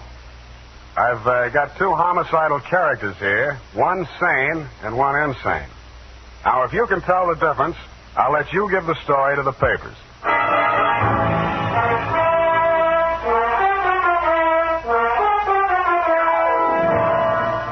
And that, Lieutenant D, is the crop. You picked the wrong one. Figures. It's as simple as this. Raymond Fox was the loony, but Birdwell, alias Grierson, conceived and executed the whole scheme, including the explosions. Don't worry about Fox. He's now back at the hospital working on a new secret formula. I don't know what it is, but it might be an anti-truth serum, because that's how Birdwell got the Penetron formula, by using truth serum on the mad scientist to make him talk. Anyway you figure it, he's crazy like a fox. His enemies are all dead or on their way, and he's as snug as a rug in a bug house. Period. End of Looney Tunes. Well, just imagine. Well, it takes all sorts to make a world, I guess. Well, I guess you never spoke a truer word, Effie, but don't forget a stitch in time saves 9. Don't feel too badly about it, Sam. Better late than never. You took the words right out of the horse's mouth, but it's later than you think, Angel. Type that up, Angel, and while you're at it, see if you can think up a way to teach an old dog new tricks. Well, here it is, Sam. I was just thinking over what you said. Which? About teaching an old dog new tricks. Mm-hmm. You're only as old as you feel, Sam. Then send in the application for my old age pension. Oh, Sam, I won't let you talk that way now. You're just tired and nervous and run down. Yeah, backaches, stay up nights, sour racket. You're just feeling sorry for that Mr. Fox. I wouldn't worry about him. As you pointed out, he's safer where he is for all concerned. Mm-hmm. And after all, necessity is the mother of invention. What's that got to do with anything? Well, he's an inventor, isn't he? Oh, that. You see? All's well that ends well. Good night, Sam. Good night, Pollyanna. Pollyanna. Oh, she's the glad girl. Oh, no, Sam, that's Shakespeare, that old... You know best. All ashore that's going ashore. Good night, sweetheart.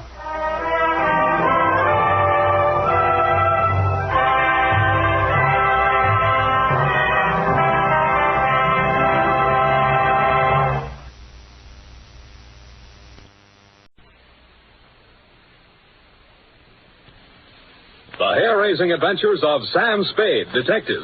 Brought to you by the makers of Wild Root Cream Oil for the hair.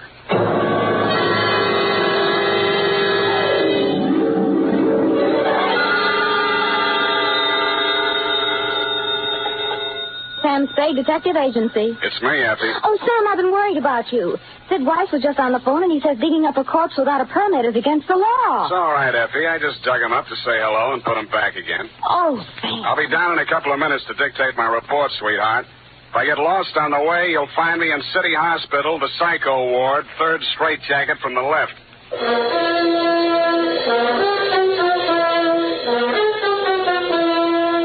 Dashiell Hammett, America's leading detective fiction writer and creator of Sam Spade, the hard-boiled private eye, and William Spear, radio's outstanding producer-director of mystery and crime drama, join their talents to make your hair stand on end with the Adventures of Sam Spade. Presented each week by Wild Root Cream Oil, the non-alcoholic hair tonic that will put your hair back in place again, grooming it neatly, naturally, the way you want it. Fellas, if a girl can spend half an hour under a hot dryer in a beauty parlor to look her best for you, certainly you can spend half a minute sprucing up with Wild Root Cream Oil hair tonic to look your best for her. That's all it takes, and Wild Root Cream Oil grooms your hair neatly and naturally, the way girls like to see it. Besides, it relieves dryness and removes loose dandruff. There's not a drop of alcohol in Wild Root Cream Oil. It contains lanolin. So get the big economy-size bottle at your drug or toilet goods counter. And now, Wild Root brings to the air the greatest private detective of them all in The Adventures of Sam Spade.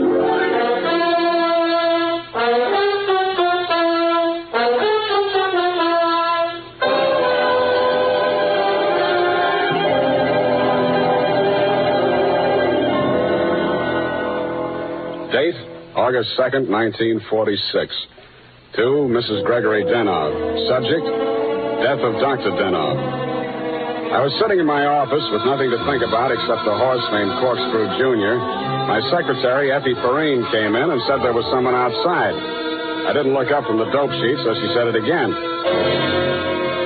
Someone outside, Sam. What's he look like? Blue double-breasted custom-made suit, Countess Mara tie, hand-tailored shirt, English shoes, hand-trimmed Van Dyke. Get me a blank check and send him in. Okay, Sam. Please come in. Mr. Spade will see you now, sir. Thank you. You are Mr. Spade, Sam Spade. What can I do for you? I'm Dr. Gregory Denhoff, a psychoanalyst. I need your help. Lie down, doctor, and tell me all about it.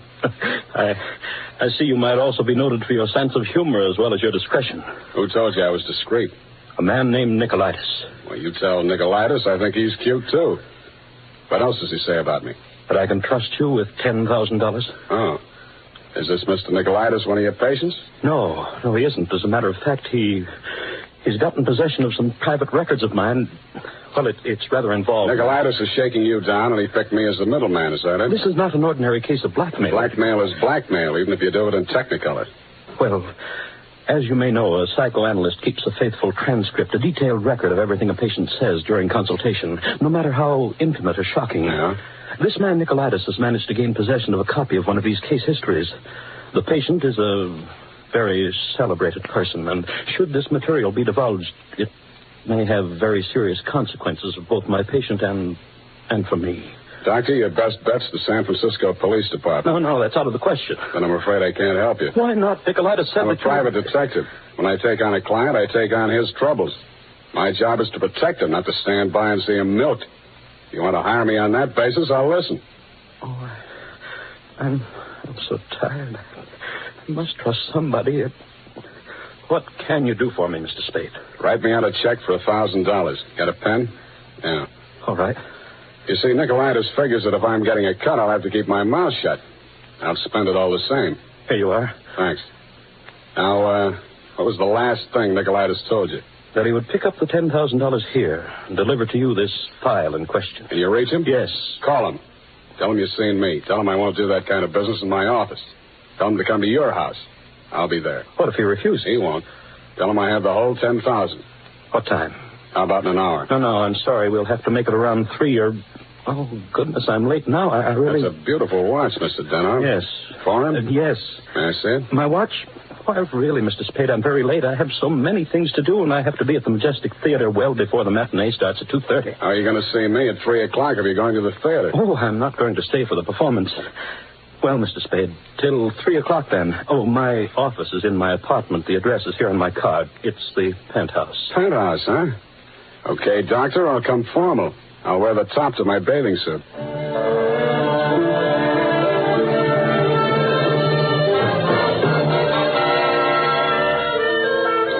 I left my office around 2:30 and started walking up Nob Hill.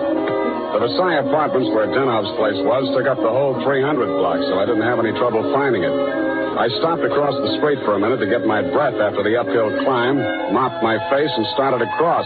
Just as I got to the middle of the street...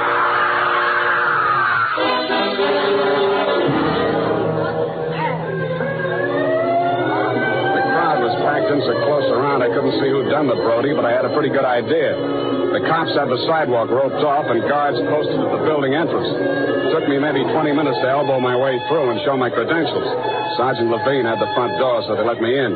Lieutenant Dundee of Homicide met me at the door of the penthouse. Hiya, Sam. What do you want? I want to see Dr. Denhoff. The doctor's dead. Dead? Yeah. He's my client. They can't do this to me. How? Hit a Brody out the window. What are you here for? To see his wife. Okay with you? Why not? She's inside. Thanks. Mrs. Denhoff, please. With all due respect for your grief, I must have the keys to the cabinet where Gregory kept his confidential files. You realize that you wished me to take charge of his patients and that I am responsible. All this police and so on. Oh, we must get those files out of here as soon as possible. Yes? My name is Spade. I am Dr. Zoya. I was poor Dr. Denhoff's oldest friend. If there's anything... I'd like to see you, Mrs. Denhoff, alone. But you police have already asked her so many questions. You see, she's not in the... I'm not with the police. I'm a private detective. I was working for Dr. Denhoff. A private detective? He was in trouble, you see. You see, Dr. Sawyer, the police won't believe me.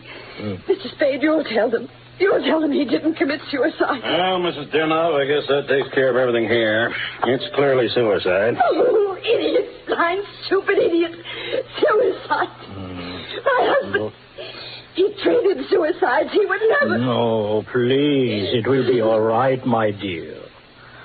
I'm sorry. She's hysterical. If I had the time, I would... Tell them. Please, Mrs. Denhoff. The undertaker has been arranged for burial at 7 o'clock, Beit Israel Cemetery. Now, please, the key to Gregory's files. Here, take it and go. Go ahead, all of you. Okay, we'll call you now. Oh, I'm so sorry, gentlemen. This hysteria, a simple traumatic condition. If I only had the time. Who can I turn to? Who will help me? You think it's pleasant? You think my husband would rest if they said I committed suicide? What shall I do? What shall I do? Oh, you... Dr. Zoya didn't have the time, neither have I. You think it's murder? Who do you think killed your husband? To name someone.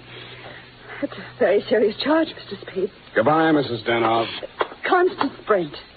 You mean Constance Brent, the actress? Yes. Yes, she was his last patient this morning. She had threatened to kill him before. How do you know? My husband said so. Do you? And he'd written it down on his notes on her case.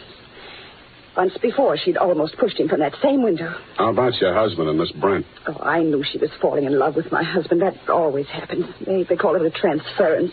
But in this Your case... husband told me Miss Brent was acting in a play this afternoon over at the Majestic. Yes, Midsummer Night's Dream. But she was here. I know she was here. Miss Ray, the receptionist, was coming back from lunch when she heard voices arguing inside. And she was sure it was Miss Brent's voice. Show me the doctor's case history on Miss Brent. I can't. It's missing. As soon as it happened, I went to the files. I meant to show it to the police. Who could have taken it? Constance Brent was the last one in that room before he died. Yeah. When did you see Nicolaitis last? Nick who? Skip it. Where can I reach you in case... For the next couple of hours, I'll be at the Majestic Theater. I want to see how good an actress this Constance Brent is.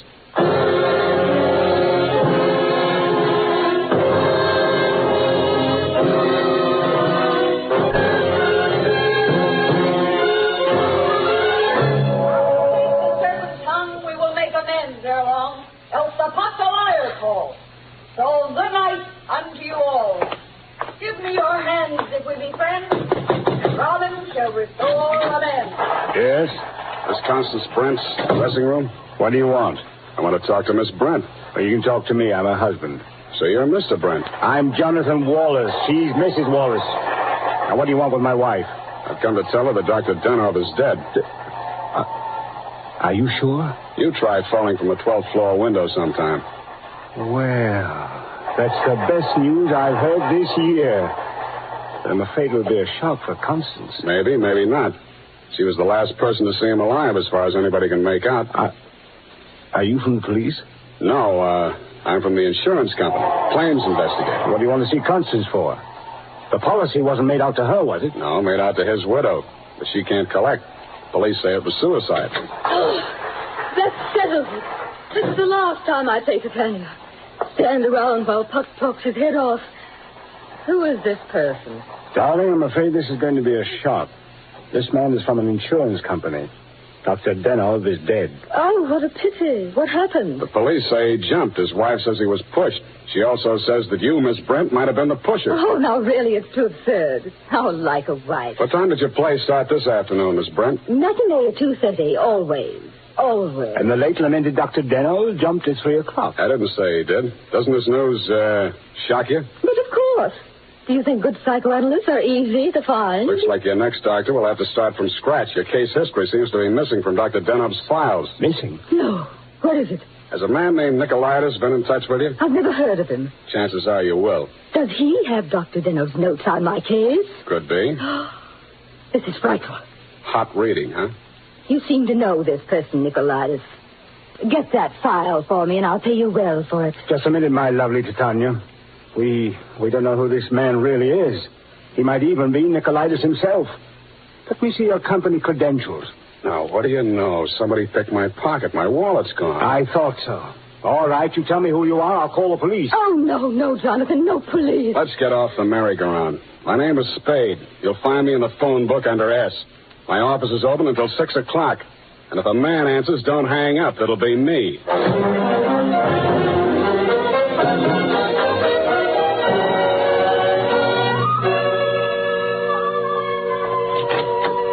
Hello, Effie. You found a Nicolaitis yet? Not one. I even tried spelling it backwards. Nobody ever heard of a man named Nicolaitis. Beginning to think there ain't no such person. Pardon me, do I hear my name mentioned? I'm Nicolaitis. Sam, I still think you're right. Come all the way in, Mr. Nicolaitis. Sit down. Oh, thank you. If you need me, Sam, just scream. What can I do for you? Oh, I've come for my money. What money? Oh, the $10,000. You remember the $10,000? Refresh my memory. Oh, Dr. Denhoff, the gentleman who visited you this morning? Oh, that $10,000. Oh, you see, you remember now. Yeah, it all comes back to me now. You were supposed to deliver something for the money. Since Dr. Denhoff is dead, that is no longer important. You will give me the money, please, and I will not disturb your afternoon any further. Suppose I refuse? Oh, that would grieve me. In my grief, there is no telling what I might do. Dr. Denhoff's dead. There's nothing more you can do to hurt him. Oh, never would I attempt to hurt poor Dr. Denhoff, but in my sorrow, it would be so great if I should be forced to hurt the woman he loved. After all, as Titania says, these are the forgeries of jealousy. Titania, huh? Ah, yes, Midsummer Night's Dream, Act 1, Scene 18. I'm a little rusty on my Shakespeare. Oh, you are indeed, Mr. Spade. Titania doesn't appear until well into Act 2. She doesn't, huh? Yeah, that's right. Yeah. I guess she isn't on for 40 minutes or so. Yes, indeed, Mr. Spade, but I didn't come here to discuss drama. What else have you got to discuss? When Dr. Denhoff died, your market died with him. That is a very unprogressive view, Mr. Spade. There's always a gentleman named Jonathan Wallace. Why, you fiend. You don't mean you've sold to both of us. Mr. Spade, how can you have such a low opinion of me? I will prove my integrity. I will give you the material. You give me the money. Hand it over. In the Levant, Mr. Spade, we have a saying. He who goes too close to the bear soon loses his beard. I have left my beard at home. Okay, I'll meet you anywhere you say, anytime you say. Excellent. At 7 in your apartment? Won't that be walking into the bear's cave? In the Levant, Mr. Spade, we have a saying. Private dicks do not kill people in their own apartment.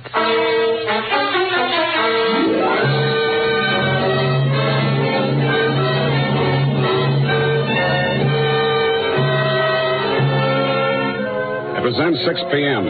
I called Effie for messages. She told me that you had been phoning frantically, Mrs. Denhoff. I still had maybe 30 minutes before Nicolaitis was due at my apartment, so I breezed on up to your place on the hill.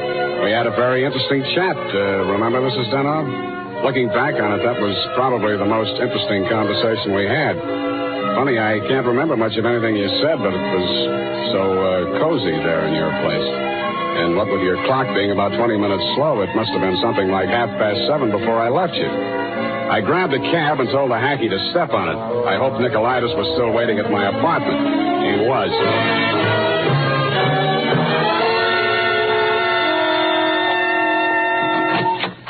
Mr. Nicolaitis, I'm sorry to be late.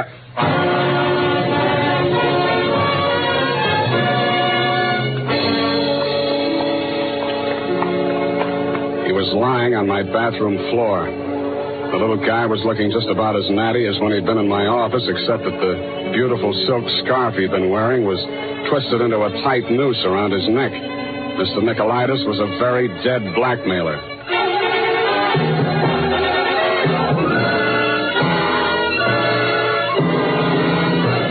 The makers of Wild Root Cream Oil are presenting the fourth in a new series of programs bringing to the air for the first time the adventures of Dashiell Hammett's famous private detective, Sam Spade.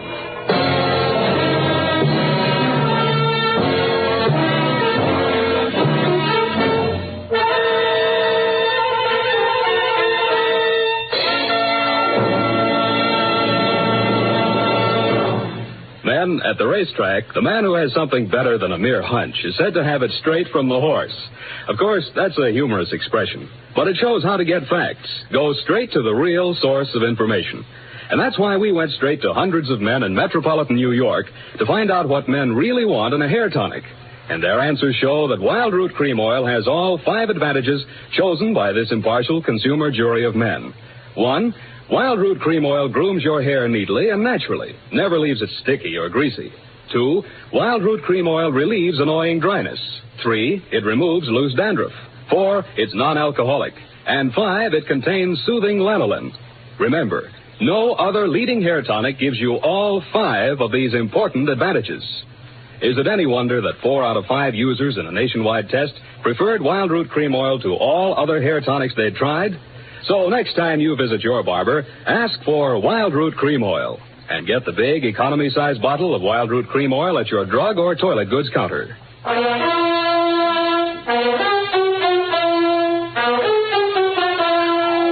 And now back to Sam and Psyche. Tonight's adventure with Sam Spade.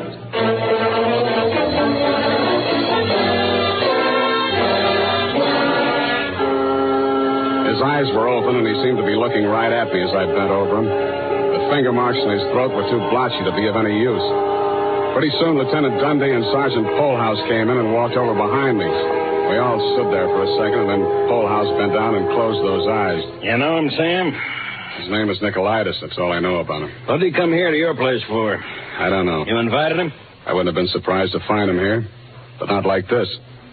You boys got a smear on him yet? Sure. He's an old customer of mine. Runs a photo lab. Photostats, microfilm. Microfilm. Nobody makes any sense. They're all screwballs, psychos, neurotics. What am I doing in the middle of this anyway? Sam, don't scream at us. We're just doing a job. Oh, I'm sorry, boys. This Dr. Denhoff was my client. Mental expert. That Denhoff probably had a screw loose somewhere and needed a psychoanalyst himself. Say, maybe he was... Yeah. Hey, look, Dundee. I'm going out of here now. Do I call Sid Weiss and we go through all that again, or are you going to let me walk? Why, Sam, you can go. I know where you sleep. I'll wake you when I'm ready for you.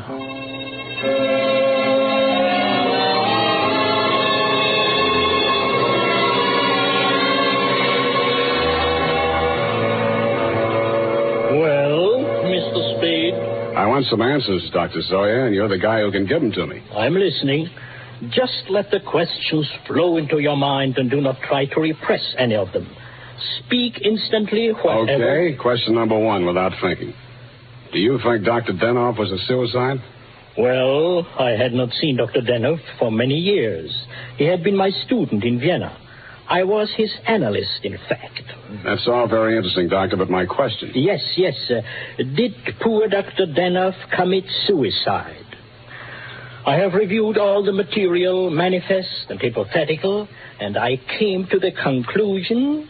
No, it was quite impossible. You see, these paranoid... Okay, question number 2. Was Dr. Denhoff in love with Constance Brent?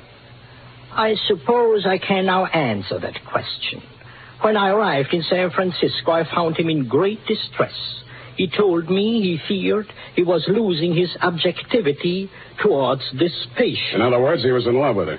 Yes. You think she might have murdered him? All psychoanalytical subjects develop aggressive feelings toward the doctor. Nearly all of my patients have threatened me at one time or another. You don't say. Tell me, Dr. Zoya, you know anything about Jonathan Wallace, Miss Brent's husband? A violent type, almost psychotic. Yeah? How about you, Dr. Zoya? Could you have done it? That is a most interesting question, Mr. Spade.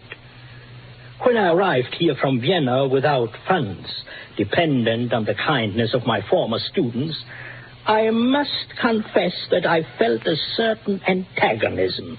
It disturbed me to realize that a man of my standing in the profession should be dependent on the goodwill of a younger and, I sincerely believe, less gifted man.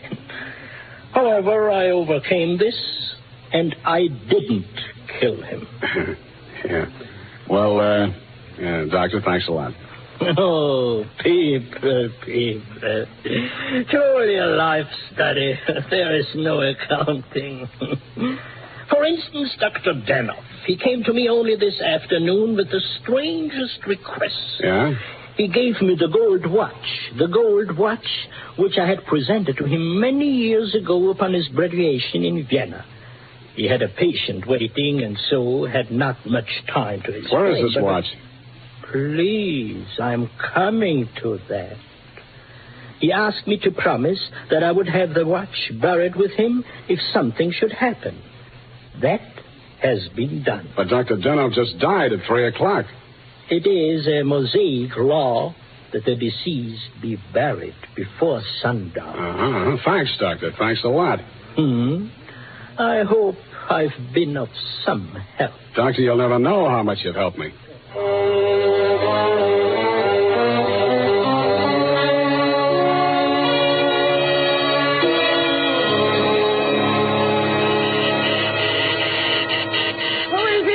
Spade. Oh, what's happened? I think I got the answers, Mrs. Denhoff. That file on Constance Brent. Your husband knew that you'd been going through it. Mr. Spade. Shut up and listen to me. He took it out of the files, had it microfilmed for his own private records, and destroyed the original. Really? The man who did the microfilming was Nicolaitis. He delivered one print to your husband and kept another for himself.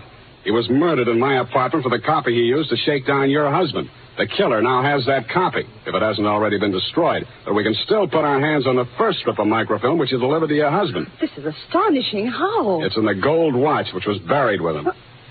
The watch that Dr. Zoya... That's right. Denhoff made up his mind that whatever he knew about Constance Brent was going to go to the grave with him. What are you doing tonight?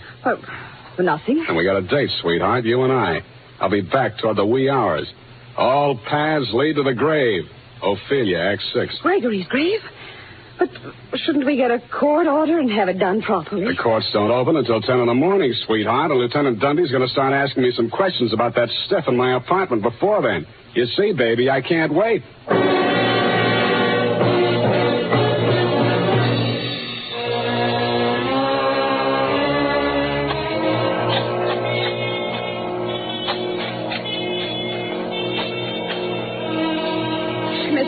We shouldn't be doing this. If I'm wrong this time, it won't be wasted effort. I'll crawl into the grave myself and pull it in after me. Here. I struck it. Give me that crowbar, Mrs. Denhoff, quick. Oh, dear. Put that flashlight in here, sweetheart. You look the other way. Yeah, here it is. Look. What, Mr. Speed? What have you got? The watch. Here, put the flash on it while I open it. Here's my nail file. Pry off the back. Thanks. That does it. Here's the film. All right, Mr. Spade. Give me that film. Well, if it isn't the second gravedigger from Hamlet, Mr. Constance Brent. Stop clowning and hand it up to me. You better do as he says, Mr. Spade. We've both got guns. I was expecting that. Took you a long time to get here, Mr. Wallace. How did dear Constance make out as Lady Macbeth? Just give me that film. Stop being an idiot, Wallace. The cemetery is crawling with cops. Put that gun away before you drop it and break your foot. Come up out of that grave, Spade, or you'll stay there forever. Okay, Dundee. All right. Get those hands up, everybody. Go ahead, Dundee. Make the pinch. Okay. Sam Spade, I arrest you for body snatching, violation of graves under the Civil Code number... No, you fool. You're supposed to arrest Mrs. Gregory Denhoff and Jonathan Wallace for the murder of Gregory Denhoff and Pericles Nicolaitis. But I... Oh, yeah. No, you don't.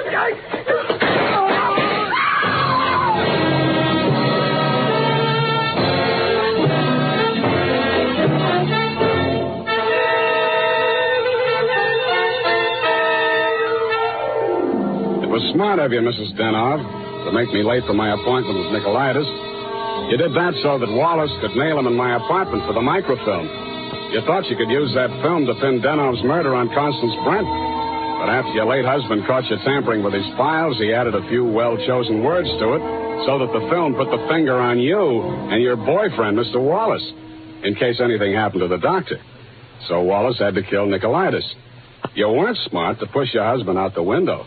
That looked like suicide. You might have gotten away with it, Mrs. Denhoff, if you'd bashed your husband's head in with a bottle. That reminds me, Effie, pour me a drink. That all? Sign it, put a special delivery on it, and send it care of the matron to Hatchapee Prison. Go on, have one yourself. Oh, thank you. Here's how. You'll get used to it. Good night, Sam. Good night, sweetheart.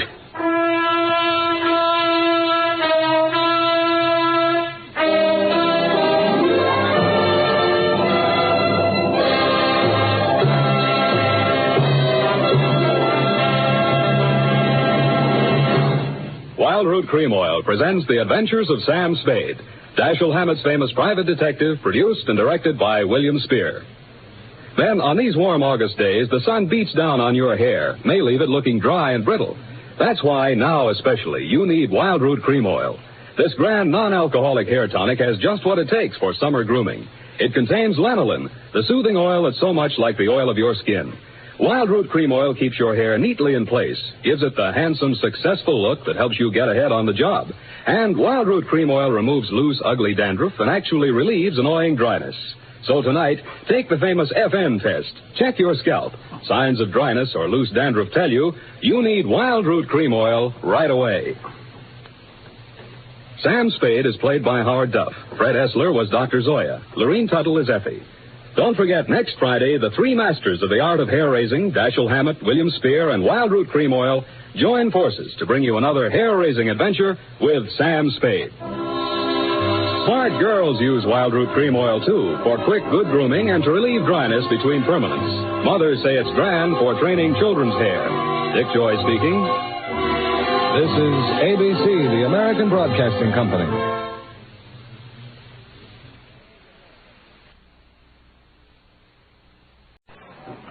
The National Broadcasting Company presents The Adventures of Sam Spade, Detective.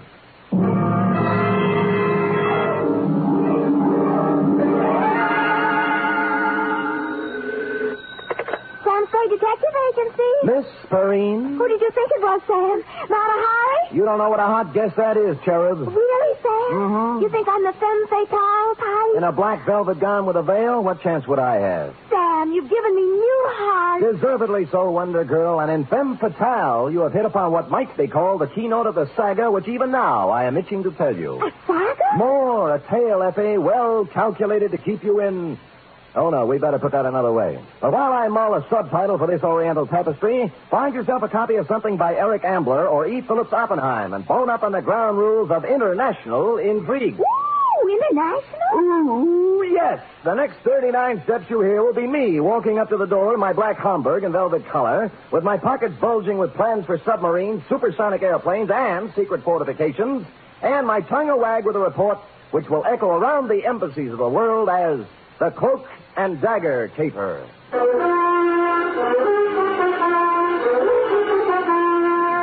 For NBC, William Spear, radio's outstanding producer-director of mystery and crime drama, brings you the greatest private detective of them all in The Adventures of Sam Spade.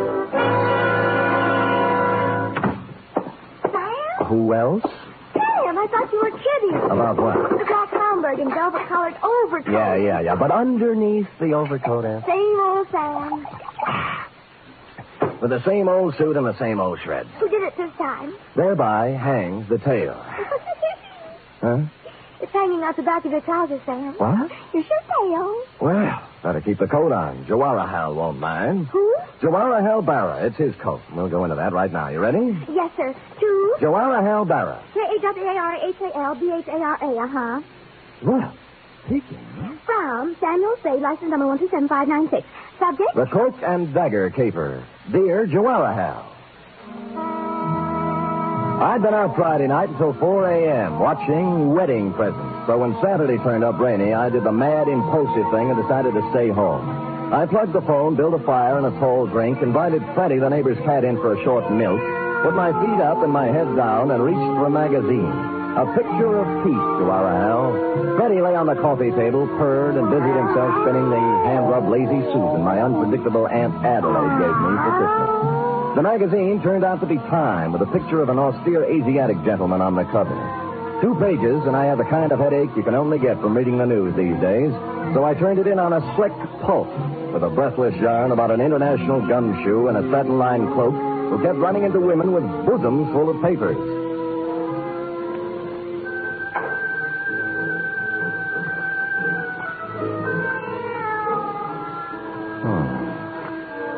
She gazed up at him, her eyes smoldering, heavy-lidded. You, she faltered. You are Sheridan Ballard. Mr. G, too? He nodded. Her knife made a glistening arc, stopping as his hand met her wrist, gripping it like a vise. You liar, she hissed. With the other hand, he ripped away her veil, smothered her lips in hot, fierce kisses, felt her go limp in his arms. Now, Zelda, my girl, he whispered, let's have the plans for that plutonium-powered rocket ship. Veil lady. Mr. Spade? Huh? Well. What can I do for you, Veil Lady?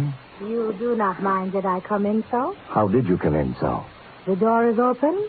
I see sitting in chair an attractive man. So? You are perhaps working on a remake of The Thief of Baghdad for television? Black tube, of course. Oh, you mean this what I have on? Also this what you haven't on. You keep out of this, Freddie. I saw her first. So, you just happened to be wandering past my door and popped in, is that it? Miss, You may call me Shalimar. No, I do not just pop in. I come by design. Well, just what kind of designs do you have in mind? Mr. Spade, you are Private Eyes? Shalimar, I am Private Eyes. You got troubles? Much. How much? I am beloved of Ahmed. Well, that's nice for Ahmed. Ahmed who? McClatchy. Ahmed McClatchy? How do you explain that? He has 2 American names. Oh, figure. You are a friend of Ahmed, too? Never heard of him. Oh, perhaps, Mr. Spade, perhaps you forget. Ahmed McClatchy? No. No? Never forget a face. What's the matter with Ahmed? Hashish. Dope? Much. He has the wild dream, the night horse, the what you call hallucination. You have told others of Ahmed's visit to you? I have told no one of Ahmed's visit to me for the simple reason that he... Oh. Huh? Do not pile upon one falsehood another. Ahmed has to you paid a visit, this I know. Oh? Now, if you will be so kindly, I will join you in dream. Now, wait a minute. Why don't we... You do not want to talk with Shalimar? Well, I just think we ought to clear up this misunderstanding. Now? What do you have?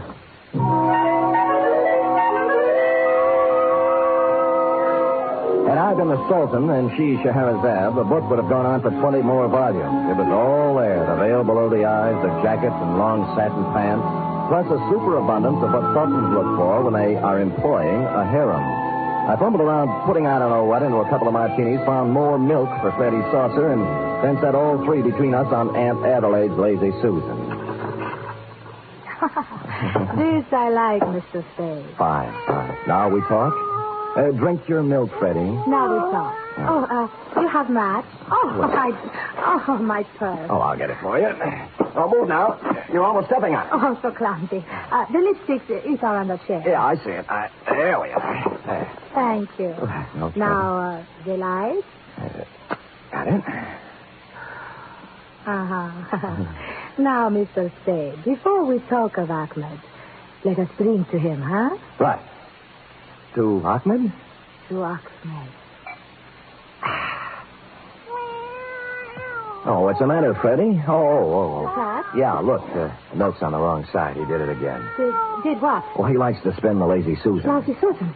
What did he do? Now, take it easy, honey. The thing spins. See, you got my drink, I got yours, and Freddie got left out. No. Oh, no. Darryl, you're Look, Darryl. baby, please, don't go off the deep end. Take it easy. What's the matter with you? Huh? Shalimar. Oh, Shalimar, baby. Come out of it now, will you? Where's the glass? Oh. Cyanide.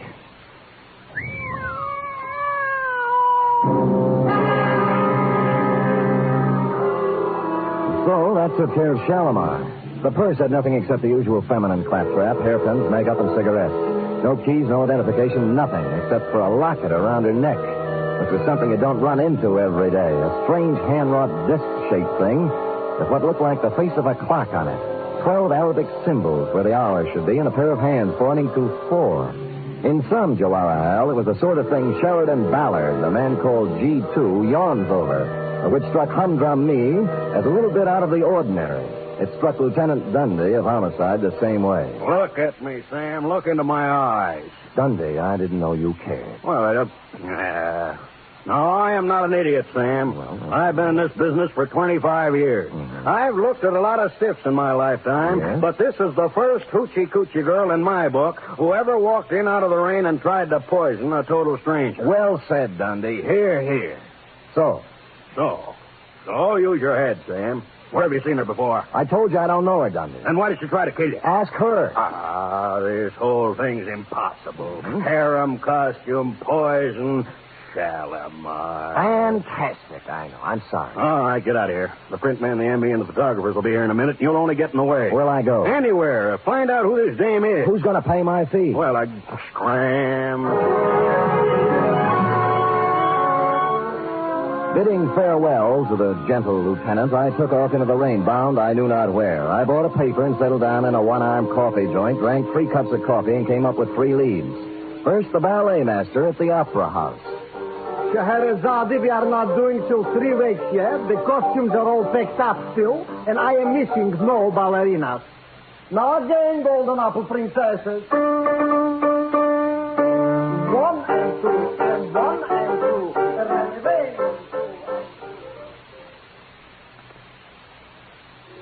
Yes, she wiggles and waggles, she shimmies and shakes. You never saw anything like this, folks. So hurry. Direct from a Turkish harem, little Fatima, the girl with the double-jointed... Jack. Yeah, Jack? You sure she's in there, Jack? Wait a minute, Jack. Yeah, she's in there, man. Thanks, man. All right, folks, step in a little closer. She shakes. Sorry, but can't help you a bit. This here Turkish bat is 100% stag. Homeward bound, I was walking down Grant Avenue when I passed a little shop near Pine Street. Gold lettering on one corner of the window spelled out, Hachadurian J. Pappas, importer, curios. How do you do, sir? Hachadurian J. Pappas? You get the pleasure. What's the J for? Never mind, kiddo. You can pronounce it. I accept your apology. Now, will you take a look at this? Huh? Oh, locket, huh? Uh-huh. Yes, locket this is. Where do you get this locket, sir? I found it. I thought you might recognize it. Hey, I think I do. Good. You know, strange you should have come here. And yet not so strange either, if you want to look on it. Well, which is it? Sure. I'm perhaps the only fellow in town who might have dealt in this kind of stuff, yes? He's quite genuine. Oh, you mean you sold this? Probably. Sure. Who to? I'm trying to remember. A girl? A girl. Or was it a fella? A young fella?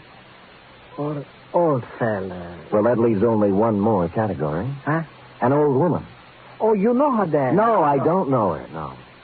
I wish I could remember to whom I sold it to. It's been such a long time, Of course, I can look it up and call you, Sport. Good. Here's my card. Oh, Sam Sport. Well, if you want to look at it. You said it's genuine, huh? Oh, sure. Secret Society medallion. 16th century. It's from the Indian state of Kashmir. Kashmir? Sure, kiddo. Kashmir. What's the matter with you? Don't you understand English?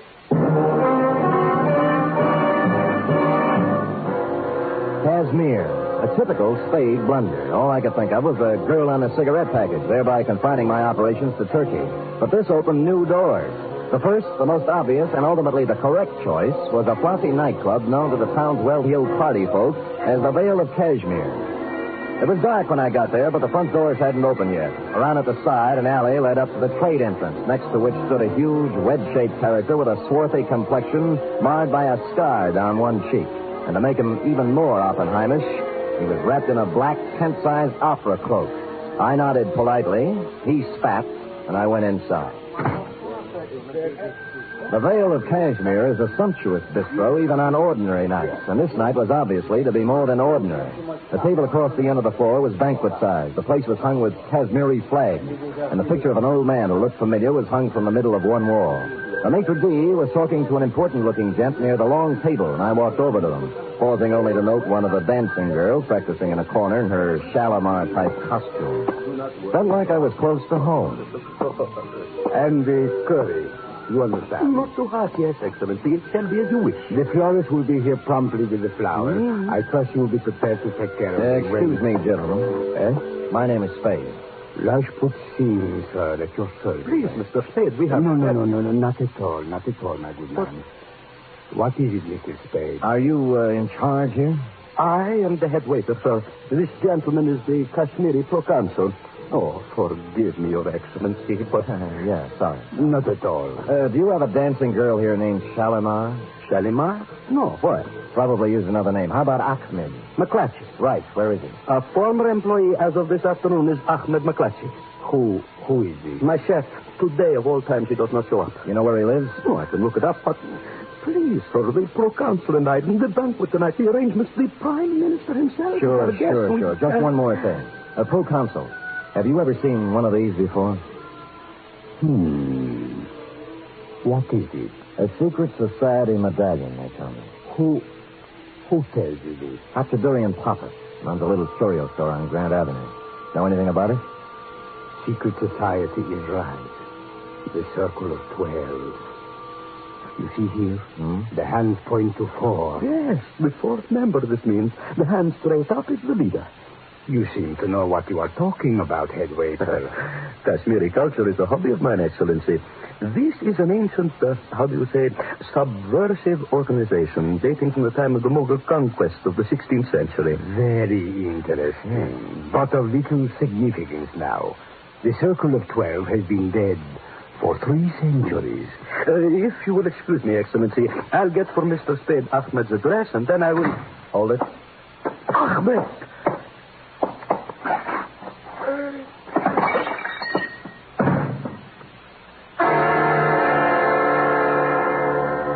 Just made it to the table, swept the sugar bowl off it, and followed it to the deck. When I saw the dagger in his back, I grabbed my gun and set sail for the alley, looking for the cloak that went with it, but he was gone. So was Ahmed. I bent down over him, took a closer look, and saw why he spilled the sugar. With his finger, he traced a design in it, a round design, the Circle of 12. You are listening to the weekly adventure of radio's most famous detective, Sam Spade.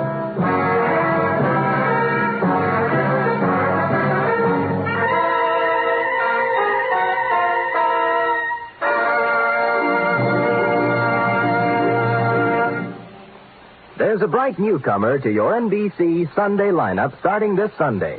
It's Mr. and Mrs. Blandings. Now you can follow the further delightful adventures of the beleaguered Blandings in their famous dream house every Sunday. Starring as Mr. and Mrs. Blandings will be Cary Grant and his charming wife, Betsy Drake. Mr. and Mrs. Blandings is followed over most of these NBC stations by The Big Show. And this Sunday, hostess Tallulah Bankhead will present such bright stars as Fred Allen, Judy Holliday, Patrice Munsell, Gypsy Rose Lee, Vaughn Monroe, and many, many more. The chimes are your invitation.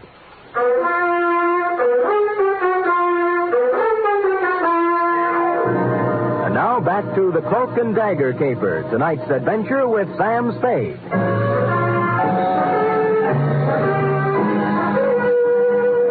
Well, Joanna, all the ingredients of a first-class international goulash were here. The cloak, the dagger, the man with a scar on his face, the lady with a veil over hers, and 2 corpses. By now, Dundee had completed activities with corpse number 1 at my apartment, so I hustled him down to the Vale of Cashmere and put him to work on number 2. Then I hustled back to my office. The big question had yet to be answered. Another. Oh, Sam. You always have your phone. I've been trying to call you for hours. About Ahmed McClatchy, right? And the girl with the veil. Shalimar. Is that her name? Probably not, but it doesn't matter to her now. What about Ahmed? Oh, he was frightened out of his wits. He said somebody was going to kill him, and I told him he'd come to just the right place because you were strong and brave and Good. wonderful. Good. And he cried. Good. And I cried. Good. But wait. Hold it, F. Yes, Sam? What happened when all the crying was over? Well, I sent him up to see you, Sam. I couldn't He call. just told you somebody was going to kill him, that's all? Yes, Sam. That's why he was crying? Oh, no, Sam, no. That's not why Ahmed was crying. Why? He didn't care for himself. He's a selfless, generous guy. Angel child, who was Ahmed crying over? The man in the paper. What paper? It's in all the papers, Sam. The Chronicle and the Examiner and the Call and even on the cover of Time this week. You see? The banquet. That's whose picture it was. Sir Jawahar Hall Bara, the Prime Minister of Kashmir. Look at the small print underneath, Sam. On him, the hopes of Asia. You see, that's what hurt Ahmed, Sam. Not for himself. He said they're going to kill Sir Jawahar Hall.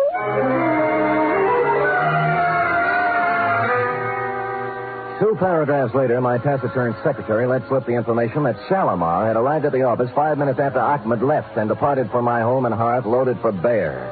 The hullabaloo over you, Jawahar Hall, was due to the fact that you were at this moment arriving on the steamer Pacifica, en route to Washington with, as the article put it, the destiny of the Middle East in your briefcase. 10 minutes later, I was fighting my way through the mob at Pier 42. Not just a mob, mind you, but an assortment of bands, a Hindu delegation, the full membership of the Sanskrit Society at the University of California with a huge banner reading, Jawahar Hal, we're with you, and an overripe soprano on a pedestal singing, Pale Hands I Love. I struggled through this to the curb just in time to see you pull away in your special limousine, then climbed over some more backs to a phone book. Pale hands I love you.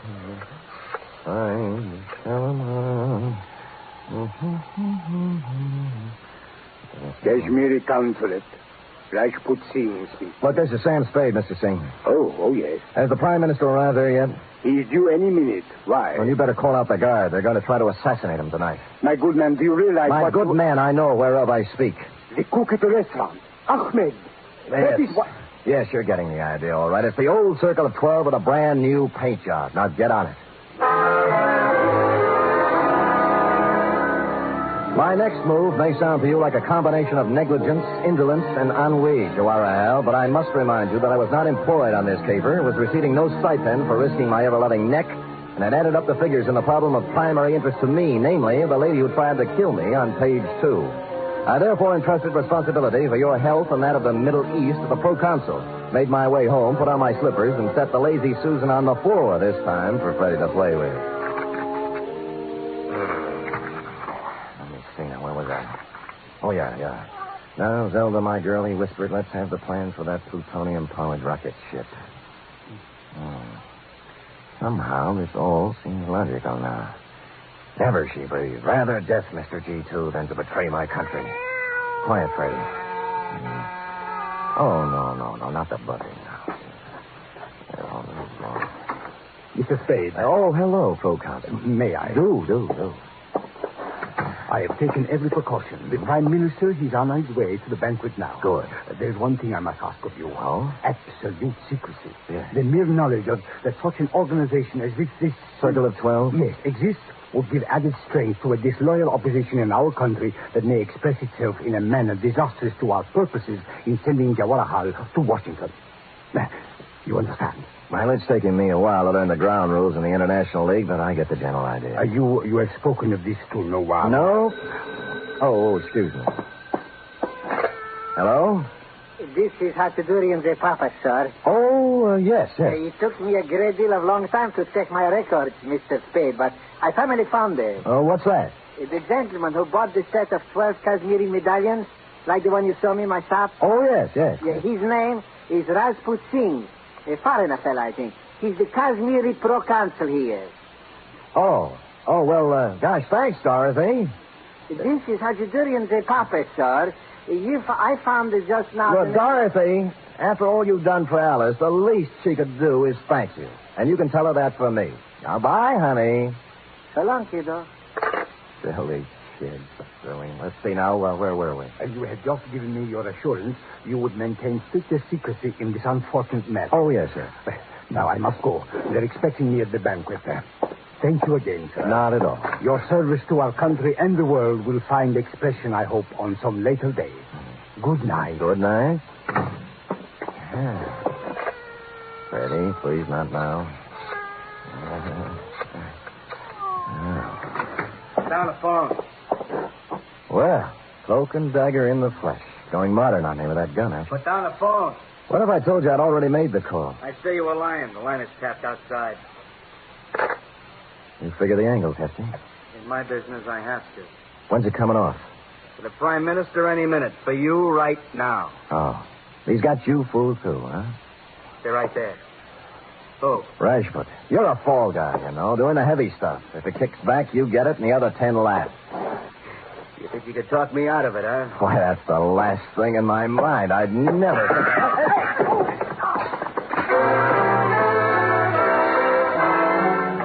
Everything happened at once. As near as I can recall, it began when Cloak and Dagger backed onto Freddie's tail. Freddie yowled, spun like a top, and C&D off balance, put his other foot on Aunt Adelaide's Lazy Susan. Hardly a place for a big off-balance man to place his only remaining foot. About then, I kicked him in the stomach, grabbed at the gun, which skidded into a corner, and we went over and over for a while.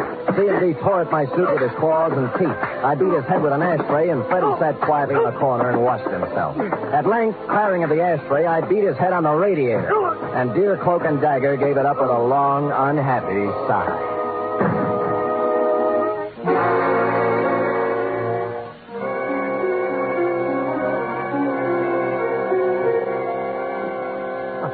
This is a dress-up affair. Get out of my way, head waiter, or I'll walk right over that white shirt front. Please, I can't... Have they been served anything yet? The drinks are just coming on. Wait. And now, my countrymen, before we introduce our guest of honor, Sir Jawaharlal Bara, our beloved Prime Minister, I suggest we rise and toast our country. To Kashmir, may she... Go ahead, Proconsul. Don't let me interrupt. Please, not here. The standard remark is, what is the meaning of this? Aren't you going to ask me? I'm supposed to be dead. Is that what's throwing you? Mr. Spade, please, the toast is about to be drunk. Where's my drink, Proconsul? Gentlemen, there was at one time a custom in our country for the host to exchange glasses with the guests of honor. Permit me, Jawaharlal. To Kashmir.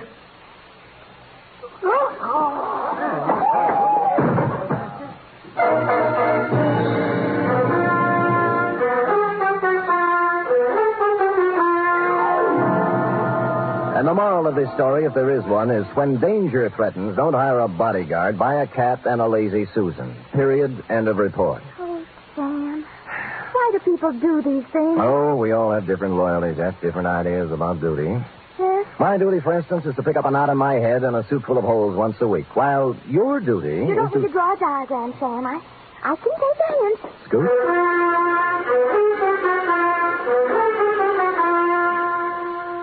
Three chimes mean good times on NBC. This Sunday, Theater Guild on the Air presents a light, laughable, lovable comedy. It's The Fortune Hunter, and it stars Gene Crane and John Lund. You're invited Sunday to another outstanding one-hour production by Theater Guild on the Air. And a reminder, there's a bright newcomer to your big Sunday lineup on NBC. Mr. and Mrs. Blanding, starring Cary Grant and Betsy Drake.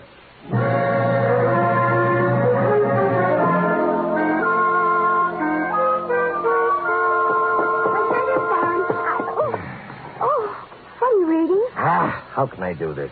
Something wrong? Wrong, the papers. The plutonium-powered rocket ship? What else? A dumper if I ever read one, F. The plans turned out sour. Oh, what were they? The Veil lady had entered a breakfast cereal contest.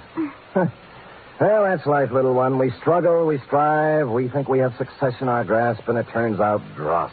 Oh, that reminds me. How do you like it? What? My new dross. And that concludes the dialogue for tonight. Except for one thing, of course. Oh, I'm ready, Sam. Who wants to be the man called X? He has a different one every week. I am the man called Spade. Constant, faithful, semper fidelis. That's me. Good night, Mr. Fidelis. Good night, sweetheart.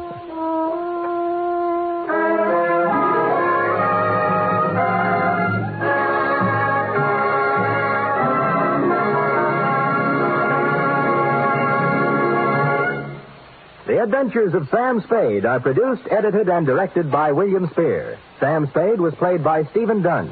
Lorene Tuttle is Effie. Script for tonight's adventure by Harold Swanton. Musical scoring by Lud Gluskin, conducted by Robert Armbruster.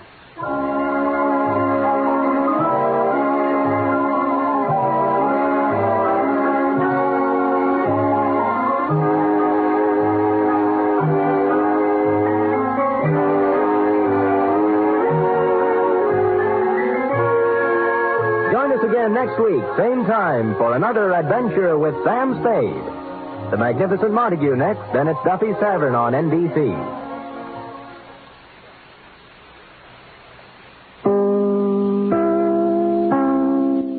The National Broadcasting Company presents The Adventures of Sam Spade, Detective.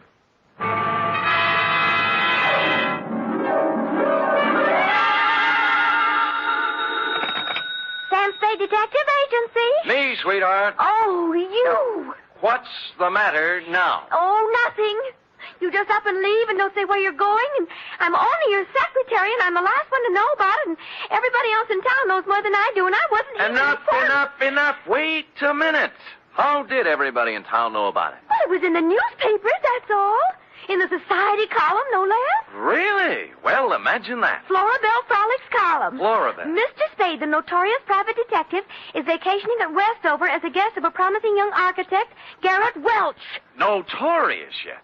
Well, at least they spell my name right. I suppose you had a great time. Well, it was exciting. What did you do? Just talked over old times, F. Did a little hunting, little shooting. Did you bag anything? F, watch your language. Sam. I see you're shocked. Well, so was I.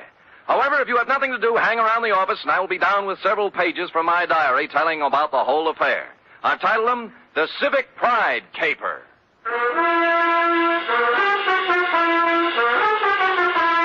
For NBC, William Spear, radio's outstanding producer-director of mystery and crime drama, brings you the greatest private detective of them all, starring Stephen Dunn in The Adventures of Sam Spade.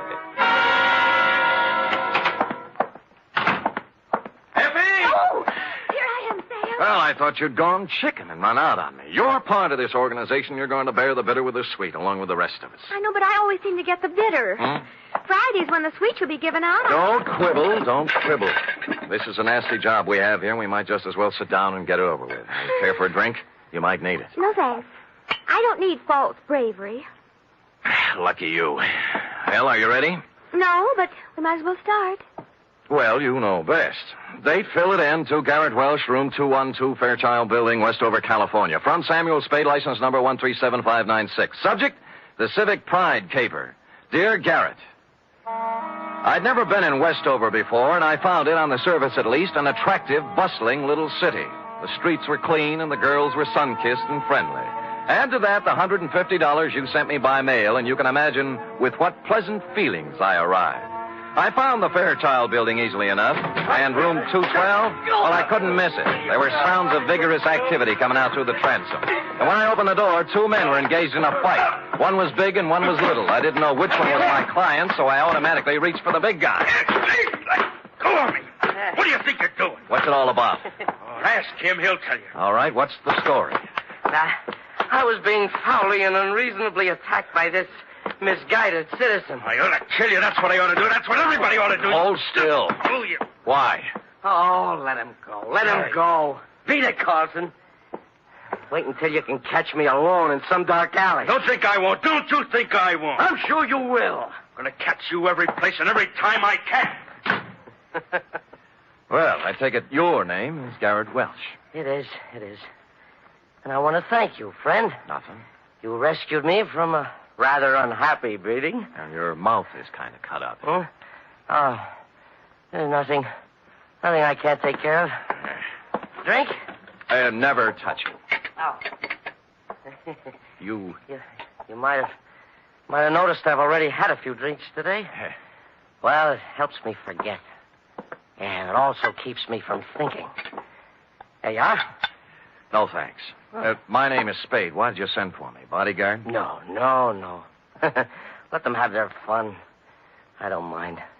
Maybe I even deserve it. Look, you're paying for my time. Why don't we get with it, huh? Oh, sure. Why not? Good. Come over here to the window. There. Look out there. Where? The far corner. Oh, you mean that building? Pile of rubbish is a better description.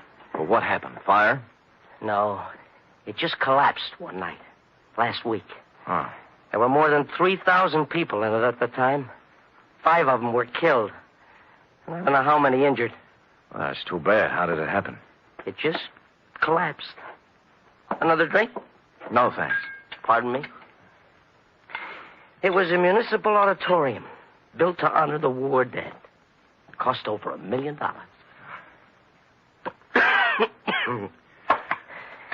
I was the architect. Oh. Yeah. I was picked by the townspeople for the singular honor of designing the fond memorial. Well, now they have something to remember. What'd you do wrong? Nothing. Somebody cheated in the building of it. Somebody didn't follow my plans. I don't know who it is. I don't know who it was.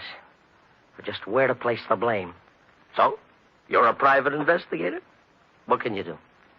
Get you some black coffee and ask you some questions.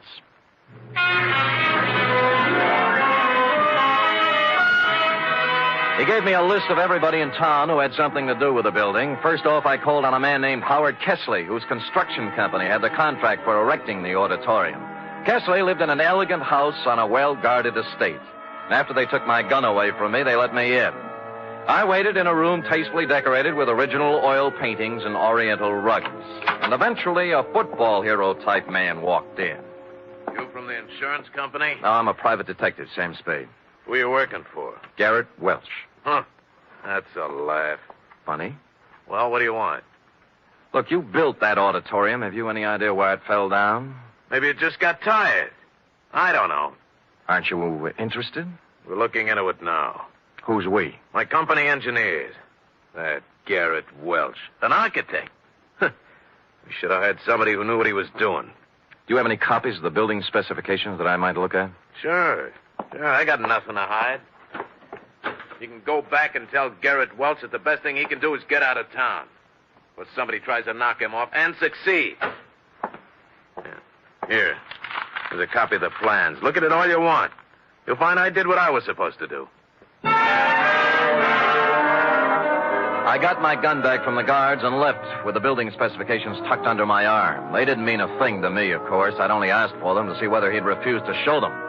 But out of curiosity, I unrolled them just for a look before dumping them into the ash can. And I noticed something. The last page was signed and approved by the city building inspector, a man named Albert Mitchell.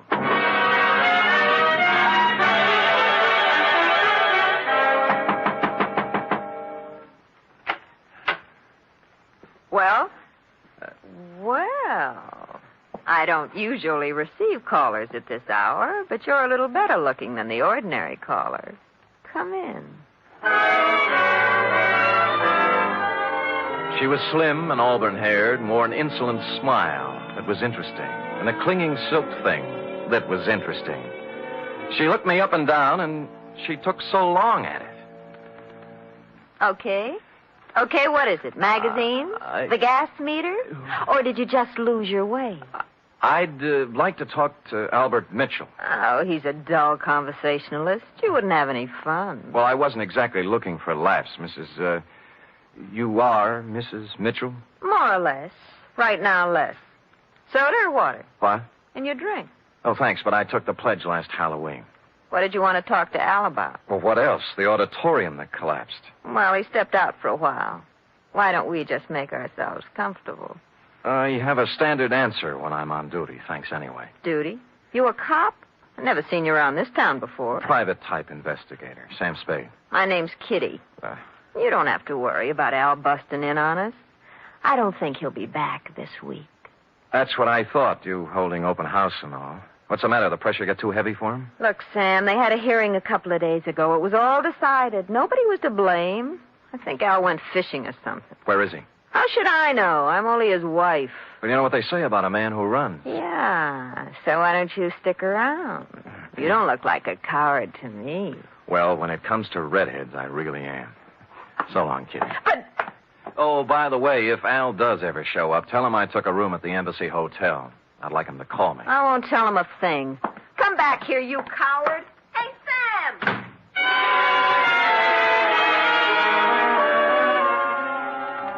I went down to the wreckage of the auditorium. It was late, and the streets were quiet and deserted. I walked through the twisted shell of the building, striking matches and looking around. I didn't know what I was looking for, but apparently I wasn't the only one visiting the scene of the crime. I was standing just inside the gutted remains of what was once the lobby when it happened. Gunfire cut loose at the back of the building. I ran toward the noise, and when I turned the back corner, I saw a cloud of plaster dust where the shots had apparently been fired. There were no people or cars in sight, but on the sidewalk, on hands and knees, was a man. Rats. Double-crossing dirty rats. Save me. Don't let me die. Kitty. He grabbed my legs and tried to pull himself up. His face was a gargoyle of pain. I reached down to help him, but he slipped back to the sidewalk, dead. 4 bullets had gone through his back.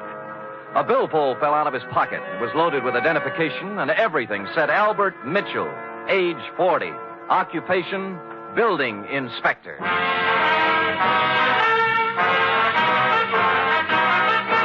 You are listening to the weekly adventure of radio's most famous detective, Sam Spade.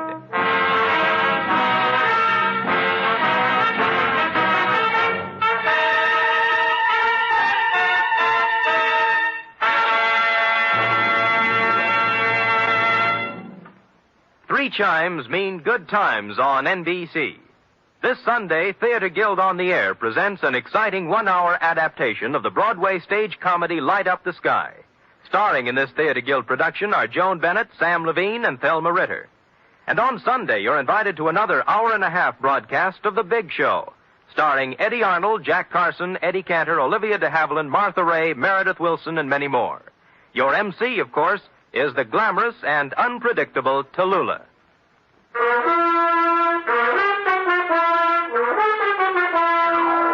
And now back to the Civic Pride Caper, tonight's adventure with Sam Spade.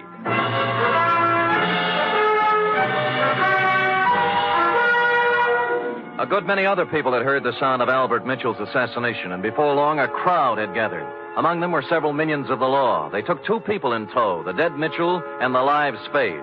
The Westover Police Department had themselves a fine time over me. It seems I was hired out-of-town killer, and therefore eligible to be questioned all night. They worked hard at it, but in the morning they had to admit defeat and release me. I think they only did it because they didn't want to pay for my breakfast. By then I was pretty mad, and at 10 o'clock I walked into the mayor's office and demanded an interview. I got it. The whole thing, Mr. Spade, was regrettable. But after all, you are a stranger here. And when a man is killed and someone happens to be in on the scene, questions have to be asked. Your Honor, I'll let it pass in the interests of law enforcement. Good. Our report on you from San Francisco gives you quite a reputation as an investigator. Do you have any theories that might help us in this murder of Mitchell? Well, I could hazard an expert guess that it's tied in with the building scandal, the auditorium collapse. By the way, what's being done officially to fix the blame for that? The city council held its investigation of the unfortunate affair last week, and as far as we can determine, no one is directly responsible. No one? Oh, come, Your Honor. Are you questioning our civic procedure? Oh, well, maybe you're right. Maybe we've been too easygoing. We're all neighbors here. Yes, I'm friends. conducting an investigation for a client who certainly has a right to know what's going on insofar as a good many citizens seem to feel he's to blame. Oh, yes, Mr. Welch. Well, he's not to blame. No one is. You must pardon my abruptness, Mr. Spade, but the events of the past week have been a little more... Yes, I know. Tell me, Albert Mitchell, as building inspector, must have approved the building of the auditorium. Now, was he a reliable man? Yes. Wait a minute. You don't think... I think he was killed by somebody who wanted him to keep his mouth shut. Now, what about the contractor, Howard Kesley? Kesley? Born here. Brought up here.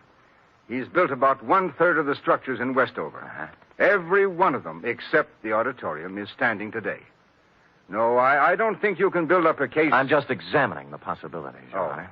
You have to begin with the people who had something to gain from this thing. Where there's graft, there might be murder. Where are the purchase orders for the materials used in this building? That was the first question I asked. I was told they were destroyed with all the other useless paperwork that accumulated from the construction job. Oh, great. That certainly makes it convenient for somebody. Mr. Spade, I don't wish to, and I can't believe, as you apparently do, that this town's population is crooked and rotten. So if I come across any information that will help clear the good name of Garrett Welch, you can be sure that I'll be happy to bring it to your attention.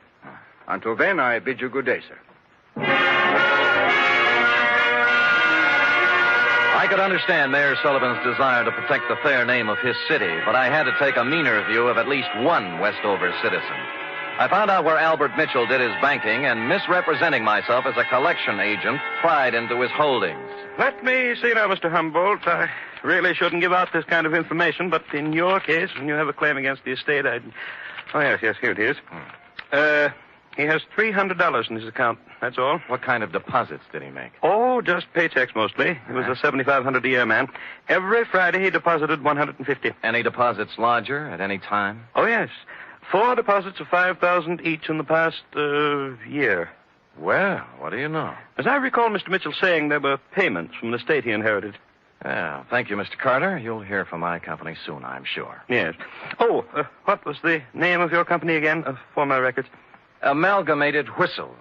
Oh, yes. Preferred. Oh, yes, of course. That inheritance gag was right out of the Kefauver investigation. An inheritance is paid in a lump sum, practically never in 4 payments of $5,000 each. I didn't know whether Mrs. Mitchell was receiving, but I decided to find out. When I knocked at her door, all was quiet inside, but a second after my knock, there was a burst of sorrow. When she came to the door, there were 2 rather impossible-sized tears flowing down her face. For widow's weed, she wore a black dress, tight, satin, and low cut. Oh, Mr. Spade, I'm in no mood for talking now. Oh, just for a moment. May I come in? I guess so. I'm really kind of alone and lost.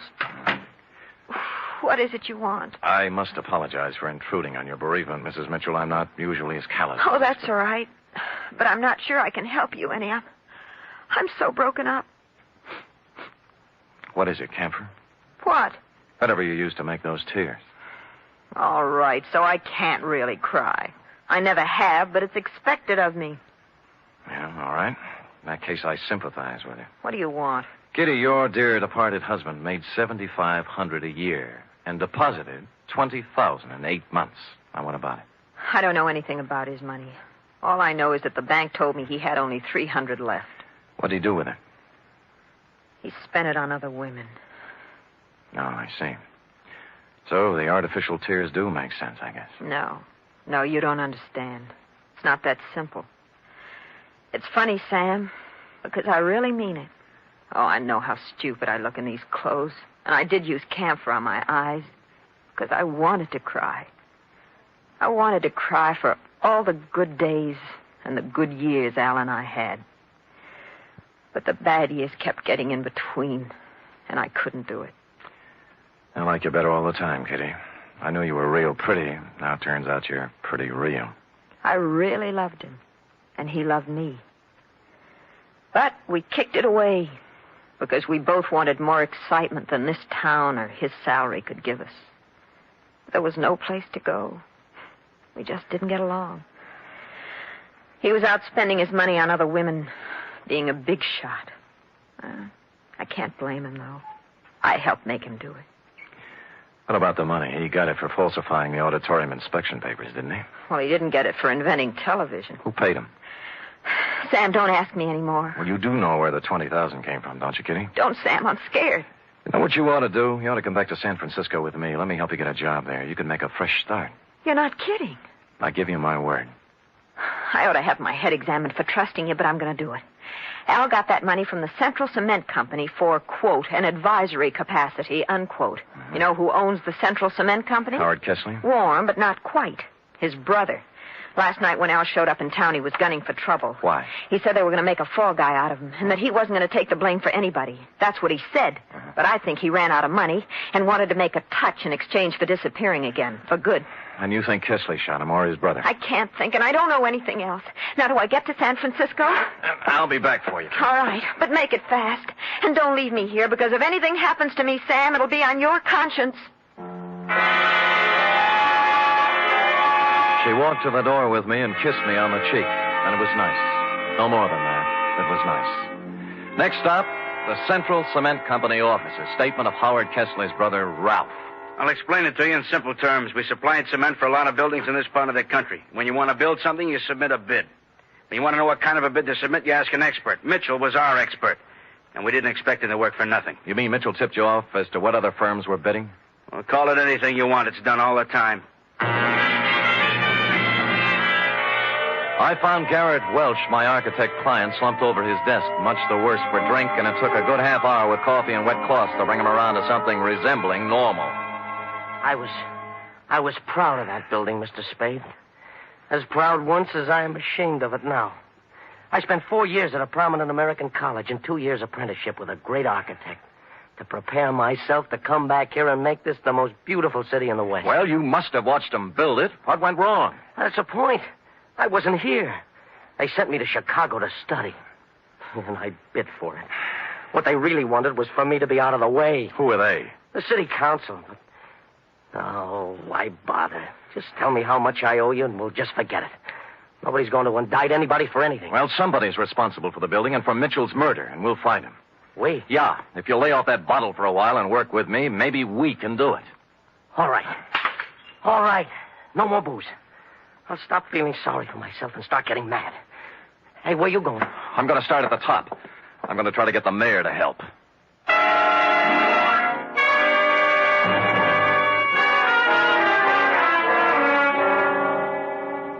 You say you've turned up something, Mr. Spade? A lot of something, Your Honor. I ferreted out copies of the purchase orders for the materials used in that building. They were generally inferior and below the quality required by sound engineering and the law. Oh, you can't mean it. I do. You can inform your district attorney that in a matter of 2 or 3 days, I will move for an indictment of several people in this community for gross criminal negligence.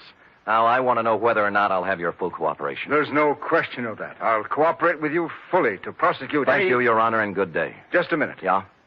About Howard Kessley. What about him? Do you still consider that he is subject to suspicion? The families of the 5 people who died in the ruins would think anybody who was concerned in the building project were subject to suspicion, Your Honor. Mr. Spade, you know about politics. Certain people contributed campaign funds and got me votes. Kessley? I've been in a difficult position. I've been weak, perhaps. Maybe I haven't wanted to look too closely at certain possibilities in this horrible affair, but I promise you I won't stop now. It doesn't matter what happens. My first duty is to the citizens of this town. Well said, Your Honor. Just tell the same thing to the other members of the city council. Tell them that if I kick the lid off this garbage can, it's going to make Westover smell pretty bad. You'll hear from me, Mr. Spade. I guarantee you.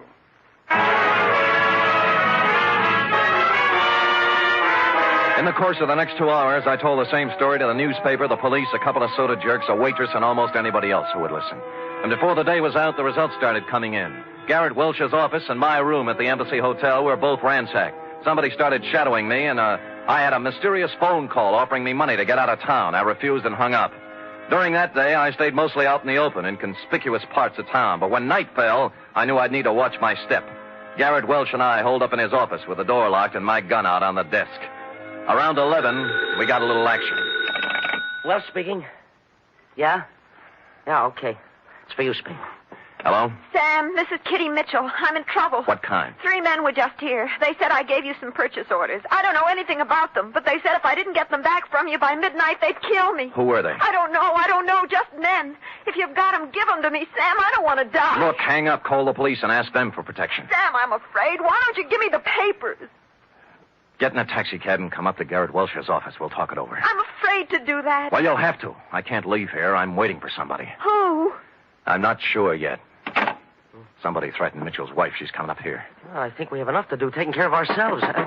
Who's that? Go on, you answer it. Then step to one side. I'll keep you covered. Okay. Don't make one wrong move. I'm not going to, Spade. I came here to talk. Kesley? Yes. Who's with you, Kesley? Nobody. I'm alone and unarmed. Come in. I'm watching you from behind, Kesley. I know it. I just came to talk. All right, talk. Spade, you allegedly have information as to why the auditorium collapsed, killing 5 people. Suppose I do. Well, I came to make a deal with you. We're not making deals. I think you'll like this one. I'll give you all the positive information you want for one thing. Namely? A 48-hour head start out of town. Why should we give you that? Because nobody, least of all myself, thought the building would collapse. It's true I used inferior materials, but I had to. What does that mean? There's a man in this town.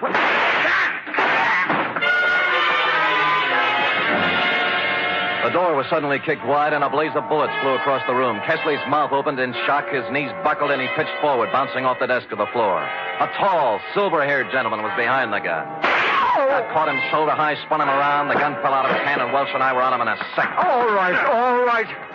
I've done all I'm going to do. I'm hurt. I'm wounded. Well, Your Honor, you're better off than Kesley. Kesley didn't want to do it, but I had something on his brother and told him I'd send him to jail. We saved $100,000 on the cheap supplies we used in that building. Yeah, when I showed up, Kesley was afraid he was going to take the rap alone. He was afraid he'd end up like Albert Mitchell, right?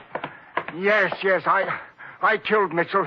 He wanted more money. You killed him, you... Kitty, don't put it down! She had come in while we were talking and picked up the gun Mayor Sullivan had dropped. Her one shot hit him in the chest. Then she let the gun slip through her fingers and just stood there. Then you know what? She cried. Real tears. Period. End of report. Sam, what an awful tragedy. It was indeed, F. Of course, in a few minutes, the place was full of police, and we turned her over. What do you think's going to happen to us, Sam? I'd rather not think about that, Effie. Now, how about typing it up?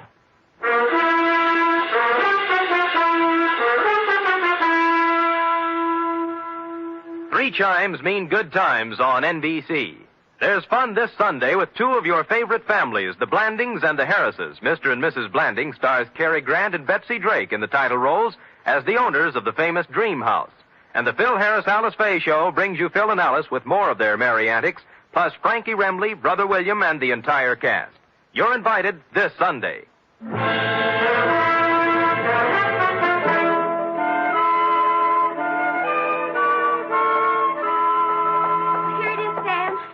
Well, I'll take your word for it. I'm not going to read it again. Why did the mayor come in and shoot the building contractor in front of witnesses? Why, he threw away everything you worked so hard to steal. Why? That is a good question, F. Saved by the knock. Come in. To Sam Spade's office. It is? I'm Lyle Rooks. You expect me to believe that? I'm Western editor of Radio Television Mirror magazine. Well, you know best.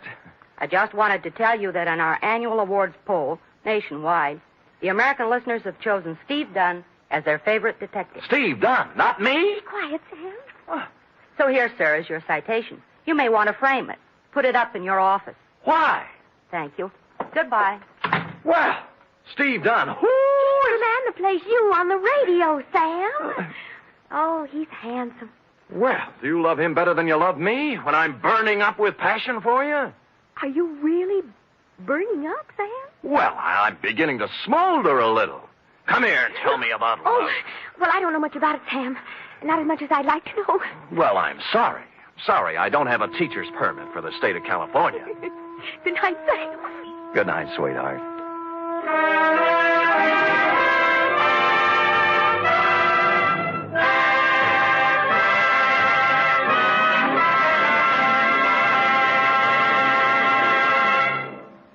The Adventures of Sam Spade are produced, edited, and directed by William Spear. Sam Spade is played by Stephen Dunn. Lorene Tuttle is Effie. Also in the cast were Shirley Mitchell, Jack Crucian, Sidney Miller, Paul Frees, Herb Rawlinson, and Lou Merrill. Script for tonight's adventure by John Michael Hayes. Musical scoring by Lud Gluskin, conducted by Robert Armbruster.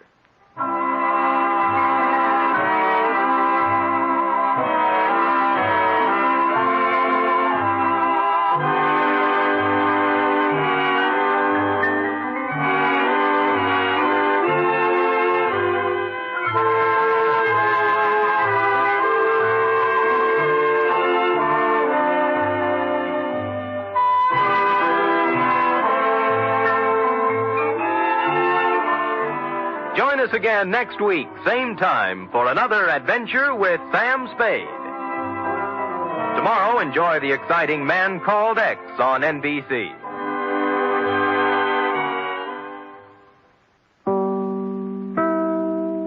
The National Broadcasting Company presents The Adventures of Sam Spade, Detective.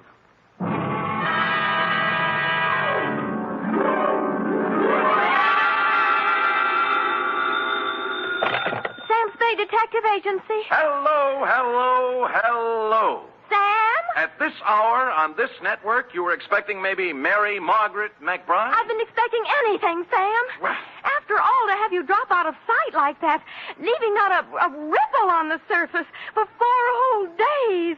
Mr. Livingstone is frantic. Who? Mr. Livingstone, the man you rented the car from. He's ready to send out a search party. Aha! Sammy and Livingstone with a reverse twist. It's no joke, Sam. Nothing, huh? You have no right to worry me like this.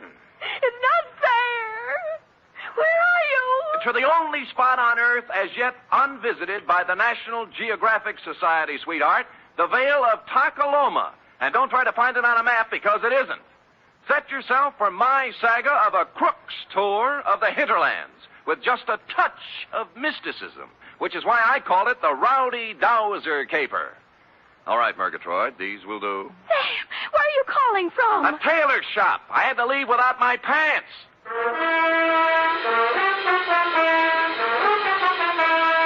For NBC, William Spear, radio's outstanding producer-director of mystery and crime drama, brings you the greatest private detective of them all, starring Stephen Dunn in The Adventures of Sam Spade. Dum-da-da-dum-dum-dum. When you and I were young. Effie. Sam? Who else? Are you decent? Decent? Well, you said you'd lost your pants, so... Oh! How do they look? Well? Isn't it a little early for Halloween? Ooh, you made a joke. You ready, woman? As always, Sam. Date, fill it in. 2 Constable Ollie Shuttle, North Takaloma, California. From Samuel Spade, license number 1375596. Subject, the Rowdy Dowser Caper. Dear Ollie, on Wednesday it was when I returned to my office of a fine spring morning to find a note lying on my desk like a big, juicy piece of cheese in a mousetrap. Quote, Mr. Spade, call North Takaloma 3, unquote. North Takaloma. Where have I... Long distance. North Takaloma 3. Yes, sir. One moment. Would you repeat the number, please? North Takaloma 3. North Takaloma 3. Nice diction. That is North Takaloma? I'm not kidding. Look it up, girl. Look it up. Yes, sir. North Takaloma 3. Well, she must have found it in the book because soon we had encouraging buzzes and clicks. 6 operators later, we had punched our way north to the farm at Slattery Flat. Then we knocked off for lunch, while Slim Slattery repaired the windmill that made the juice for the last lap. At 2:07 p.m., victory was in sight. Yeah? Sam, this is Operator Nyan for the 10th time. Oh, fine. How we doing, Millie? Sam boy, I am actually ringing North Takaloma 3. Oh, good girl.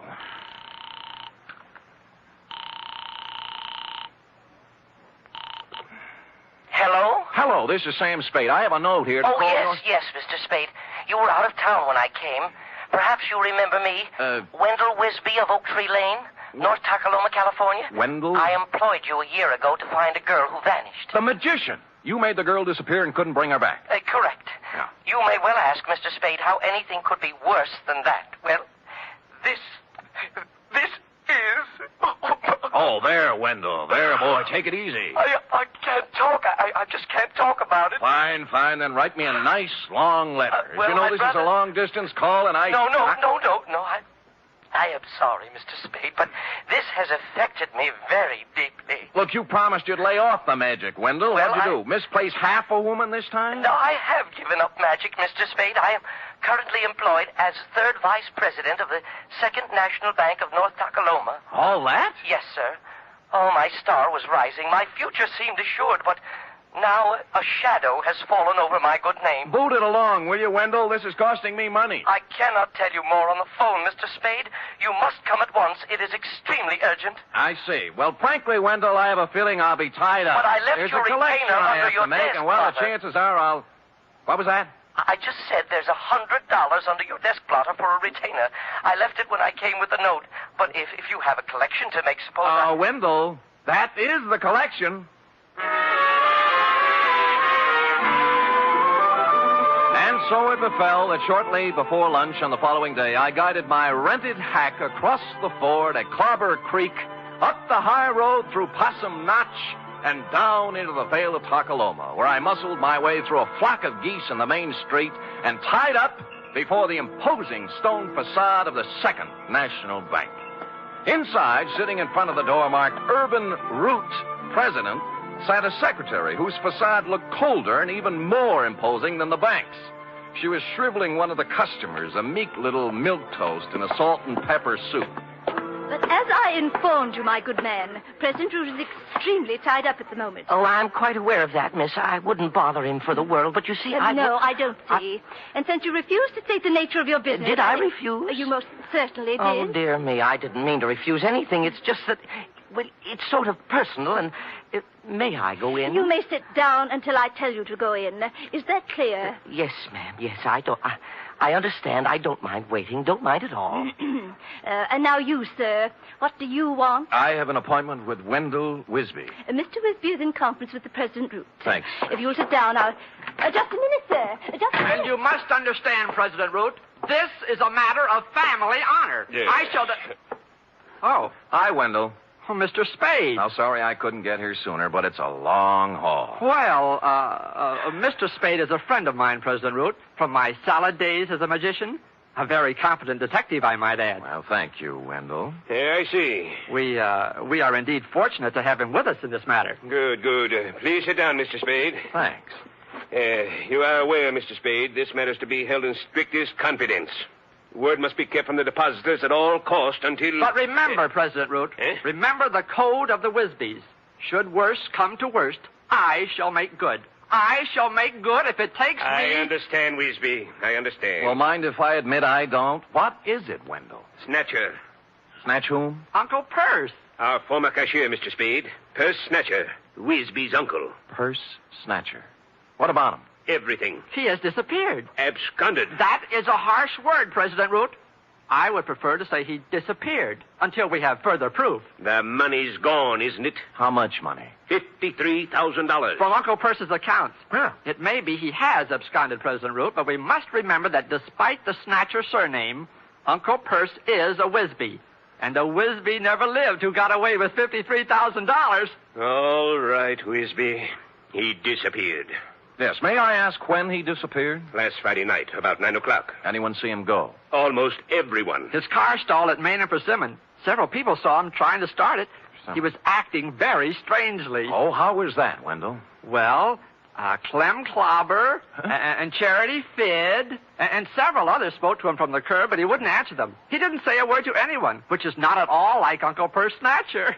Wisby, man to man, would you feel sociable with a satchel full of stolen money on the seat beside you? Well, there you have a point, President Root. I can't blame you for the way you feel, President Root. But I must continue to believe the best of Uncle Perce until Mr. Spade discovers the worst. Oh. And in that dismal eventuality, please know I intend to pay off the $53,000 plus interest on the installment plan.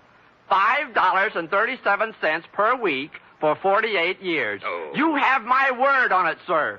The word of a Whizbee. With which solemn pronouncement, Wendell marched out, closely followed by me. Salt and Pepper Suit Milquetoast was still fingering his hat brim, looking hopefully at Miss Icewater for the sign. At Wendell's suggestion, I hustled out to the Snatcher homestead for a word with Perce's wife, a timid little woman with her heart in her eyes, known from one end of the valley to the other as Aunt Wistful. I can hardly think straight these days, Mr. Spade. So full of puzzlement this thing has left me. Of course, Aunt Wistful.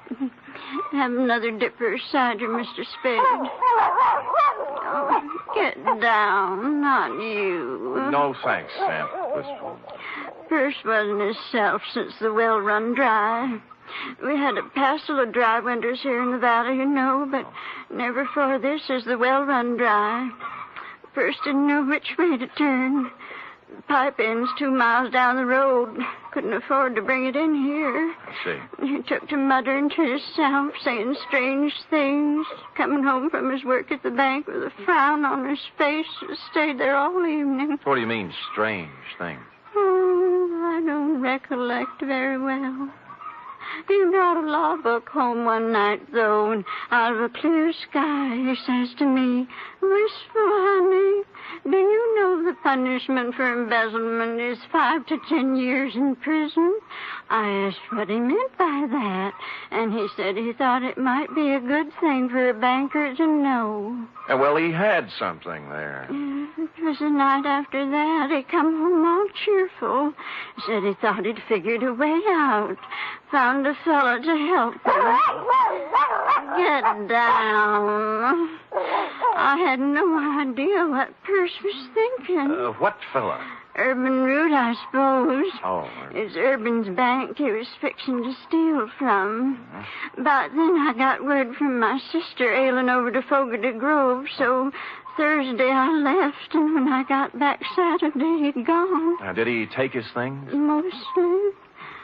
Funny, he did one strange thing for this time of year.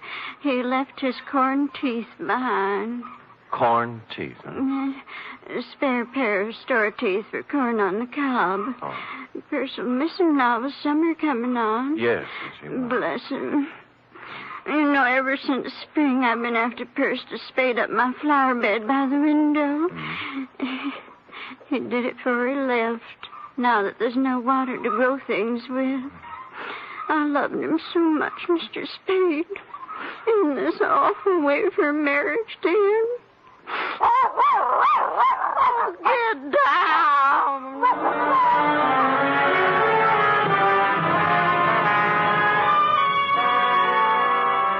Well, I started at Main and Persimmon Streets and worked south, farm by farm.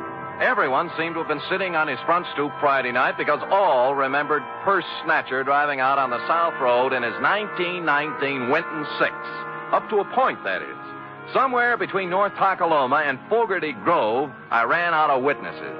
And in Piney Crotch, of all places, the town beyond, they could guarantee Perce didn't pass through because the main drag was roped off all Friday night for a square dance. And thus matters stood on the third day when I limped back to the bank. For some reason, a crowd had gathered in the alleyway next door. Writing it off as a floating crap game, I walked inside, bowed formally to Miss Icewater, then plunked myself down at Wendell's desk. Oh, Shaw. I just found I miscalculated on the interest. At $5.37 per week, I won't have this paid off until I'm 134. And who knows, by then you may even have a wife and children to support. Look, don't you think you were a little impetuous with that retainer? What retainer? Mine, the $100. $100? Wendell, the $100 you stuck under my desk blotter when you hired me. I hired you? You came to my office while I was out of town, Wendell. You left a note for me to call you. I talked to you on the telephone. Well, didn't I? Mr. Spade, something is very wrong. I did not talk to you on the telephone at all. What? I thought you were employed by President Root. Well, where is President Root? I don't know. He stepped out some time ago, and there's someone waiting for him in his office. Oh? Hi, Miss Icewater. Oh, tell me, pretty mean, are there any more at home like you? Well, toast. But with a difference. The salt and pepper suit had gone. Beret, bow tie, plaid sport jacket with a racing form sticking out of the pocket. Maroon plus fours and wool socks with tassels. He took one of President Root's cigars out of his pocket, bit off the end, and lit it. Then smiled, or rather leered, at Miss Icewater. Well, honey? I'm sorry, Oh, sir. 23 skidoo, sweet stuff. President Root will be back shortly if you...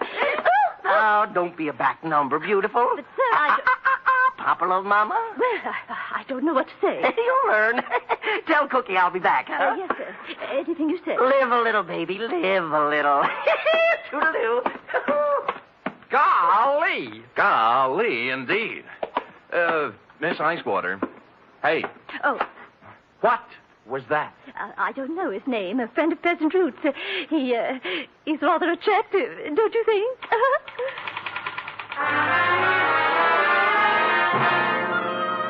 Only now, as I went outside in his wake, did I see what had caused the crowd in the alleyway. The first sport model convertible in Tolokema Valley since Wally Reed came through on location. And the first pink one I'd ever seen. Pondering the new milquetoast, I walked into the drugstore, found a phone book, and checked all 25 names. North Tacoloma 3 belonged to the Atomic Auto Courts and Restaurant. Charity Fidd, proprietress. She was riding herd on a griddle full of lamb chops when I pulled up at the counter. How's that again, Sonny? Short, you say? Short. And scalped on top with a fringe of hair like so? Yeah, and a wicked leer in his eye. That's my man. Well, he wasn't wearing no barrack hat nor plaid coat when I seen him. Salt and pepper suit it was. Yeah, I know. Who is he? Well, he didn't register, but they say he's Dowser. Dowser. Don't know his first name, do you? Nope. Now, where he come from? Stayed in room 6 till 2 days ago. Ain't seen him around since. When did he come here? Let me see now. Codfish ball. Beg pardon? Oh, that'd be Friday night, late. And the funny thing now, think of it, he'd come afoot. Not by the road to Fogarty Grove, mind you, but by the trail over the ridge. Oh, where does it go to, Aunt Charity? Winds up the old clobber place, Banda now. Oh, thanks. I'll be back. You'll be nothing. You just sit right down where you are and you wrap yourself around this. Ain't no growing boy going hiking over the ridge without supper. Clean it up now, every scrap. Yes, Ma.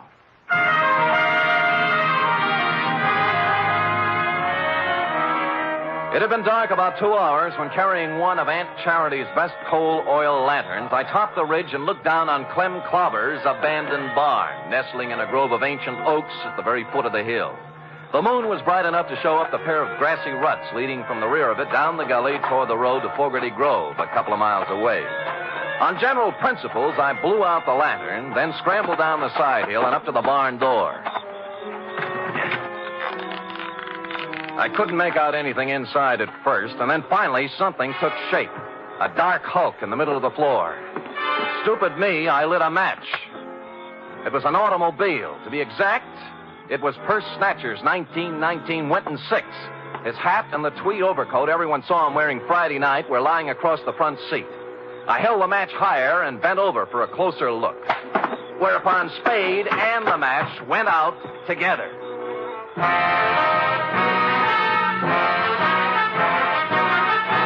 You are listening to the weekly adventure of radio's most famous detective, Sam Spade.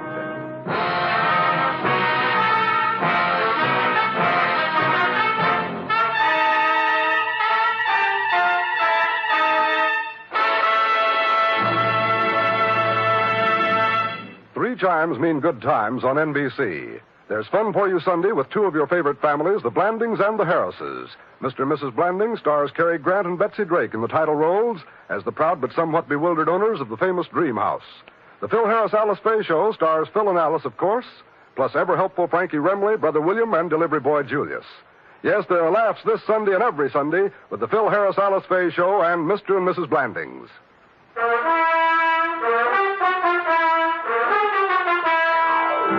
And now, back to the Rowdy Dowser Caper, tonight's adventure with Sam Spade.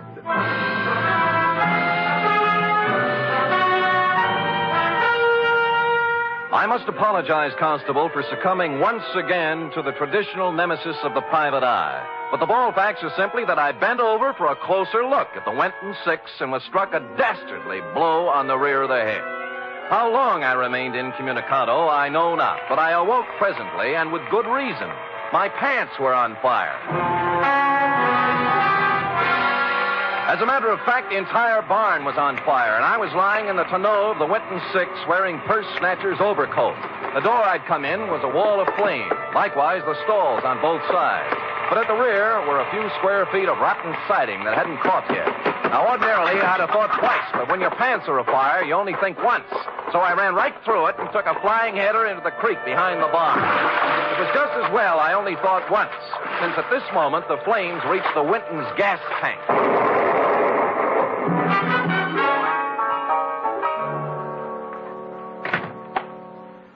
Hi.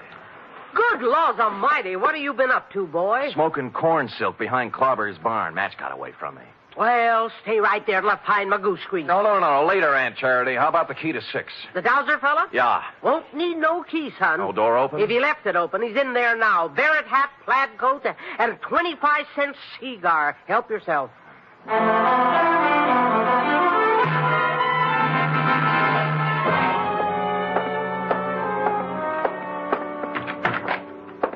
Well. Well, hey, Mr. Spade, isn't it? Right, and you're Dowser.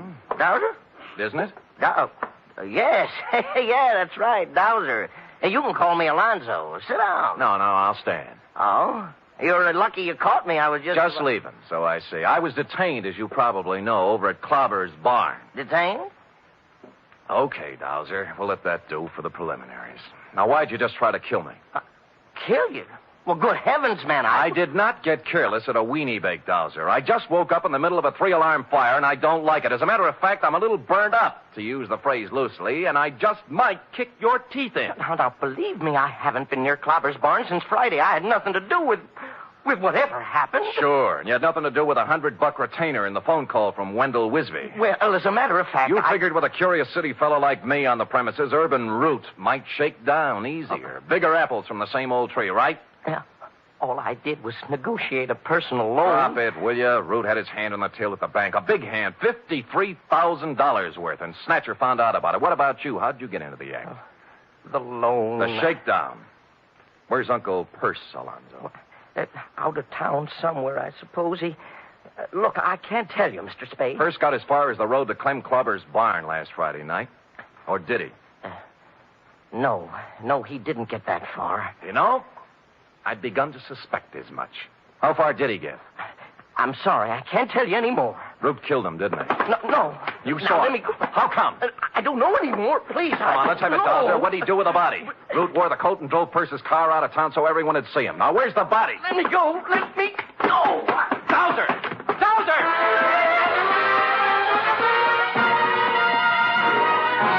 He squirted out of my hands like a watermelon seed, leaving me with a plaid coat, and took off down the line of atomic cabins toward the atomic restaurant. A nice high-knee action for a little guy, and what with my burns and contusions, I'm forced to admit he was widening the gap between us when he rounded the corner of the atomic restaurant, making possibly the gravest error of his career. Aunt Charity was rounding the same corner, coming the other way with an armload of wood.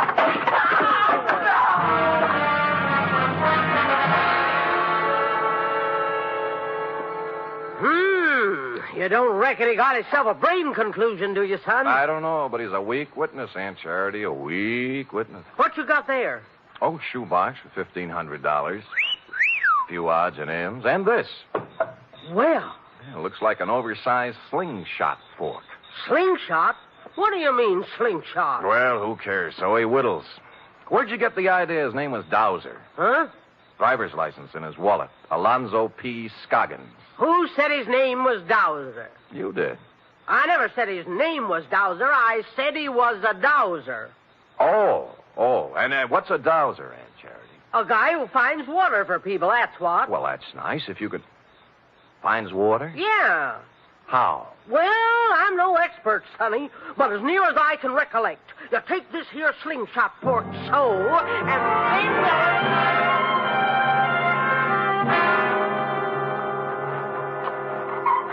Mr. Spade, I can't go through with it. Get hold of yourself, Wendell. Remember the code of the Wisby. But this sinister revelation has virtually prostrated me, Mr. Spade. And you must remember it is now over a year since my salad days as a magician. Tut, Wendell. Stout fella, stiff upper. And further, even at the peak of my career, I was only sketchily acquainted with the field of dowsery. Hold it. There they are. Aunt Wistful is sitting on the back porch with President Root. Mr. Spade, The code of the Wisbys, Wendell? Yes, sir. Let's go.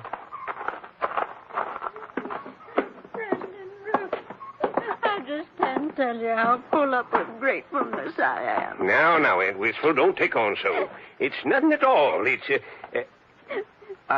You remember Mr. Spade, President Root? Wait, of course. Of course. Hardly seems any time at all since we met President Root. Oh, Mr. Spade, President Root's going to buy the farm. Isn't that wonderful? Touching. And he's allowing me $10,000 on it against the money Perce stole. Well, that's a generous offer. I thought so. Considering there's no water on the farm. Perce said many times it wouldn't be worth $40 an acre without water. Well? Did you say something, Wendell? Yes. Aunt Wistful, I have great news for you. It may not be necessary to sell the farm. What do you mean, Wendell? We've made a deal here. Maybe the signals are off for now, President Root. You recall Uncle Perce said he'd found a man to solve his problem, Aunt Wistful? I am now ready to step forward and bring it into the open. I am that man. You? What do you mean, Wendell? Since entering the banking field, I divorced myself from magic and the allied dark arts, Aunt Wistful. So I wish to keep my other talents sub rosa. What are you talking about, Wisby? President Root, I am a part-time dowser. And he just happens to have his dowsing rod along, right, Wendell? Right. I have reason to believe there is water here, if I can just douse it out. Wendell, you're out of your... Shut up. Douse away, Wendell, douse away. Very well. Now, I hold the dowsing fork before me, thus.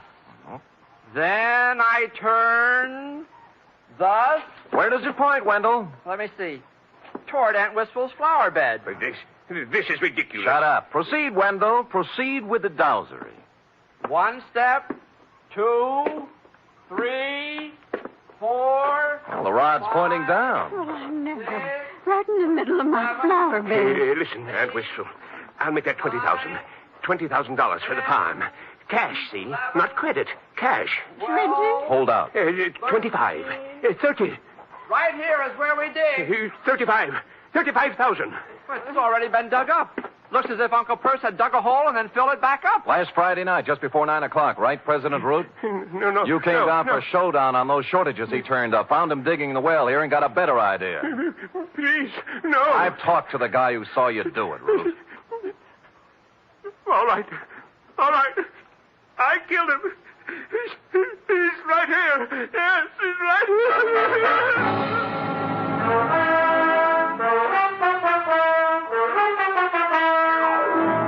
Which is where you came in, Constable, and since you can take it from here, I shall close, as always, with... Period. End of report. Right. Another triumph, Sam. Another new sphere of effort. No field is safe from my talent, sweetheart. You will please preserve it for posterity during the following 15-second announcement. Scoot. Scoot.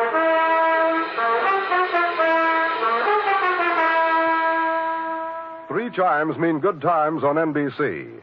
This Sunday, the glamorous and unpredictable Tallulah brings you another hour-and-a-half broadcast of The Big Show, starring Fred Allen, Judy Holliday, Joan Davis, Frank Warren, and many more. And this Sunday's Theater Guild on the Air production is the Broadway comedy The First Year. Starring in this Theater Guild presentation are Richard Widmark and Katherine Grayson.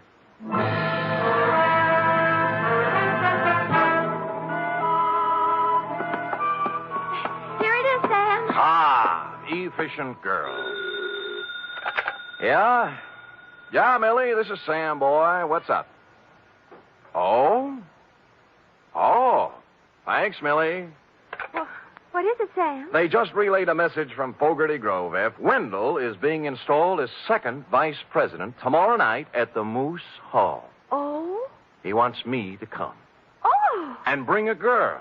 Are you game, little one? Well, that's one way to get the report to Constable Ollie Shuttle. I'll do it, Sam. Good girl. Pack up an emergency ration of sorghum and hominy grits. I'll pull up at your doorstep in the morning at 8 o'clock. Well, I'll wear my sunbonnet and Mother Hubbard. Oh, good night, Sam. Good night, sweetheart.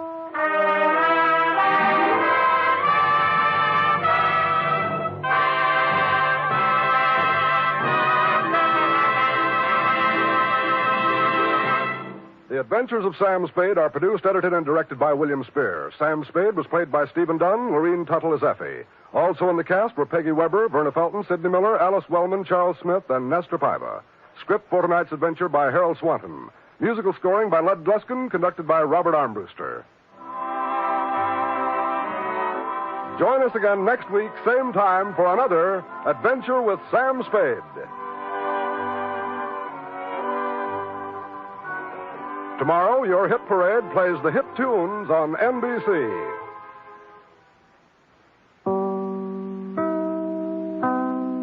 The hair-raising adventures of Sam Spade, Detective. Brought to you by the makers of Wild Root Cream Oil for the hair.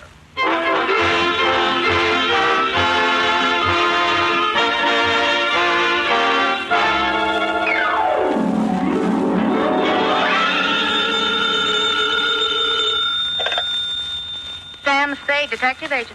Hello, sweetheart. Sam, are you all right? Oh, I thought this time I'm for okay, sure. sweetheart. Be right down to dictate my report. Stinker. Getting me all upset. I told you I'm all right, baby. But I gotta admit, it's been another hair raiser for Sam Spade.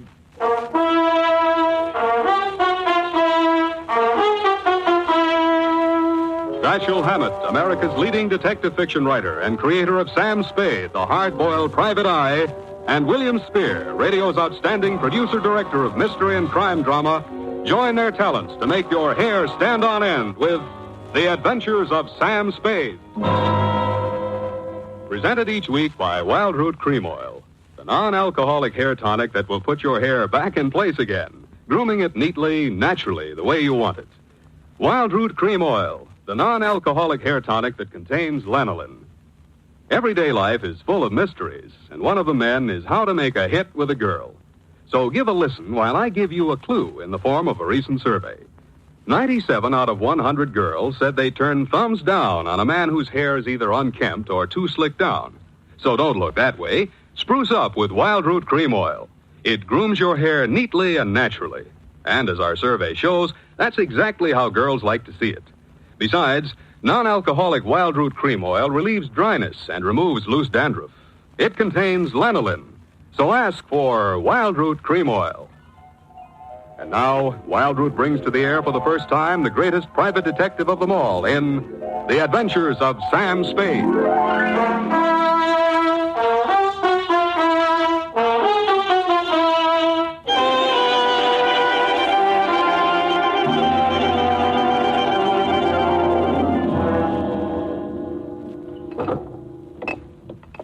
Whenever you're ready, Mr. Spade. Yeah, let's see. Date July 12, 1946, to Mrs. Gilmore. Subject, death of Bernard F. Gilmore. On June 15th, after lunch, Going too fast for you, Effie? You never go too fast for me, Sam. Stick to your book, sweetheart. Where was I? After a modest lunch on June 15th... I was sitting in my office brooding. It had been a pretty slim month in the private eye business. The city of San Francisco had been hit by a vicious wave of honesty. But that morning, the Chronicle had a nice, juicy story on the killing of Bernard F. Gilmore. You remember him, the co-owner of the St. Kitts steamship lines. I read it carefully. 2 weeks later, I received a call from the partner of the murdered man, a Mr. Emil Tonescu. He lived in Atherton on Old Oak Road, a very modest lean-to occupying only 10 acres. He was sitting by the swimming pool, wearing nothing but swim shorts and a highball, 40-ish, Latin type with a lot of white teeth. Tied above his left ankle was a gold bracelet about 2 inches wide. It was quite thick and had no clasp. It had been welded on, And in the center, there was a small diamond. Mr. Spade, come here. Come here, sit down. Thanks. Drink? Thanks. Don't drown it. Nice pool you got here. This where you launch your ships? Mr. Spade, 2 weeks ago, my business partner was killed. 2 weeks, and the police have done nothing. I want you to find the man who shot Bernard Gilmore. Hit you pretty hard, huh? Well, I am not a sentimental man, but Gilmore and we started our business with one tramp steamer. Then we immigrated to this country. I cannot forget our years as partner, and now... Yeah, let's see. An unidentified Gunzel held him up and shot him around midnight as he was leaving the St. Kitts steamship office on the Embarcadero. Correct. His secretary, Miss Lena Best, was an eyewitness to the killing. She arrived at the scene in time to hear the shot, see Gilmore topple backwards off the pier into the water. Yes. The killer dropped the haul when the night watchman threw a slug after him. $600, a 10-carat rock, solid gold ticker, right? Yes. The police found it on the pier. Did he owe any money?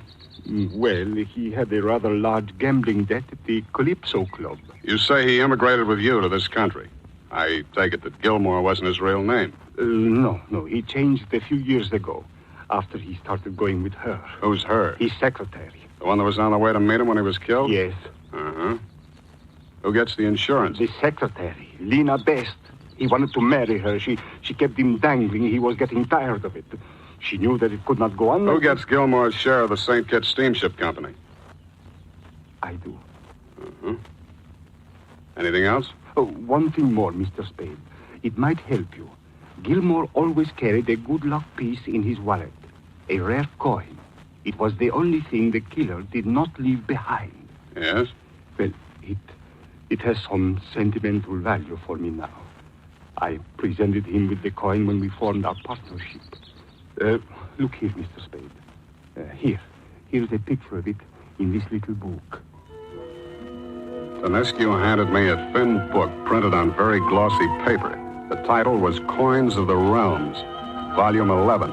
It was open to the photo of a coin slightly larger than a silver dollar, but thicker. It was inscribed in Spanish and dated 1720. On its face was a picture of a sailing ship. Under the photo of the coin was written in ink, for Emil, a picture of the tie that binds us, affectionately Bernard Gilmore.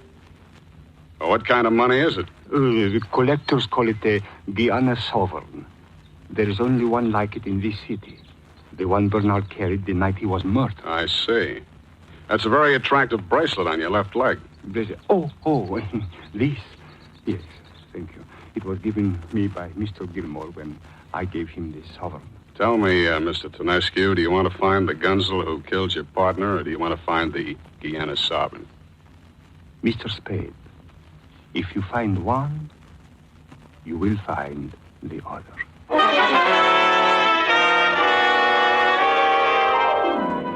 I walked up Market Street to the Chronicle building. I got off at the 4th floor and walked down the corridor to the morgue. Hi, greetings, Sam. What's on your mind? The Gilmore killing. Give me the clips on the story. Oh, yeah, Bernard Gilmore. As a matter of fact, somebody I'm through with these clippings now. Thanks ever so much. Oh, you're welcome, miss. Any time at all. Thanks. You're très cute. Well, save your pennies. Who's the Sleeping Beauty? I don't know. She spent all morning going over the Gilmore clips. Here they are. What? Yeah, she was making notes on the... Hey, don't...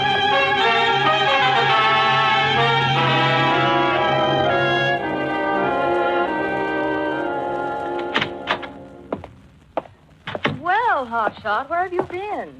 You look as if you'd lost something. You didn't run across a tall, thin, sleepy, slinky dame about 35 years old hiding in the ladies' room by any chance, did you, Effie? No. Shall I go and look? Never mind. She was at an elevator in the Chronicle building when I lost her. Maybe you should hire a private eye. Shut up. Take an ad for insertion in all the evening papers. 2 entries under personals and for sale. Rare coin, Guiana sovereign, colonial mint, dated 1720. How do you spell sovereign? Look it up. Bids from collectors welcomed. Only bona fide offers will be considered. How do you spell Guiana? Capital G, look it up. Put our address and phone number on it. No name. Phone it in right away. I want to make this evening's late editions. I sent Effie home and waited. The 5:30 final carried the ad. At 7, the phone still hadn't rung. I began to wonder if the service hadn't been shut off. At 7:30, come in. The door opened, and in walked a redhead who was anything but sleepy. Anything. Are you the party that advertised a rare coin for sale in this evening's bulletin? Come right in. Sit down.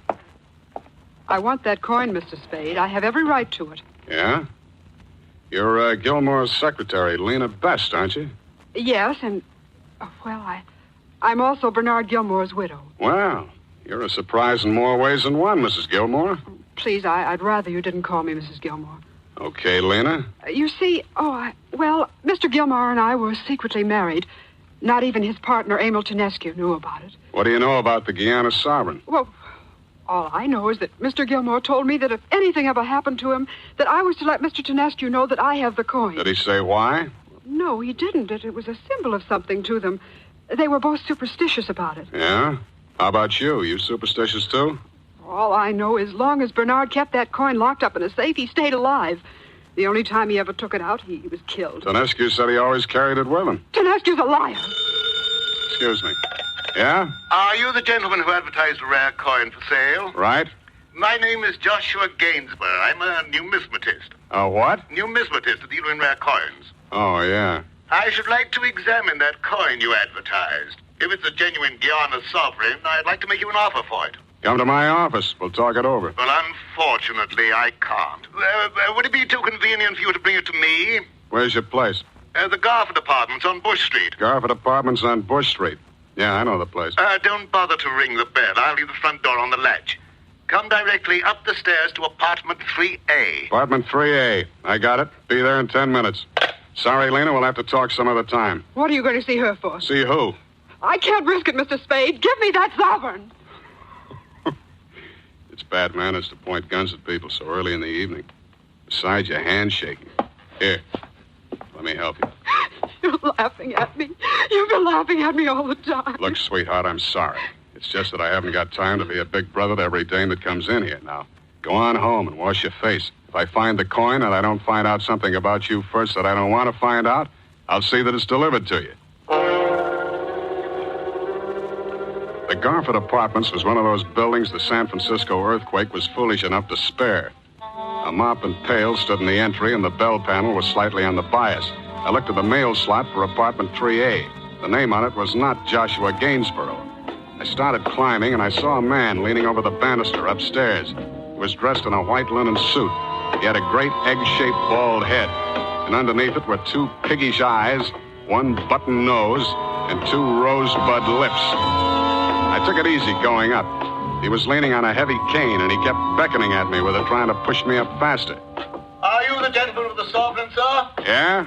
Well, come along, sir, come along. Don't rush me, Mr. Gainsborough. I go to pieces. To pieces, indeed. In here, sir. Come right along. Thank you for coming, sir. You see, I've dislocated my shoulder and can't get about. Now, sir, the sovereign, if you please. I looked around. The room was small and stuffy. There was a pair of pants on every chair. On the mantelpiece, there was a collection of knickknacks, glass dogs, a decanter full of rum, a speckled piggy bank, and a picture of a girl. It was a picture of the Sleeping Beauty who had the Gilmore clips at the Chronicle. Well, sir, do you have the coin with you? You haven't made me an offer. Isn't it customary, sir, for the buyer to examine before purchasing? Caveat emptor? I'm not asking you to buy. I'm asking you for an offer. Then you shall have it, sir. I offer you immunity from the police in exchange for the coin and my daughter. Your daughter? You mean that dame in the picture? Oh, don't play the innocent one with me, sir. I have no time for charades, Mr. Spade. I know who you are. I didn't know it showed. Oh, come now. The coin and the whereabouts of my daughter. How did she get into the caper? You face a most serious charge, sir. She is mentally unbalanced. She disappeared from our apartment and my coin with her. Yes, Mr. Spade, my coin. I don't quite know how you managed to gain possession of the coin, but my natural filial concern for my daughter will no longer keep me from turning you over to the police. Shall we dance? You don't believe me, sir? No. No. No! Right out, no! I like you, sir. Sit down, sir, sit down. We'll talk this over. I'm still listening. Very well. You have the coin. I want the coin. And not your daughter. Oh, come now, Mr. Spade. You needn't trap it in. You know I never had a daughter. But you do have a wife. A wife, sir? She's very attractive in widow's weeds. You know. Oh, that's priceless. Priceless, sir. You know. I know. Well, how did you guess, sir? Quite a bandage for a shoulder sprain. So the bullet just winged you. You went into the river, huh? Precisely, sir. Fortunately, there was a storeroom under the pier which served nicely. Oh, this is wonderful, sir. Wonderful. Two impostors, both knowing and playing out that little comedy. A drink, sir. Would you hand me the decanter just behind you? Just there, sir. I turned around to get it, and I got it. I got just a glimpse of him in the mirror, and that heavy cane caught me full on the top of the head. I staggered and tried to get my arms over his, but I got it again right across the face, and then I was all the way down, and he gave it to me at will.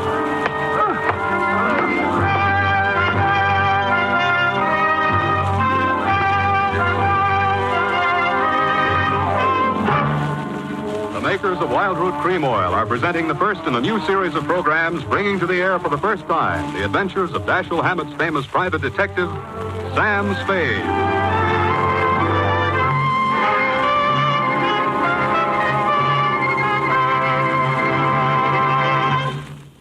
Every man has some detective ability, certainly enough to detect this fact, that people are naturally attracted to the man who is handsomely groomed. Most men realize this. And that's why they're so particular about what they put on their hair. Recently, hundreds of men in metropolitan New York were asked, what 5 advantages do you consider most important in a hair tonic? And tonight, for the first time, we announce the results from this investigation. They show that one hair tonic, Wild Root Cream Oil, has all 5 advantages voted most important by this impartial consumer jury of men. 1, Wild Root Cream Oil grooms your hair neatly and naturally, never leaves it sticky or greasy. 2, it relieves annoying dryness. 3, it removes loose dandruff. 4, is non-alcoholic. 5, contains soothing lanolin. And remember, no other leading hair tonic gives you all 5 of these important advantages. So next time you visit your barber, ask for Wild Root Cream Oil and get the big economy-size bottle of Wild Root Cream Oil at your drug or toilet goods counter.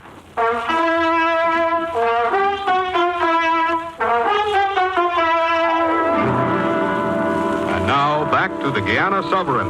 Tonight's adventure with Sam Spade.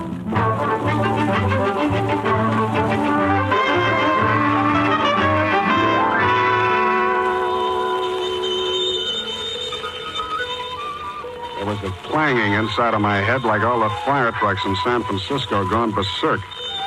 I opened my eyes. I was still lying on the floor where I'd been when Mr. Gainsborough let me have it. There was still someone sitting in the chair across from me, but it wasn't him. It was Emil Tonescu, looking very thin, very dark, and very dead.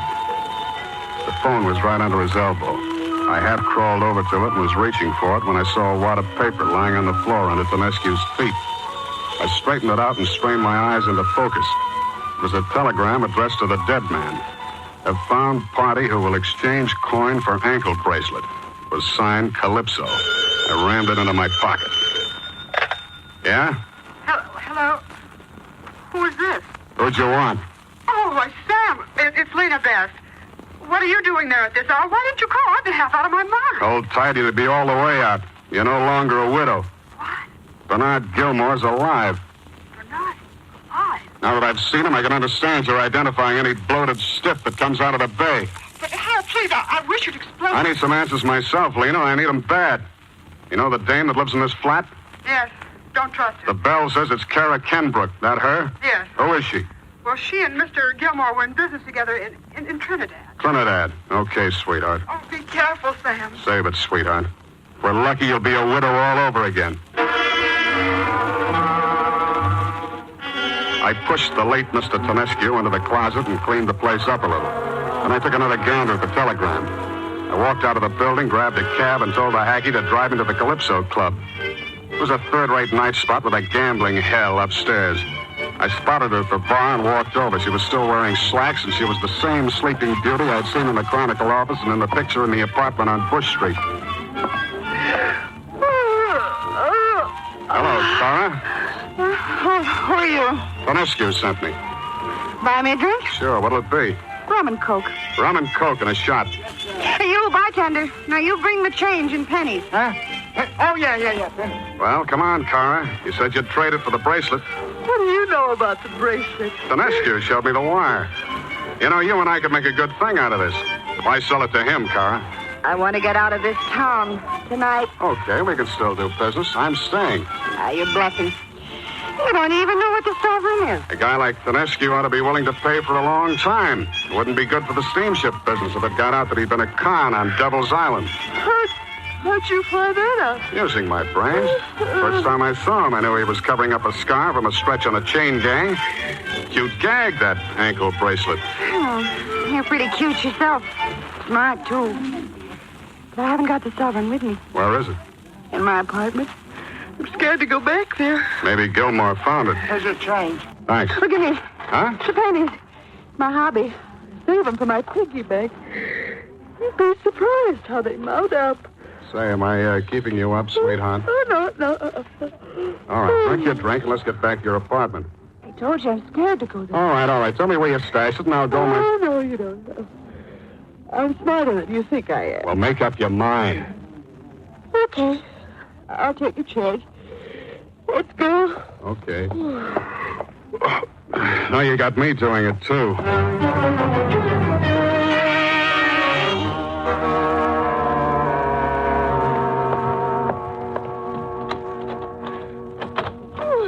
Oh, pardon me.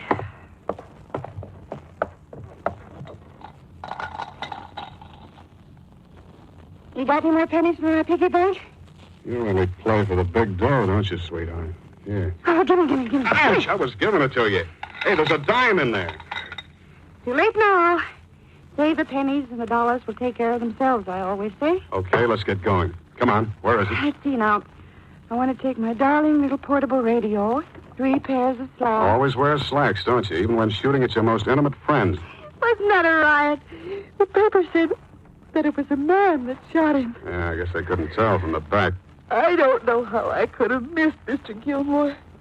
He wasn't any further from me than that. Yes, Clara, darling. I wasn't much farther than this, was I?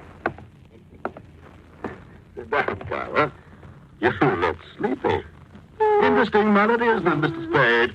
Poor Clara was unfortunate enough to contract sleeping sickness on one of her tropical excursions. Well, now, let's get down to business. This is a most fortuitous meeting, Mr. Spade. The last time I met you, I got a headache, Gilmore. I'm getting another. So come to the point. Let's get this over. An excellent suggestion, sir. Now, which one of you is going to tell me where the sovereign is? Let's not waste any time, please. I've already killed one man because he would not or could not answer that question. Killed him with this very weapon. It must be obvious by now that I mean business. Well, Mr. Spade? Clara?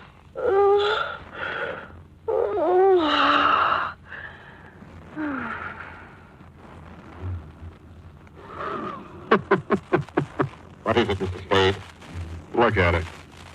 Dead to the world. She's pretending. Clara.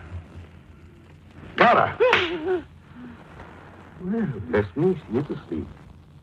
That's most unfortunate. She's been known to sleep for days, weeks, when she drops off like that. The excitement, you know. Well, Baldy, that went your last chance. I don't know where it is, and she can't tell you. Mm-hmm. What do you want it for, anyhow? Bonescu got tired of being blackmailed by you because you had the sovereign. Got Cara to put the bang on you, swipe it, and push you into the bay. You came back alive, worse luck, and even the score with him. What do you want with the sovereign now? If Bonescu's dead, you can't shake him down anymore. That coin has caused me entirely too much trouble of late. It's likely to hound me all my days. The matter can't be closed until it's out of circulation once and for all. I'm leaving the country tonight, and I simply can't risk it, Mr. Spade. I simply can't. That's your problem. Not entirely. Somebody's going to tell me where it is. somebody's going to tell me in the next minute or two. Speak up, Mr. Spade. Speak up. You fat clown, you ought to know better. I only talk to people I like. Do you know where the sovereign is? I don't believe you do know. Well, so this is my last offer. I give you 1 minute, exactly 1 minute. And after that, I'm afraid you'll never be able to talk to anyone again. I wiped the blood off my mouth and looked around the room. I was still groggy, and I wasn't sure at first that it was really happening, but it was. Behind Mr. Gilmore, the door to the hallway was opening inch by inch. It was Lena Best, and she seemed to know what she was doing. She left the shoes outside. She edged along the wall toward the mantelpiece. Gilmore was looking at his watch, counting off the seconds. I was trying not to look at her over his shoulder. When she was directly behind him, she stopped with a hopeless gesture that told me she had nothing to help me with. Then her eyes fell on, guess what? Kara's darling little piggy bank. She picked it up with both hands and held it poised over his ugly, bald head. Well, Mr. Spade, I'm sorry to have to do this, but And with that, she let him have it. His hand went up in an automatic defensive gesture, and I jumped into the breach. I hooked my left over and sank it into that great, pulpy mass of chins. He dropped the gun and started backing away from me. I followed him with both fists and kept it up until I was tired. Oh, Sam! Thanks, sweetheart, thanks. What kept you? Are you all right? Look what you did to Kara's darling piggy bank. Here, help me pick this up. You'll cut your feet. Besides, there's a dime here that's mine. Maybe take a few pennies while I'm at it. Hey, look at this penny. Baby, did you ever see a penny as big as this? What is it, Sam? This is it, sweetheart. The Guiana sovereign. Kara was right. Save your pennies and the dollars take care of themselves.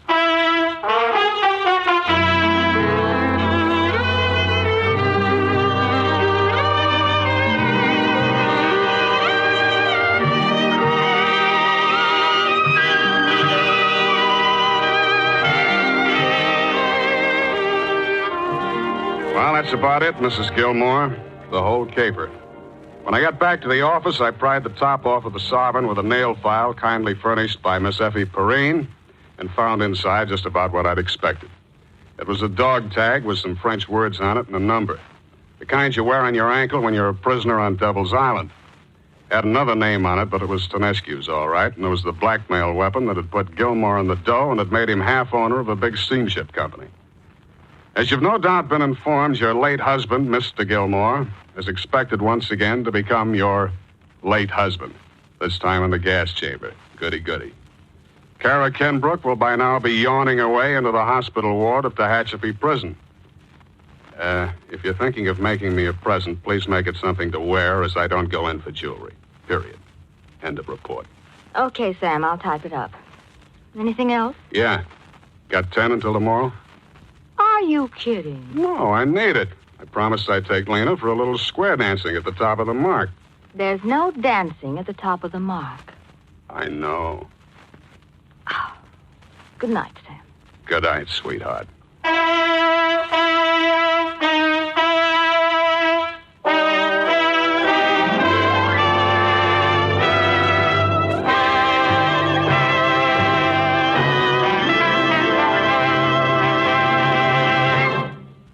Wild Root Cream Oil presents The Adventures of Sam Spade, Dashiell Hammett's famous private detective, produced and directed by William Spear. Summer sports are a lot of fun, but after a weekend of swimming, boating, or maybe tennis, how does your hair look?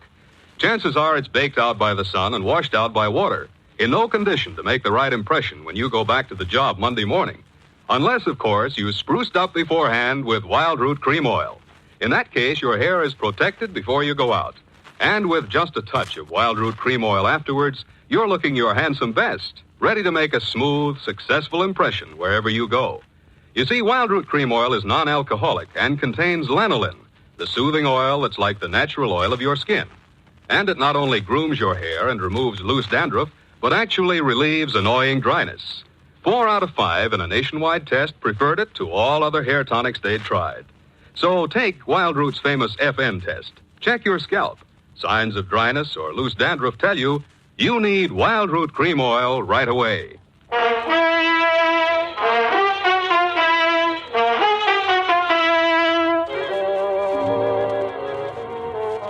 Sam Spade is played by Howard Duff. George Zuko appeared as Mr. Gilmore, Lorene Tuttle as Effie.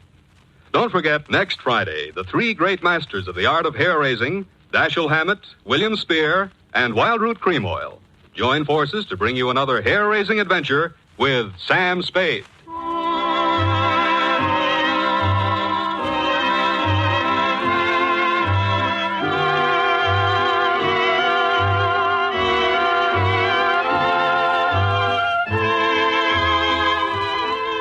Smart girls use Wild Root Cream Oil, too, for quick, good grooming and to relieve dryness between permanents. Mothers say it's grand for training children's hair. This is Dick Joy speaking. This is ABC, the American Broadcasting Company. The Adventures of Sam Spade, Detective. Brought to you by Wild Root Cream Oil Hair Tonic, the non-alcoholic hair tonic that contains lanolin. Wild Root Cream Oil. Again and again, the choice of men who put good grooming first. Sam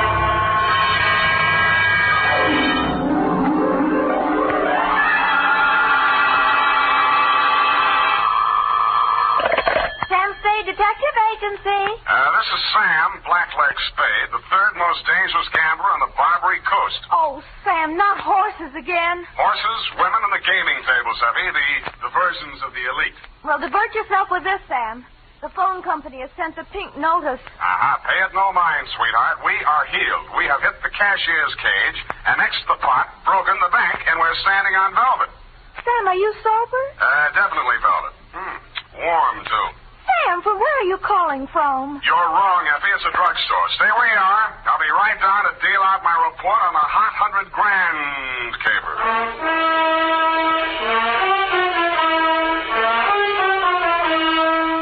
Dashiell Hammett, America's leading detective fiction writer and creator of Sam Spade, the hard-boiled private eye, and William Spear, radio's outstanding producer-director of mystery and crime drama, join their talents to make your hair stand on end with the Adventures of Sam Spade. Presented by the makers of Wild Root Cream Oil for the hair. It's smart to buy things the whole family can use, isn't it? That's why I say it's smart to buy Wild Root Cream Oil Hair Tonic. To Mom, to Dad, to the children, Wild Root Cream Oil is really a friend indeed. Non-alcoholic Wild Root Cream Oil with lanolin grooms the hair neatly and naturally, relieves dryness, removes loose, ugly dandruff. I hope you have a big family-sized bottle of Wild Root Cream Oil in your home. Get Wild Root Cream Oil Hair Tonic. Again and again, the choice of men who put good grooming first. And now, with Howard Duff starring as Spade, Wild Root brings to the air the greatest private detective of them all in the Adventures of Sam Spade.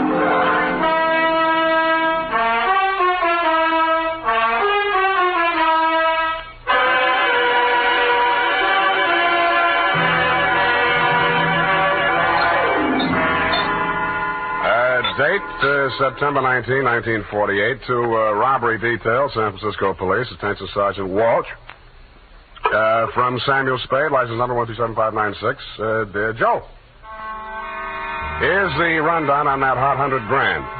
It started pleasantly enough when my secretary, Miss Effie Perrine, cute little mouse, eased into my private office, closed the door behind her, and leaned back against it with that air of pained resignation, which generally means there's a customer outside that she doesn't approve of, but that I'll see her anyway. It's up to you, Sam. She's very well dressed, and I imagine she can afford you. How do you deduce that? Well, she dropped her purse. I didn't get time to count it all, but there was a $100 bill on top. Well, sure, in, Effie. Sam. Go ahead, say it.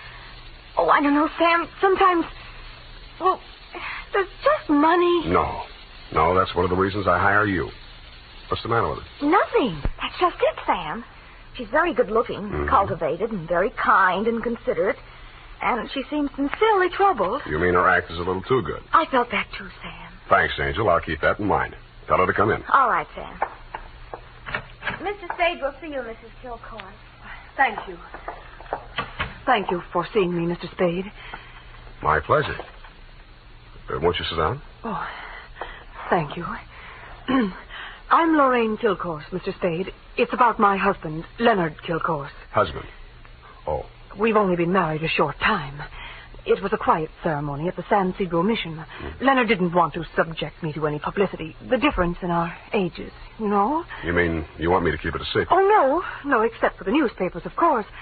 Naturally, all of Leonard's friends know. No, he doesn't have many from what I've heard. I thought it strange, too, that such a prominent man should have such a small circle of acquaintances. I met him only a short time before I married him. He's been very kind and absolutely devoted to me, and I suppose I should feel ashamed of myself for coming to you. But there are so many things about him that are mysterious that sometimes I can't seem to find my handkerchief. Here. Kleenex. Oh, I'm sorry. Thank you. I take it you're not a San Francisco girl. No, I met him at a dude ranch. Well, maybe I can clear up some of your mysteries for free. The reason your husband doesn't have many friends is because they keep dropping dead. I don't understand you. Forget it. He's a big public servant. He's built a lot of sidewalks. The streets of this city are paved with his good intentions. His name is on 1,000 manhole covers. If the names of his former business associates land on headstones, it's nothing to me. I got my own racket. Well, what? I think my husband is paying blackmail to someone. Uh-huh. And upon what do you base your suspicions, Mrs. Kay? It started about a month ago. He began withdrawing large sums from our joint account. First it was 10,000, then 20,000, and last week 50,000. And this morning he closed out the balance of the account, $100,000. Well, he's got it to spend, Mrs. Kilcoy. Well, I won't pretend the money doesn't interest me, but what's behind it, Mr. Spade? Each time he withdraws these cash sums, he leaves the house without a word to me. And sometimes doesn't return until dawn. My husband is not fond of nightlife, Mr. Spade. Only a desperate situation could induce him to leave the house after dark. Yeah, so I've heard. They say that's how he kept his health as long as he has. All right, you want me to trail him, find out what he does with the money. Just one question. Why'd you pick me for the job?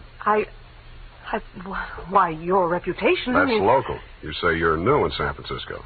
But I do read the local papers. Your picture was in only 2 weeks ago. Yeah, well, that caper didn't help my reputation. I like your looks. A nice, honest face. A man I could trust. Well, don't buy that. And I'm sentimental, too. Your picture reminded me of someone who was very dear to me. My brother. Of course, you're nothing like him, really, but you do look alike. I suppose that sounds like a silly woman's reason for... Yeah. What's your address? Well, I have a little place of my own out on Divisadero. The Balboa Apartments near Normandy Terrace. Mm-hmm. You'd better keep in touch with me there. I don't want Leonard to know. The Kilcourse mansion is at 1316 Clarendon. 1316. Mm-hmm. He returns from his office around 6 in the evening. Do you have a car? No. I need one? Well, I don't know where he may go. Here are the keys to my car. It's parked in front of the main entrance, a gray Plymouth. He won't recognize the car. My brother's. Now, about your fee. $100 now. If I need more, I'll leave you know.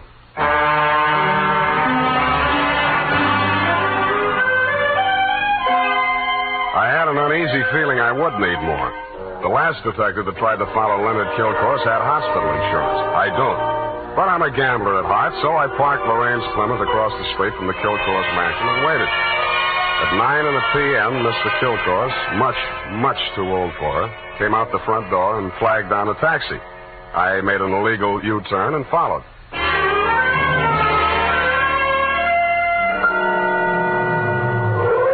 The trail ended across the Golden Gate Bridge in Marin County. It was a country club-type building on top of a hill overlooking the bay. It did business under the name of Ernie Nogales' Racket Club. The racket had nothing to do with tennis. It came from two sources. The moans and groans of the customers losing money at the roulette wheels and crap tables, and the glad hand the management threw at my quarry as I followed him in. Well, Mr. Kilcourse, surprised to see you. Since when you go out after dark? Well, I thought a little nightlife might agree with me, Nogales. Oh, that sounds like you, Mr. Kilcourse. I didn't know you better. I think you was afraid to go out night. Well, now, I was thinking of buying this place to retire to. But I figured it'd be cheaper to win it at your roulette table. What's your limit here? 10,000, but for you, wide open, the sky. 100 grand for a starter? Anytime they catch you with hot money, Mr. Kidd. Come over to the cashier. I sell you the chips myself. I didn't have to bother making myself inconspicuous. Everybody in the joint stopped playing to watch kill course while he shoved his 100 grand roll through the cashier's window and scooped up 4 stacks of $1,000 chips. Make your bets, please. All right, you. Spin that wheel. Huh? How much you got there? 25 grand. Any objections? Is that okay, Mr. Nogales? Spin it, Joe. I'm covering through the table personally. Okay, sir. Around and round the little ball goes. 15 pays 15 and the rest. Maybe next time, Mr. Kilgore. Why don't you double up, play the red and the black? Safer. I'll stay with the numbers. 50,000 on 15. There. Spin it. It's okay, Joe. I'm still covering. Well, it's your money, Mr. Nogales.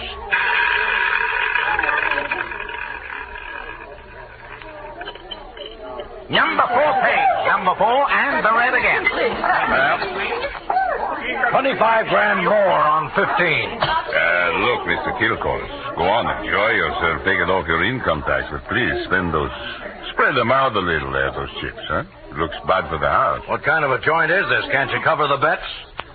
Okay, Joe. He asked for it. Okay, sir.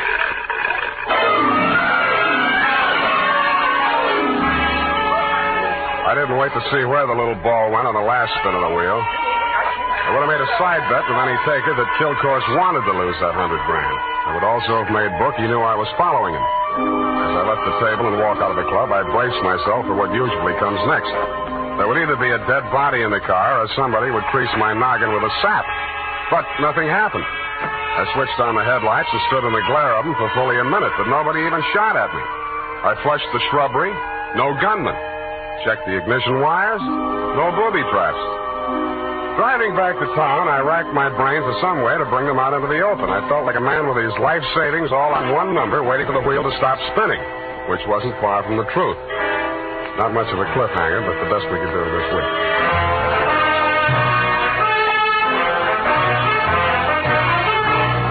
The makers of Wild Root Cream Oil are presenting the weekly Sunday adventure of Dashiell Hammett's famous private detective, Sam Spade.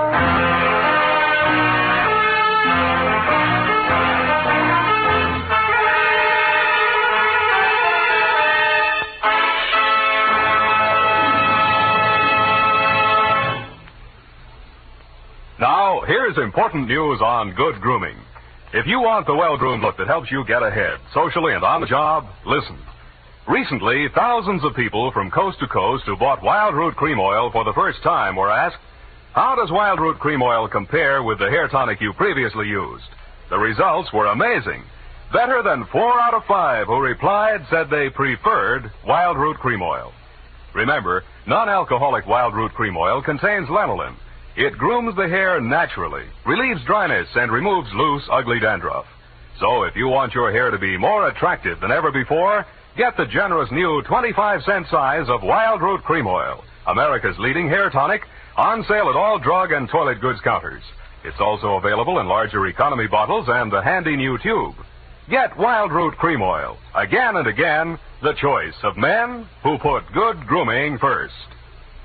By the way, smart girls use Wild Root Cream Oil, too, and mothers say it's grand for training children's hair.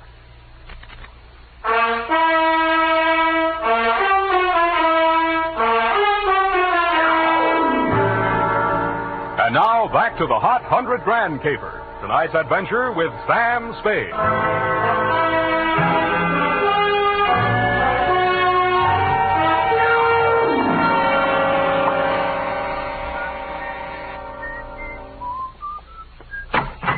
Yeah? This Mrs. Kilcourse's apartment? Yeah. She here?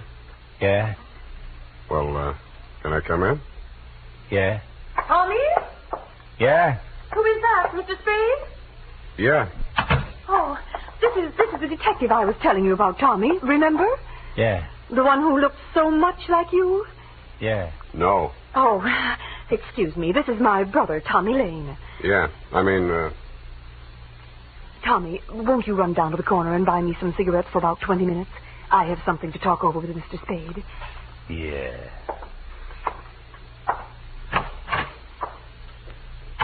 Nice boy, your brother. Small vocabulary, but big feet. Well, he's shy. Now, what did you find out about my husband, Mr. Spade? He dropped $100,000 in a gambling joint. Ernie Nogales' racket club. You know it? No, but I know Ernie Nogales. I knew him in Reno before I met Leonard. He lost his license there for running a crooked wheel. The way Kilcourse was playing tonight, that wheel didn't have to be crooked. He was trying to lose that $100,000. But why? Why would he do a thing like that? One of two reasons. Either he's paying off to Nogales or he's paying off to somebody else, and Nogales is the go-between. Well, I don't believe it. Ernie is a crooked gambler, but he doesn't touch blackmail. And your husband isn't stupid enough to drop $100,000 in 3 turns of a wheel. Anyway, I'm not tangling with him and or the Ernie Nogales mob for $100 of your money or anybody else's. Here, take it. Well, but... And here are your car keys. No, wait, please. You can't desert me now. Why not? Well, I haven't told you everything. I'd hoped I wouldn't have to. About your brother? How did you know? The only place you get a green suntan is in a pokey. Besides, he acts kind of stir-crazy. Spent a little time in solitary, didn't he? He won't talk about it. But that's it, Sam. That's why Leonard is paying that blackmail money to Nogales. You just said Nogales wouldn't touch blackmail. Any other corrections you'd like to make in your copy before we proceed? Yes. Well, I might as well tell you everything. Why not? I knew when I came to you this morning that my husband was paying this money to Nogales. I knew because I asked him to. You and Ernie Nogales are working together? I'm not that rotten. I didn't say you were, but you're a rotten liar. There's that much in your favor. But I'm telling the truth now, Sam. You must believe me. Everything that has happened is my fault. I persuaded Nogales to give my brother a job in his place in Reno. Mm-hmm. They quarreled, and when he got closed down, he blamed Tommy. He swore he'd kill him when he got out of prison. That's why I begged my husband to pay him to save Tommy's life. Who did rat on Nogales about that crooked wheel at Reno? I did. That's why I feel responsible. Leonard is so fine, so generous. But I can't let him go on paying for my mistake. Yeah, like you said, he's going to run out of money. Look at me, Sam. Do I look like the kind of a woman to whom money means everything in the world? No, but you're looking at me, not at Kilcourse. You're laughing at me. Oh, I know what you think. Perhaps I did make a mistake in marrying Leonard, but he was so kind, so considerate, like my father. Everybody reminds you of your relatives. You don't believe my story? Well, since you asked. Well, all right, then, here's the truth. I'm really Jack the Ripper's granddaughter. My parents were terribly wealthy. I harpooned my mother in her Beverly Hills swimming pool, set fire to my father with a $50,000 negotiable bond, and eloped with John Wilkes Booth. That brings us up to 1865. Shall I go on? Don't stop. It's great. Oh, get out of here. Get out of here and leave me alone. After you've told me all your secrets? I'm not that rotten. You won't help me. You never intended to. Why go on torturing me? Oh, now, stop that. Please. I believe you. I believe all your stories. Now, what is my next smart move? Sam, the only way to stop Ernie Nogales is to prove that he's running a crooked wheel. And then he'd pay back all that blackmail money, and he wouldn't dare lay a hand on Tommy. Well, it's going to be hard to prove and expensive. I'll have to lose a little on that wheel before I can figure the way it's rigged. How much can you invest? Well, I have about $1,000 of my own. With you? Yes. Here. You take it. Smells nice. Sam. Yeah? Sam, after all this is over, and after I've put things to right with Leonard, I should have told him before this, but I owed him so much. Oh, Sam, I'm so glad it's you. Yeah. Me too, Angel. Go now, darling, before I beg you not to. What time does that joint close? Well, it runs all night, I think. Good. Let's stay up late and raid the icebox.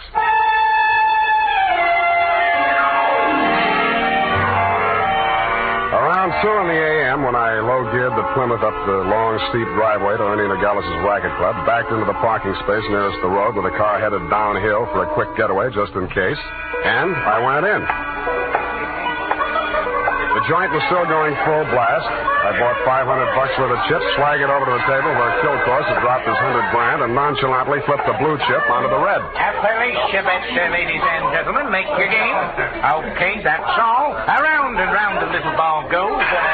I didn't look to see where the little ball went. Most of the money was on red, so it was bound to turn up black. A red, please. What? Number 15. Place your bets, please. Thanks again, ladies and gentlemen. Around.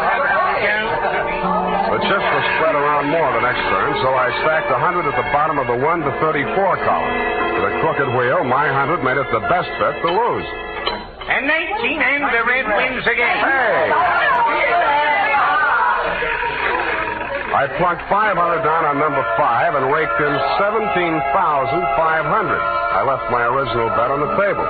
When the little ball fell into the pocket, I was $35,000 to the good from my point of view, but not for my clients. I doubled my bet and looked apprehensively around. There were no surly characters edging up behind me. In fact, the only surly character in sight was Ernie Nogales, and he looked happy. That didn't make much sense. When my bankroll got to $105,000, I played a hunch. I threw $5,000 of it back on the table and lost it. That made a kind of sense. I cashed in the rest of my chips and squeezed the $100,000 U.S. currency into my inside pocket. If anybody aimed for my heart, it was thick enough to stop the slug, which was some comfort. But what I saw when I walked out to the parking lot was no comfort at all. I'd gotten just a glimpse of it through some trees. The sedan backed into a driveway halfway down the hill. It was blacked out except for 5 glowing cigar ends that showed through the windows. I could think of only one reason for 5 cigar smokers to be parked in that particular spot at that particular moment. The Plymouth was where I had parked it, pointing straight down the hill. I slammed the door but didn't get in. And I listened. The car down the hill was getting ready, too. I cracked the door of the Plymouth wide enough to get my arm inside and pressed the starter with the heel of my hand. I switched on the lights, pushed the clutch with my left hand, used my right to shift it into low. Then I pulled the hand throttle out all the way and let it go.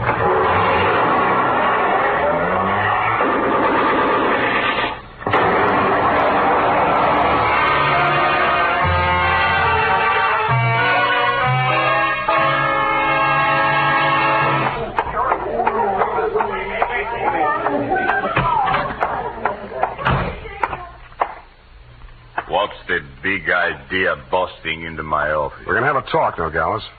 Please, don't wave that heater at me. It makes me nervous. I don't like guns. I don't either. That's why I'm here. Put your hands on top of the desk and keep them there. All right. Give me back that roll. I give you clean money for it. It was a gamble, so I lost. Can you blame me? Where'd you get this money? I buy it. 50 cents on the dollar. I don't ask where it came from, but I read the papers. I figured it was that shipyard payroll job a few days back. Like it just fell in my lap. I figured it'd make $50,000 instead of Kilcore's 5. I guess that was dirty trick you just out of stir, Tommy, huh? I got news for you, Nogales. I didn't know this money was hot, and I am not Tommy Lane. No? Then what? Private Dick. Tommy's sister hired me to take the fall for him. Look, I've got most of the caper. Kilcourse wanted to pay Tommy $100,000. You rigged the wheel so Kilcourse would lose it one night and Tommy would win it back the next night. Now, what was Kilcourse paying him off for? No caper, legitimate. He was sent up for bribing a public official. You mean he was the payoff man for Kilcourse's contracting firm? Sure, legitimate business. The grand jury went out after Kilcourse. Tommy took the rap, that's all, for a price. Yeah, $100,000. Thanks, Nogales. That's all I needed. Oh, Sam, I was afraid I might be too late. You are, sweetheart. Oh, I have so many things to explain. Where can you talk? Right in here. But who's this man? Why, that's your old sweetie from Reno, Ernie Nogales, remember? What's the matter with you two? You crazy? Oh, Sam, I should have told you the truth from the beginning. Check. The Nogales yarn, I can understand, but why did you tell me you were Kilcourse's wife? I was desperate. I had to say something. It was the only explanation I could think of for my interest in this case without telling the truth. But you were making a pigeon out of me. I don't know about such things, Sam. All I know is I'm here in time to warn you. You mustn't walk out of here with that money. Listen. They may kill you to get it back. They already did. They're combing the wreckage of that car right now looking for my body. Then Tommy was right. They did mean to kill him. How'd he get the rumor? While he was in prison. From another man that Kilcourse framed. He was in for life, so it was safe for him to talk. Hey, you two. Yeah, Nogales? That car that just drove up. I think that's Mr. Kilcourse. Oh, Yeah, what's your hurry? Let me go! Come on. What's your hurry? Tommy's out there in that cab. I've got to warn him. Or tip-off kill course. Which is it? No, Sam, you've got to believe me. Sit down. Stop that. You two have fun. I'm getting out of here. Go ahead. Now, listen, sweet Lorraine. You may as well save your breath for those explanations. You're staying right here until the caper's all wrapped up. Here he comes. Here he comes, Sam. Yeah? Well, you better have it ready. Mm-mm. But Sam... Where's Nogales? I want to see him. He was called out of town, sir. I'm in charge. You Mr. Kilcourse? That's right. I want to know why you people have been interfering with my business. It might interest you to know that this building site's on an old Spanish land grant. Title's very shaky. I'll run an 8-lane highway straight through the middle of it and turn the rest of it into a game preserve. That's what I do to people who double-cross me. I tried to tell Mr. Nogales that, sir. He wouldn't listen to me. He tipped Tommy off for a split of $100,000, but I knew sooner or later we'd have to answer to you, Mr. Kilcourse. Oh, well, what's that? Here's your $100,000, sir. Count it. Sam. Well. What's your name, son? Sam Spade, sir. Well, I'm glad to meet an honest lad. Well, come along. You too, young lady. We'll all walk out together. Sam, what are you... What? Spade, huh? Yes, sir. I'm a private detective, but I'm ambitious. Politics? Yes, sir. Well, we'll run you for assembly. In the meantime, I believe there's an opening in one of the public services. Garbage disposal. Executive end, of course. Where the devil is that man with my car? Oh, there he is. You drop around to my office in the morning. Thank you, and good night, Mr. Kilcourse. Drive on, Horace. Back to the city. Oh, Sam. How could you? All those lies and just handing over the money like that. It wasn't yours. It wasn't Tommy's either, sweetheart. Get in. Well, Tommy, are you all right?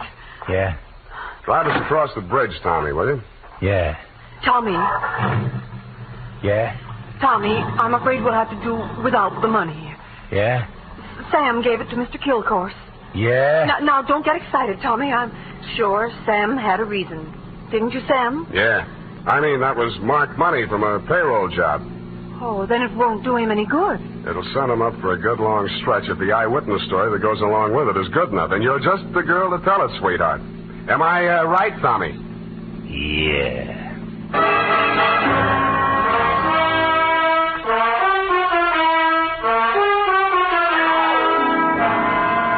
Period. End of report. Already? But Sam. Yeah? What happened?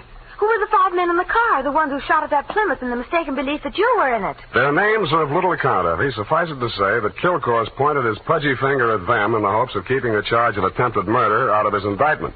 But I was too clever. I identified them. But Sam, you didn't see anything but their cigars glowing in the darkness. Have you never heard of Sherlock Holmes' monograph on the 49 varieties of tobacco ash, you fool? But Sam, Sherlock Holmes is only the segment of someone's imagination. He's a fictional detective. Well? You mean... Oh, Sam, you're tired. Yes, I am. It's affected your mind, winning all that money. Now, you just sit here and rest. What? Think of the snowy mountaintops and blue skies. I'll just go and type this up. Snowy mountaintops. Winter sports yet. And now, listen to this. If you haven't yet tried Wild Root Cream Oil, the famous hair tonic that grooms your hair neatly and naturally, relieves dryness, and removes loose dandruff, then here's a wonderful way to get acquainted. Buy Wild Root Cream Oil in the new 25-cent size bottle at your drug or toilet goods counter.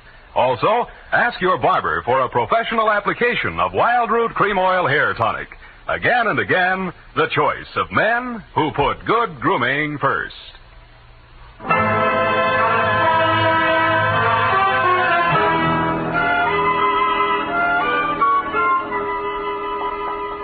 here it is, Sam. And not that it made any difference, but how did you guess that she wasn't Mrs. Kilcourse? Simple. Kilcourse didn't recognize it. But, Sam, that was after you denounced her. I did no such thing. From the report, Sam, in black and white. Quote, why did you tell me you were Kilcourse's wife? Unquote. At that point, you assumed that she was not Mrs. Leonard Kilcourse. I did not. I merely wondered why she had told me. Well, with all the lies she told, you might have assumed anything she said was totally devoid of truth. And I did, sweetheart. I did. Oh, well, that's a relief. I was afraid for a while she'd taken you in. What's that got to do with the truth? Good night, Sam. Good night, sweetheart.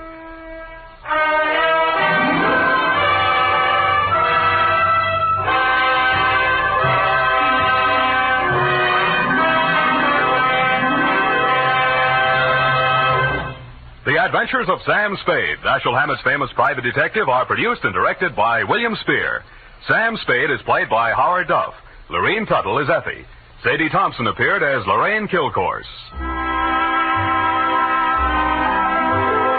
The Adventures of Sam Spade are written for radio by Bob Tallman and Gil Dow. Musical direction by Lud Gluskin. Score composed by Renee Garrigan. Join us again next Sunday when author Dashiell Hammett and producer William Spear join forces for another adventure with Sam Spade. Brought to you by Wild Root Cream Oil.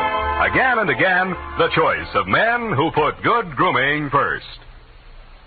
This is Dick Joy reminding you to get Wild Root Cream Oil, Charlie. It keeps your hair in trim.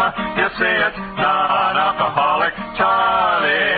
It's made with silver lanolin. You better get Wild Root Cream Oil, Charlie. Start using it today. You'll find that you will have a tough time, Charlie. Keeping all the gals away. Hiya, Baldy. Get Wild Root right away. This is CBS, the Columbia Broadcasting System.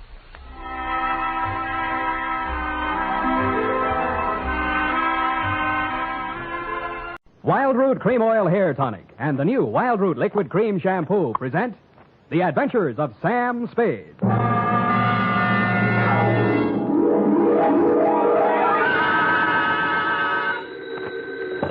Sam Spade Detective Agency. Me, sweetheart. Oh, Sam. I'm glad you're back in town. So am I, Effie, so am I. Confidentially, I didn't think I'd make it.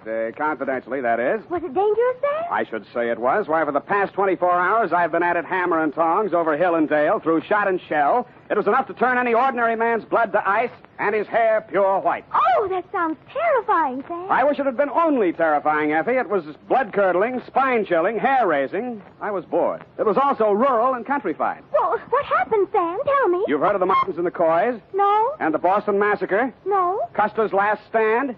No. Well, put them all together, and they spell what I'll shortly be in to dictate, a report which I call in a burst of clever literary plagiarism, The Farmer's Daughter Caper.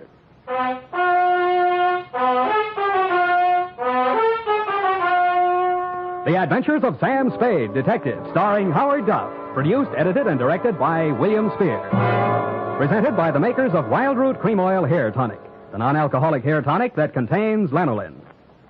To look your holiday best, friends, be sure to use Wild Root Cream Oil, America's favorite hair tonic. Wild Root Cream Oil grooms your hair neatly and naturally, relieves annoying dryness, removes loose, ugly dandruff. What's more, it's non-alcoholic and contains soothing lanolin. Get Wild Root Cream Oil in the big family-size bottle or handy tube. Ask for it at your drug or toilet goods counter very first chance you get. For the holiday and all year round, use Wild Root Cream Oil Hair Tonic. Again and again, the choice of men and women and children, too. And now, with Howard Duff as Spade, Wild Root brings to the air the greatest private detective of them all in The Adventures of Sam Spade.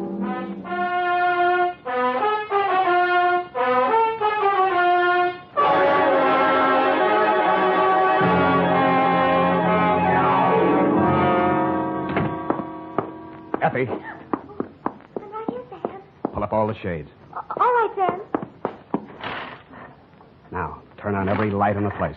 But it's daylight. Do what I say. All right, Sam. Now, check the closets. But what for? For snipers. What do you think? All right, Sam. Nobody here. Okay. I guess it's safe to come all the way in. Oh. What's this all about, Sam? I don't understand. Effie, it's just that I don't ever want to be caught in the dark again, especially when people are shooting at me. I want to see every nook and cranny of every square foot of land that surrounds me. Sam, who was shooting at you? Where? They were shooting from the left, from the right, from up above, down below, everywhere. Death was winging in on every breeze that blew, and they all blew my way. Oh, Sam, now stop this. I'm just dying of curiosity. When my time comes, I hope that's all I ever die of. Ready? Yeah. Date this week, to Mr. Elliot Parson, Parson Drive Yourself Garage, 1618 St. Charles Street, San Francisco, 13, California. From Samuel Spade, license number 137596. Subject, the Farmer's Daughter Caper. Dear Mr. Parson, I feel you have an explanation coming, one that you can pass along to your insurance company as to why the car I rented from you last week appeared as late as it did and in the condition it did. As you know, I rented said vehicle to drive to Middletown to bail a client out of the drunk tank. On the way back, a native showed me a shortcut. and I'll get him if it's the last thing I do. Dusk was falling, and so were my eyelids, when I saw a sign that said tourists invited. Behind it stood a ramshackle farmhouse in a surly woodland setting. I should never have knocked on that farmhouse door, but then I wouldn't have had any story to tell, would I? Good evening, young man. Good evening, madam. I'm afraid I need a room for the night. Well, of course you do. Land sakes, you're tired. I can tell by your eyes. Been on the road long? Too long. Land sakes, of course you have. Come in, please. Thank you, ma'am. You'll find this is the homiest tourist home in California. Really like mothers, eh? Like your grandmother's. No electricity, no phones, just quiet. I see. Now, I have 2 rooms, a $3 one and a $5 one. Which one do you think you'd like? What's the difference? One less blanket, one squeaky spring, and with the $3 one, you might have to take a walk. I'll take the $5 one, thank you. I'm Mrs. Elkins. Mrs. Bert Elkins. Who might you be? Sam Spade. Spade? Land's sakes, that's a very unusual name. And who are you traveling with, Mr. Spade? I'm alone. Oh, I mean what company? We only accept traveling salesmen. You realize that. Oh, yes. Well, I'm traveling for the makers of Mouton mustache wax. Oh, use it all the time. You are well groomed, madam. You will go far, young man. Yeah, but before that, I'd like to go to bed. Well, come on. This way. She led me upstairs to my $5 room and left me. As lumpy as it was, the bed invited me, but I decided to shave first and thus facilitate an early start in the morning. I poured myself a drink out of my traveling bar kit and then stepped in to shave. It wasn't easy because all I had for light in there was an oil lamp. When I came back to the bedroom with the lamp in one hand, I stopped short in utter surprise. I'd heard about these things in traveling salesman stories, but I never expected to see it. She was sitting in an armchair, smoking a cigarette. High heels, silk stockings, light rayon dress, and a face right off the cover of Cosmopolitan. Hello, Sam. Hello. Mary Smith. Huh? Hope you don't mind me just barging in. Well, no. No, that is, Afraid I'll bite you? It never entered my mind. Well, I might. I'm so tired of talking to myself, I need someone like you. You know, you're not bad to look at. Who, me? Where do you live? What do you do for a living? Well, I guess you'd call me independently wealthy. I wish someone would. How nice. San Francisco? There must be some fog on my lapel. Look, Sam, I'll give it to you straight. I want to get out of here, go to San Francisco. Could you take a passenger tomorrow? Well, what would your mother say? She's my aunt. What do I care what she says? I don't belong on a farm. Out in the wet pasture ruins my nylons. I'm a city girl, Philadelphia. Why did you leave? My parents died. Look, Sam, I won't be a burden to you. I just want to get to San Francisco. After that, I'm on my own. Sam, take me with you. Please take me with you. You won't regret it. Well, what am I going to do with this lamp? Who cares? Oh, Sam. Well, I thought I'd find something like this going on in here. Get out of here. Go back to your room, young lady. Go on. Now, Mr. Spade. It does look bad, doesn't it? Oh, I'm not blaming you, Mr. Spade. Land's sakes, it's her. She ain't responsible for what she does. She's like this all the time. I see. Now, when I go out, you just lock your door. Just keep it locked. But, ma'am, this is a $5 room. A sleepless hour later, I heard something slide under my door. I looked and found it was a note that read, Mr. Spade, Sam, please unlock your door, and when the house is quiet, I'll come and see you. I'm desperate, terribly, terribly desperate. Don't leave me. Give me a chance to tell you what it's all about, please. Stupid me, I unlocked my door, dressed again, and waited. An hour and a half later, I heard my doorknob turning in the dark. The door opened quietly and quickly. Sam, the things that go on in this house, they're insane. Oh. I've been here 3 months. When my father died, I had no money, and because Aunt Maud was my only relative, I came here. And ever since I came, they never let me out of the house for more than an hour. They never let me see anyone or do anything. Why? I wish I knew. 5 days ago, Uncle Bert left early one morning. He hasn't come back since. Aunt Maud says he's away on business. He doesn't have any business. Yeah, well, even so, that doesn't seem strange to me. Then there's my dog. And what about it? It disappeared the same night Bert did. They told me it ran away. I know it didn't. I've had it for 3 years. It never ran away. Well, what do you think? I was sure I could hear it howling somewhere for 2 or 3 nights. Then the howling stopped. I think I know where it is, but I don't know why. It scares me. Well, where do you think it is? Sam, you're going to think I'm crazy right out of my mind, but... Well, About 150 yards behind the house, there's a hillside with an old cave in it. Oh, an old cave. I don't know what it's used for, but yesterday I saw the whole front end of it closed with dirt. Sam, they buried that dog alive in that cave. I know it. Oh, wait a minute now. Did you ask Mrs. Elkin? Yes. All she said was the dog ran away and mind your own business. She told me to leave the cave alone. Sam, let's go out there and look. Please. Well... So big, brave, stupid Sam, idiot boy, allowed her to show me the back way out of the house, and we sneaked to the barn together. She found a shovel, and we walked to the cave. When my eyes got accustomed to the dark, I saw the entrance had been covered with dirt, and recently. I took the shovel while she stood watching. I cleared half of the dirt away and worked as quietly as I could, but apparently not quietly enough. A flashlight suddenly hit both of us in the face, and a shotgun barrel flashed in the beam. Get away from there before I shoot your head off. Point that thing someplace else, please, ma'am. What do you think you're doing, mister? Digging. Mary, you get back to the house. No. Aunt Maud, I won't. Get back to the house before I count 3, or I'll put a load of buckshot right through you. Now, 1. Aunt Maud, my dog is in there. 2. All right, Now, Mrs. Elkin, suppose you put that gun down and tell me what this is all about. I got one thing to say to you, mister. Get in your car and get out of here, and don't waste any time doing it. But, madam... Your suitcase is in the car, and your $5 is with it. Yeah, but... Now get, or I shoot you as a trespasser. And I could do it, mister. Land sakes, I could do it. Now get. So I got under guard to my car. I got in and drove off. And Mrs. Elkin stood in the driveway with a shotgun still pointed at me until I was out of sight. I turned left at the first crossroad, parked the car, and cut through the woods back to the farm. I could see a light in the living room. Nobody was in or near the barn. And when I got to the cave, there wasn't a sound anywhere. I picked up the shovel I dropped and started digging again. 30 minutes later, the shovel broke a small hole through into that cave, and a stifling blast of fetid air rushed out, and something leaped out at me in the dark. And it wasn't the dog. It was a human hand on a human arm.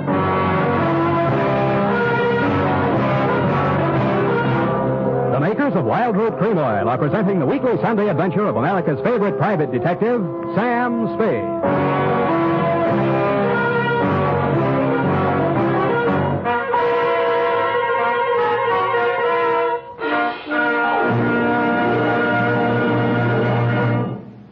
Now, here's important news on good grooming. If you want the well-groomed look that helps you get ahead, socially and on the job, listen. Recently, thousands of people from coast to coast who actually purchased Wild Root Cream Oil were asked, how does Wild Root Cream Oil compare with the hair tonic you previously used?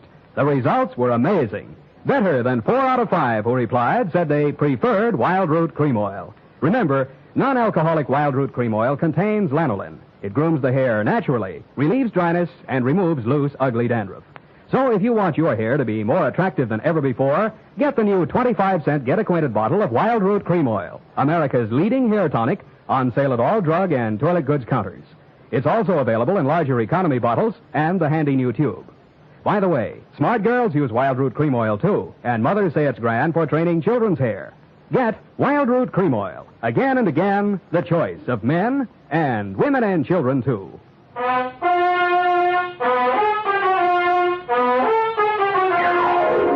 And now, back to the Farmer's Daughter Caper. Tonight's adventure with Sam Spade. A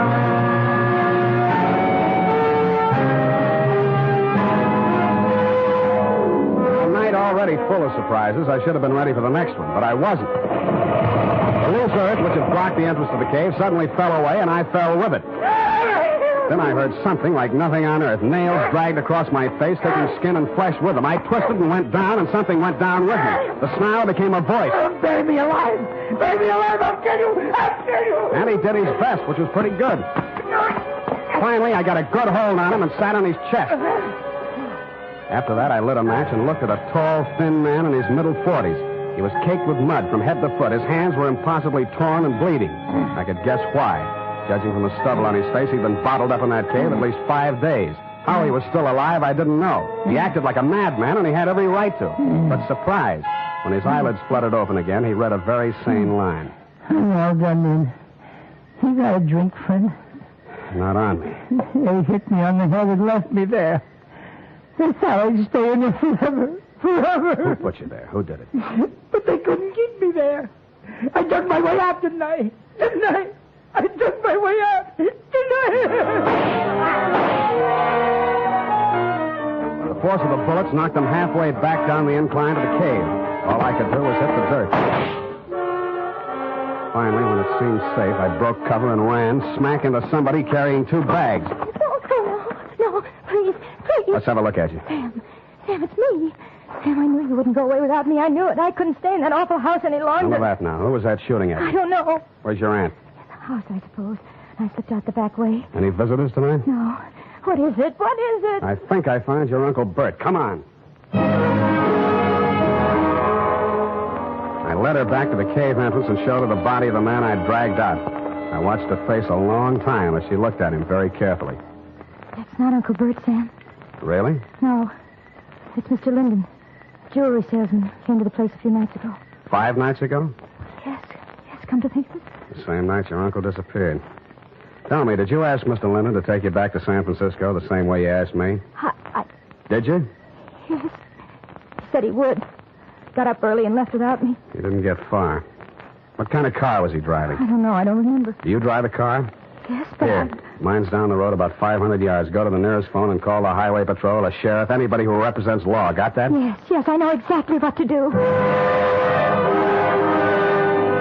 To make sure we were both thinking of the same thing to do, I followed her in the dark, watched her get into the car I rented from you, and drive off. Then I turned around, put a new clip in my gun, and walked back to the old homestead. It was still very homey. By the light of an oil lamp, Mrs. Elkins was peacefully knitting what looked like a shroud. Why, Mr. Spade? Why, Mrs. Elkins? Land sakes. Land sakes. Now that we got that out of the way, let's get down to business. If you're here to make trouble, young man, believe me, I can handle trouble. My kind of stock know about trouble. Well, suppose you tell me about the trouble I just had, or haven't you heard all the shots that were fired around here tonight? Shots? My. Seems I would have heard gunshots. Seems you would. Look, I've got a sheriff on the way. Have you, Mr. Spade? Why? I suppose you didn't hear the shooting. Oh, yes, I'd forgotten. Was anyone hurt? A man named Linden. He's dead. Linden. Now, that sounds familiar. It should. He stayed here 5 nights ago. He was a jewelry salesman. Yes, now I remember. You say he's dead? Somebody tried to bury him alive in your little cave. How awful. I do declare. I thought you would. Well?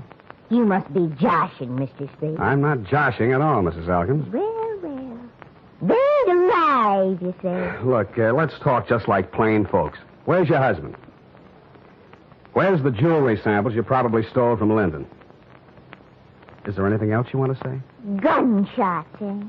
Well. I left the sweet old thing knitting and rocking and made my way through the house looking for guns, jewelry, and killers. I got downstairs in time to see Mrs. Elkins disappear out the front door. When I tried to follow, I stumbled over the rocking chair, which is indeed a lucky thing for me. After a few minutes of silence, bravely crawling on my stomach, I followed the shadows of the house until they blended into the shadows of a large, hulking building, which happened to be the barn. Inside, I bumped my head on the radiator of the car. Naturally, I didn't find any keys in it, but I did find a familiar jewelry salesman-type mud-soaked corpse. Trying to remember how to cross ignition wires, I heard the hum of a motor and saw 2 headlight beams swinging up the driveway. They lasted as long as any other lights. The car came to a lurching stop, and a thick-set figure in a Stetson hat stumbled towards me, tugging at a gun. That burned dog-blame cuff thing, Undo the flap. Oh, thanks. Huh?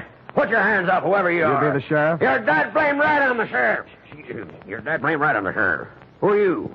What's you out here shooting the lights out in my car? My car. Oh, you Slade? Spade. Well, I'm Homer Pickett, sheriff of this county. The girl come, woke me up, said all sorts of funny things going on around here. Said there'd been a murder. Now, who's killed? What's going on, Stan? Sam. Well, for one thing, somebody's been trying all sorts of ammunition on me for size. You don't say. I do say, Mr. Sheriff.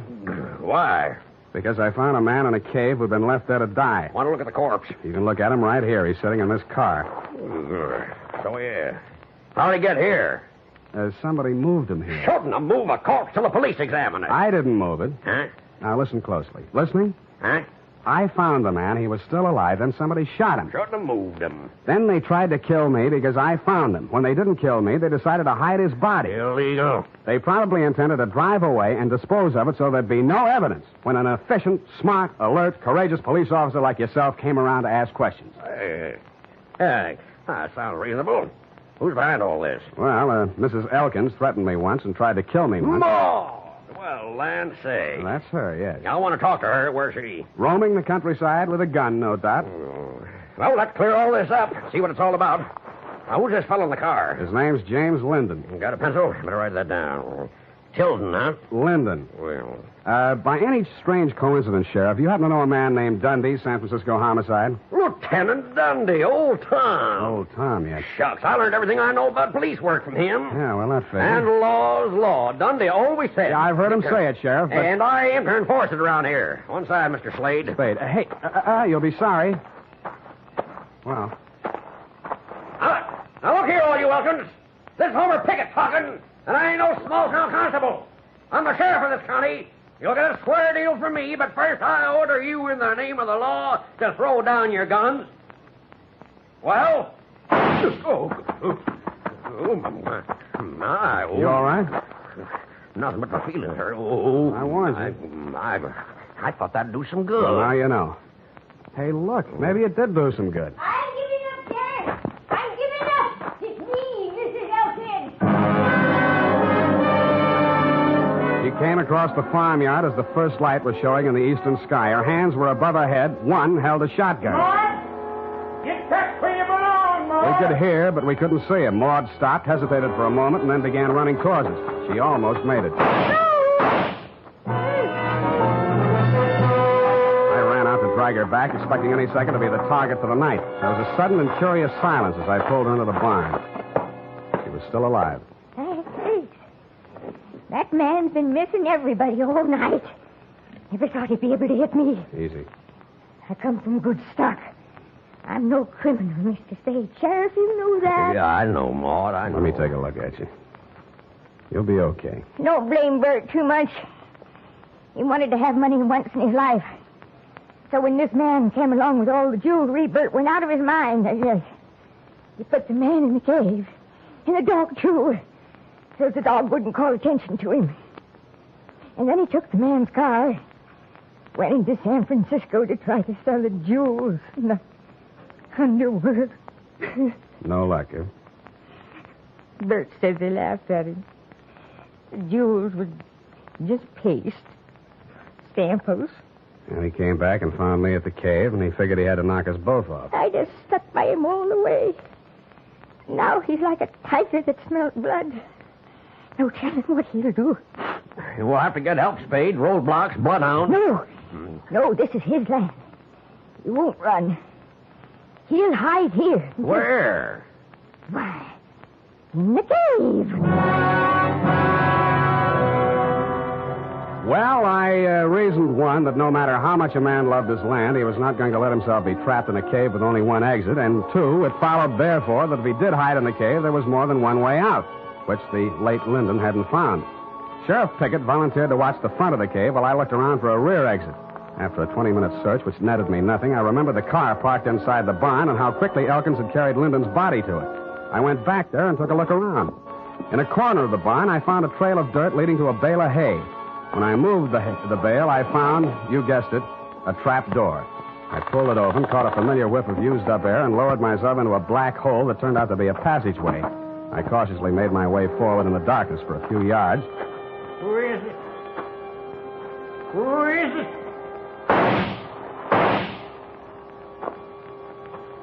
I pressed back against the dirt wall, listening to him approach. When I figured he was close enough, I threw a cloud of dirt toward him across the passageway.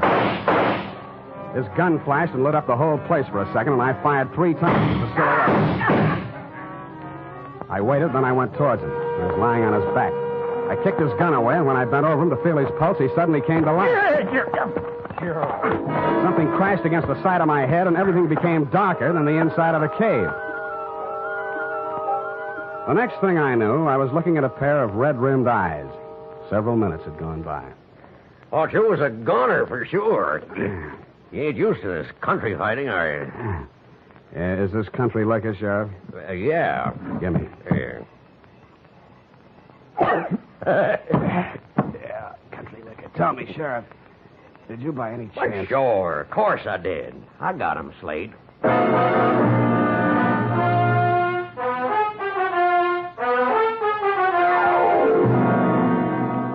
Period and a report. Sam. Hmm? Do you mean to tell me you let a little country sheriff out Well, Effie, Homer Pickett's coming up for re-election next fall, and besides, you might think I was egotistical if I told you how it really ended. But your reputation.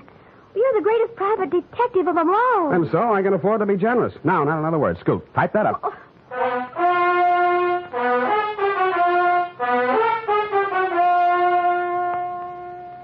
If your supply of Wild Root Cream Oil Hair Tonic is getting low, better make a note to get some more tonight or first thing tomorrow. Remember, Wild Root Cream Oil is the famous hair tonic that grooms your hair neatly and naturally, relieves dryness, removes loose dandruff. Always keep a big bottle or tube on hand. And ask your barber for a professional application of Wild Root Cream Oil Hair Tonic. Again and again, the choice of men and women and children, too.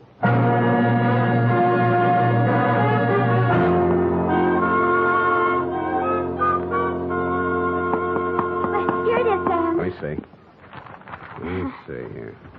F, you rewrote the ending. I had to, Sam.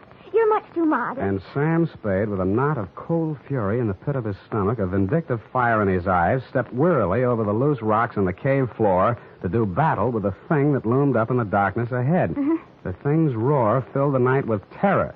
But Sam Spade, dauntless and knowing not fear, stepped up to the monster, laughed in its hairy face, and with one quick convulsion of his powerful shoulder muscles, dropped the thing in its tracks. I see. Well, is that the way you think it ended, Effie? Oh, Sam, I guess I was being a little foolish. I'll change it. No, as long as you've done it this way, we'll leave it this way. Can't waste paper. No, I'll change it, Sam. Leave it! Oh! Sam. Yep. I copied that ending out of an old Black Mask magazine. You what? Don't be mad. Come here. Come here. I copied that out of an old whiz-bang. Oh, Sam. Night. Good night, sweetheart.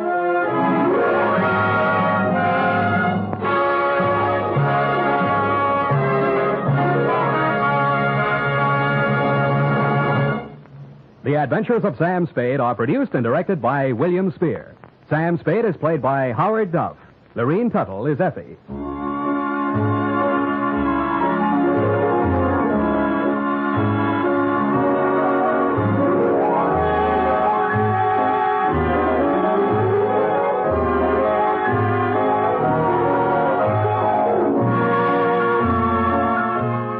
Tonight's adventure with Sam Spade was written for radio by John Michael Hayes and E. Jack Newman. Musical direction by Lud Gluskin, with score composed by Pierre and Renee Garrigan. Join us again next Sunday when producer William Spear presents another adventure with Sam Spade, brought to you by Wild Root Cream Oil. Again and again, the choice of men and women and children, too. This is Dick Joy speaking. Here's an exciting new shampoo that's grand for all the family. And here's our own Squeaky to tell you about it. Look at your hair, is it stringy and dull? Does it only cover your skull? The Wild Root Liquid Cream Shampoo is just the thing for girls like you. Gleams your hair, know what I mean, and leaves your hair squeaky clean. Squeaky clean? Squeaky clean. Wild Root Liquid Cream Shampoo.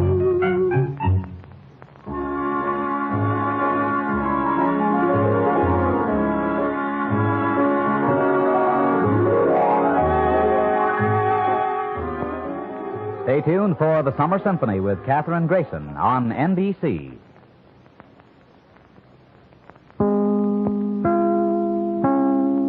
The National Broadcasting Company presents The Adventures of Sam Spade, Detective.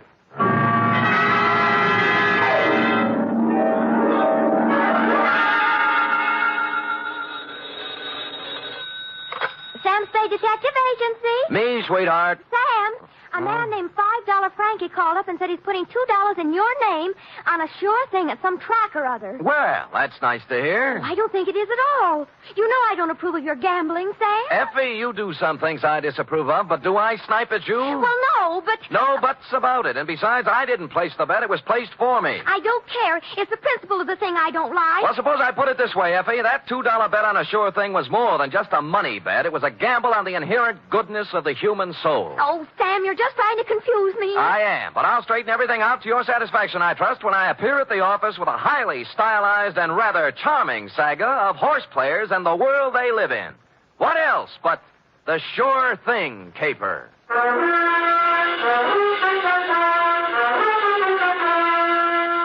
NBC, William Spear, radio's outstanding producer, director of mystery and crime drama, brings you the greatest private detective of them all in The Adventures of Sam Spade.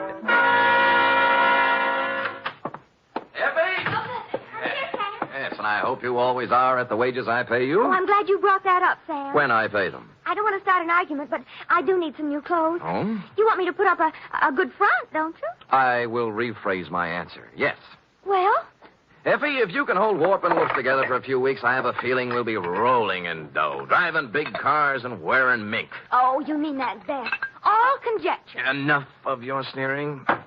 Now, you hear me out. Weigh the evidence, and maybe you'll feel differently. I doubt it. No good comes of playing the horses. Dates, fill it in. 2 $5 Frankie, care of... Sam, wait a minute now. $5 Frankie what? What's his last name? I don't think he has one, F. As I get it, he was born just before a Gold Cup handicap at Pimlico, and they didn't have time to give him a last name and place a bet, too. So they chose the bet. Oh, Sam, that's awful. What do you mean, awful? That horse paid 18 to 1. Well, to get on, 2 $5 Frankie, care of Patterson Smoke Shop, Myrtle Street City, from Samuel Sucker Spade, San Francisco, license number 1375596. Subject, the Sure Thing Caper. Dear $5 Frankie, for you to be seen at the hour of 1 p.m. post time anywhere but at the track is truly a veritable, unbelievable occurrence.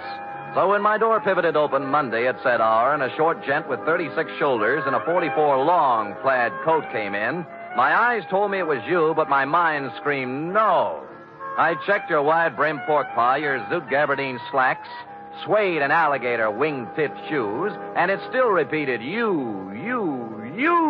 Sammy, do not look as if you have just lamped the ghost. It is I, $5 Frankie. But at this hour, Frankie, what is it? Your watch broken? Did you lose your way? You sleepwalking? What? No, Sam. I am in complete possession of my faculties. Good. And I came here with the full knowledge of my intellect. Uh-huh. I even see through the crystal of my timepiece that it is 1 o'clock, the hour from which they break from the barrier. That's right. But I have not been drinking, and as for sleepwalking, that is strictly for gents with unhappy marital relationships. All right, Frankie, I'm forced to agree with you that you're standing in front of me instead of the $5 window. Now, what's the dope? Well, ordinarily, I do not resort to hiring a strong arm to consummate my business dealings. Naturally. There being a full supply of such muscles lying around the back room of Patterson's smoke shop. Loose?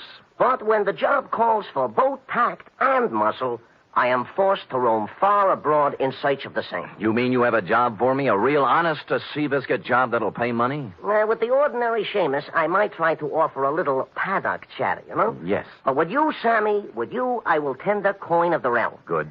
I will pay you, of course, in $5 bills, as is my wont. In advance? 10, 20, 30, 40, 50. 10 times 5. Figures.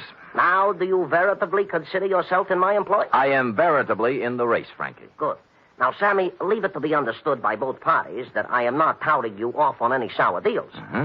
A rather curious situation has arisen, and I will explain it to you candidly, as they say in certain novels which I have not read. Well, most novels lose so much in the translation. True. Yes. My narrative begins yesterday, to be exact. Mm-hmm. Yesterday, their heels and toes into the back room of Patterson's smoke shop, a gent whose face was once as familiar to me as my own. By name, said gent?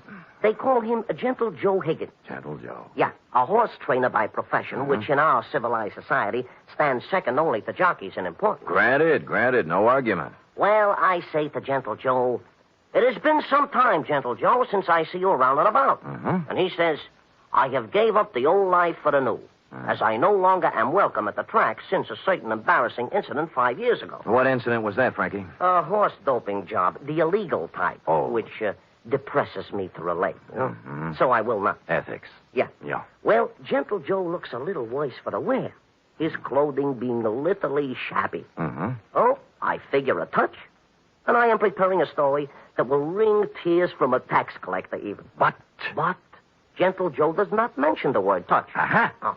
Instead, he announces he has a sure thing. Sammy, you know how those words do to a horse player. It's like throwing a bale of catnip to a lion. Oh, my arteries open to let the blood through faster. My nerves give off loud, ringing noises, and my mind is already computing. Of course. Well, before I can stop myself, I have pressed 500 rocks in Gentle Joe's hand, begging him to place them on the same sure thing. I'd have done the same thing under the circumstances. Of course. But Gentle Joe says it will take at least 1,500 rocks to pull off the deal. Oh. He further advises me that the horse in question is due to return 20 rocks to 1. So you gave him the other 1,000? Well, not having it in my genes at the time, I cut 2 other business and professional friends in on the gravy. Dinosaur Torelli and Bones Moulton, 5 bills apiece. And then? Gentle Joe rushes out of Patterson's and... Has never been heard from again. A sad tale. You think he just stole the money? Sam, Gentle Joe Higgins is a horse player, not a common sneak thief. I'm sorry. But did he leave town? He did not. On the advice of certain informers, I tracked this Gentle Joe to a ramble-shackle rooming house on Clark Street. 241 to be exact. And? And there the trail gets very cold indeed. He's made his move, huh? No. But he had a landlady who would not let me in. Complicated. Oh, she is a frightening person to behold. She is indeed half wildcat and half witch. I'll deal with her. Good. And tell Gentle Joe that I am not an overly suspicious person, but also relate to him my position. Dinosaur Torelli and Bones Moulton are 2 such gents as it is wise not to cross. Rough. Back fence gossip has it they are the Undertaker's best friends. Well. Indeed, it is also rumored they are behind their quota for the month. Well, and Sam. Yeah? At Bay Meadows. Yeah? A bad card. Nothing going today. In preparation for my meeting with this redoubtable landlady, I ran through my repertoire of low, mean faces in front of the mirror, leaving smoking holes in the glass. And then I stamped out, heading for the rooming house on Clark Street, 241 to be exact. My knock was answered by...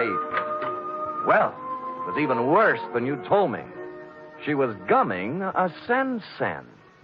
What are you standing there for? You're shading my geraniums. Oh, no. Well, sir? Speak up, Curly. I ain't got all day. Madam, perchance do you house in this quaint colonial inn a fine old gentleman called Gentle Joe Higgins? You the Lord? No, I'm in business for myself. You see this? Oh, one thing I hate worse than the law is private detectives. Can't trust them. No, cheap, never have any money. Look. Never want to pay anything. Always want something for nothing. Surely no good lot of pocket pickers who should all be boiled in oil and thrown in a pit full of snarling One beasts moment, of prey. Madam, look at this. Oh, Yeah. well. That's the kind of crinkling I like to hear. I thought you would. Wouldn't mind having a mattress stuffed full of that green paper. It is a pleasure, distinctly, to be able to present it to such a charming, witty, and gay woman, I guess, as yourself. Now, Come in, Bright Eyes. Yes. Now, where did you say Gentle Joe could be located? Second door to the left. Thank you, kindly. Only he ain't in. Gone out somewhere, he has. Your timing, madam, and I should add Defarge, was a little sadistic. Now, give me my 5 back. You ain't heard my proposition yet. I've heard enough. Madam, you have acted in a very hateful manner. Another 5, I'll let you wait in his room. Madam, you are a Dresden doll. No matter what anybody says. Can the tanner away, you lot, and let's go. Let's have a ball. Once in Gentle Joe's room, I closed the door, thus separating myself from that Skid Row bankhead. While I was waiting, I cased the room. Spartan. A bed, a chair, a dresser, a racing form, some worn clothes, various mementos, and pictures of his better days at the track. I was studying an old print of Equipoise when Gentle Joe turned up. Yes, she was a great stretch runner, wasn't she? Yes, indeed. A mile and 141 and 5th, and hardly damp at the end. Well, yes. Now, don't yes. look upset, Mr. Spade. Fanny told me that you were a detective waiting for me. Oh, she's a swell kid. Yeah, Fanny's impetuous, but a good sort, yeah. Keeps the right people out and lets the wrong ones in. A fine judge of character. No, you're generous, sir. I'm about to have a cup of tea. Will you join me? Be delighted. I'll just take the water out of the tap. It's hot enough. Well, Gentle Joe, I'm here on a rather painful mission. How in goes the tea? $5 Frankie thinks you caged him out of $1,500. And now for the water. And 2 tough friends of his are looking for your scalp. Yeah, there we are. Now we'll just let that steep a while, and we'll have us a pickup. Did you hear anything I said? Of course, Mr. Spade, of course. Every word. I know why you're here. those men are worried about their money. But next time you see them, you tell them not to worry. Well, they said this sure thing of yours was going to return 20 to 1 odds. That's a lot of money. Oh, it will, all of that. Maybe even many times more. Yes, it's a sure thing. You mean the race hasn't been run off yet? Yeah, there we are now. I think that these should be ready. Well, Mm-hmm. Now, this is yours. thank you. And this is mine. Huh? A Darjeeling flowering pekoe. There's no finer tea. Has an almond flavor. Yes, it's peculiar to the region, especially pronounced in last year's crop. Yes. Well, shall we get back to business? Yes, now you tell those gentlemen that they have no need to fret about their money. It'll be returned to them many times over. Many times over. Well, are you feeling all right, Mr. Spade? Groggy, They'll look back on this investment with considerable pleasure and pride. I don't know what And happened. someday they'll be able to say that they, too... Stupid Sam. Nobody had to give me a saliva test to guess what happened. That nice, sweet, gentle old man had doped me right up to the ears. I tried to stand up, but my legs were like 2 wet pieces of spaghetti, and I went down. Gentle Joe went right on talking and smiling until everything was nothing. When I came to, Joe was gone, and so was my faith in horse people. Fanny had made herself scarce, too, and I stumbled alone out into the daylight for resuscitation. It took walking, coffee, whiskey, and a bowl of raspberries to bring me around. I eventually found a safe haven in my own office. Sam Spade Detective Agency. Mr. Hangover speaking. Mr. Spade, this is Gentle Joe. What? Listen, you... I know how upset you must be over my little deception. Little but, deception? It was What? all to a good purpose, Mr. Spade. You see, I had to get out of there in a hurry with the minimum of discussion. I seem to remember you were hustled out of the racing game for doping a few 3-year-olds. Well, that's what some people in official circles felt. But, Mr. Spade, I want to apologize to you and tell you that I will be able to explain everything to your satisfaction. No. What's the matter? Help! Get away! Hello! Hello! Hello! Hello! Somebody put the phone back on the hook, so I hung up and dialed a friend at the telephone exchange. She quickly traced the number. The call came from the Sunset Stables out near Bay Meadows. I dialed back, but nobody answered, so I beat it out there. It was dark, and the only person I could rouse was a young stable boy. Yeah, what do you want? My name's Spade. A guy named Gentle Joe was calling me from here, and something happened to him. Gentle Joe Higgins? That's what I said. Oh, I haven't seen him in 2 or 3 years. Now, look, don't give me that. He called from here. Now, where is he? Oh, look, beat it, will you, before I scream for the cops? All right, I'll look myself. Oh, I say you can't. Now, no.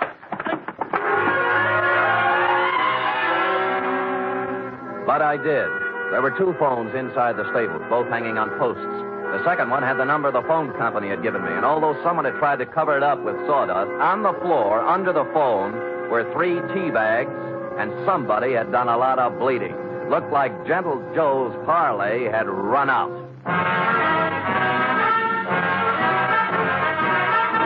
You are listening to the weekly adventure of radio's most famous detective, Sam Spade.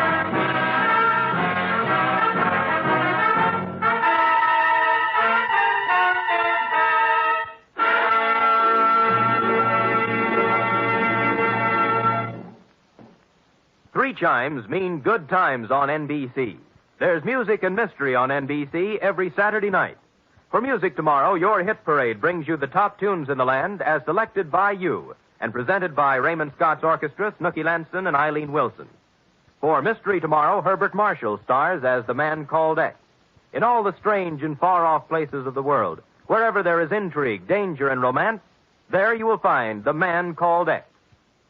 Hear him tomorrow night.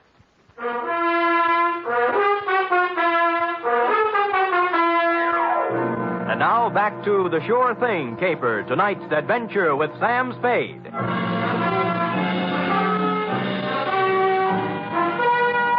I collared the stable boy and questioned him about the blood under the phone and about what could have happened to Gentle Joe Higgins. Nothing. Just wouldn't talk, and he was too small to beat up. So I went looking for the stable manager. He lived in a small white house behind the exercise ring.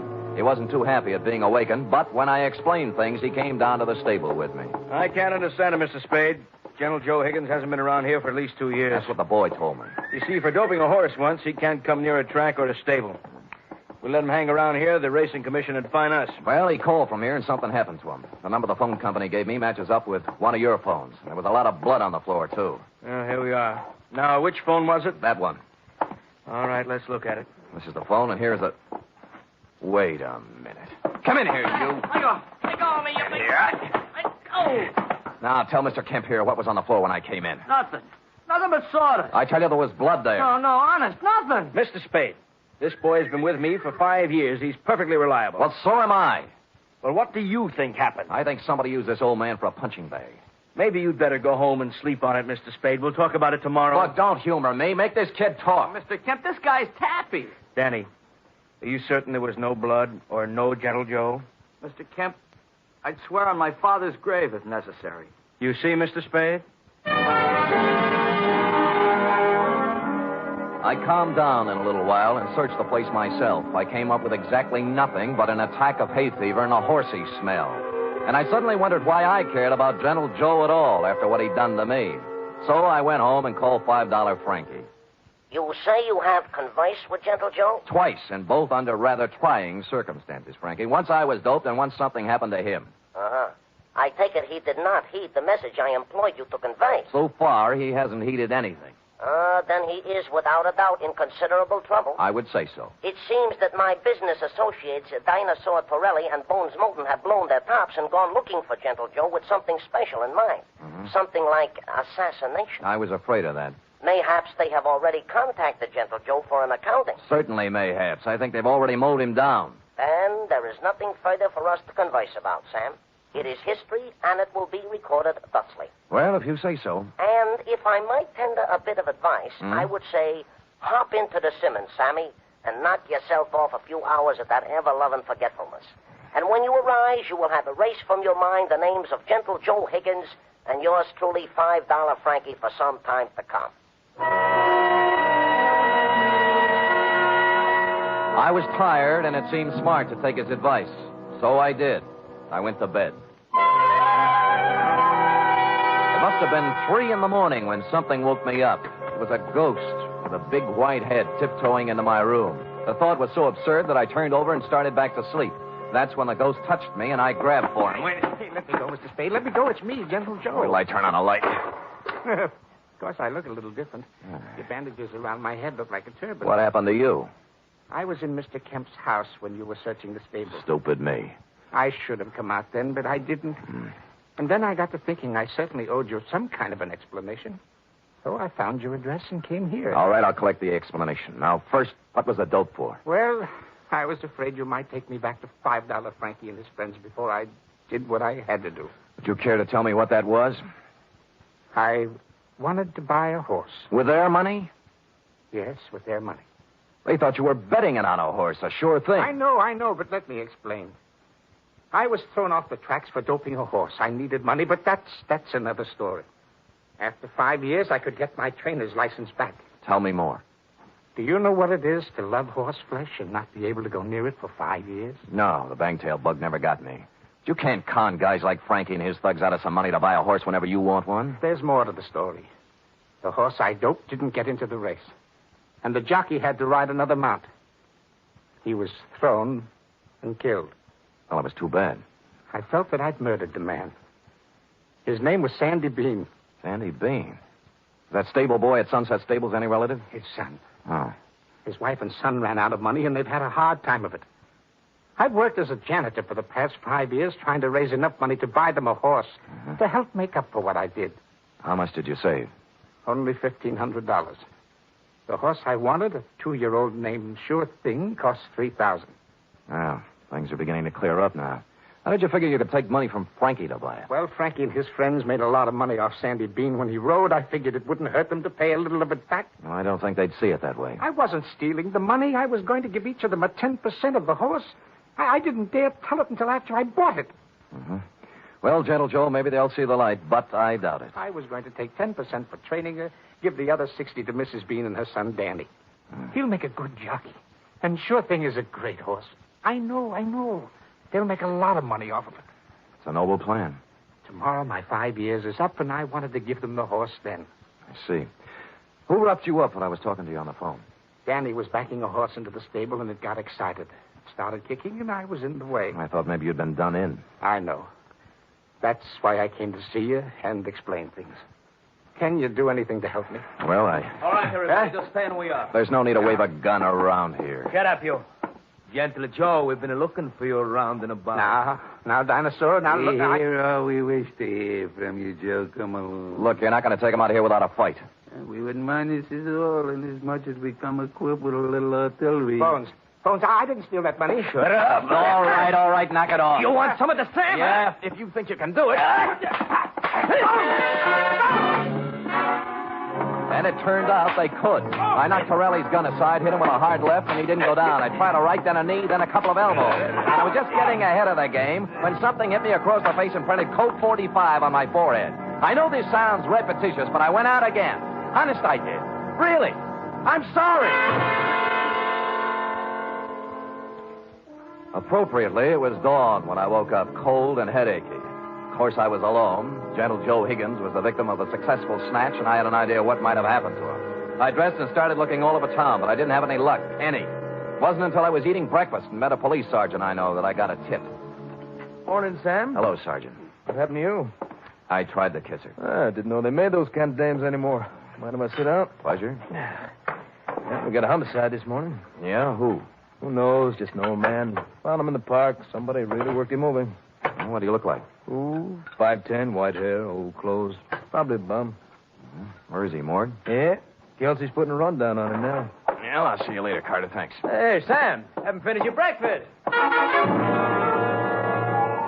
They let me in the morgue, and I took a look at the corpse. And once I saw it, I knew just where I had to go. I caught a cab out to the Sunset Stables. The horses were just having their rolled oats when I pulled in, and Danny Bean, the stable boy, was there, dressed in his cleanest Levi's. What do you want? Where's the show going to be? What show? Well, Gentle Joe gives you the horse. Isn't this the day? Okay, so you know. Mm-hmm. Gee, I'm sorry about last night, Mr. Spade. I had to keep it a secret. Forget it. You did the right thing. When's the ceremony? In about an hour, right here. You want to wait? Sure. I wouldn't miss it for the world.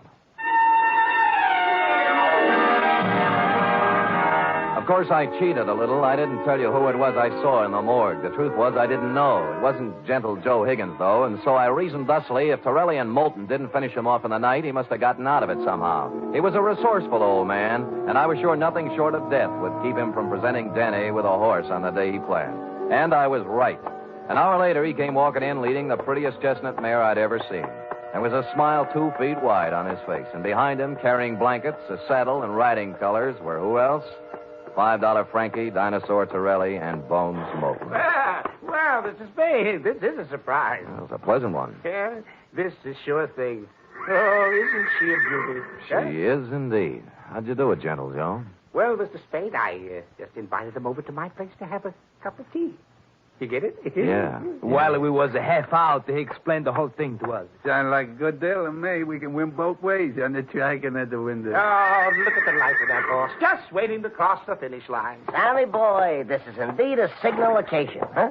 This is the first time I have ever been this close to a horse, and me being a horse player. Well, have you talked to her yet? Why, sure. I am already talking to Sure Thing and explained to her our financial position. Oh. She has assured me she will romp home first more times than not. Well, gentlemen, shall we do what we came here to do? Sure, leave us make the presentation. Come on, let's get into business. Give the animal to the kid already, I agree. Danny? Yes, Mr. Higgins? Danny, the four of us are giving you this horse, Sure Thing, in memory of your father, the late, great Sandy Bean. Thank you. Thank you, sir. She's a beauty, isn't she? I feel like I was just born. Ride her well, son. Ride her well.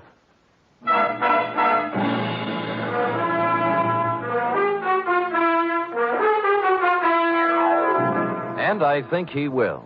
Period. End of report. Oh, Sam, it was so beautiful. A simple, old-fashioned type story, F. We feel we can use one now and then. And I'm glad nothing happened to anybody. Because I just love them all. Everything considered, F, they weren't half bad. Now, how about typing it up? Oh, I'd love to.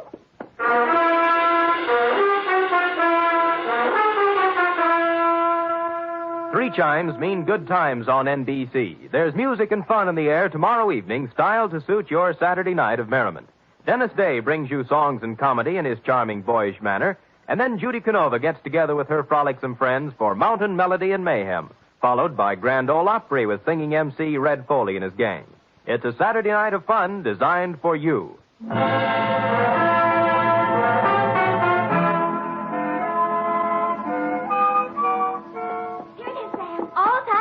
Now, let me see now. Mm-hmm. You captured $5 Frankie's peculiar style. Perfect. And that wasn't easy. Oh, Sam, I was just thinking. Oh? We ought to contribute something along with everybody else. To that horse, that sure thing. I probably will, Effie. A few dollars here, a few there, whenever it's running. Oh, I didn't mean betting. Oh. What I meant is, for example, it's going to need a lot of hay, isn't it? Bales and bales. Well, my cousin Frisbee cuts our lawn. I'll have him save the grass and send it to the stable. Effie, you are a noble creature, but I think sure thing can get along without your little lawn. Well, I've seen horses wearing stockings. Couldn't I knit a pair? Two pair. But, Eff, let's not lose our heads. $5 Frankie and his pals will take good care of sure thing. How about worrying about taking care of me? All right, Sam. Yes. Could you use some grass or some socks? Effie, knock off this horse talk, will you? We're almost at the wire now. People are just champing at the bit for the payoff. All right, Sam. Let's finish neck and neck, huh? Why not? Come here, sure thing. Night, Sam. Good night, sweetheart.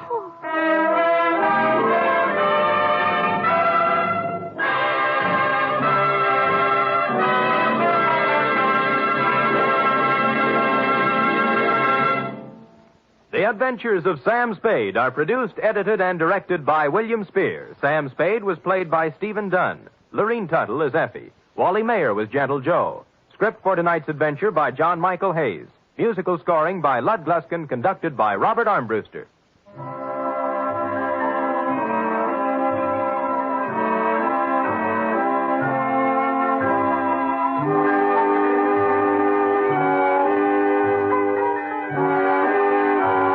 Join us again next week, same time, for another adventure with Sam Spade. The fight against heart disease, the greatest killer in America, goes on with increased intensity. But doctors cannot wage this battle alone.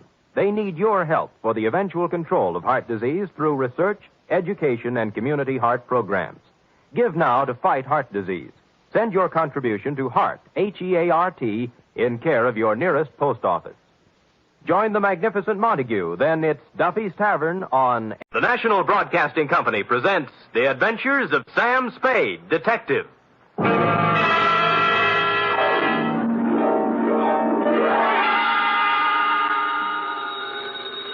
Sam Spade Detective Agency. This is Miss Bergamot. Oh, Miss Bergamot, I'm so sorry, but Mr. Spade isn't in. He ought to be back any moment, however. That is, if you wish to employ him. This is his secretary, Miss Perrine. Well, as a matter of fact, Miss Perrine... Oh, he'll be available, I know. The matter he's attending to is, it's purely routine. What he calls a humdrum number. Humdrum? Well, it's a private detective version of babysitting. You see, all Mr. Spade had to do was sit on a chair for 24 hours. And that's why I say he'll be back any minute. His last words to me were, take anything. So if you desire his services... I do not desire Mr. Spade's services. As a matter of fact, he's using mine. What? I'm his nurse at the Harbor Emergency Hospital. Nurse, another shot. Please, this time, bourbon. You must lie quietly, Mr. Spade. He's coming along quite nicely. The bullet didn't enter the cranium at all. Bullet? Cranium? Both. Mr. Spade wants to... But I refuse, nurse. I refuse. But, Miss Nightingale, I am. F. Wonder Girl. Sam. Oh, Sam. Dry those big brown eyes, Cherub. Fluff up the sofa and spread out some lamp for me to lay my poor bullet-ridden head on. In practically no time at all, I'll be staggering in to gasp out a humdrum report on the Kimberly Cross Caper.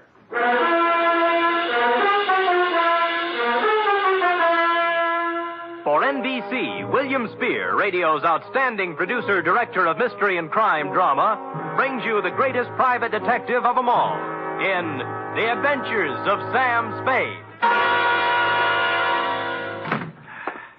Hospitals, milk. Enough to break down your whole constitution, give you fits. Sam?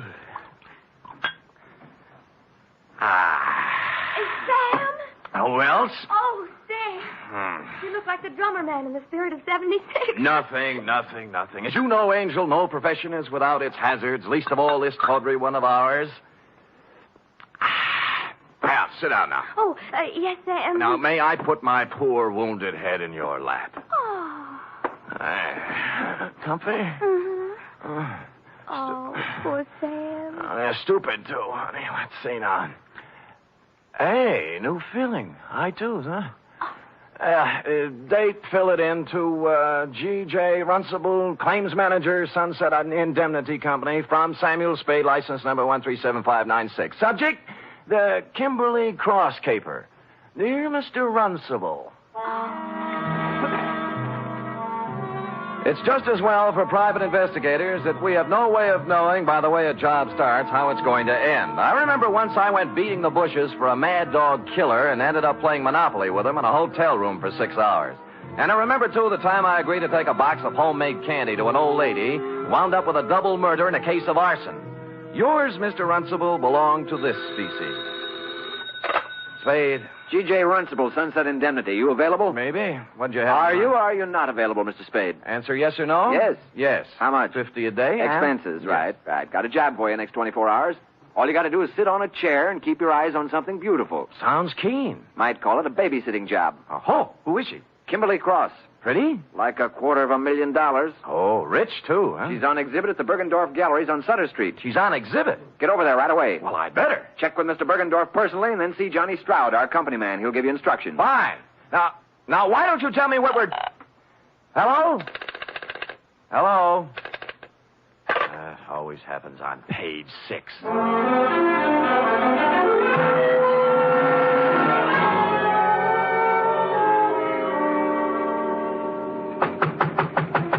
Mr. Bergendorf! Mr. Bergendorf, you! Sorry, sir. The exhibit officially does not until 9 a.m. begin. As you see... It's 8:45. I won't charge you, Mr. Bergendorf. I won't charge you. You can bring out the baby any time now. Mr. Runcible of the Sunset Indemnity sent me. Here's my credentials. Mr. Spade, you are? Mr. Spade, I am, yes. Now, what's with this Kimberly Cross? To a single-horse gallery such as mine comes such an honor only once. Yes. Today only Bergendorf's is with Tiffany's in the same class. Mm-hmm. Here. Huh? Is picture of Kimberly Cross. Yeah? 14 stones, all blue-white. 8 down, 6 across. Total, $268,000 plus 20% tax. Oh, jewelry. To call this jewelry is to call Elizabeth Taylor a garden variety tomato. Yeah. Is a crown jewel from Thuringia, Mr. Spade. Really? Is part of a state of a dead duke. Is price tag $268,000 plus 20%. Yeah. Where is it? Involved. Time lock. Comes 9 o'clock on the nose, she opens. Then... Yeah, the exhibit begins. Yeah, there's a company man here from the insurance outfit, isn't there? Johnny Stroud. Oh, where is he? He's working concealed. Oh? This man Stroud undercover. Clever stuff, huh? You see, parked at curb across the street, one autobus. Oh, yeah. Department of Public Health, City and County of San Francisco. What, Anti-tuberculosis campaign. Pardon? Is giving to public for free gratis 1 X-ray per citizen for chest cavity. Oh, chest X-ray. Handily parking opposite the Bergendorf Gallery, so inside Mr. Stroud can take for himself a plant. Get it? Clever. The free gratis autobus for chest X-rays was a square-end job, complete with reception compartment, X-ray machine, and attendant. The latter a sincere type with horn-rimmed glasses and white-starched blouse. I use the word sincere advisedly, since he was at the moment doing a selling job on Johnny Stroud. You know what I always say, Stroud? What do you always say, George? You never can tell about a cough. You never know. Yeah, you see right there. I got a cold. Maybe. 8 to 5, it's only a cold. But 5 to 8, let me take the picture now. No charge, no pain. No dice. Go away. Oh, Spade? Yeah. Good. Come on in. The boss said he was sending you up. Plenty of room back here. You realize you're standing right in front of my X-ray machine? We'll move when you get a customer. Customers, yes. Where are they? Where are those chests? If people only knew that 8 to 5 it may be a cold. Then Did again, you never Runcible know brief you on this, Spade? Yeah, it was brief, all right. How do you make it? 14 vulgar-sized diamonds looking for a buyer. Sunset indemnity insuring Bergendorf against loss during the 24 hours they're on his hands. That's 2 for you. There's 2 against me, too. Oh? Like, why does Sunset Indemnity need outsider help when they have you? And why are you playing like a movie dick when the sensible thing to do is to sit down next to the exhibit with both eyes open and a rod under your arm? What are you doing, George? I'm testing my machine. Don't let me interfere with you, boy. George doesn't like me. I see that. Well, I guess the boss left out one item, Sam. A tip? Yeah. Last night, some schmo called him around midnight and got him out of bed. Oh? Principal's a pessimist, you know. When Sunset Indemnity's on the line for $250,000, he tends to get jumpy. Who had the tip? Anonymous. They all are. Right from the oat bin, the guy says. Somebody's going to take a running jump at the Kimberly Cross while it's at Bergendorf's. Mm-hmm. Needless to say, for the balance of the night, Principal does not sleep. So today we got reinforcements. Georgie? Yes? I'm going to leave you now, George, to take my post across the street while Mr. Spade... Hey, wait a minute, Johnny. Hmm? Look, in front of Bergendorf's. The dame? The dame. To paraphrase Bergendorf, calling her a dame was like calling the Kimberly Cross a hunk of jewelry. But that's not what interested me, at least not right then. She was walking back and forth in front of Bergendorf's like a kid at the dentist door trying to get up the nerve to push the button. Quoting from my notes, it says 9:02 a.m., girl, 5'2", blonde, early 20s, gray tweed suit, spent a few indecisive minutes in front of Bergendorf's, finally went in. She came out almost immediately, started west on Sutter, then evidently saw a patrol officer approaching on same side of street, hurriedly crossed toward our post in Public Health Department Mobile Unit number 2 and entered. Hello. Well, good morning. Am I too early for the... Oh, you're just in time. First customer of the day. Let's see now. Name? Martin. Martin. First name? Bernice. Address? 826... She wasn't a very good liar. While she was telling him her name was Bernice 25. Martin, she filled with a leather handbag with the initials PC on it, big enough to read from across the street. George filled the form out, then moved her around to the machine. By now, the cop she was ducking had walked by and turned the corner. Shall I... No, it won't be necessary to take off your coat. Is this all right? That's good. Stand right there. Hold still now. Take a deep breath. Hold it. There. That's all there is to it. You're doing a wise thing, lady. You think so? Certainly. 8 to 5, it's only a cold, but 5 to 8, you never know. Here's your stub with your number on it. We'll notify you in a few days. Thank you. Thank you.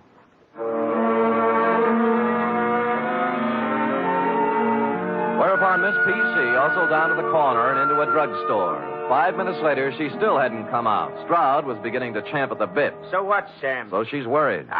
She's ducking cops. She's using a phony name. Or her girlfriend's handbag. Look, I'm going. Hey, wait a minute. I'm sure I've seen her somewhere before. Where? I don't know, but I think it was around headquarters. Now who's playing movie dick? Look, it's 10 after 9. I'll go over and settle down next to the vulgar diamonds, and you make yourself comfy with Georgie. If I get busy, out you go, Keep pal. your eyes on the customers going in and out. There's a good loud burglar alarm over the door there, and you can hear it a block away. You see what I mean? It's good and loud. Holy cow. Stroud took the gallery, and I set sail for the corner drugstore, pulling up in 20 seconds flat. She was gone, of course. The druggist was at the fountain, mixing a Coke, which he spilled when I reached across and grabbed him by the lapels. Blonde, you say? Yeah, young, gray suit. I told you, Jack, she just came in here. I know. What do you want to know about her? What'd she do, telephone? No, she was just like you. Asked me about a guy. What guy? Larry Galliano, his name is. Wanted to know if I'd seen him come by this morning. Who's he? I don't know. Did she describe him? Didn't have to. His picture's on page 1 of the morning paper. Here, take a look.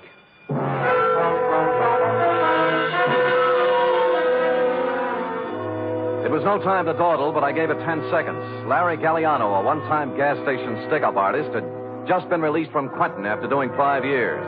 On the way across the street to Bergendorf's, it came back to me where I'd seen her, standing outside the courtroom, crying when they sentenced him 5 years ago. Over here, Sam. Yeah.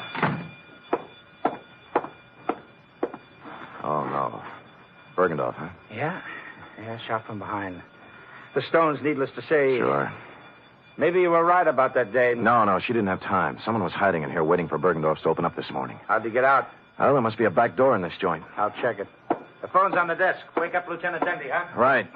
How he'll love it, too. Two of us holding hands across the street while... Stroud! Johnny Stroud! Look, it's me, Bergendorf, Sam Spade. Stroud! He's checking the back door. Who did it? Oh, double-crossed me. Wanted it all. Who? Who you talking about?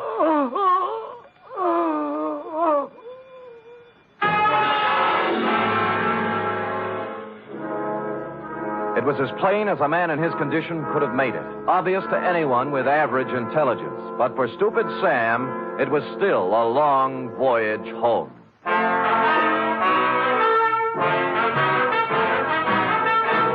You are listening to the weekly adventure of radio's most famous detective, Sam Spade.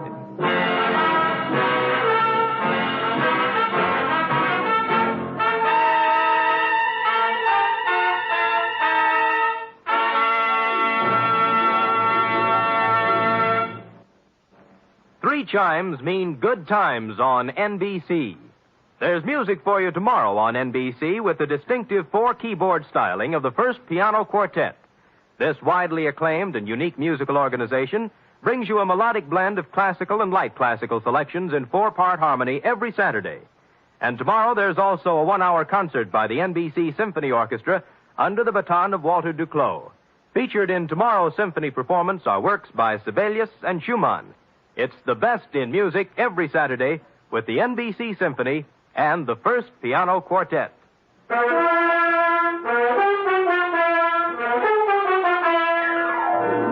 And now back to the Kimberly Cross Caper, tonight's adventure with Sam Spade.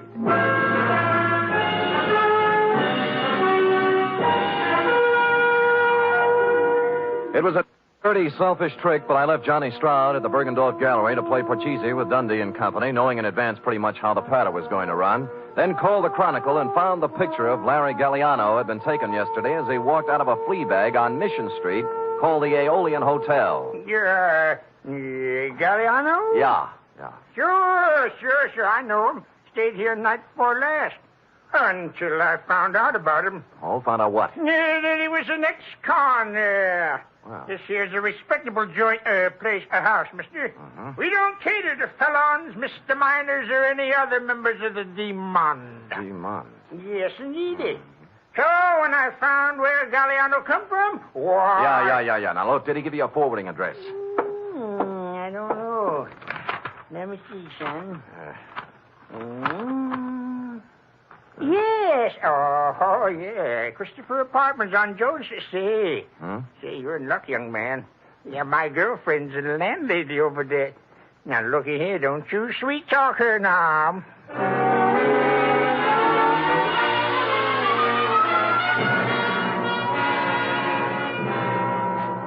Out of the way, boy. Out of the way. Look, all I want, madam, is one moment of your time. I already told you, boy, I don't know no Galliano. Never heard of him. Stop! I don't want to hear from him. Yeah, well, wait a minute now. Will you just take a look at... one side, boy, one side. I'm sorry. More right there, sweet. I had no time for Well, it. Mrs. Landlady, I'm afraid you've lost out. What? Yeah, you were in line to win a bagless vacuum cleaner, you know. Wait a minute, Curly. Wait a minute. What you want to know, bud? Yes. Well, this Galliano just might be using another name. Now, this is his picture right here. Oh. Yes. Now, I will rephrase my question. Has he been around? Nope. I see, landlady. Well, do I win? Oh, I am sorry, but stand by for the giant jackpot. Is it electric?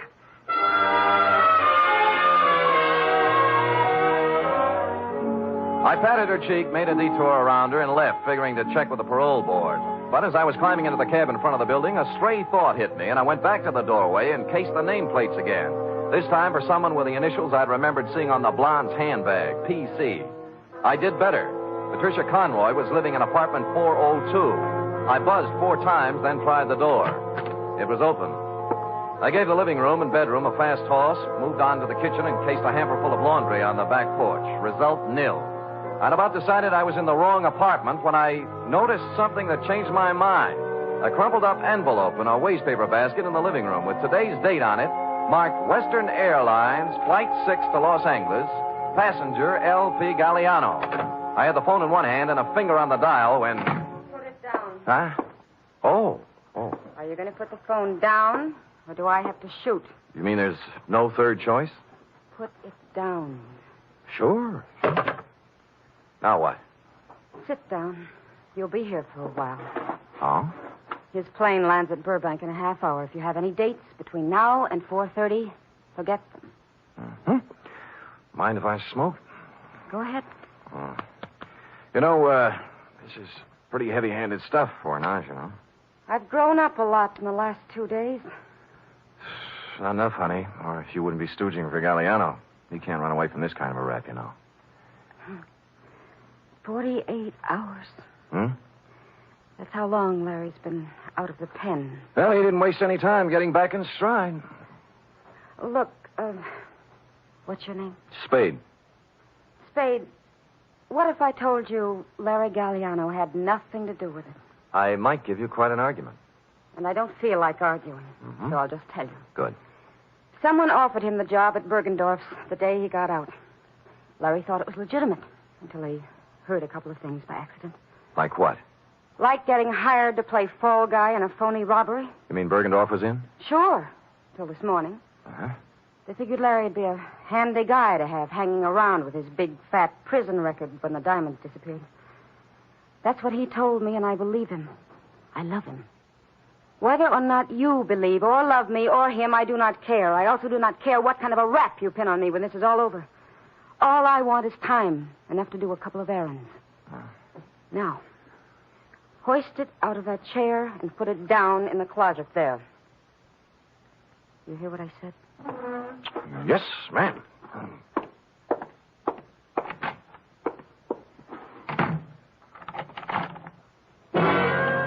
I was wrong.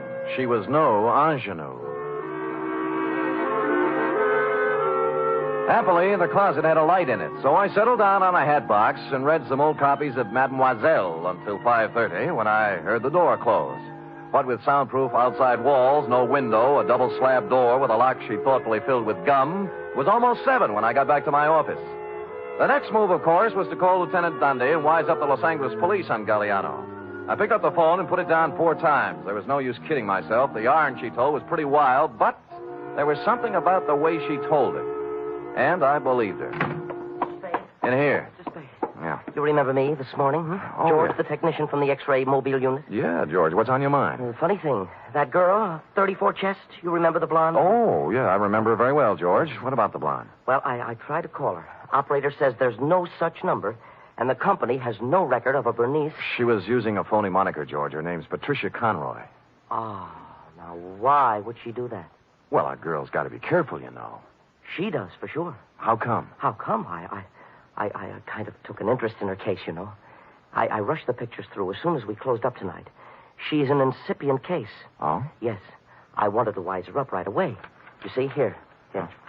Oh, this is... No, this one's Johnny Stroud. I took it when he wasn't looking. Told him I was testing. He was right at that. Nothing wrong with him.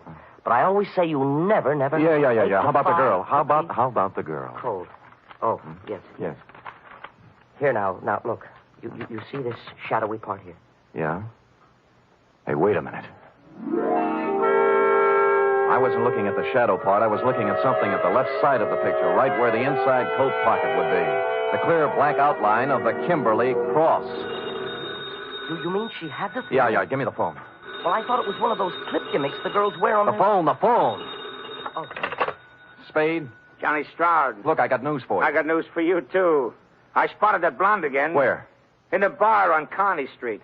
Talking to guess who? You mean Galliano? Who's he? Never mind. Who was she drinking with? Papadopoulos, the biggest jewelry fence on the coast. Where are you now? Outside her apartment. Jones near Post. I think the number's... I'll be up in 5 minutes. Look,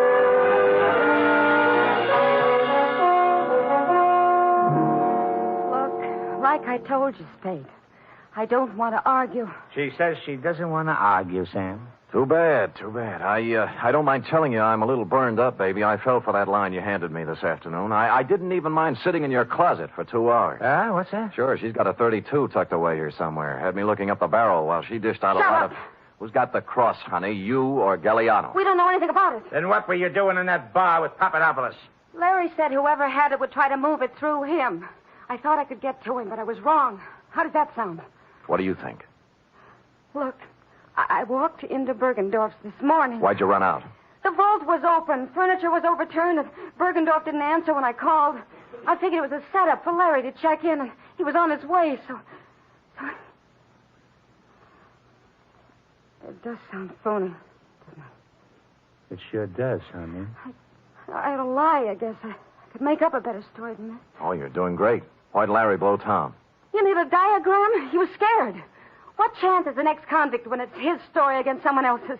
What did you do with the 32? In the drawer. Over there. Now, here's the big question, honey. I can't tell you anything else. Where are the diamonds? How do I know? How do I know? Look, you're a real modest girl, Patricia. As a liar, you're sensational. I'm not lying. Oh, believe me. You had the Kimberly Cross in your inside coat pocket when you came into the wagon this morning. What are you talking about? I'll get it. The X-ray, baby. Take a look. You asked for a diagram. There it is, in your inside left pocket. Oh, wait a minute. Hello? Mr. Spade? Yeah? This is George, the technician again. This is all wrong. Hold it, George. Let me see that. I don't have any inside pocket. Look, I'm wearing the suit right now. Hold it. George, what is it? Well, I got to worrying about that print of Miss Conroy's, the incipient case, 34 chest. Yeah, what about it? I called the lab and they checked again. It's a mistake, Mr. Spade. A switch. It belongs to someone else. Who? Johnny Stroud. Oh. Oh, well, George, you won't have to worry about making more extra prints. What? The ones you have will do. Huh? Yeah, thanks. Thanks a lot, George. George is getting worried. Extra prints? Yeah, I had him run off a batch. Evidence, trial, DA's office, you know. Now, let's take her in, huh? Just a minute. This is crazy. I have no inside pocket. How could You wouldn't argue with a picture, would you, honey? Give me the gun, Johnny. We'll take her in together. No, wait. I want to settle something else. Johnny, you're pointing that thing at me. It might go off. Yeah, it might have that. What's eating you, Johnny? I know what's eating him. He's... Shut up. You aren't a very good liar either, are you, Sam? There aren't any extra prints. Well, there's always George. In a couple of hours, there won't be any. George! Now you shoot!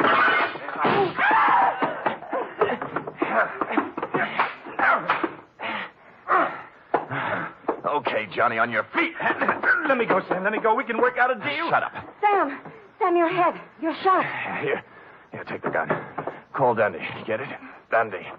Homicide.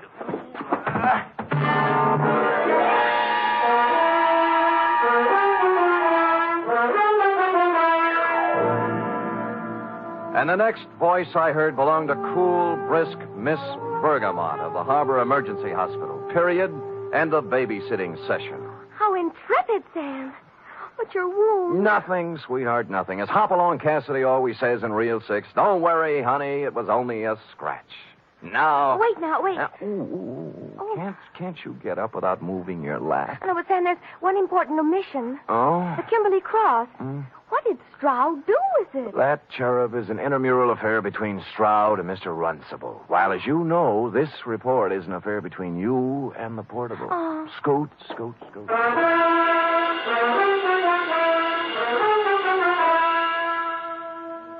3 chimes mean good times on NBC. There's music and mystery for you tomorrow evening. For music, it's your hit parade bringing you the top tunes in the land with Eileen Wilson, Snooky Lanson, and Raymond Scott's orchestra. For mystery, it's The Man Called X, starring Herbert Marshall as an intrepid adventurer in international intrigue who travels wherever there is mystery, danger, and romance.